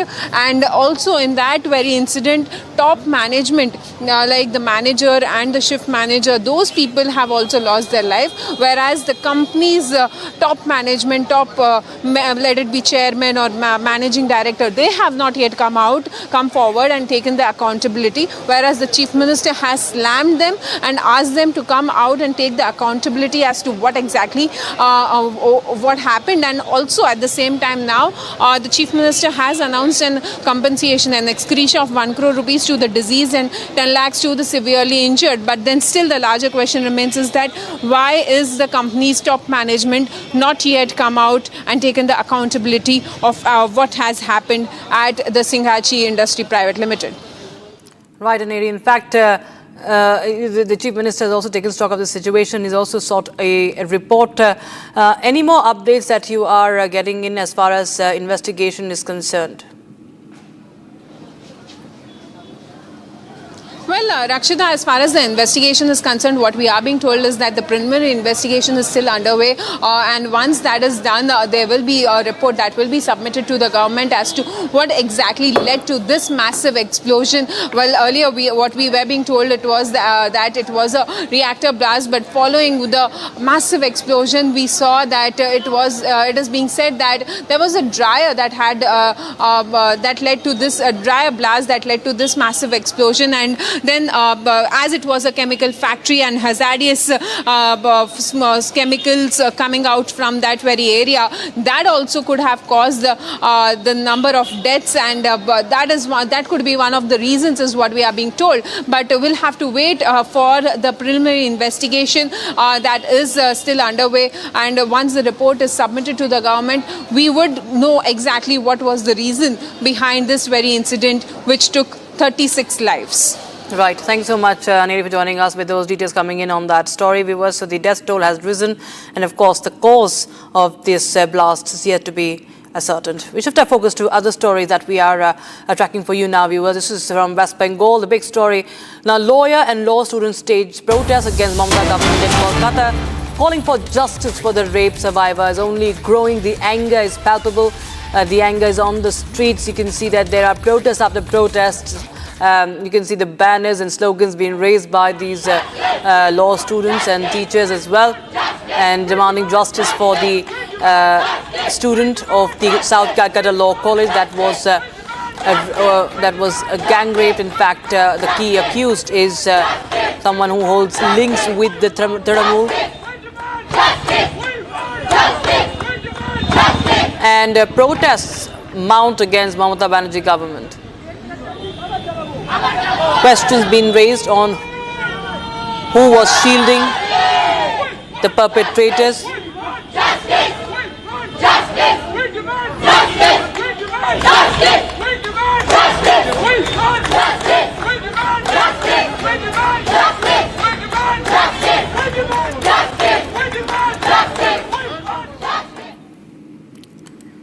All right, viewers, so there you have. This is the FIR details. We have a young man. Okay, these are the cases against this man called Manojit Mishra, who is the next student, the Republic Bangla exclusive. FIR has been filed against him in the year 2014. He had beaten up a young man in Alipur. That was the allegation against him in this FIR. This is FIR number 1. Then he has a criminal history, viewers. There is a criminal history behind this man. He is a history sheeter. If you say he has been charged of several offences in the past as well, and he was given a free run up until now in Mamata's Bengal, and he was the office bearer of Trinamool Chhatra Parishad as well. And despite that, he was he was an ex-student of this college, and even after passing out, he was roaming around. And in this college, he is said to have he's said to be enjoying a lot of powers and patronage from the ruling dispensation. In fact, my colleague Bhaskar joins us live on the broadcast for more. Bhaskar, the anger is mounting, and Republic Bangla has also accessed details of his past, that so many times that he has been a criminal offender in the past as well, and such elements are given a free run in West Bengal.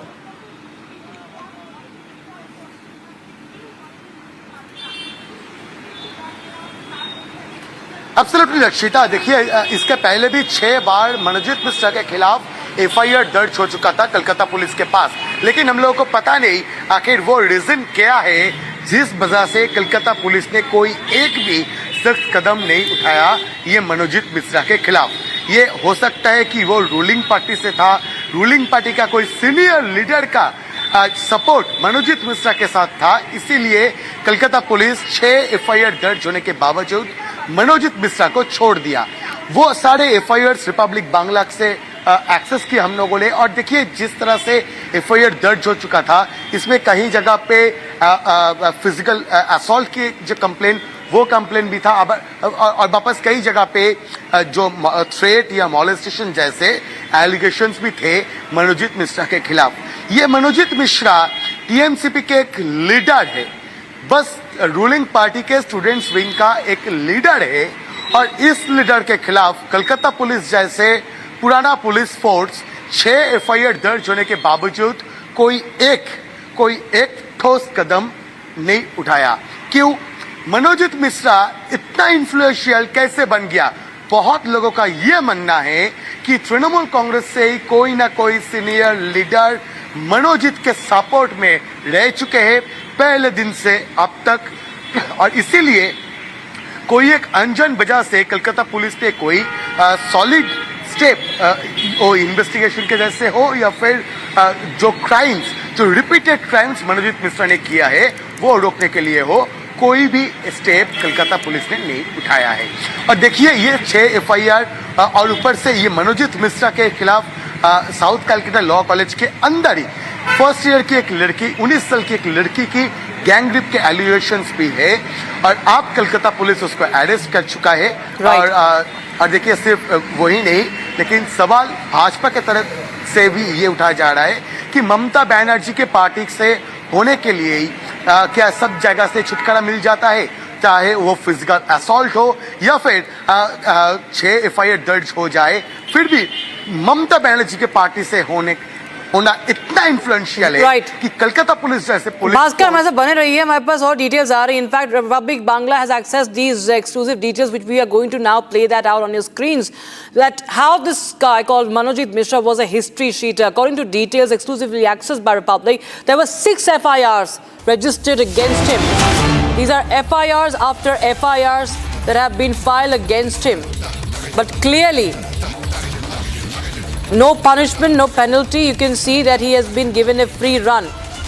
And FIR 1, they talk about, filed in Alipur police station, 2014. A young man beaten up in Alipur. Young man from a catering service was beaten up. Another FIR from Koshba police station. This is 2017. Student beaten up, threatened with weapon in Koshba. This is the allegation against him. Another FIR, Anandapura police station. Student blocked from entering college and threatened to be killed. FIR number 4, again in Koshba. Allegation of molestation and assault of a woman. So he has been accused of molestation and assaulting a woman in the past as well. This is as you go back to 2022, 23rd of March 2022. The FIR dates to 2022. FIR number 5, police station, Koshba police station again. This is 1st of December 2023. Complaint of assault once again. And 2024, last year, September last year, Tollygunj police station, FIR filed, complaint of assault. So this is a repeat offender, history sheeter. And he poses with all the top leaders of the BJP, the top leaders of the TMC, like Abhishek Banerjee. You see other leaders also. And he's given a free run, despite the 6 FIRs against him. And now he is in custody in a rape case. Why was the TMC giving patronage to a repeat offender? That is the question. TMC is silent on the patronage question.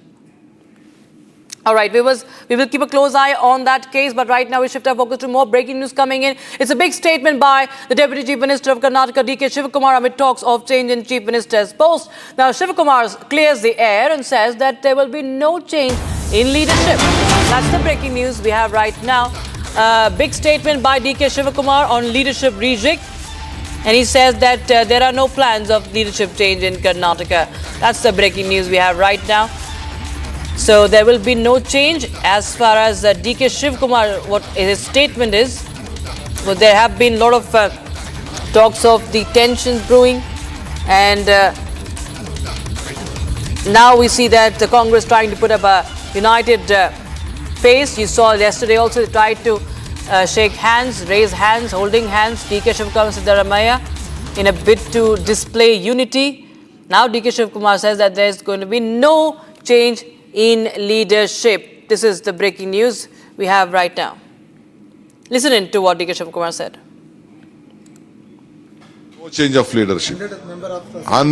I don't know. There is no change. Let them support me.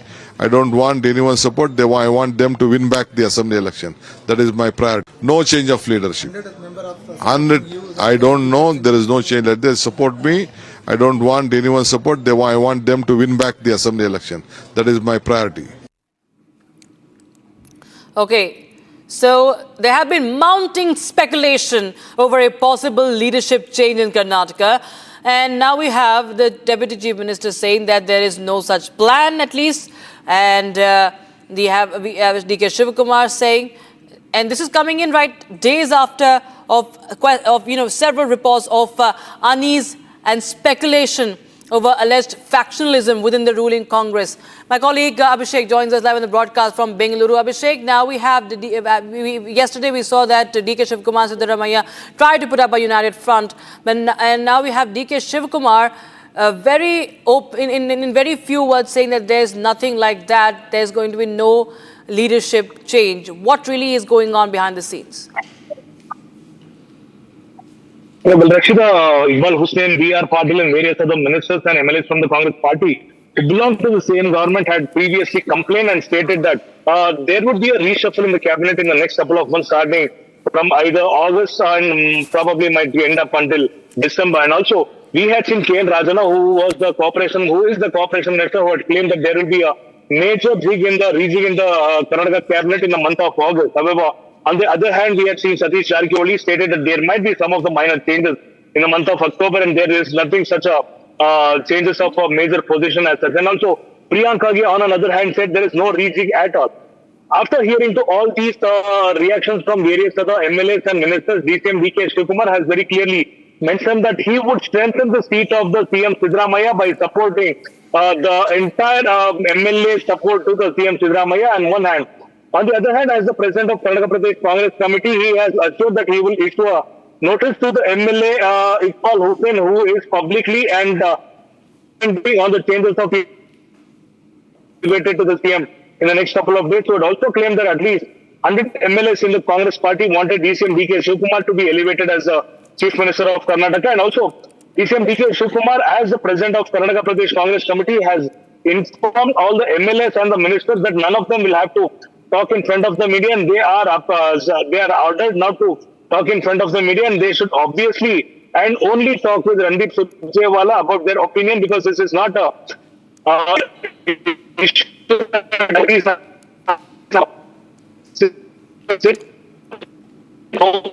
Well, there seems to be some problem in your audio, but thanks so much, Abhishek. In the meantime, joining us with those details coming in from Karnataka. Viewers, we have some more breaking news coming in right now.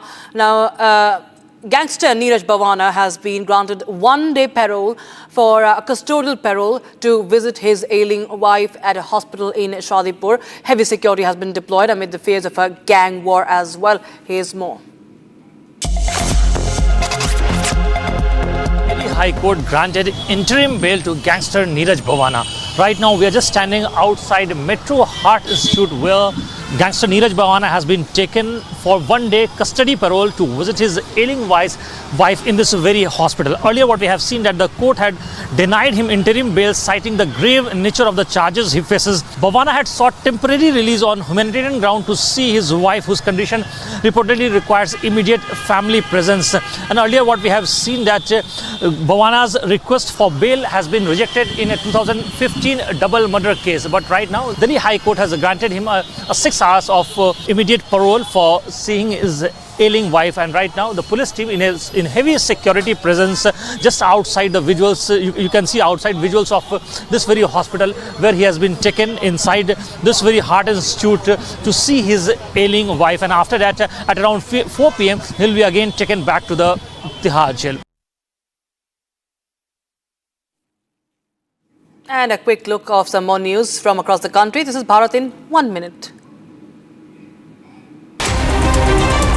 Bharat 1 minute brought to you by Canara Bank. Together we can. Massive face-off over Waqf Amendment Act. BJP launches attack at Akhilesh Yadav, calling for dumping by Waqf Amendment Act. BJP says that India bloc is pushing for Sharia constitution.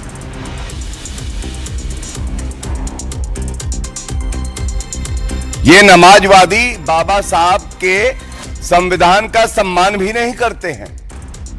इनको तो चाहिए केवल शरिया कानून। 4 people have been killed while 5 are injured in a factory fire in Tamil Nadu, Sivakashi. Relief and rescue operations underway.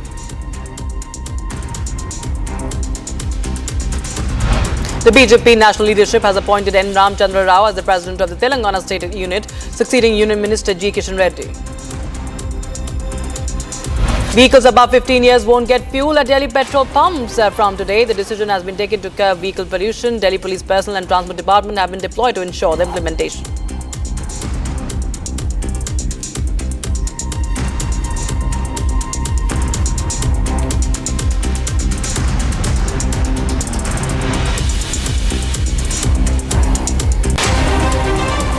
Bharat 1 minute brought. Now, viewers, video proof of custodial torture of Ajit Kumar by Tamil Nadu police has been accessed by Republic TV. Now, to give you a context, viewers, 5 policemen were arrested late Monday in connection with the custodial death of a 27-year-old temple security guard, Ajit, who died last week following alleged torture during interrogation in Tamil Nadu's Shivaganga district.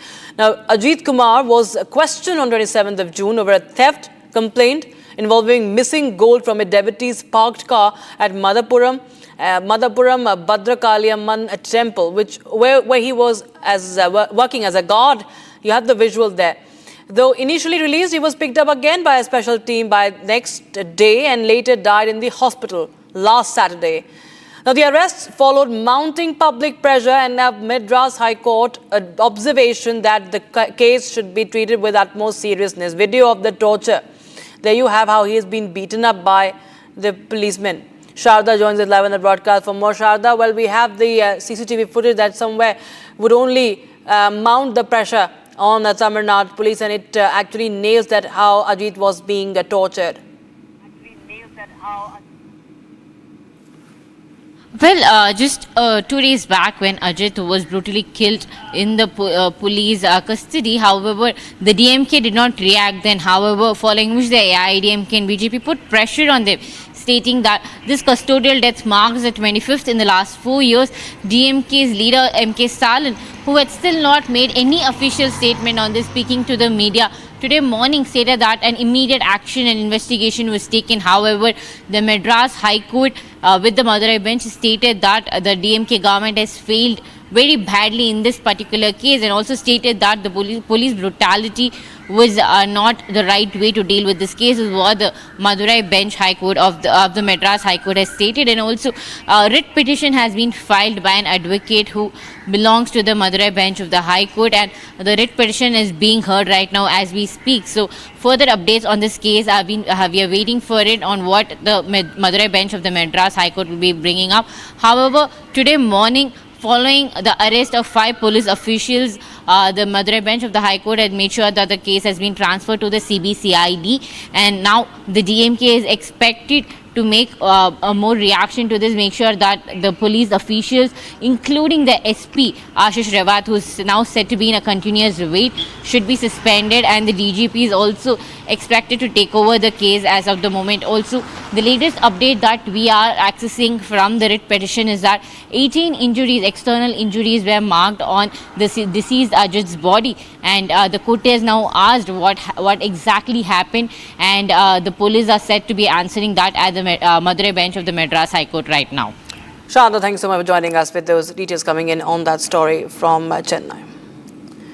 All right, viewers, time for a short break, but on the other side, we get you details of the other big stories of the day that we are tracking for you.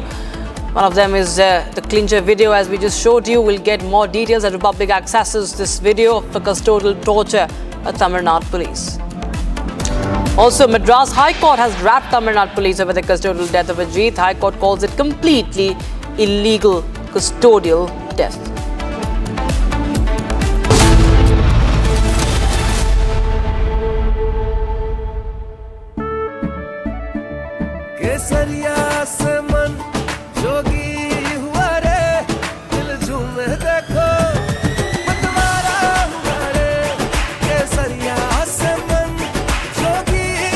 हर पल मनाओ केसरी त्योहार। विमल, बोलो जुबान Kesari.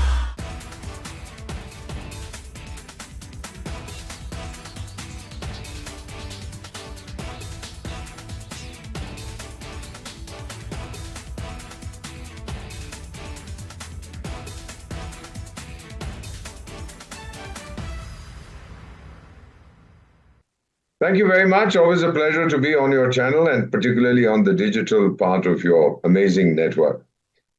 I've served in several Islamic countries, including several years in Sudan, which had Sharia law when I was there.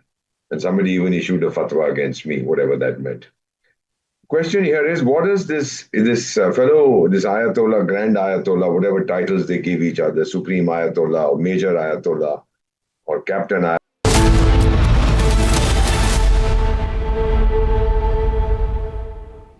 An encounter between police and criminals late last night in Muradabad's Bhagatpur area has brought to light a string of thefts in the region. One criminal was injured and arrested, while others managed to escape. It's a quick report. An encounter broke out between police and criminals in Muradabad district's Bhagatpur police station area. During the exchange of fire, one criminal was shot in the leg and apprehended by the police. The remaining suspects managed to flee the scene, taking advantage of the chaos. देखिए, ये थाना भगतपुर क्षेत्र में ये दिनांक 23/24 की रात्रि में एक चोरी की सूचना आई थी, जिसमें कि बताया गया था कि चांदपुर गांव में एक ज्वेलरी शॉप में कुछ लोगों ने घुस के जो है वहाँ पे नकब लगा के चोरी करी है। इसमें चेकिंग के दौरान में जब हमने अभियुक्त को एक रोका वहाँ पे तो पुलिस के ऊपर फायरिंग करी। फायरिंग में आत्मरक्षार्थ पुलिस ने जवाबी फायरिंग में उसके जो मेन अभियुक्त है उसके पैर में गोली लगी है। उसके पास से एक तमंचा, एक खोखा कारतूस, एक खाली एक जिंदा कारतूस एवं 10,170 रुपये और कुछ ज्वेलरी के सामान जिसमें चोरी किए थे वो भी उसके पास से बरामद हो गए हैं। The injured criminal is currently undergoing treatment under police custody.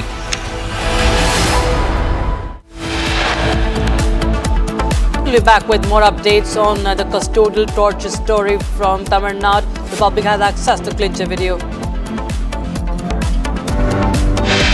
Madras High Court pulls up Tamil Nadu police over the custodial death, calls it a violation of the fundamental rights and calls it completely illegal.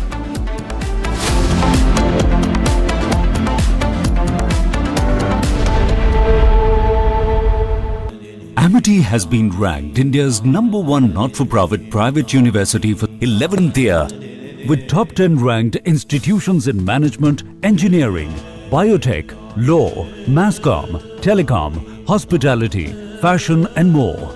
Yet another top ranking for Amity University. We are not surprised nor we are shocked with the reaction of Nasruddin Shah on Diljit Dosanjh. But we would like to tell him that the way the Federation has reacted on this entire issue is with some solid reasons. And it's very important for you to know about it.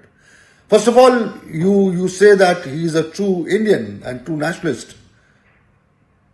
A person holding an American passport, American citizenship, and not Indian cannot be called an Indian. I think it's very simple to understand. Somebody who remains silent on the terror attack on a country cannot be Indian, cannot be a true Indian. Somebody who doesn't condemn the act supporting terrorism and killings of innocent Indians, that is his heroine in his film, cannot be an Indian. Somebody who has always remained silent on the attacks.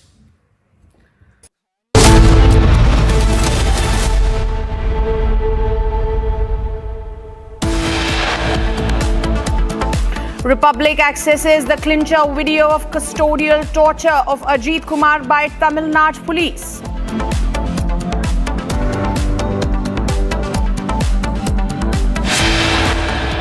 Madras High Court wraps Tamil Nadu police over the custodial death of Ajit. High Court calls it complete illegal police death. Himachal Pradesh Cabinet Minister Aniruddha Singh allegedly assaulted NHAI official.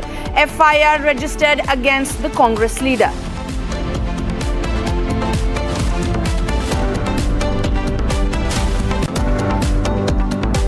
Congress goes public, denies cracks within the party, says no change in Chief Minister face in Karnataka.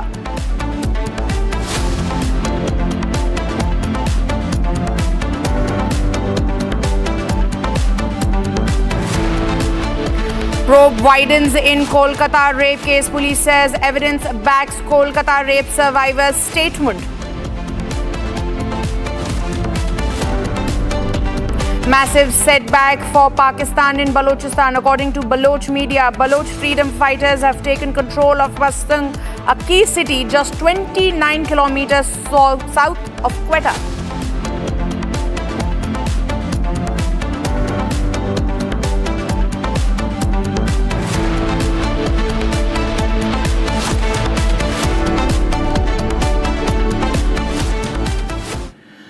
But viewers, breaking news coming in. Thailand's Prime Minister has been suspended from office by the Constitutional Court due to a leaked phone call with Cambodian Senate President Hun Sen, sparking a major political crisis. The controversy began when the Prime Minister of Thailand engaged in diplomacy over a border dispute with Cambodia, which escalated into an armed confrontation on May 20. 28, resulting in the death of Cambodian soldier. During the phone call, Pentagon referred to Hun Sen as uncle and made comments critical of that of a military commander, which were perceived as attempts to appease Cambodia and undermine Thailand's military. The leaked audio triggered widespread public outrage, protest, demands for her resignation, with thousands of conservative and nationalist-leaning protesters rallying in Bangkok.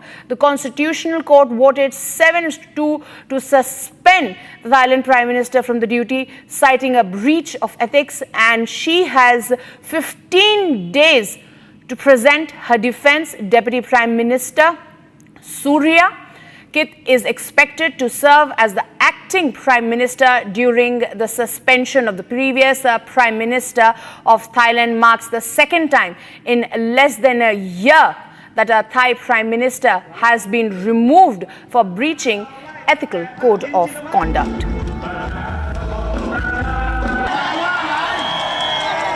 Joining me live on this broadcast is my colleague Krutarth. Krutarth, we see yet another escalation in Thailand. Now it is being alleged that there was a breach of ethical code. What can you more tell us on this? Indeed, and that has been the official ruling now made by the Constitution Court in Thailand, in Bangkok in particular. A 7-2 ruling, Madhurima, against the sitting Prime Minister Paetongtarn Shinawatra. Now this is, as you rightly pointed out, the second time a Prime Minister has been ousted in Thailand in less than a year.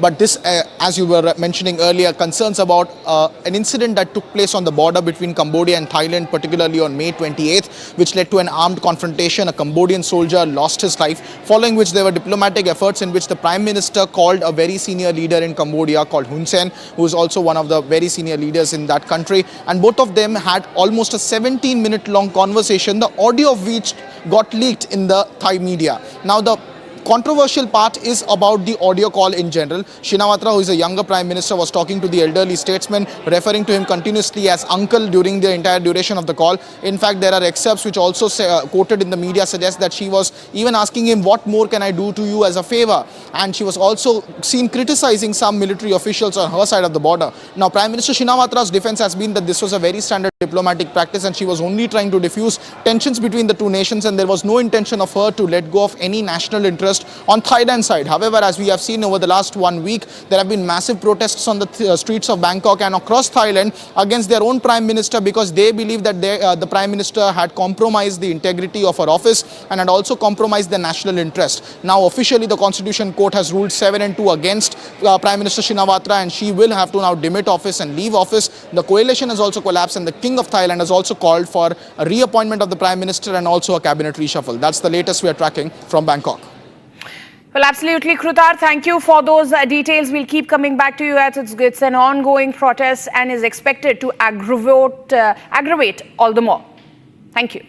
Moving on, viewers, the Central Administrative Tribunal has observed that prima facie the Royal Challengers of Bengaluru, that is the RCB cricket team, is responsible for the massive crowd that gathered in Bengaluru to celebrate the India Premier League victory of the RCB on June 4th, which proved fatal and ended in stampede, claiming 11 lives and left several injured. So it is the that tribunal that has come down heavily on the RCB and has said that RCB is prima facie responsible for the death of 11 people and the chaos that occurred on the streets of Bengaluru on June 4th. Joining me live on this broadcast is my colleague Smita. She is joining us from the R Kannada newsroom. Smita, the tribunal has held RCB responsible. They're saying that they cannot pass the buck entirely to the police of Bengaluru. They have to take some responsibility for 11 lives lost on June 4th. Exactly, a major setback to the Karnataka, Congress-led state government also, which has taken action on the police department, suspending many of the senior IPS officer, including the Bangalore Police Commissioner, which is first time in the history of Karnataka ever claiming that the police department was responsible for the stampede and the loss of life of RCB fans previous month on 4th, where lakhs together of RCB fans had gathered near the Chinnaswamy Stadium in Bangalore for the victory parade and the celebration of RCB, trophy winning moment.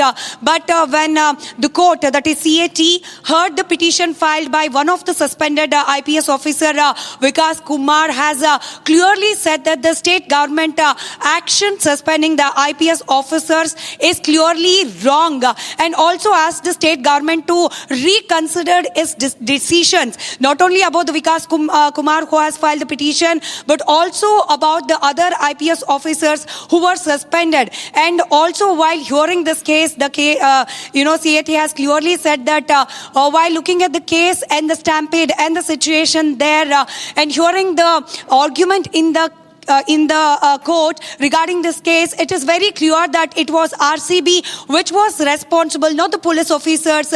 So if any action has to be taken, it has to be on the RCB and its management, but not on the Karnataka police officers, is what the court has said today in its judgment. Well, absolutely, Smita. Thank you for those details. We'll keep coming back to you. It's a big setback for the Karnataka government that was trying to pass the buck entirely on the police and a single officials. Now, moving on, viewers, an FIR has been filed in Himachal. Big breaking coming in, viewers, at the moment. External Affairs Minister Jai Shankar's has dismissed Trump's ceasefire claim yet again. Jai Shankar dismisses ceasefire claim. He said that I was in the room when Prime Minister Narendra Modi spoke to United States President J.D. Vance.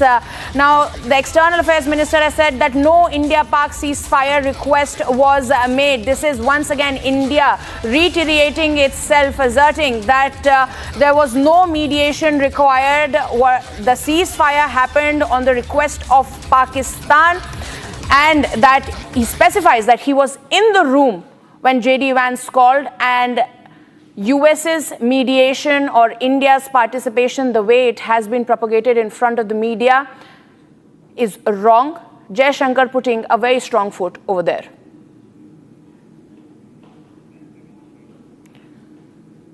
This is the big breaking news coming in, viewers. S. Jai Shankar, the External Affairs Minister, they're making a big statement saying that I was in the room when there was a call between the two nations as far as the ceasefire is concerned. He stated that he was there at the time when Prime Minister Narendra Modi on May 9th had spoken about the ceasefire. There was no mediation request from India. It was Pakistan that requested for a ceasefire. Moving on, viewers, let's shift our focus to the state of Himachal Pradesh, where an FIR has been filed against the Himachal Pradesh Panchayati Raj and Rural Development Minister Anirudh Singh. The minister is accused of physically assaulting and verbally abusing a senior NHI official during an on-site inspection in Shimla's Bata Kufar area on June 30th. The complaint was lodged by Achal Jindal, a technical manager with the NHAI, following the collapse of a 5-story building in the area. The NHAI has taken serious cognizance of the matter, and the Congress Minister, Mr. Singh, Anirudh Singh, is under massive fire for his behavior towards the NHAI official.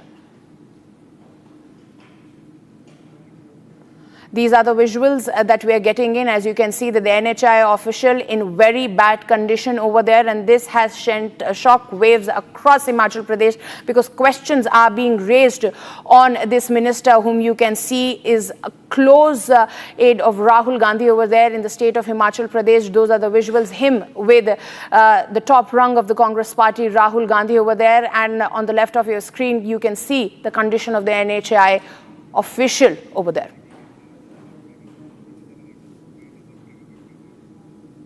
We're getting more breaking news in the similar story, viewers. Escalation in the case involving Himachal Pradesh Minister Niraj Singh.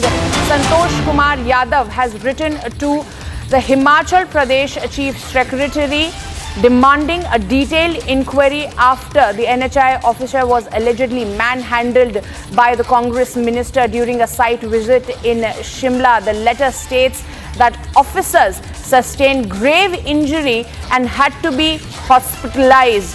The NHI chief has also called for strict action against those responsible. So the matter has been escalated, viewers, as we saw in those visuals that the person, the NHI official here, had to be hospitalized. He's in very bad condition at the moment, and now a serious cognizance has been taken where a request to pin the responsibility has been made. We also have former Union Minister and Himachal Pradesh MP Anurag Thakur speaking on the matter, criticizing the Congress government's attitude in the entire matter. Listen in. देखिए, देवभूमि का इससे बड़ा दुर्भाग्य क्या होगा जहां के एक मंत्री का नाम एफआईआर में आए, कंप्लेंट में आए और ये कहा जाए कि national highway authority of India के अधिकारियों को कमरे में बंद करके उनके सिर फोड़ने का काम किया जाए। आखिरकार हिमाचल प्रदेश में सरकार है या नहीं है? और सरकार है तो सरकार के मंत्री किस काम पे लगे? रेलवे लाइन के लिए पैसा दिया जाता है तो वहां राज्य की सरकार अपना हिस्सा नहीं डालती। सड़कों के लिए पैसा दिया जाता है तो उस काम को करवाने वाले अधिकारियों को बंद कमरे में मंत्री और उसके सहयोगियों द्वारा पीटा जाता है। अभी विमल नेगी जी का केस हल नहीं हुआ था, वहां सीबीआई की जांच हुई, अभी वो पूरी नहीं हुई और दूसरे अधिकारी का सिर फोड़ने का काम किया गया। हिमाचल प्रदेश के अधिकारी कर्मचारी सुरक्षित हैं या नहीं? मुख्यमंत्री जवाब दें। और हिमाचल प्रदेश में क्या अधिकारियों को मरने पर, आत्महत्या करने या उनकी हत्या करने पर जिस तरह के संगीन आरोप लगे हैं और अब जिस तरह से उनके ऊपर प्रहार किए गए, ये अपने आप में कांग्रेस की सरकार पर सवाल खड़े करता है।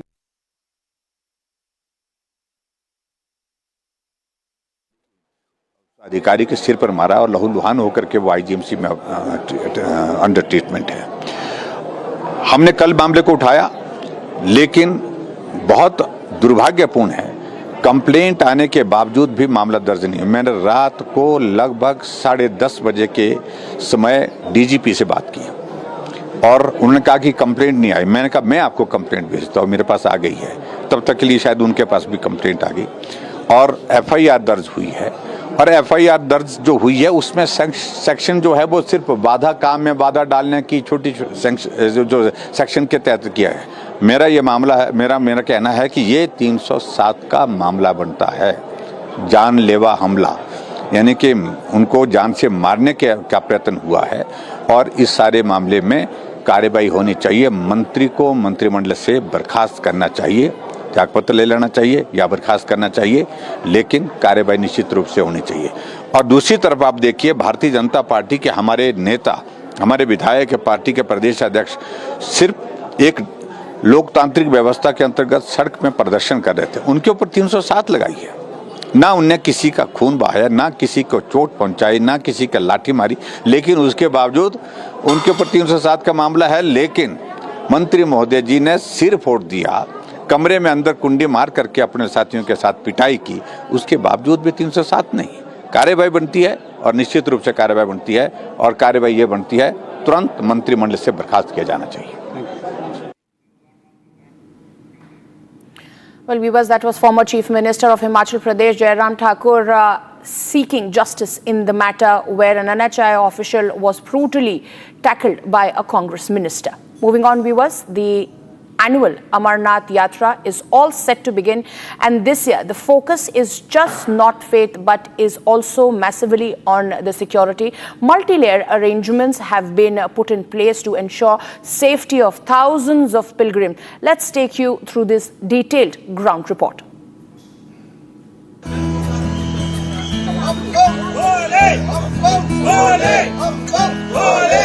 Pilgrims from across the country have started arriving at the Bhagwati Nagar base camp in Jammu as the sacred Amarnath Yatra is set to begin from early tomorrow. बम बम बोले के जय घोष के साथ ही बाबा बर्फानी के भक्त जो हैं अमरनाथ यात्रा के बेस कैंप जम्मू में पहुंचना शुरू हो गए हैं।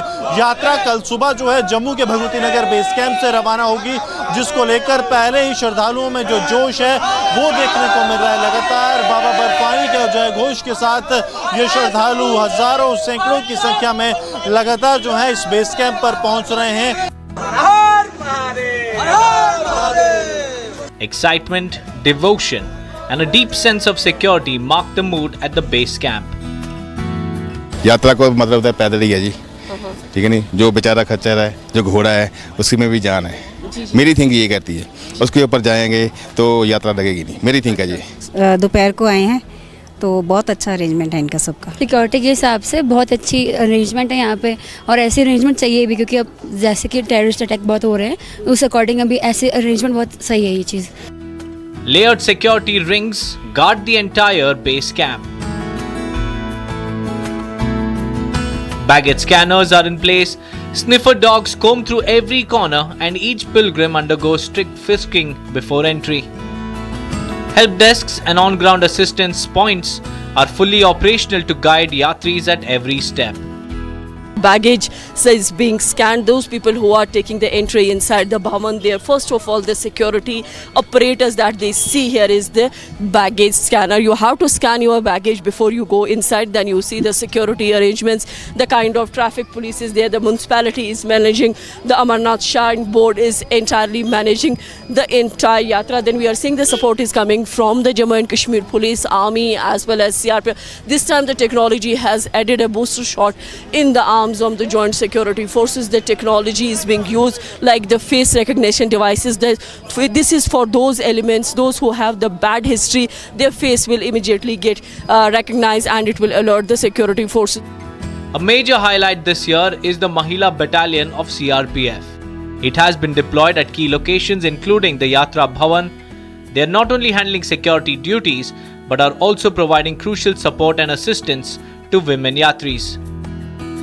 A lot of features have been added this time to Amarnath Yatra, apart from the AI that is giving a boost for the Yatra arrangement, the security arrangement. Then we are seeing now the female cops, the CRPF personals too have been deployed here just to take care of the security of the Yatris, those who are visiting or have started arriving at Yatra Bhavan in Srinagar. They are the one, they will see that the complete headgear with the automatic rifles, the BP jackets, the boots on, that tells you that how the security arrangements have been geared up, multi-layer security arrangements that have been placed here.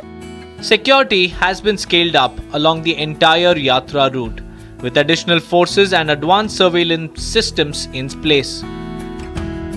Pilgrims have been strictly advised to travel only in designated convoys. We have made multi-tier arrangements and very in-depth deployments. So I would not like to reveal what are these, but still we have done a very multi-tiered arrangement and very in-depth corridor protections to the area so that we can take care, we have more control of those two axes. Convoy preparations are underway at the base camp from tomorrow morning. Pilgrims will begin their journey in tightly monitored convoys escorted by security forces every step of the way.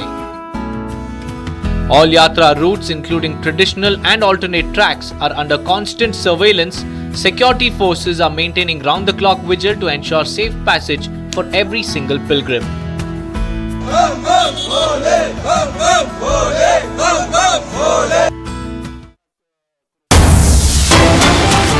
Breaking news coming in, viewers. The Union Cabinet has improved an employment-linked incentive scheme aimed at boosting formal job creation. As per the scheme, 1 month EPF wage up to rupees 15,000 will be credited to eligible employees in 2 installments. This is yet another big push for the middle class of India, where 1 month EPF wage to rupees extent of 15,000 will be credited in the desired employee's account in 2 phases. This is a big decision coming in from the Central Cabinet, where the 1 month EPF wage to the tune of 15,000 will be credited in the account of the desired employee.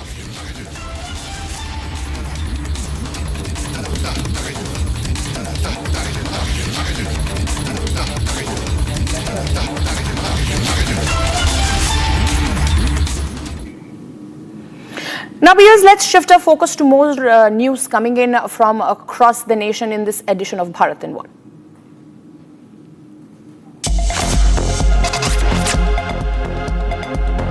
Has begun another round of bilateral trade talks aimed at finalizing an early harvest deal. Now, White House has confirmed that India-US will announce a trade deal soon. White House Press Secretary Caroline described India as a strategic ally in the Indo-Pacific region. The President did announce last week that the trade deal with India is close and this could happen anytime soon. Are there any roadblocks as of now? Are there any updates on that? And how does the President see this about China's role or its influence in the Indo-Pacific region? Sure, yes. The President said that last week and it remains true. I actually just spoke to our Secretary of Commerce about it.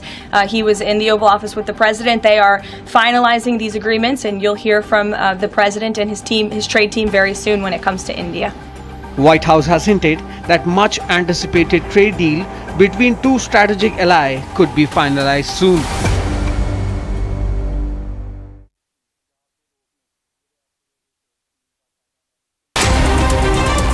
Bharat 1 Minute brought to you by Canara Bank. Together we can. A tragic incident took place in Madhya Pradesh's Baigar, where a massive fire broke out in a private factory, causing panic in the area. The incident was reported from Sai Vishwas Industries, where disposable boxes are made of aluminium. No casualty was reported in the incident.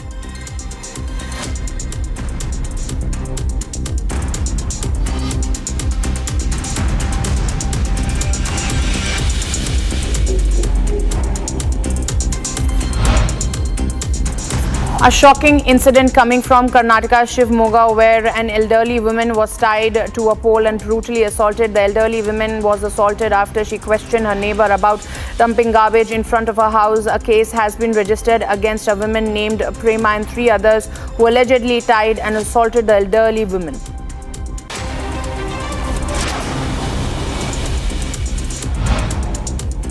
The IMD department has issued a red alert in Himachal Pradesh due to a very heavy rainfall in the region. The Bears River has experiencing severe flooding, raising concerns among the officials. IMD predicted light to moderate rainfall at many places in several districts of Himachal Pradesh.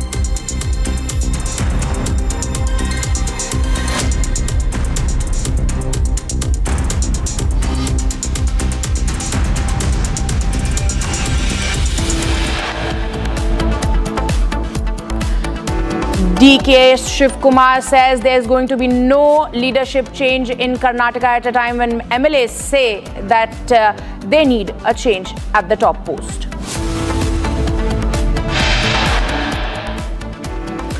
Massive protest against Mamata Banerjee government over the alleged rape of law student. Police says the claims of the victims are being corroborated by the primary investigation.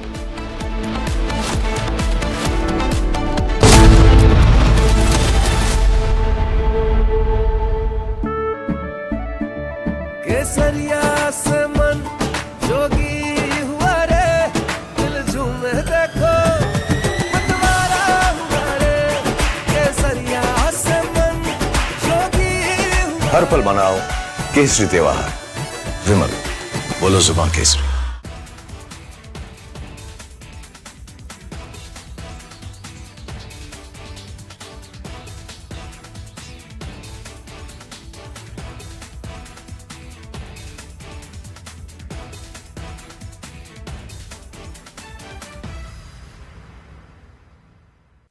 Thank you very much. Always a pleasure to be on your channel and particularly on the digital part of your amazing network. I've served in several Islamic countries, including several years in Sudan, which had Sharia law when I was there. And somebody even issued a fatwa against me, whatever that meant. The question here is,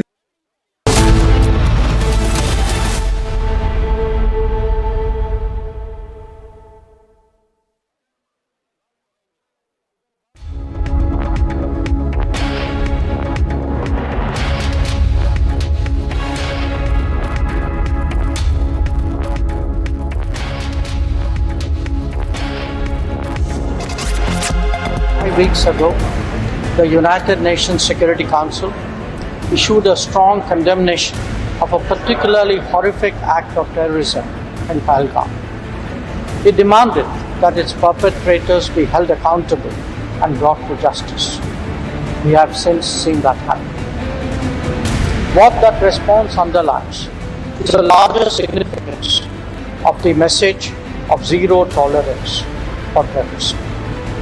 The world must come together on some basic concepts: no impunity to terrorists, no treating them as proxies, and no yielding to nuclear blackmail. Any state sponsorship must be exposed and must be countered.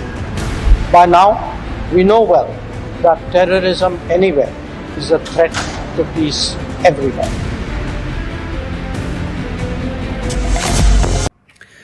We are not surprised nor we are shocked with the reaction of Nasruddin Shah on Diljit Dosanjh. But we would like to tell him that the way the Federation has reacted on this entire issue is with some solid reasons. And it's very important for you to know about it. First of all, you say that he is a true Indian and true nationalist. A person holding an American passport, American citizenship, and not Indian cannot be called an Indian. I think it's very simple to understand. Somebody who remains silent on the terror attack on a country cannot be Indian, cannot be a true Indian. Somebody who doesn't condemn the act supporting terrorism and killings of innocent Indians, that is his heroine in his film, cannot be an Indian. Somebody who has always remained silent on the attacks on India by Pakistan cannot be an Indian. So I would like to tell Nasruddin Shah that we at the Federation are very emotional about our country and we feel that the nation comes first. And you also must be feeling so. From Asia's largest news headquarters, setting the agenda for Bharat.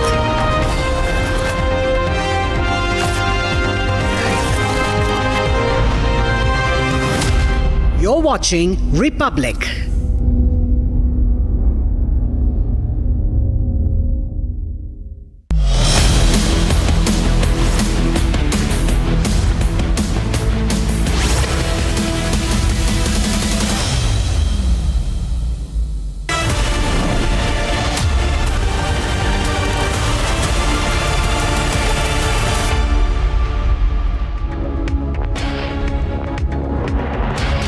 Good afternoon, viewers. You're watching Live and Breaking, and I'm Rakhta Mishra with you, viewers. We'll get you a case from Uttar Pradesh, a shocker coming in where a Dalit girl was going to be converted to Islam and also pressurized to be trained for jihad. We'll get you each and every detail of that story from UP. First, a quick look at the headlines.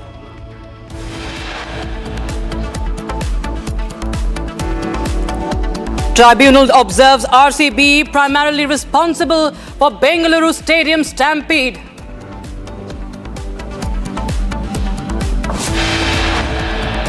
Republic accesses the clincher video of custodial torture of Ajit Kumar by Tamil Nadu police.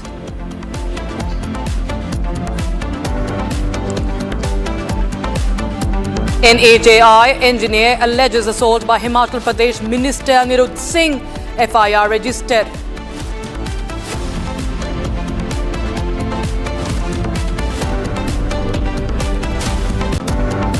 I am not for a change.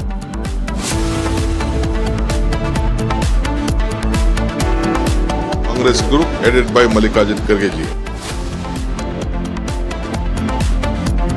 DK Shivakumar goes public, denies cracks within the party, says no change in Chief Minister face in Karnataka.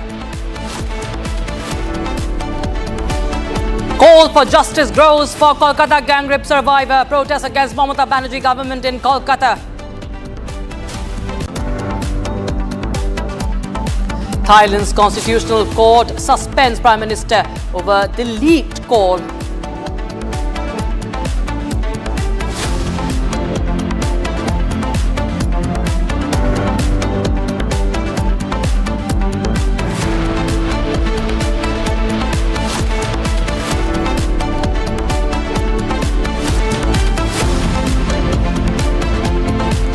All right, viewers, we start with the big news from Tamil Nadu that we're tracking for you. Video proof of custodial torture of Ajit Kumar by Tamil Nadu police has been accessed by Republic TV. And viewers, 5 policemen have been arrested last night in connection with the custodial death of a 27-year-old temple security guard who died last week in custody following alleged torture during interrogation in Tamil Nadu's Sivaganga district. Ajit Kumar was questioned on the 27th of June over a theft complaint involving missing gold from a devotee's parked car at Madhapuram Bhadrakaliamman temple, where he worked as a guard. Though initially released, he was picked up again by a special team the next day and later died in the hospital last Saturday. The arrest followed mounting public pressure and a Madras High Court observation that the case should be treated with utmost seriousness. Sharda, my colleague, joins us live on the broadcast. Sharda, well, we clearly can see that how Ajit Kumar has been beaten up in custody. This is a clincher proof of that. Well, following his arrest, the DMK did not react to this. However, now following the video of seeing that the police brutally attacked Ajit Kumar, that were exactly behind the temple in the cow shed, DMK is now stating that they have taken an action against it. However, AIDMK and BJP points out that it's just a suspension and arrest would not, say that it will work out for a particular, say there should be more investigation and inquiry should be done on this particular case, and that arrest and suspension alone is not enough. However, BJP also states that the state chief minister M.K. Stalin should be resigning from his post because back when under the AIDMK regime, when Jairaj and Phoenix were murdered under the police brutality, it's the same the DMK asked for, and that's what AIDMK, the opposition, is now asking CM Stalin to step down from his particular post. But DMK continues to state that the necessary actions was immediately taken by the police of Madurai, and now the SP is also under a continuous wait and the suspension in question. A writ petition has been given by the lawyer of the Madurai bench, Madras High Court, and the case is now underway in hearing in the Madurai, and it's expected that the court will soon give an answer to it. Sharda, of course, the pressure is being mounted on Tamil Nadu police, and we also see that the BJP is also, taking out protests. As we see in the visuals coming in, there are dramatic protests that are happening on the streets of Chennai. I think many of the workers, leaders of the Chennai, of BJP are also being taken away by the police. Well, this protest that happened and the visuals that you're seeing are the BJP workers along with their Vice President Narayan Tirupati being taken away by the police. And this protest is not just in a singular place but happening across the state of Tamil Nadu in retaliation to the statement made by MP A. Raja, and his demeaning statement was against the Home Minister Amit Shah for saying that the court says that Amit Shah is a fool, and that's how A. Raja called it, and the BJP had stated telling that this is not how a political leader should be speak, and also asked A. Raja to seek forgiveness for his speech. Right, Radha, thanks so much for joining us with those details coming in from Chennai. Viewers, in fact, we have more breaking news coming in, this time from Kolkata, where protests are also happening. This is against the gang rape of the law college student, and remember, there have been several groups, political parties, and also now we have the student groups and teachers holding protests, raising slogans and banners against the Mamata Banerjee government. Remember, there has been no statement yet from the woman Chief Minister of Bengal, Mamata Banerjee, and there's massive protests against the TMC because we've seen this is a rerun of what happened back last year in the RG Kaur rape case, from Sandesh Khali to RG Kaur to now this case, viewers.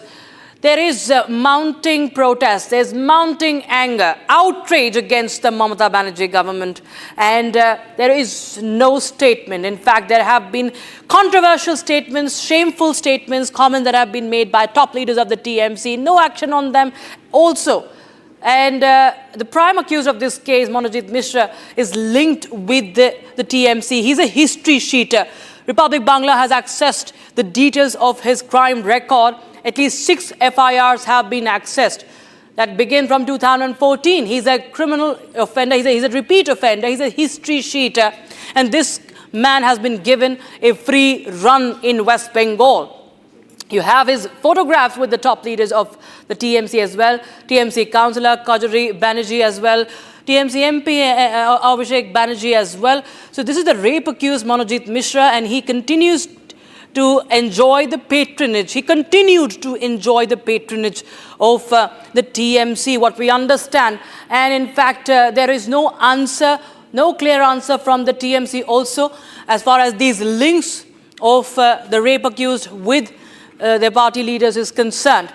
And a massive protest. Day in and day out, we see protests. In fact, protesters have been stopped. We've seen BJP protesters also. BJP Bengal unit chief and Shrikanta Majumdar also was detained on Saturday. So we see there's mounting pressure by different groups. We have the BJP workers also on the streets today. We see earlier there were student groups also who are protesting on the streets. So the anger is palpable.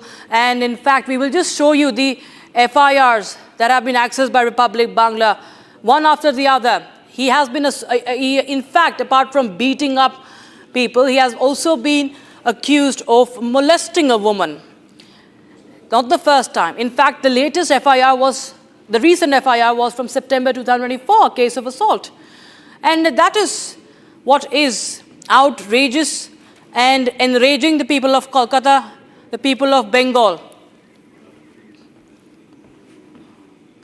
All right, viewers, we are getting some more breaking developments from Tamil Nadu. We'll just shift our focus back to Tamil Nadu, where dramatic protests are unfolding. And you can see the police also deployed there. They are trying to, restrict the protests. You see the BJP flags, the BJP carrying out protests. You can see BJP workers in that bus. There's massive outrage against the murder that happened, alleged murder, or you can see the custodial death of a security guard. Even the Madras High Court has pulled up Tamil Nadu police and saying that it's a violation of the fundamental rights of an individual, and it's completely illegal what was happening in custody, what has happened in custody. And Republic has also shown you that video where you can see that Ajit Kumar was lying on the ground and he was beaten up with sticks. Sharda was joining us with more from Chennai. Sharda, well, we've also seen that the opposition parties continue to mount pressure on the state of Tamil Nadu. The Madras High Court has also, has also pulled up the Tamil Nadu police. Well, the Madras High Court has now taken up the case and have also quoted that the DMK, which is the ruling government, has not taken proper action in this particular case, and have also asked to make sure that the DGP of the police inquires into the case and also pass a suspension to all the officials involved. As of now, only 5 have been suspended, and they're also seeking if the SP was involved in this particular case and is seeking his removal. While the visuals of Ajit Kumar being beaten up by the police had come out, we have accessed the report of his postmortem that says he had 18 external injuries, and apart from that, there was also dried blood near his ear. There was more information on how he was beaten up and how he was giving chilly water. And the report also claims that Ajit had a seizure before falling unconscious and losing his life. Right, Shada, thanks so much for joining us with those details coming in on that story. We shift our focus to the UP conversion plot story. A Dalit girl from Uttar Pradesh was allegedly taken from her village in Prayagraj to Kerala, where she was forcibly converted to Islam and pressurized to train for jihad. The case comes to light after a woman called Guddi Devi filed a complaint on the 28th of June, saying her daughter was taken from her village by a local woman whose name was Kehkashan. He also referred to as Darkasha Bano. She offered her money and promised better prospects. Took away the daughter to Kerala, where she was converted, and also she was being trained for jihad. So the modus operandi has been also now decoded. She was lured and introduced to a person called Kaif. Kaif took the victim and accused to Prayagraj railway station. The woman and the child was taken away by this man called Kaif. Allegedly also molested her. And accused took the minor to Thrissur via Delhi, that is in Kerala. and she was kept in a house. Many other children were there in Thrissur, and the minor was forced to, and this is revealed by the minor herself, she was forced to convert to Islam, and she was also trained. She had the sacred thread tied by Hindus on their wrist were also removed. She was asked not to believe in Hindu gods, and that's how she was brainwashed and converted. She managed to thankfully escape, and she reached a railway station for the escape.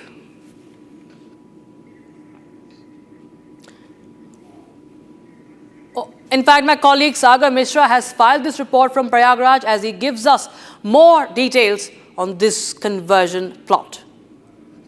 Sapa की सरकार में लगभग 10-10, 15-15 लड़कियों को इसी तरह से धर्मांतरण के लिए उकसाया जाता था। केरल लेकर यहाँ से लोग गए थे, लेकिन अभी भी लगातार इस तरह के मामले यहाँ पर सामने आ रहे हैं। देखिए उस जो पीड़िता है उसका मैं घर आपको दिखा रहा हूँ। लगातार दलित गरीब लोगों को कैसे ये टारगेट यहाँ पर करते थे, आप सोचिए। ये देखिए कच्चे मकान मैं आपको दिखा रहा हूँ, कच्ची ईंट की दीवारें आप देखिए यहाँ पर लगी हैं, टीन शेड लगाए, खपड़ेल लगाए। भला ऐसे लोगों को टारगेट करते थे ये लोग, जो लोग इनके बहकावे में आ जाएं और फिर केरल का वो रुख करें जहां पर उन्हें नमाज पढ़ाई जा रही है, कैसे देश विरोधी गतिविधियों में शामिल हो ये भी उन्हें बताया जा रहा है। फिलहाल देखिए उस बच्ची के चाचा हमारे साथ हैं। क्या हुआ था सर पूरे मामले में और कैसे बच्ची यहां से लोग उसे बहका कर ले गए?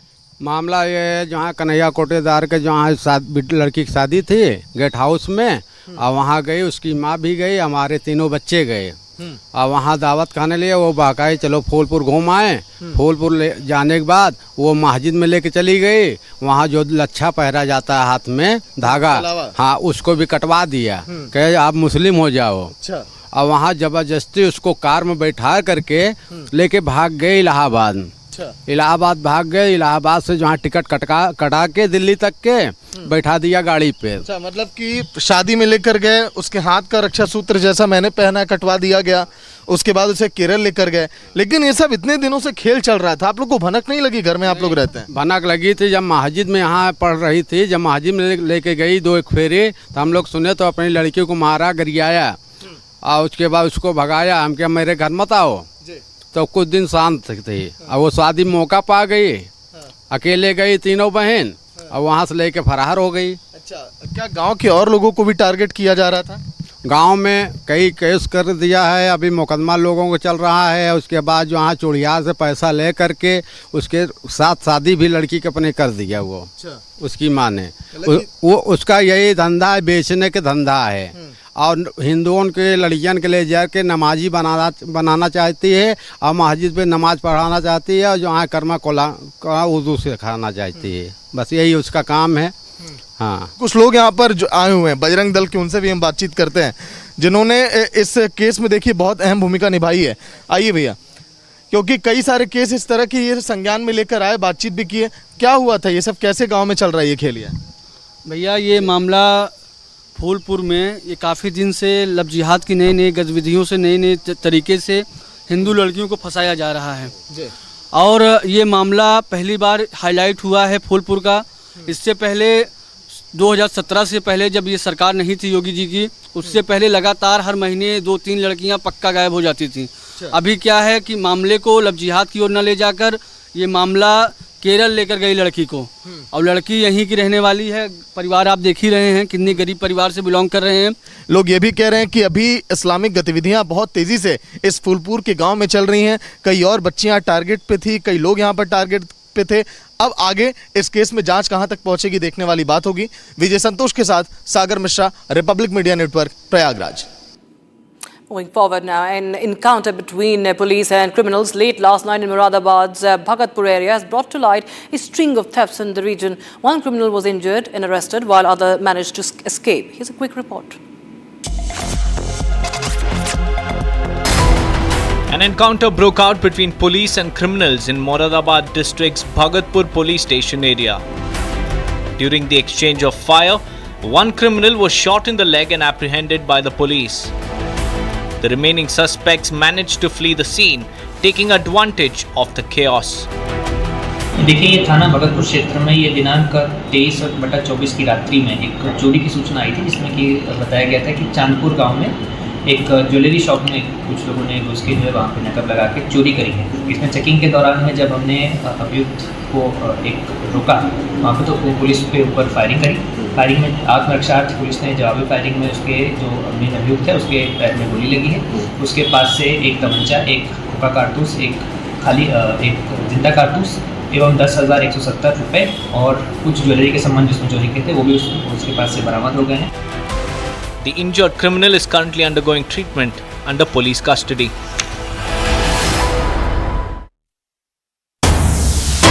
All right, we have breaking news coming in. The Central Administrative Tribunal has observed that prima facie, the Royal Challengers Bengaluru cricket team is responsible for the massive crowd that gathered in Bengaluru for the IPL victory celebration on the 4th of June that ended in a deadly stampede, claiming 11 lives, leaving several others injured.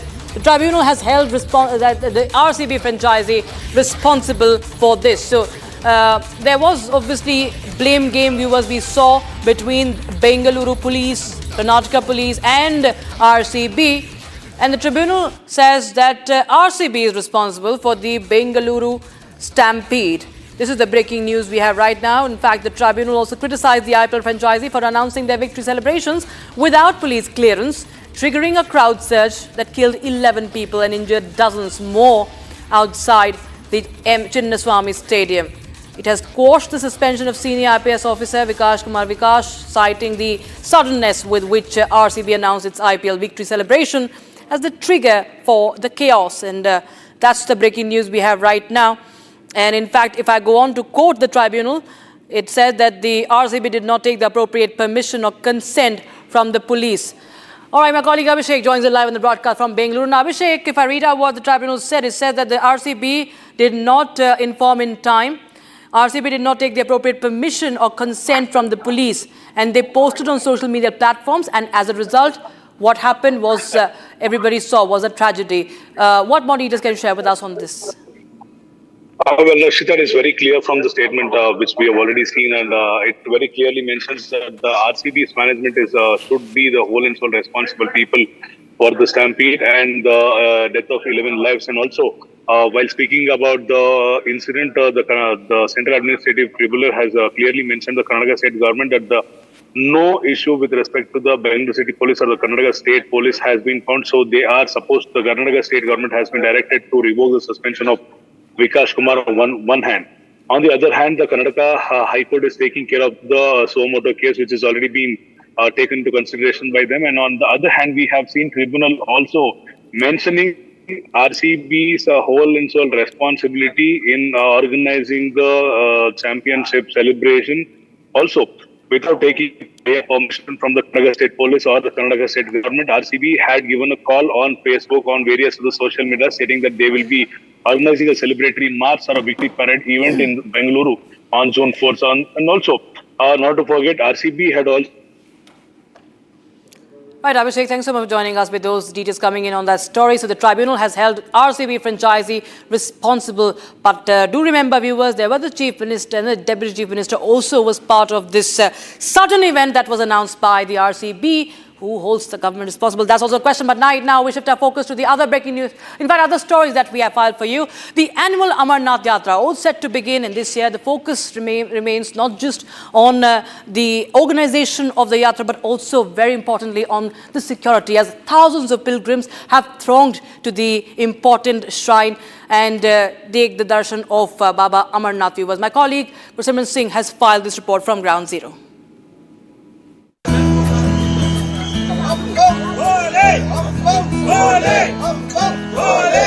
Pilgrims from across the country have started arriving at the Bhagwati Nagar base camp in Jammu as the sacred Amarnath Yatra is set to begin from early tomorrow. बम बम बोले के जय घोष के साथ ही बाबा बर्फानी के भक्त जो हैं अमरनाथ यात्रा के बेस कैंप जम्मू में पहुंचना शुरू हो गए हैं। यात्रा कल सुबह जो है जम्मू के भगवती नगर बेस कैंप से रवाना होगी, जिसको लेकर पहले ही श्रद्धालुओं में जो जोश है वो देखने को मिल रहा है। लगातार बाबा बर्फानी के जय घोष के साथ ये श्रद्धालु हजारों सैकड़ों की संख्या में लगातार जो है इस बेस कैंप पर पहुंच रहे हैं। Excitement, devotion and a deep sense of security marked the mood at the base camp. यात्रा को मतलब होता है पैदल ही है जी, ठीक है नहीं, जो बेचारा खच्चर है, जो घोड़ा है, उसी में भी जान है। मेरी थिंक ये कहती है, उसके ऊपर जाएंगे तो यात्रा लगेगी नहीं, मेरी थिंक है जी। दोपहर को आए हैं तो बहुत अच्छा अरेंजमेंट है इनका सबका। सिक्योरिटी के हिसाब से बहुत अच्छी अरेंजमेंट है यहाँ पे, और ऐसे अरेंजमेंट चाहिए भी, क्योंकि अब जैसे कि टेररिस्ट अटैक बहुत हो रहे हैं, उस अकॉर्डिंग अभी ऐसे अरेंजमेंट बहुत सही है ये चीज़। Layered security rings guard the entire base camp. Baggage scanners are in place, sniffer dogs comb through every corner, and each pilgrim undergoes strict frisking before entry. Help desks and on-ground assistance points are fully operational to guide yatris at every step. Baggage is being scanned. Those people who are taking the entry inside the Bhavan, there, first of all, the security apparatus that they see here is the baggage scanner. You have to scan your baggage before you go inside. Then you see the security arrangements, the kind of traffic police is there, the municipality is managing, the Amarnath Shrine Board is entirely managing the entire yatra. Then we are seeing the support is coming from the Jammu and Kashmir Police, Army, as well as CRPF. This time the technology has added a booster shot in the arms of the joint security forces. The technology is being used like the face recognition devices. This is for those elements, those who have the bad history, their face will immediately get recognized and it will alert the security forces. A major highlight this year is the Mahila Battalion of CRPF. It has been deployed at key locations including the Yatra Bhavan. They are not only handling security duties but are also providing crucial support and assistance to women yatris. A lot of features have been added this time to Amarnath Yatra, apart from the AI that is giving a boost for the Yatra arrangement, the security arrangement. And we are seeing now the female cops, the CRPF personals too have been deployed here just to take care of the security of the Yatris, those who are visiting or have started arriving at Yatra Bhavan in Srinagar. They are the one, they will see that the complete headgear with the automatic rifles, the BP jackets, the boots on, that tells you that how the security arrangements have been geared up, multi-layer security arrangements that have been placed here. Security has been scaled up along the entire Yatra route, with additional forces and advanced surveillance systems in place. Pilgrims have been strictly advised to travel only in designated convoys. We have made multi-tier arrangements and very in-depth deployments. So I would not like to reveal what are these, but still we have done a very multi-tiered arrangement and very in-depth corridor protections to the area so that we can take care, we have more control of those two axes. Convoy preparations are underway at the base camp from tomorrow morning. Pilgrims will begin their journey in tightly monitored convoys escorted by security forces every step of the way. All Yatra routes, including traditional and alternate tracks, are under constant surveillance. Security forces are maintaining round-the-clock vigil to ensure safe passage for every single pilgrim.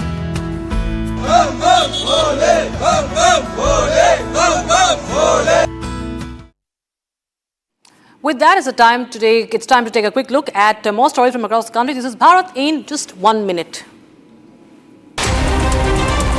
Bharat 1 Minute brought to you by Canara Bank. Together, we can. Massive face-off over Waqf Amendment Act. BJP launches attack at Akhilesh Yadav, calling for dumping of the act. BJP says that Indi bloc is pushing for Sharia constitution.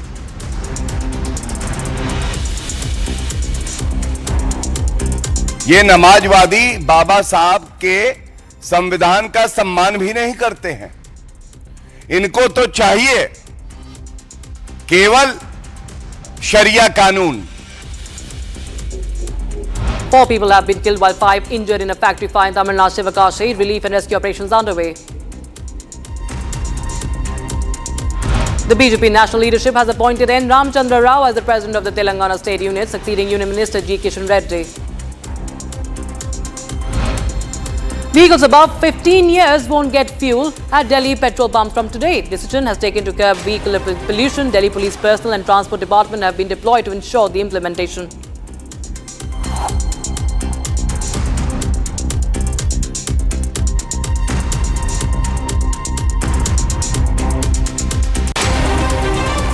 Bharat 1 Minute brought to you by Canara Bank. Together we can.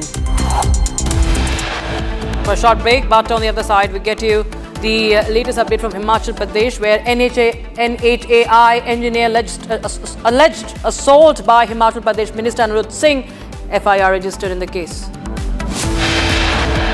And DKS goes public, denies cracks within the party, says no change in Chief Minister's face.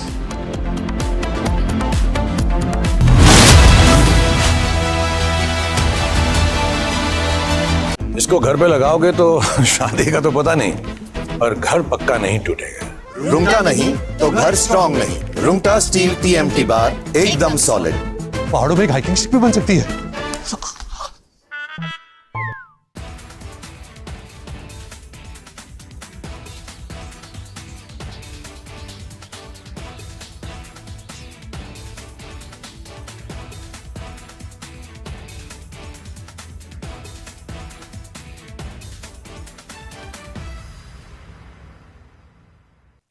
Thank you very much. Always a pleasure to be on your channel and particularly on the digital part of your amazing network.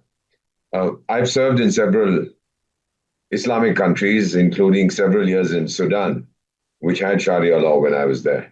And somebody even issued a fatwa against me, whatever that meant. Question here is, what does this Ayatollah, Grand Ayatollah,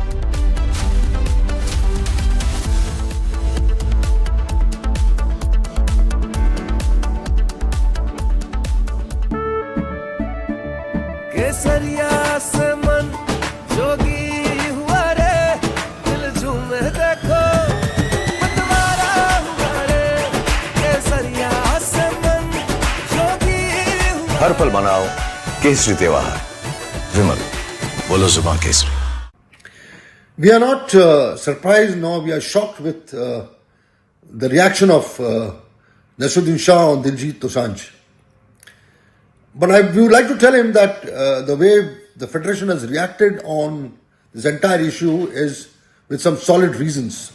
And it's very important for you to know about it. First of all, you say that he is a true Indian and true nationalist. A person holding an American passport, American citizenship, and not Indian cannot be called an Indian. I think it's very simple to understand. Somebody who remains silent on the terror attack on a country cannot be Indian, cannot be a true Indian. Somebody who doesn't condemn the act supporting terrorism .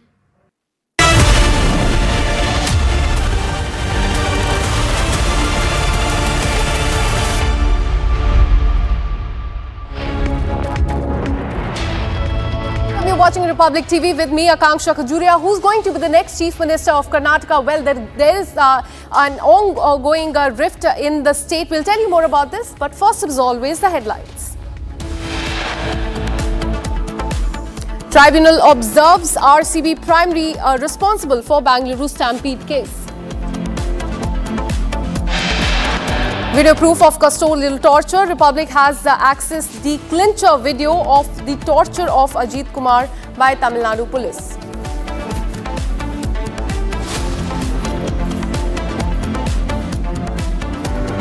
NHAI engineer alleges assault by Himachal Pradesh Minister Anirudh Singh. FIR has been registered.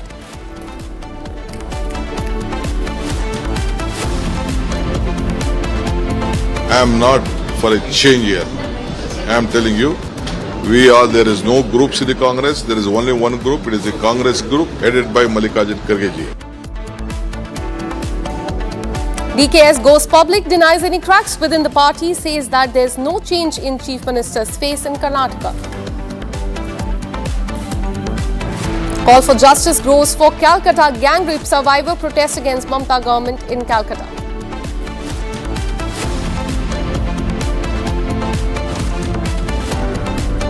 The Union Cabinet has approved an employment-linked incentive scheme aimed at boosting the formal job creation.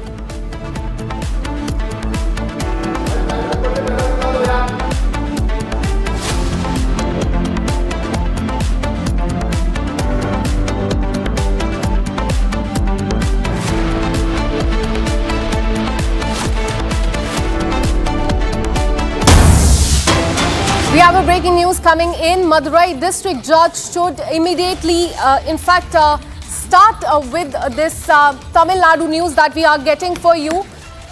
On your screens, you can see these visuals, in fact, coming in from Tamil Nadu. What we are learning is that the court has ordered judicial investigation in the custodial torture case of Ajit Kumar. So this is breaking news that we are getting for you. Remember, this case has reached the High Court, and High Court has been pulling up the police officers as far as this case is concerned. Now, Madurai Court has said that there is a need for the judicial investigation in this case as far as the death of Ajit Kumar, the temple security guard in Tamil Nadu, is concerned. Remember, Chief Minister has also spoken on it. He has said that action has been taken. 5 police officers have been arrested. Several have been suspended. 1 SP has been transferred. But Bharatiya Janata Party is saying that this is not enough. They have sought for the resignation of the Chief Minister. You can see the visuals of that custodial torture there on the screen that we are showing you. The police officer there beating the man there with sticks and also dragging him is the visuals that we have accessed for you on Republic TV. But now the court has said that there is a need for the judicial probe in this case. Let me go across to my colleague Sharda, who continues to track this very closely. Sharda, tell us about what the High Court today has said. They've said that, in fact, there's a need for a judicial investigation. Give us more details. Following a writ petition given at the Madurai bench of the Madras High Court, the advocate and activist is now taken up this issue very seriously, because they found that there were 18 external injuries on Ajit Kumar's body, and also during the High Court intervention, the Madras Madurai bench High Court intervention of the Madras High Court stated that there were 44 other injuries on Ajit's body as well, where the court is now taking it up and saying that this police brutality in at its worst case, because this is the 25th custodial death under the DMK regime, which I have been mentioning. The court has pointed out that this is at its extreme, and that the DMK making sure that the police are not working according to law and orders is something that the Madras High Court is very worried about. And now taking up the case, Subramaniam, the judge, stated that there should be judicial investigation in this, and is asking to make sure that there is 100% investment done by the DGP of the police and also the other law and order officials to make sure that this particular case is thoroughly investigated and inquired, and to make sure that there's only 5 officials suspended and arrested is not something the opposition is okay with. They are also seeking the removal of the SP of the particular district, who is Ashish Rawat, who had agreed for this particular investigation and inquiry, is also now on the compulsory wait list, following which stating that the DMK leader and the Tamil Nadu Chief Minister M.K. Stalin should also be resigning from his post because of this custodial death, is what the BJP is asking for. Absolutely, Shraddha, and we are seeing that war of words have also started over the entire matter. DMK saying that action has been taken by them, but BJP and AIDMK, on the other hand, is saying that there needs to be an accountability. Suspension or arrest is not enough as far as this custodial torture is concerned. Take us through the war of words.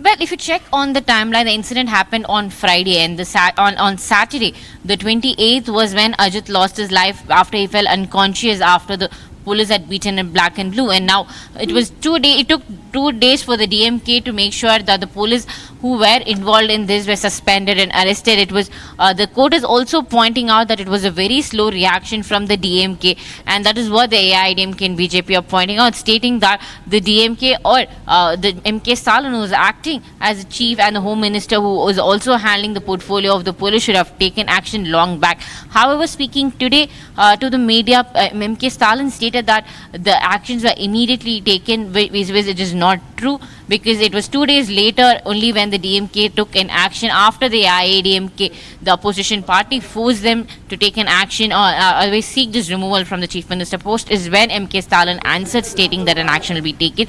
And apart from this arrest and suspension, there's no other major action taken, and that is what the AIDMK and BJP are now pointing out. Absolutely, Sarda. Keep tracking those details as far as the probe in this custodial torture is concerned. We'll keep coming back to you for more on this. Now, shifting our focus as far as the Air India air scare is concerned, what we're learning is that Delhi to Vienna AI 187 Boeing 777 reported a major technical issue in the aircraft as it dropped 900 feet after warnings in the aircraft. The aircraft consisted of 242 passengers, and now DGCA, which is the regulatory authority, has ordered investigation in this. In fact, pilots and security chief have also been summoned to appear in front of DGCA. Also, Air India top brass did not report to the regulators about this incident, which occurred only 38 hours after, remember, that AI 171 crash in which several hundred people lost their life. The matter was reported to DGCA by one of the passengers. Very shocking news coming to the fore. And what is very important to note here is that despite knowing about this aircraft dropping 900 feet under the after a warning in the aircraft, the Air India top brass did not report this incident later, that is DGCA. Now, summon has been given to the pilot, to the security chief of Air India as far as this case is concerned. Let me go across to my colleague Rakshita, who joins us for more on this from the newsroom. Rakshita, tell us about this case, because what we are learning is that despite knowing about this and despite this being happening after that tragic Air India crash, the top brass of Air India did not care to tell the DGCA. Now they've been summoned. Give us more details. Absolutely, and we've seen that time and again that there have been summoning of several of the officers, and the DGC, remember, has launched an investigation already. AI's head of safety has also been summoned because of these incessant cases, and this one, the case in point, is the one from Delhi to Vienna. Now, what really happened was AI 187, that it departed from Delhi 2:56 a.m. on the 14th of June. That was a lot of stormy conditions were being witnessed, and there was a thunderstorm at that time in Delhi, and the aircraft was involved in an in-flight occurrence, stick shaker and GWPS caution, and there was a warning, and GPWS don't sink caution had appeared. Stall warning came once and GPWS caution came twice. So there was an altitude loss thereafter. What we're talking about, the 900 feet climb down, which happened during the climb, and the crew recovered the aircraft and continued the flight to Vienna. Now we have seen that time and again such issues are coming to light. This, of course, again is a case that could have jeopardized the safety of hundreds of passengers that were aboard this international flight. Remember, this is again an international flight, and there might be more than 100 passengers on board, and this is happening right after the AI 171 crash. It speaks volumes about how Air India has jeopardized the safety of its passengers, of those on board as crew as well, and many such instances have come to light in the recent days as well, and that is what the DGC has now woken up to and sought reports on that. It has, in fact, there are many damning revelations that have been made in these reports, but this case that has been revealed now again shows that how there has been negligence that is almost criminal negligence. Absolutely. Very concerning news coming in as far as Air India is concerned. Another incident coming to the fore. Thank you, Rakshita, for all the details. We'll keep coming back to you for more on this. Now, let's tell you about what is happening in the state of Karnataka. Amid the Karnataka leadership change buzz, the Congress leadership has made it very clear, stating that there will be no change in the Chief Minister's face in Karnataka. Now, Deputy Chief Minister D.K. Shivkumar, remember, he shook hand with the Chief Minister yesterday to dispel the rumors about the change in leadership. And he has spoken out today. He has said that there will be no change in leadership whatsoever. Listen into what he said. We'll get you more details on this story as far as the rift in Karnataka is concerned. We all saw that visuals yesterday of the Chief Minister and the Deputy Chief Minister hugging it out and shaking hands to dispel the rumors and the speculation about the change in leadership in Karnataka. After that, MLA Iqbal Singh said that D.K. Shivkumar should be made the Chief Minister of Karnataka. He has finally spoken up, saying that there will be no change in the leadership. Listen into what he said. No change of leadership. I don't know. There is no change. Let them support me. I don't want anyone's support. I want them to win back the assembly election. That is my priority. No change of leadership. 100. I don't know. There is no change. Let them support me. I don't want anyone's support. I want them to win back the assembly election. That is my priority. When the High Command has very clearly stated, there is nothing of that sort in the decision-making process. It doesn't matter who says what. The High Command has been very clear. Everybody's roles have been well defined. Mr. Siddaramaiah is the Chief Minister. Mr. D.K. Shivakumar is the PCC President and the Deputy Chief Minister. Everybody has been assigned their responsibility through their ministries, and it's our job to ensure we deliver for the people of Karnataka. So irrespective of who says what, the stand by the High Command is extremely clear.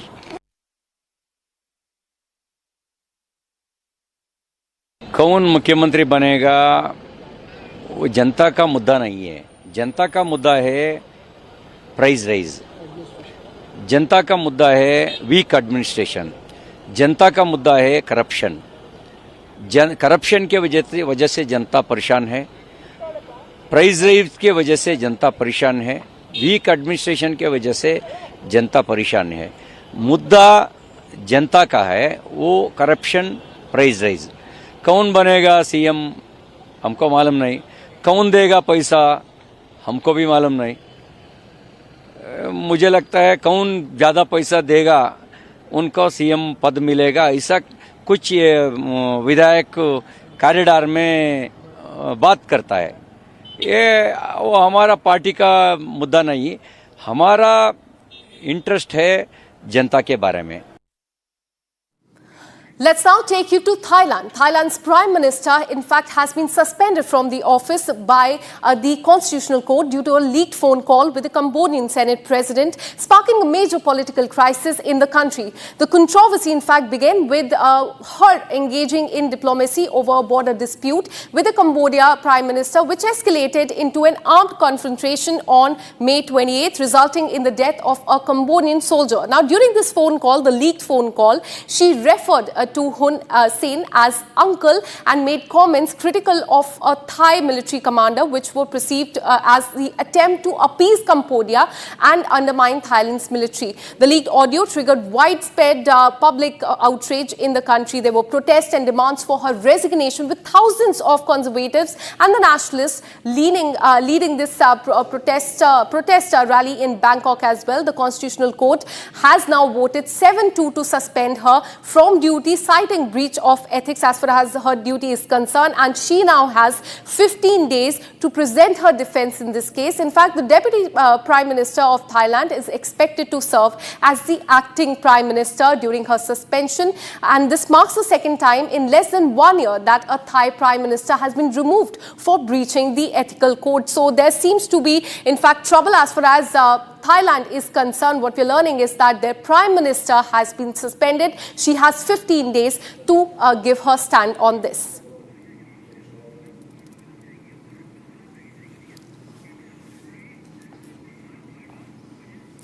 Let's now take you to Jammu and Kashmir. The annual Amarnath Yatra, which is all set to begin and from July 3rd this year, will focus not just on faith but also on security. There's massive multi-layer arrangements that are in place to ensure the safety of thousands and lakhs of devotees that are going to come there from July 3rd to August 9th. Let's take you through the ground reports.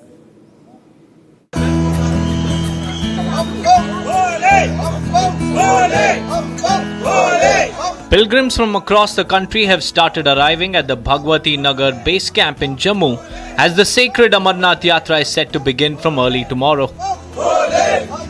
बम बम बोले के जय घोष के साथ ही बाबा बर्फानी के भक्त जो हैं अमरनाथ यात्रा के बेस कैंप जम्मू में पहुंचना शुरू हो गए हैं। यात्रा कल सुबह जो है जम्मू के भगवती नगर बेस कैंप से रवाना होगी, जिसको लेकर पहले ही श्रद्धालुओं में जो जोश है वो देखने को मिल रहा है। लगातार बाबा बर्फानी के जय घोष के साथ ये श्रद्धालु हजारों सैकड़ों की संख्या में लगातार जो है इस बेस कैंप पर पहुंच रहे हैं।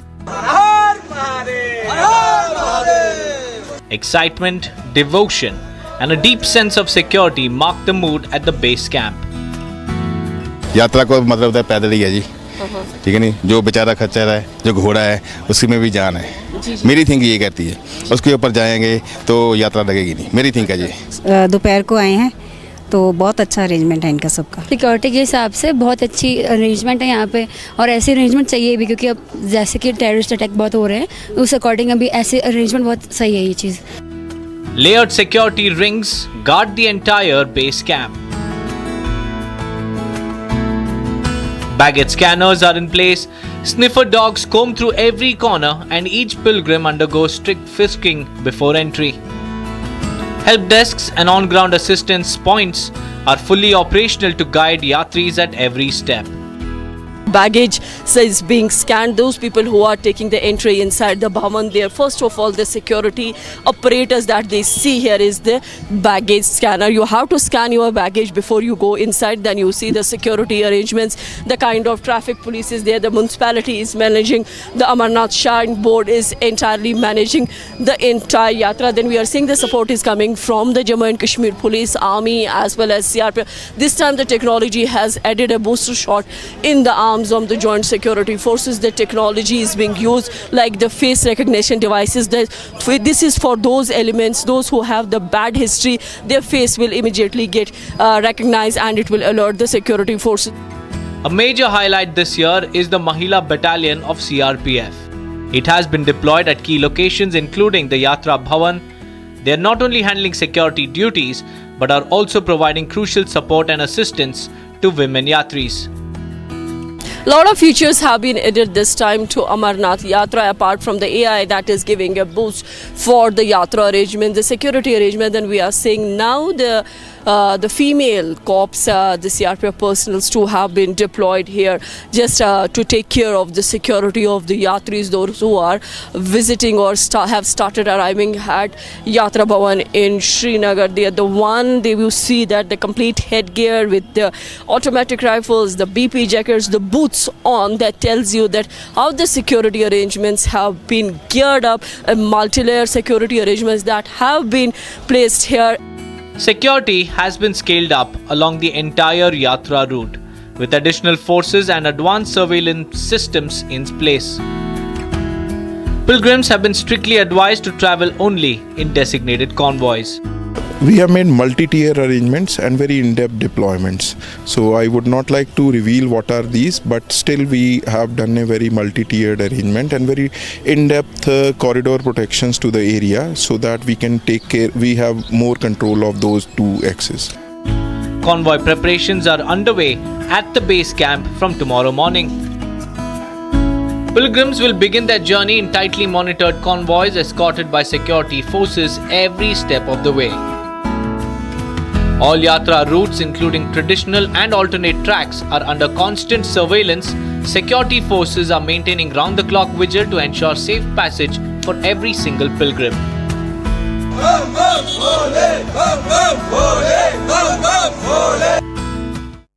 And now ahead of the Bihar election, a fresh political face-off has broken between the Bharatiya Janata Party and the RJD there. Have a look at this report.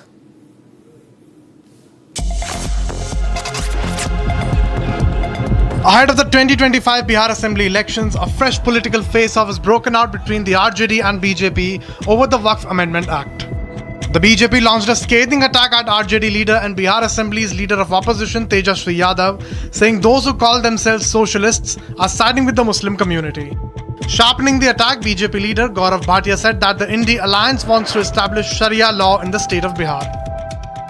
जो बिहार में अपने आप को समाजवादी बताते हैं, उनका असली चेहरा अगर कुछ है तो वो नमाजवादी है। ये नमाजवादी बाबा साहब का संविधान नहीं चाहते हैं। ये नमाजवादी बाबा साहब के संविधान का सम्मान भी नहीं करते हैं। इनको तो चाहिए केवल शरिया कानून, इनको चाहिए हलाला। इनकी समझ है कि केवल एक धर्म विशेष का सशक्तिकरण होगा और जो आदरणीय प्रधानमंत्री श्री नरेंद्र मोदी जी की सोच है कि दलित, महिला, पिछड़ा समाज, इसका सशक्तिकरण हो, इसका नाश करने के लिए such words. So it is disheartening to be in Tamil Nadu like this. Even in Sivaganga, an atrocious has happened to a very ordinary person, and it is painful. So that each and every Karyakarta is arrested, not even allowed to assemble. I highly condemn this type of attitude of the Chief Minister Stalin. யாரையுமே ஒரு போராட்டத்திற்கு கூட வரக்கூடாதுன்னு சொன்னா தமிழ்நாட்டுல ஜனநாயக முறைப்படி ஆட்சி நடக்கிறதா இல்லையா நான் கேக்குறேன். ஒரு அரசாங்கம் என்று இருந்தால், அரசியல் என்று இருந்தால் எதிர்க்கட்சிகள் போராடுவதற்கு உரிமை இருக்கிறது. இதை உயர் நீதிமன்றமே சொல்லி இருக்கிறது. எதிர்க்கட்சிகளுக்கு போராடுவதற்கு உரிமை இருக்கிறது. எதிர்க்கட்சிகளின் குரலை எழுப்புவதற்கு உரிமை இருக்கிறது. ஆனால் கூடுவதற்கு கூட அவர்களுக்கு உரிமை இல்லை. அவர்களை உடனே கைது செய்யப்படுகிறார்கள் என்றால் தமிழகத்தில் என்ன ஆட்சி நடந்து கொண்டிருக்கிறது? தமிழகத்தில் யாருக்கும் பாதுகாப்பு இல்லை. ராசா நமது மரியாதைக்குரிய உள்துறை அமைச்சர் அவர்களை Well, as far as the custodial debt in Tamil Nadu is concerned, BJP has hit back at the Tamil Nadu government there at MK Stalin for merely suspending and taking no other action against the police officers. The video that you can see on the screen is of that custodial torture, which Bharatiya Janata Party is calling a custodial murder. Now shifting our focus to the state of Himachal Pradesh, Union Minister Nitin Gadkari has strongly condemned the assault of NHAI official Achal Jindal by a Himachal minister. Remember, he has been booked in this case. Calling the incident a threat to institutional integrity, Gadkari said that he has spoken to the Chief Minister of Himachal Pradesh and demanded the swift action in this case. And on the other hand, Bharatiya Janata Party has hit at the Himachal government, at the Congress government there, seeking action and accountability. Listen in to what was said.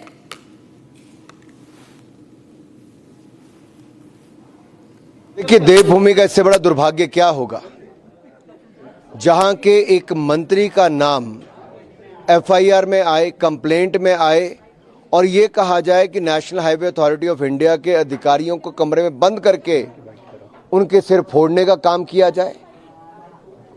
आखिरकार हिमाचल प्रदेश में सरकार है या नहीं है? और सरकार है तो सरकार के मंत्री किस काम पे लगे? रेलवे लाइन के लिए पैसा दिया जाता है तो वहां राज्य की सरकार अपना हिस्सा नहीं डालती।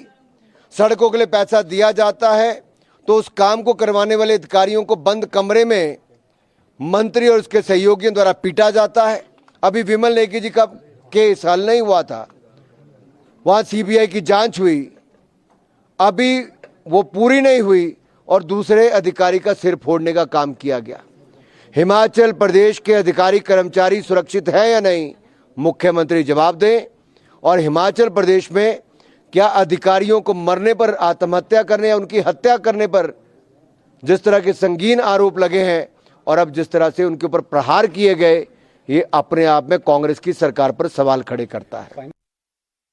एनएचआई के एक अधिकारी को मंत्री और मंत्री के साथ में उनके साथी मिल करके पिटाई कर देते हैं। अधिकारी घायल होता है और घायल होकर के वो उपचाराधीन है, लेकिन उसके बावजूद भी अभी तक हमको मालूम पड़ा है कि कोई कार्रवाई उनके खिलाफ अभी तक नहीं की गई है, ना एफआईआर दर्ज की गई है। मेरा इस बात को लेकर के मुख्यमंत्री जी से आग्रह है, जो मंत्री उस सारी घटना में शामिल था जहां मारपिटाई की गई, मंत्री ने स्वयं अपने हाथों से की है, ऐसा भी लोग बता रहे हैं। और बताया जा रहा है कि मीडिया के लोगों ने बचाने की कोशिश की, मीडिया वालों को कैमरे रोक दिए गए। और अगर ऐसा है तो मंत्री के खिलाफ तुरंत एफआईआर दर्ज होनी चाहिए, मंत्री के खिलाफ। And with this, we're taking a very short break. Coming up on the other side, we'll tell you about the Calcutta gang rape case and the call for justice is only growing louder. We'll also tell you about the decision that has been taken by the Union Cabinet. They have approved an employment-linked incentive scheme aimed at boosting formal job creation. This and much more on the other side.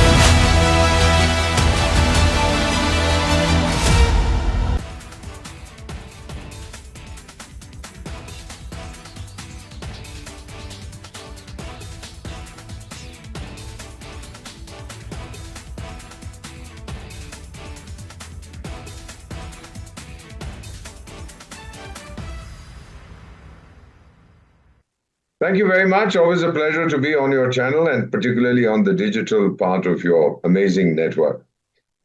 I've served in several Islamic countries, including several years in Sudan, which had Sharia law when I was there. And somebody even issued a fatwa against me, whatever that meant. Question here is, what does this Ayatollah, Grand Ayatollah, whatever titles they give each other, Supreme Ayatollah or Major Ayatollah or Captain Ayatollah or General Ayatollah,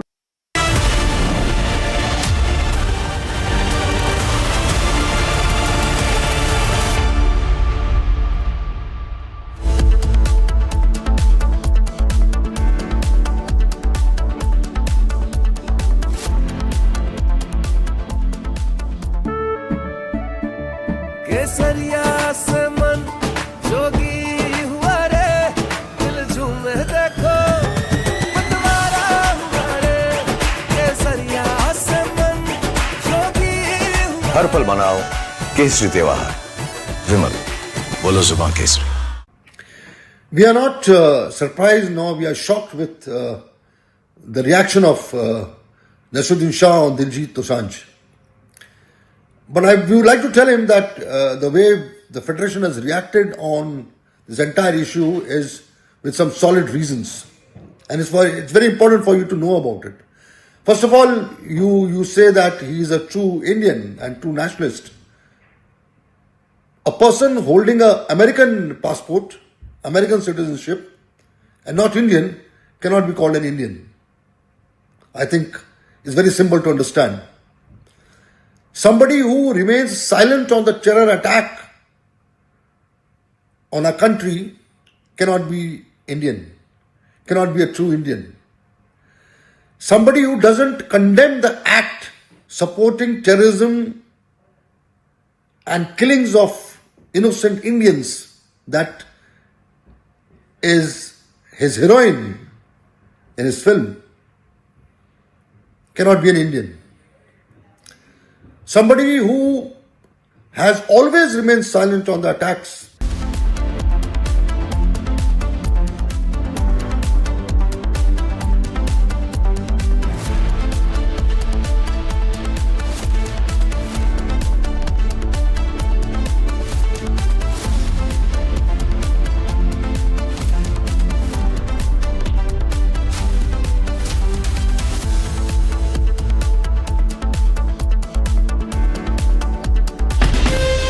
from Asia's largest news headquarters, setting the agenda for Bharat.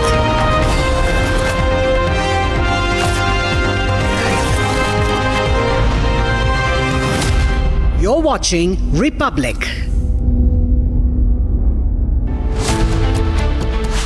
Was Manojit Mishra a political appointee? Republic investigation uncovers alleged TMC link. Was the South Calcutta Law College gang rape avoidable? Debating tonight at 8 p.m.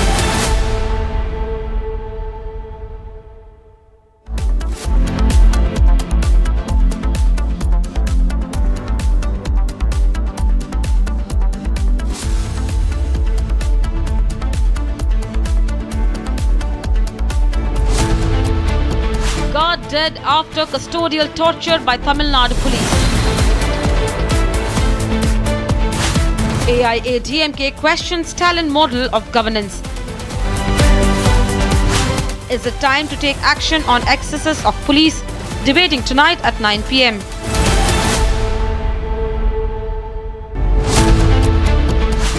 Was Manojit Mishra a political appointee? Republic investigation uncovers alleged TMC link. Was the South Calcutta Law College gang rape avoidable? Debating tonight at 8 p.m.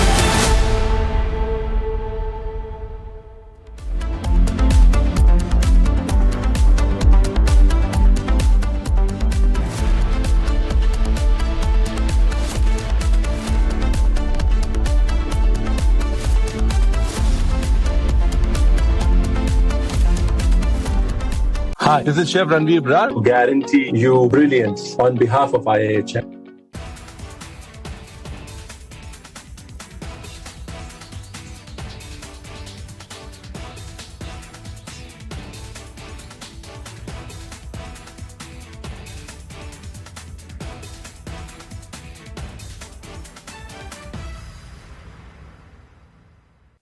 Thank you very much. Always a pleasure to be on your channel and particularly on the digital part of your amazing network.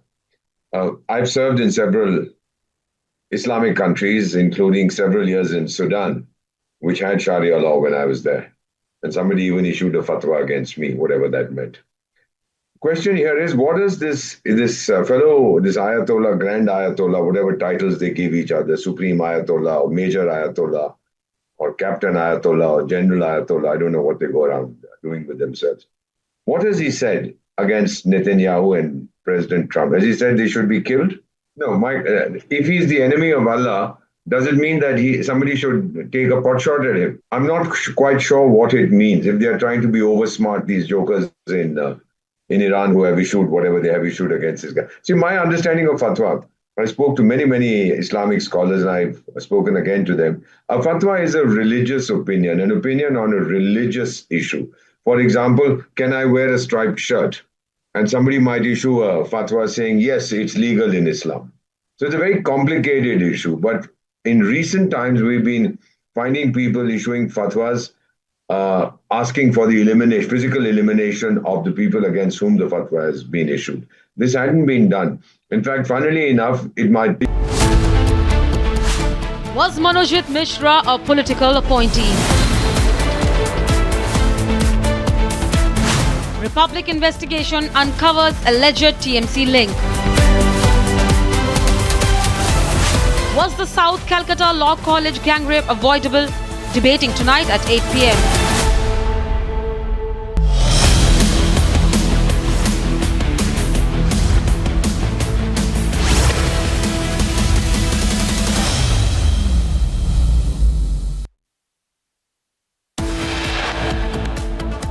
Tribunal observes RCB primarily responsible for Bengaluru Stadium stampede.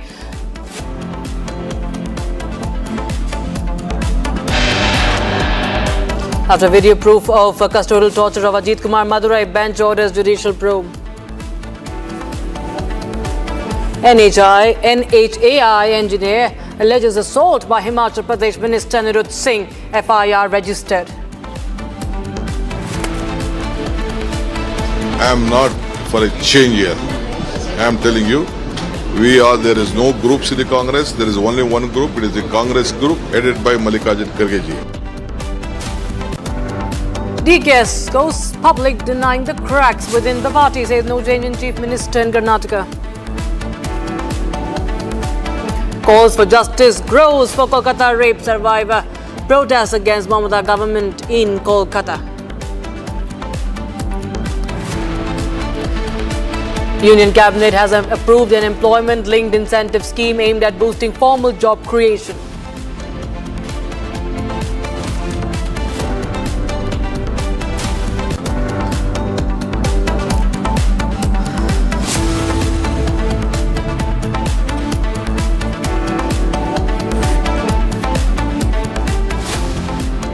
Good afternoon, viewers. You're watching live and breaking. I'm Rakshita Mishra with you.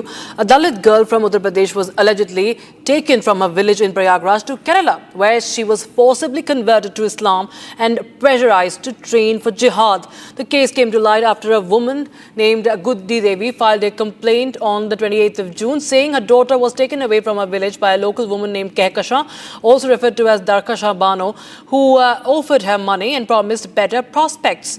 But what happened was, it was actually a conversion plot, a plot for jihad. In fact, this is the modus operandi that we are actually playing out on your screen to the left side. How this entire plot unraveled, viewers. And my colleague Sagar Mishra is in Prayagraj getting you the latest details from Ground Zero.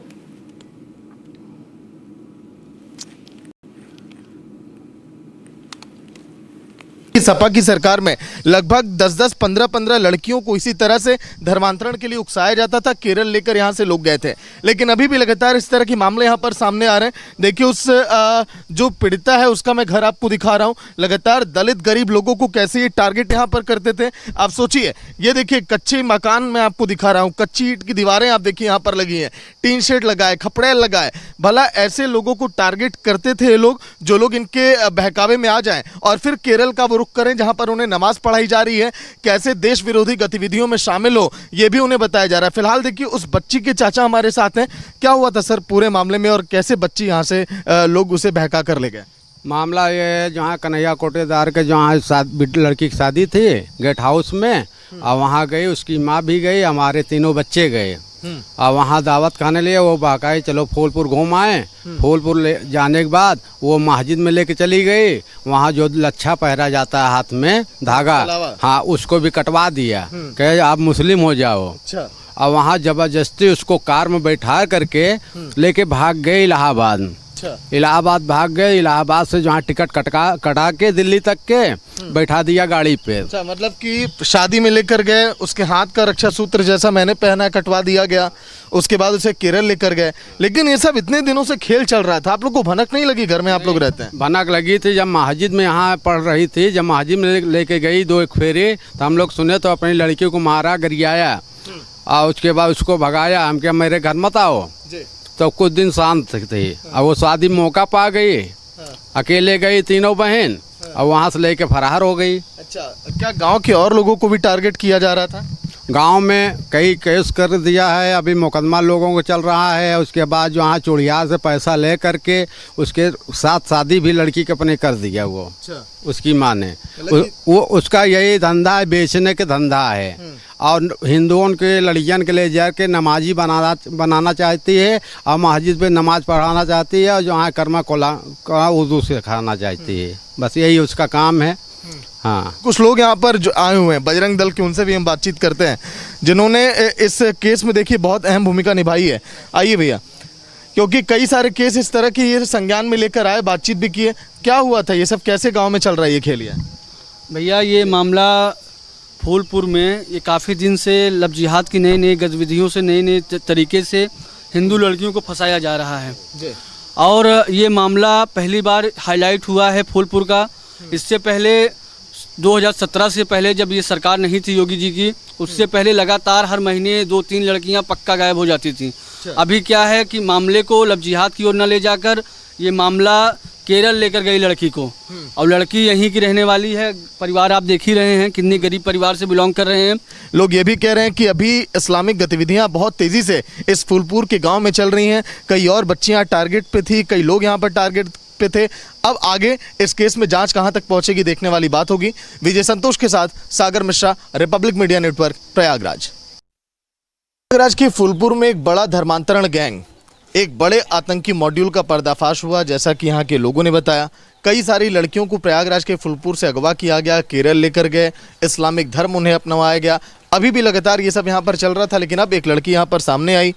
कैसे आपकी बच्ची इनके बहकावे में आई, क्या कुछ हुआ? हमारे बच्ची पढ़ने जा रही थी, उसका भी लड़की पढ़ने जा रही थी कॉलेज में, वहीं से संगत था।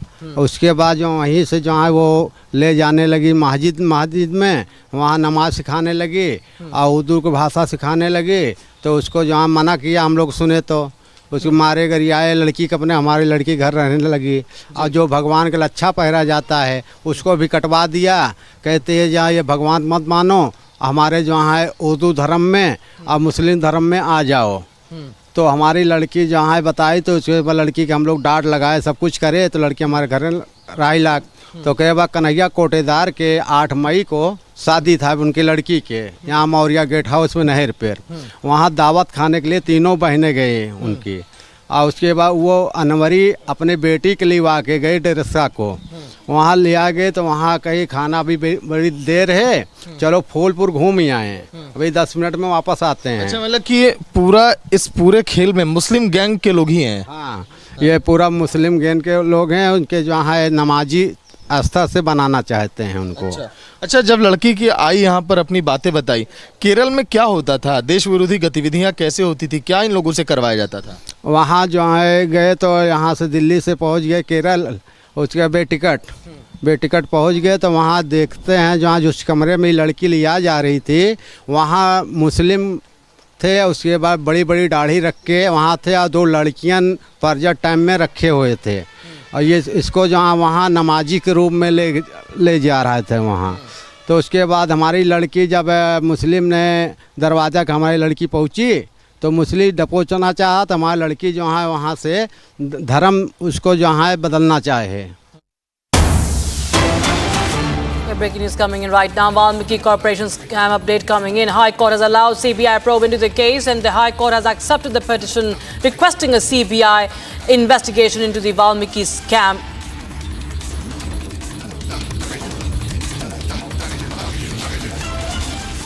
In fact, we are interrupted by some more breaking news coming in right now. The National Commission for Women has taken suo motu cognizance pertaining to the death by suicide of a newlywed woman in Tamil Nadu due to alleged dowry harassment. And that's what we're breaking right now. NCW taking note of the dowry case, the case of dowry harassment, and the woman dying by suicide after alleging harassment at the hands of her husband and in-laws. So that's the breaking news we are getting in right now.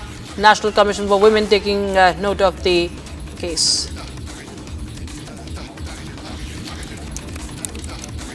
Sharda joins us live on the broadcast. For more, Sharda, the NCW has taken cognizance, but what is happening on the investigation front? Well, yesterday the police had arrested Kevin Hendis' parents who had initially troubled the girl over the dowry harassment case, stating that out of the 500 sovereign or gold, they had only given 300 and the 200 needs to be given back. Was the fight all about?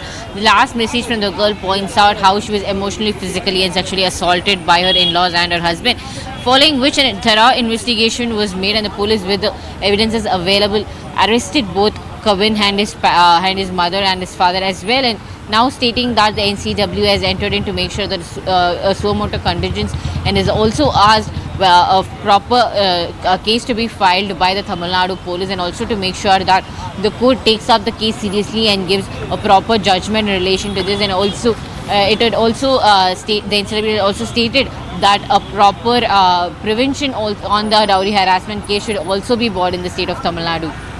Right.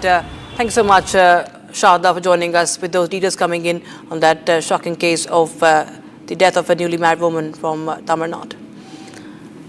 All right, viewers, we shift our focus to other stories. This is from Karnataka. Amid Karnataka leadership change buzz, the Congress leadership has made it clear, saying that no change in Chief Minister in Karnataka is happening. Deputy Chief Minister D.K. Shivkumar has cleared the air himself, saying that there is going to be no change in leadership. Listen in.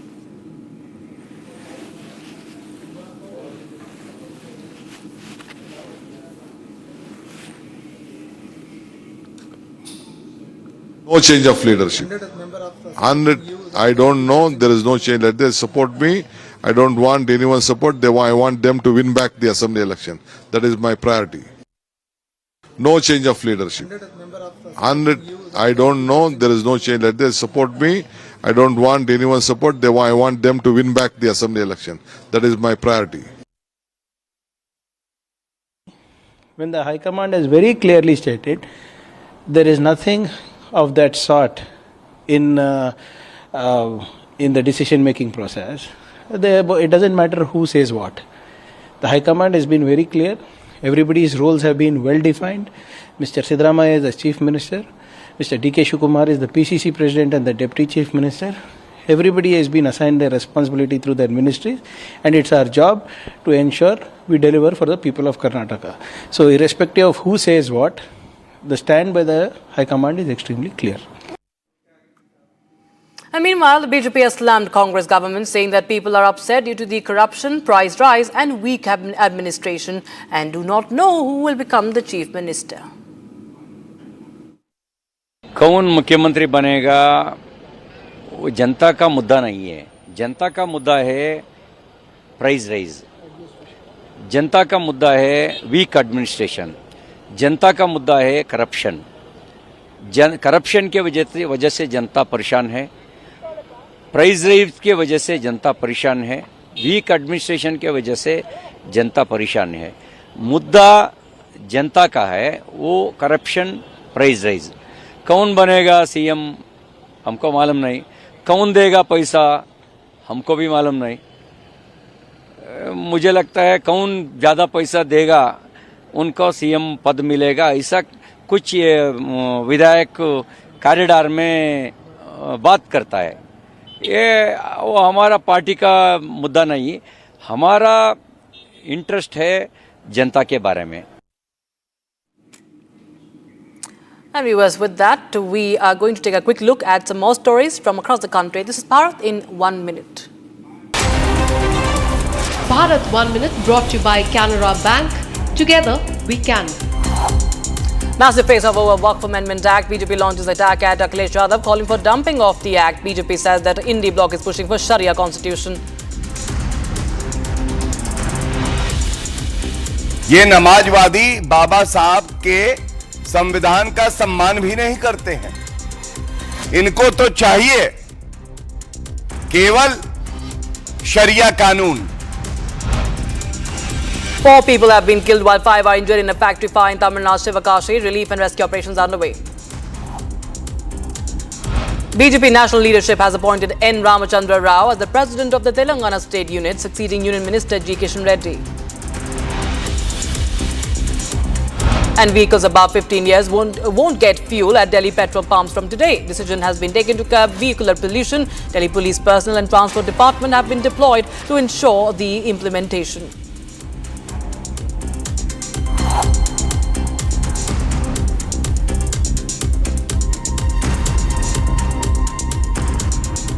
The Indian Navy has pulled off a daring firefighting and rescue operation, saving 14 Indian crew members from a major fire aboard a Palau flag tanker in North Arabian Sea. Quick thinking, rapid deployment and courageous action from INS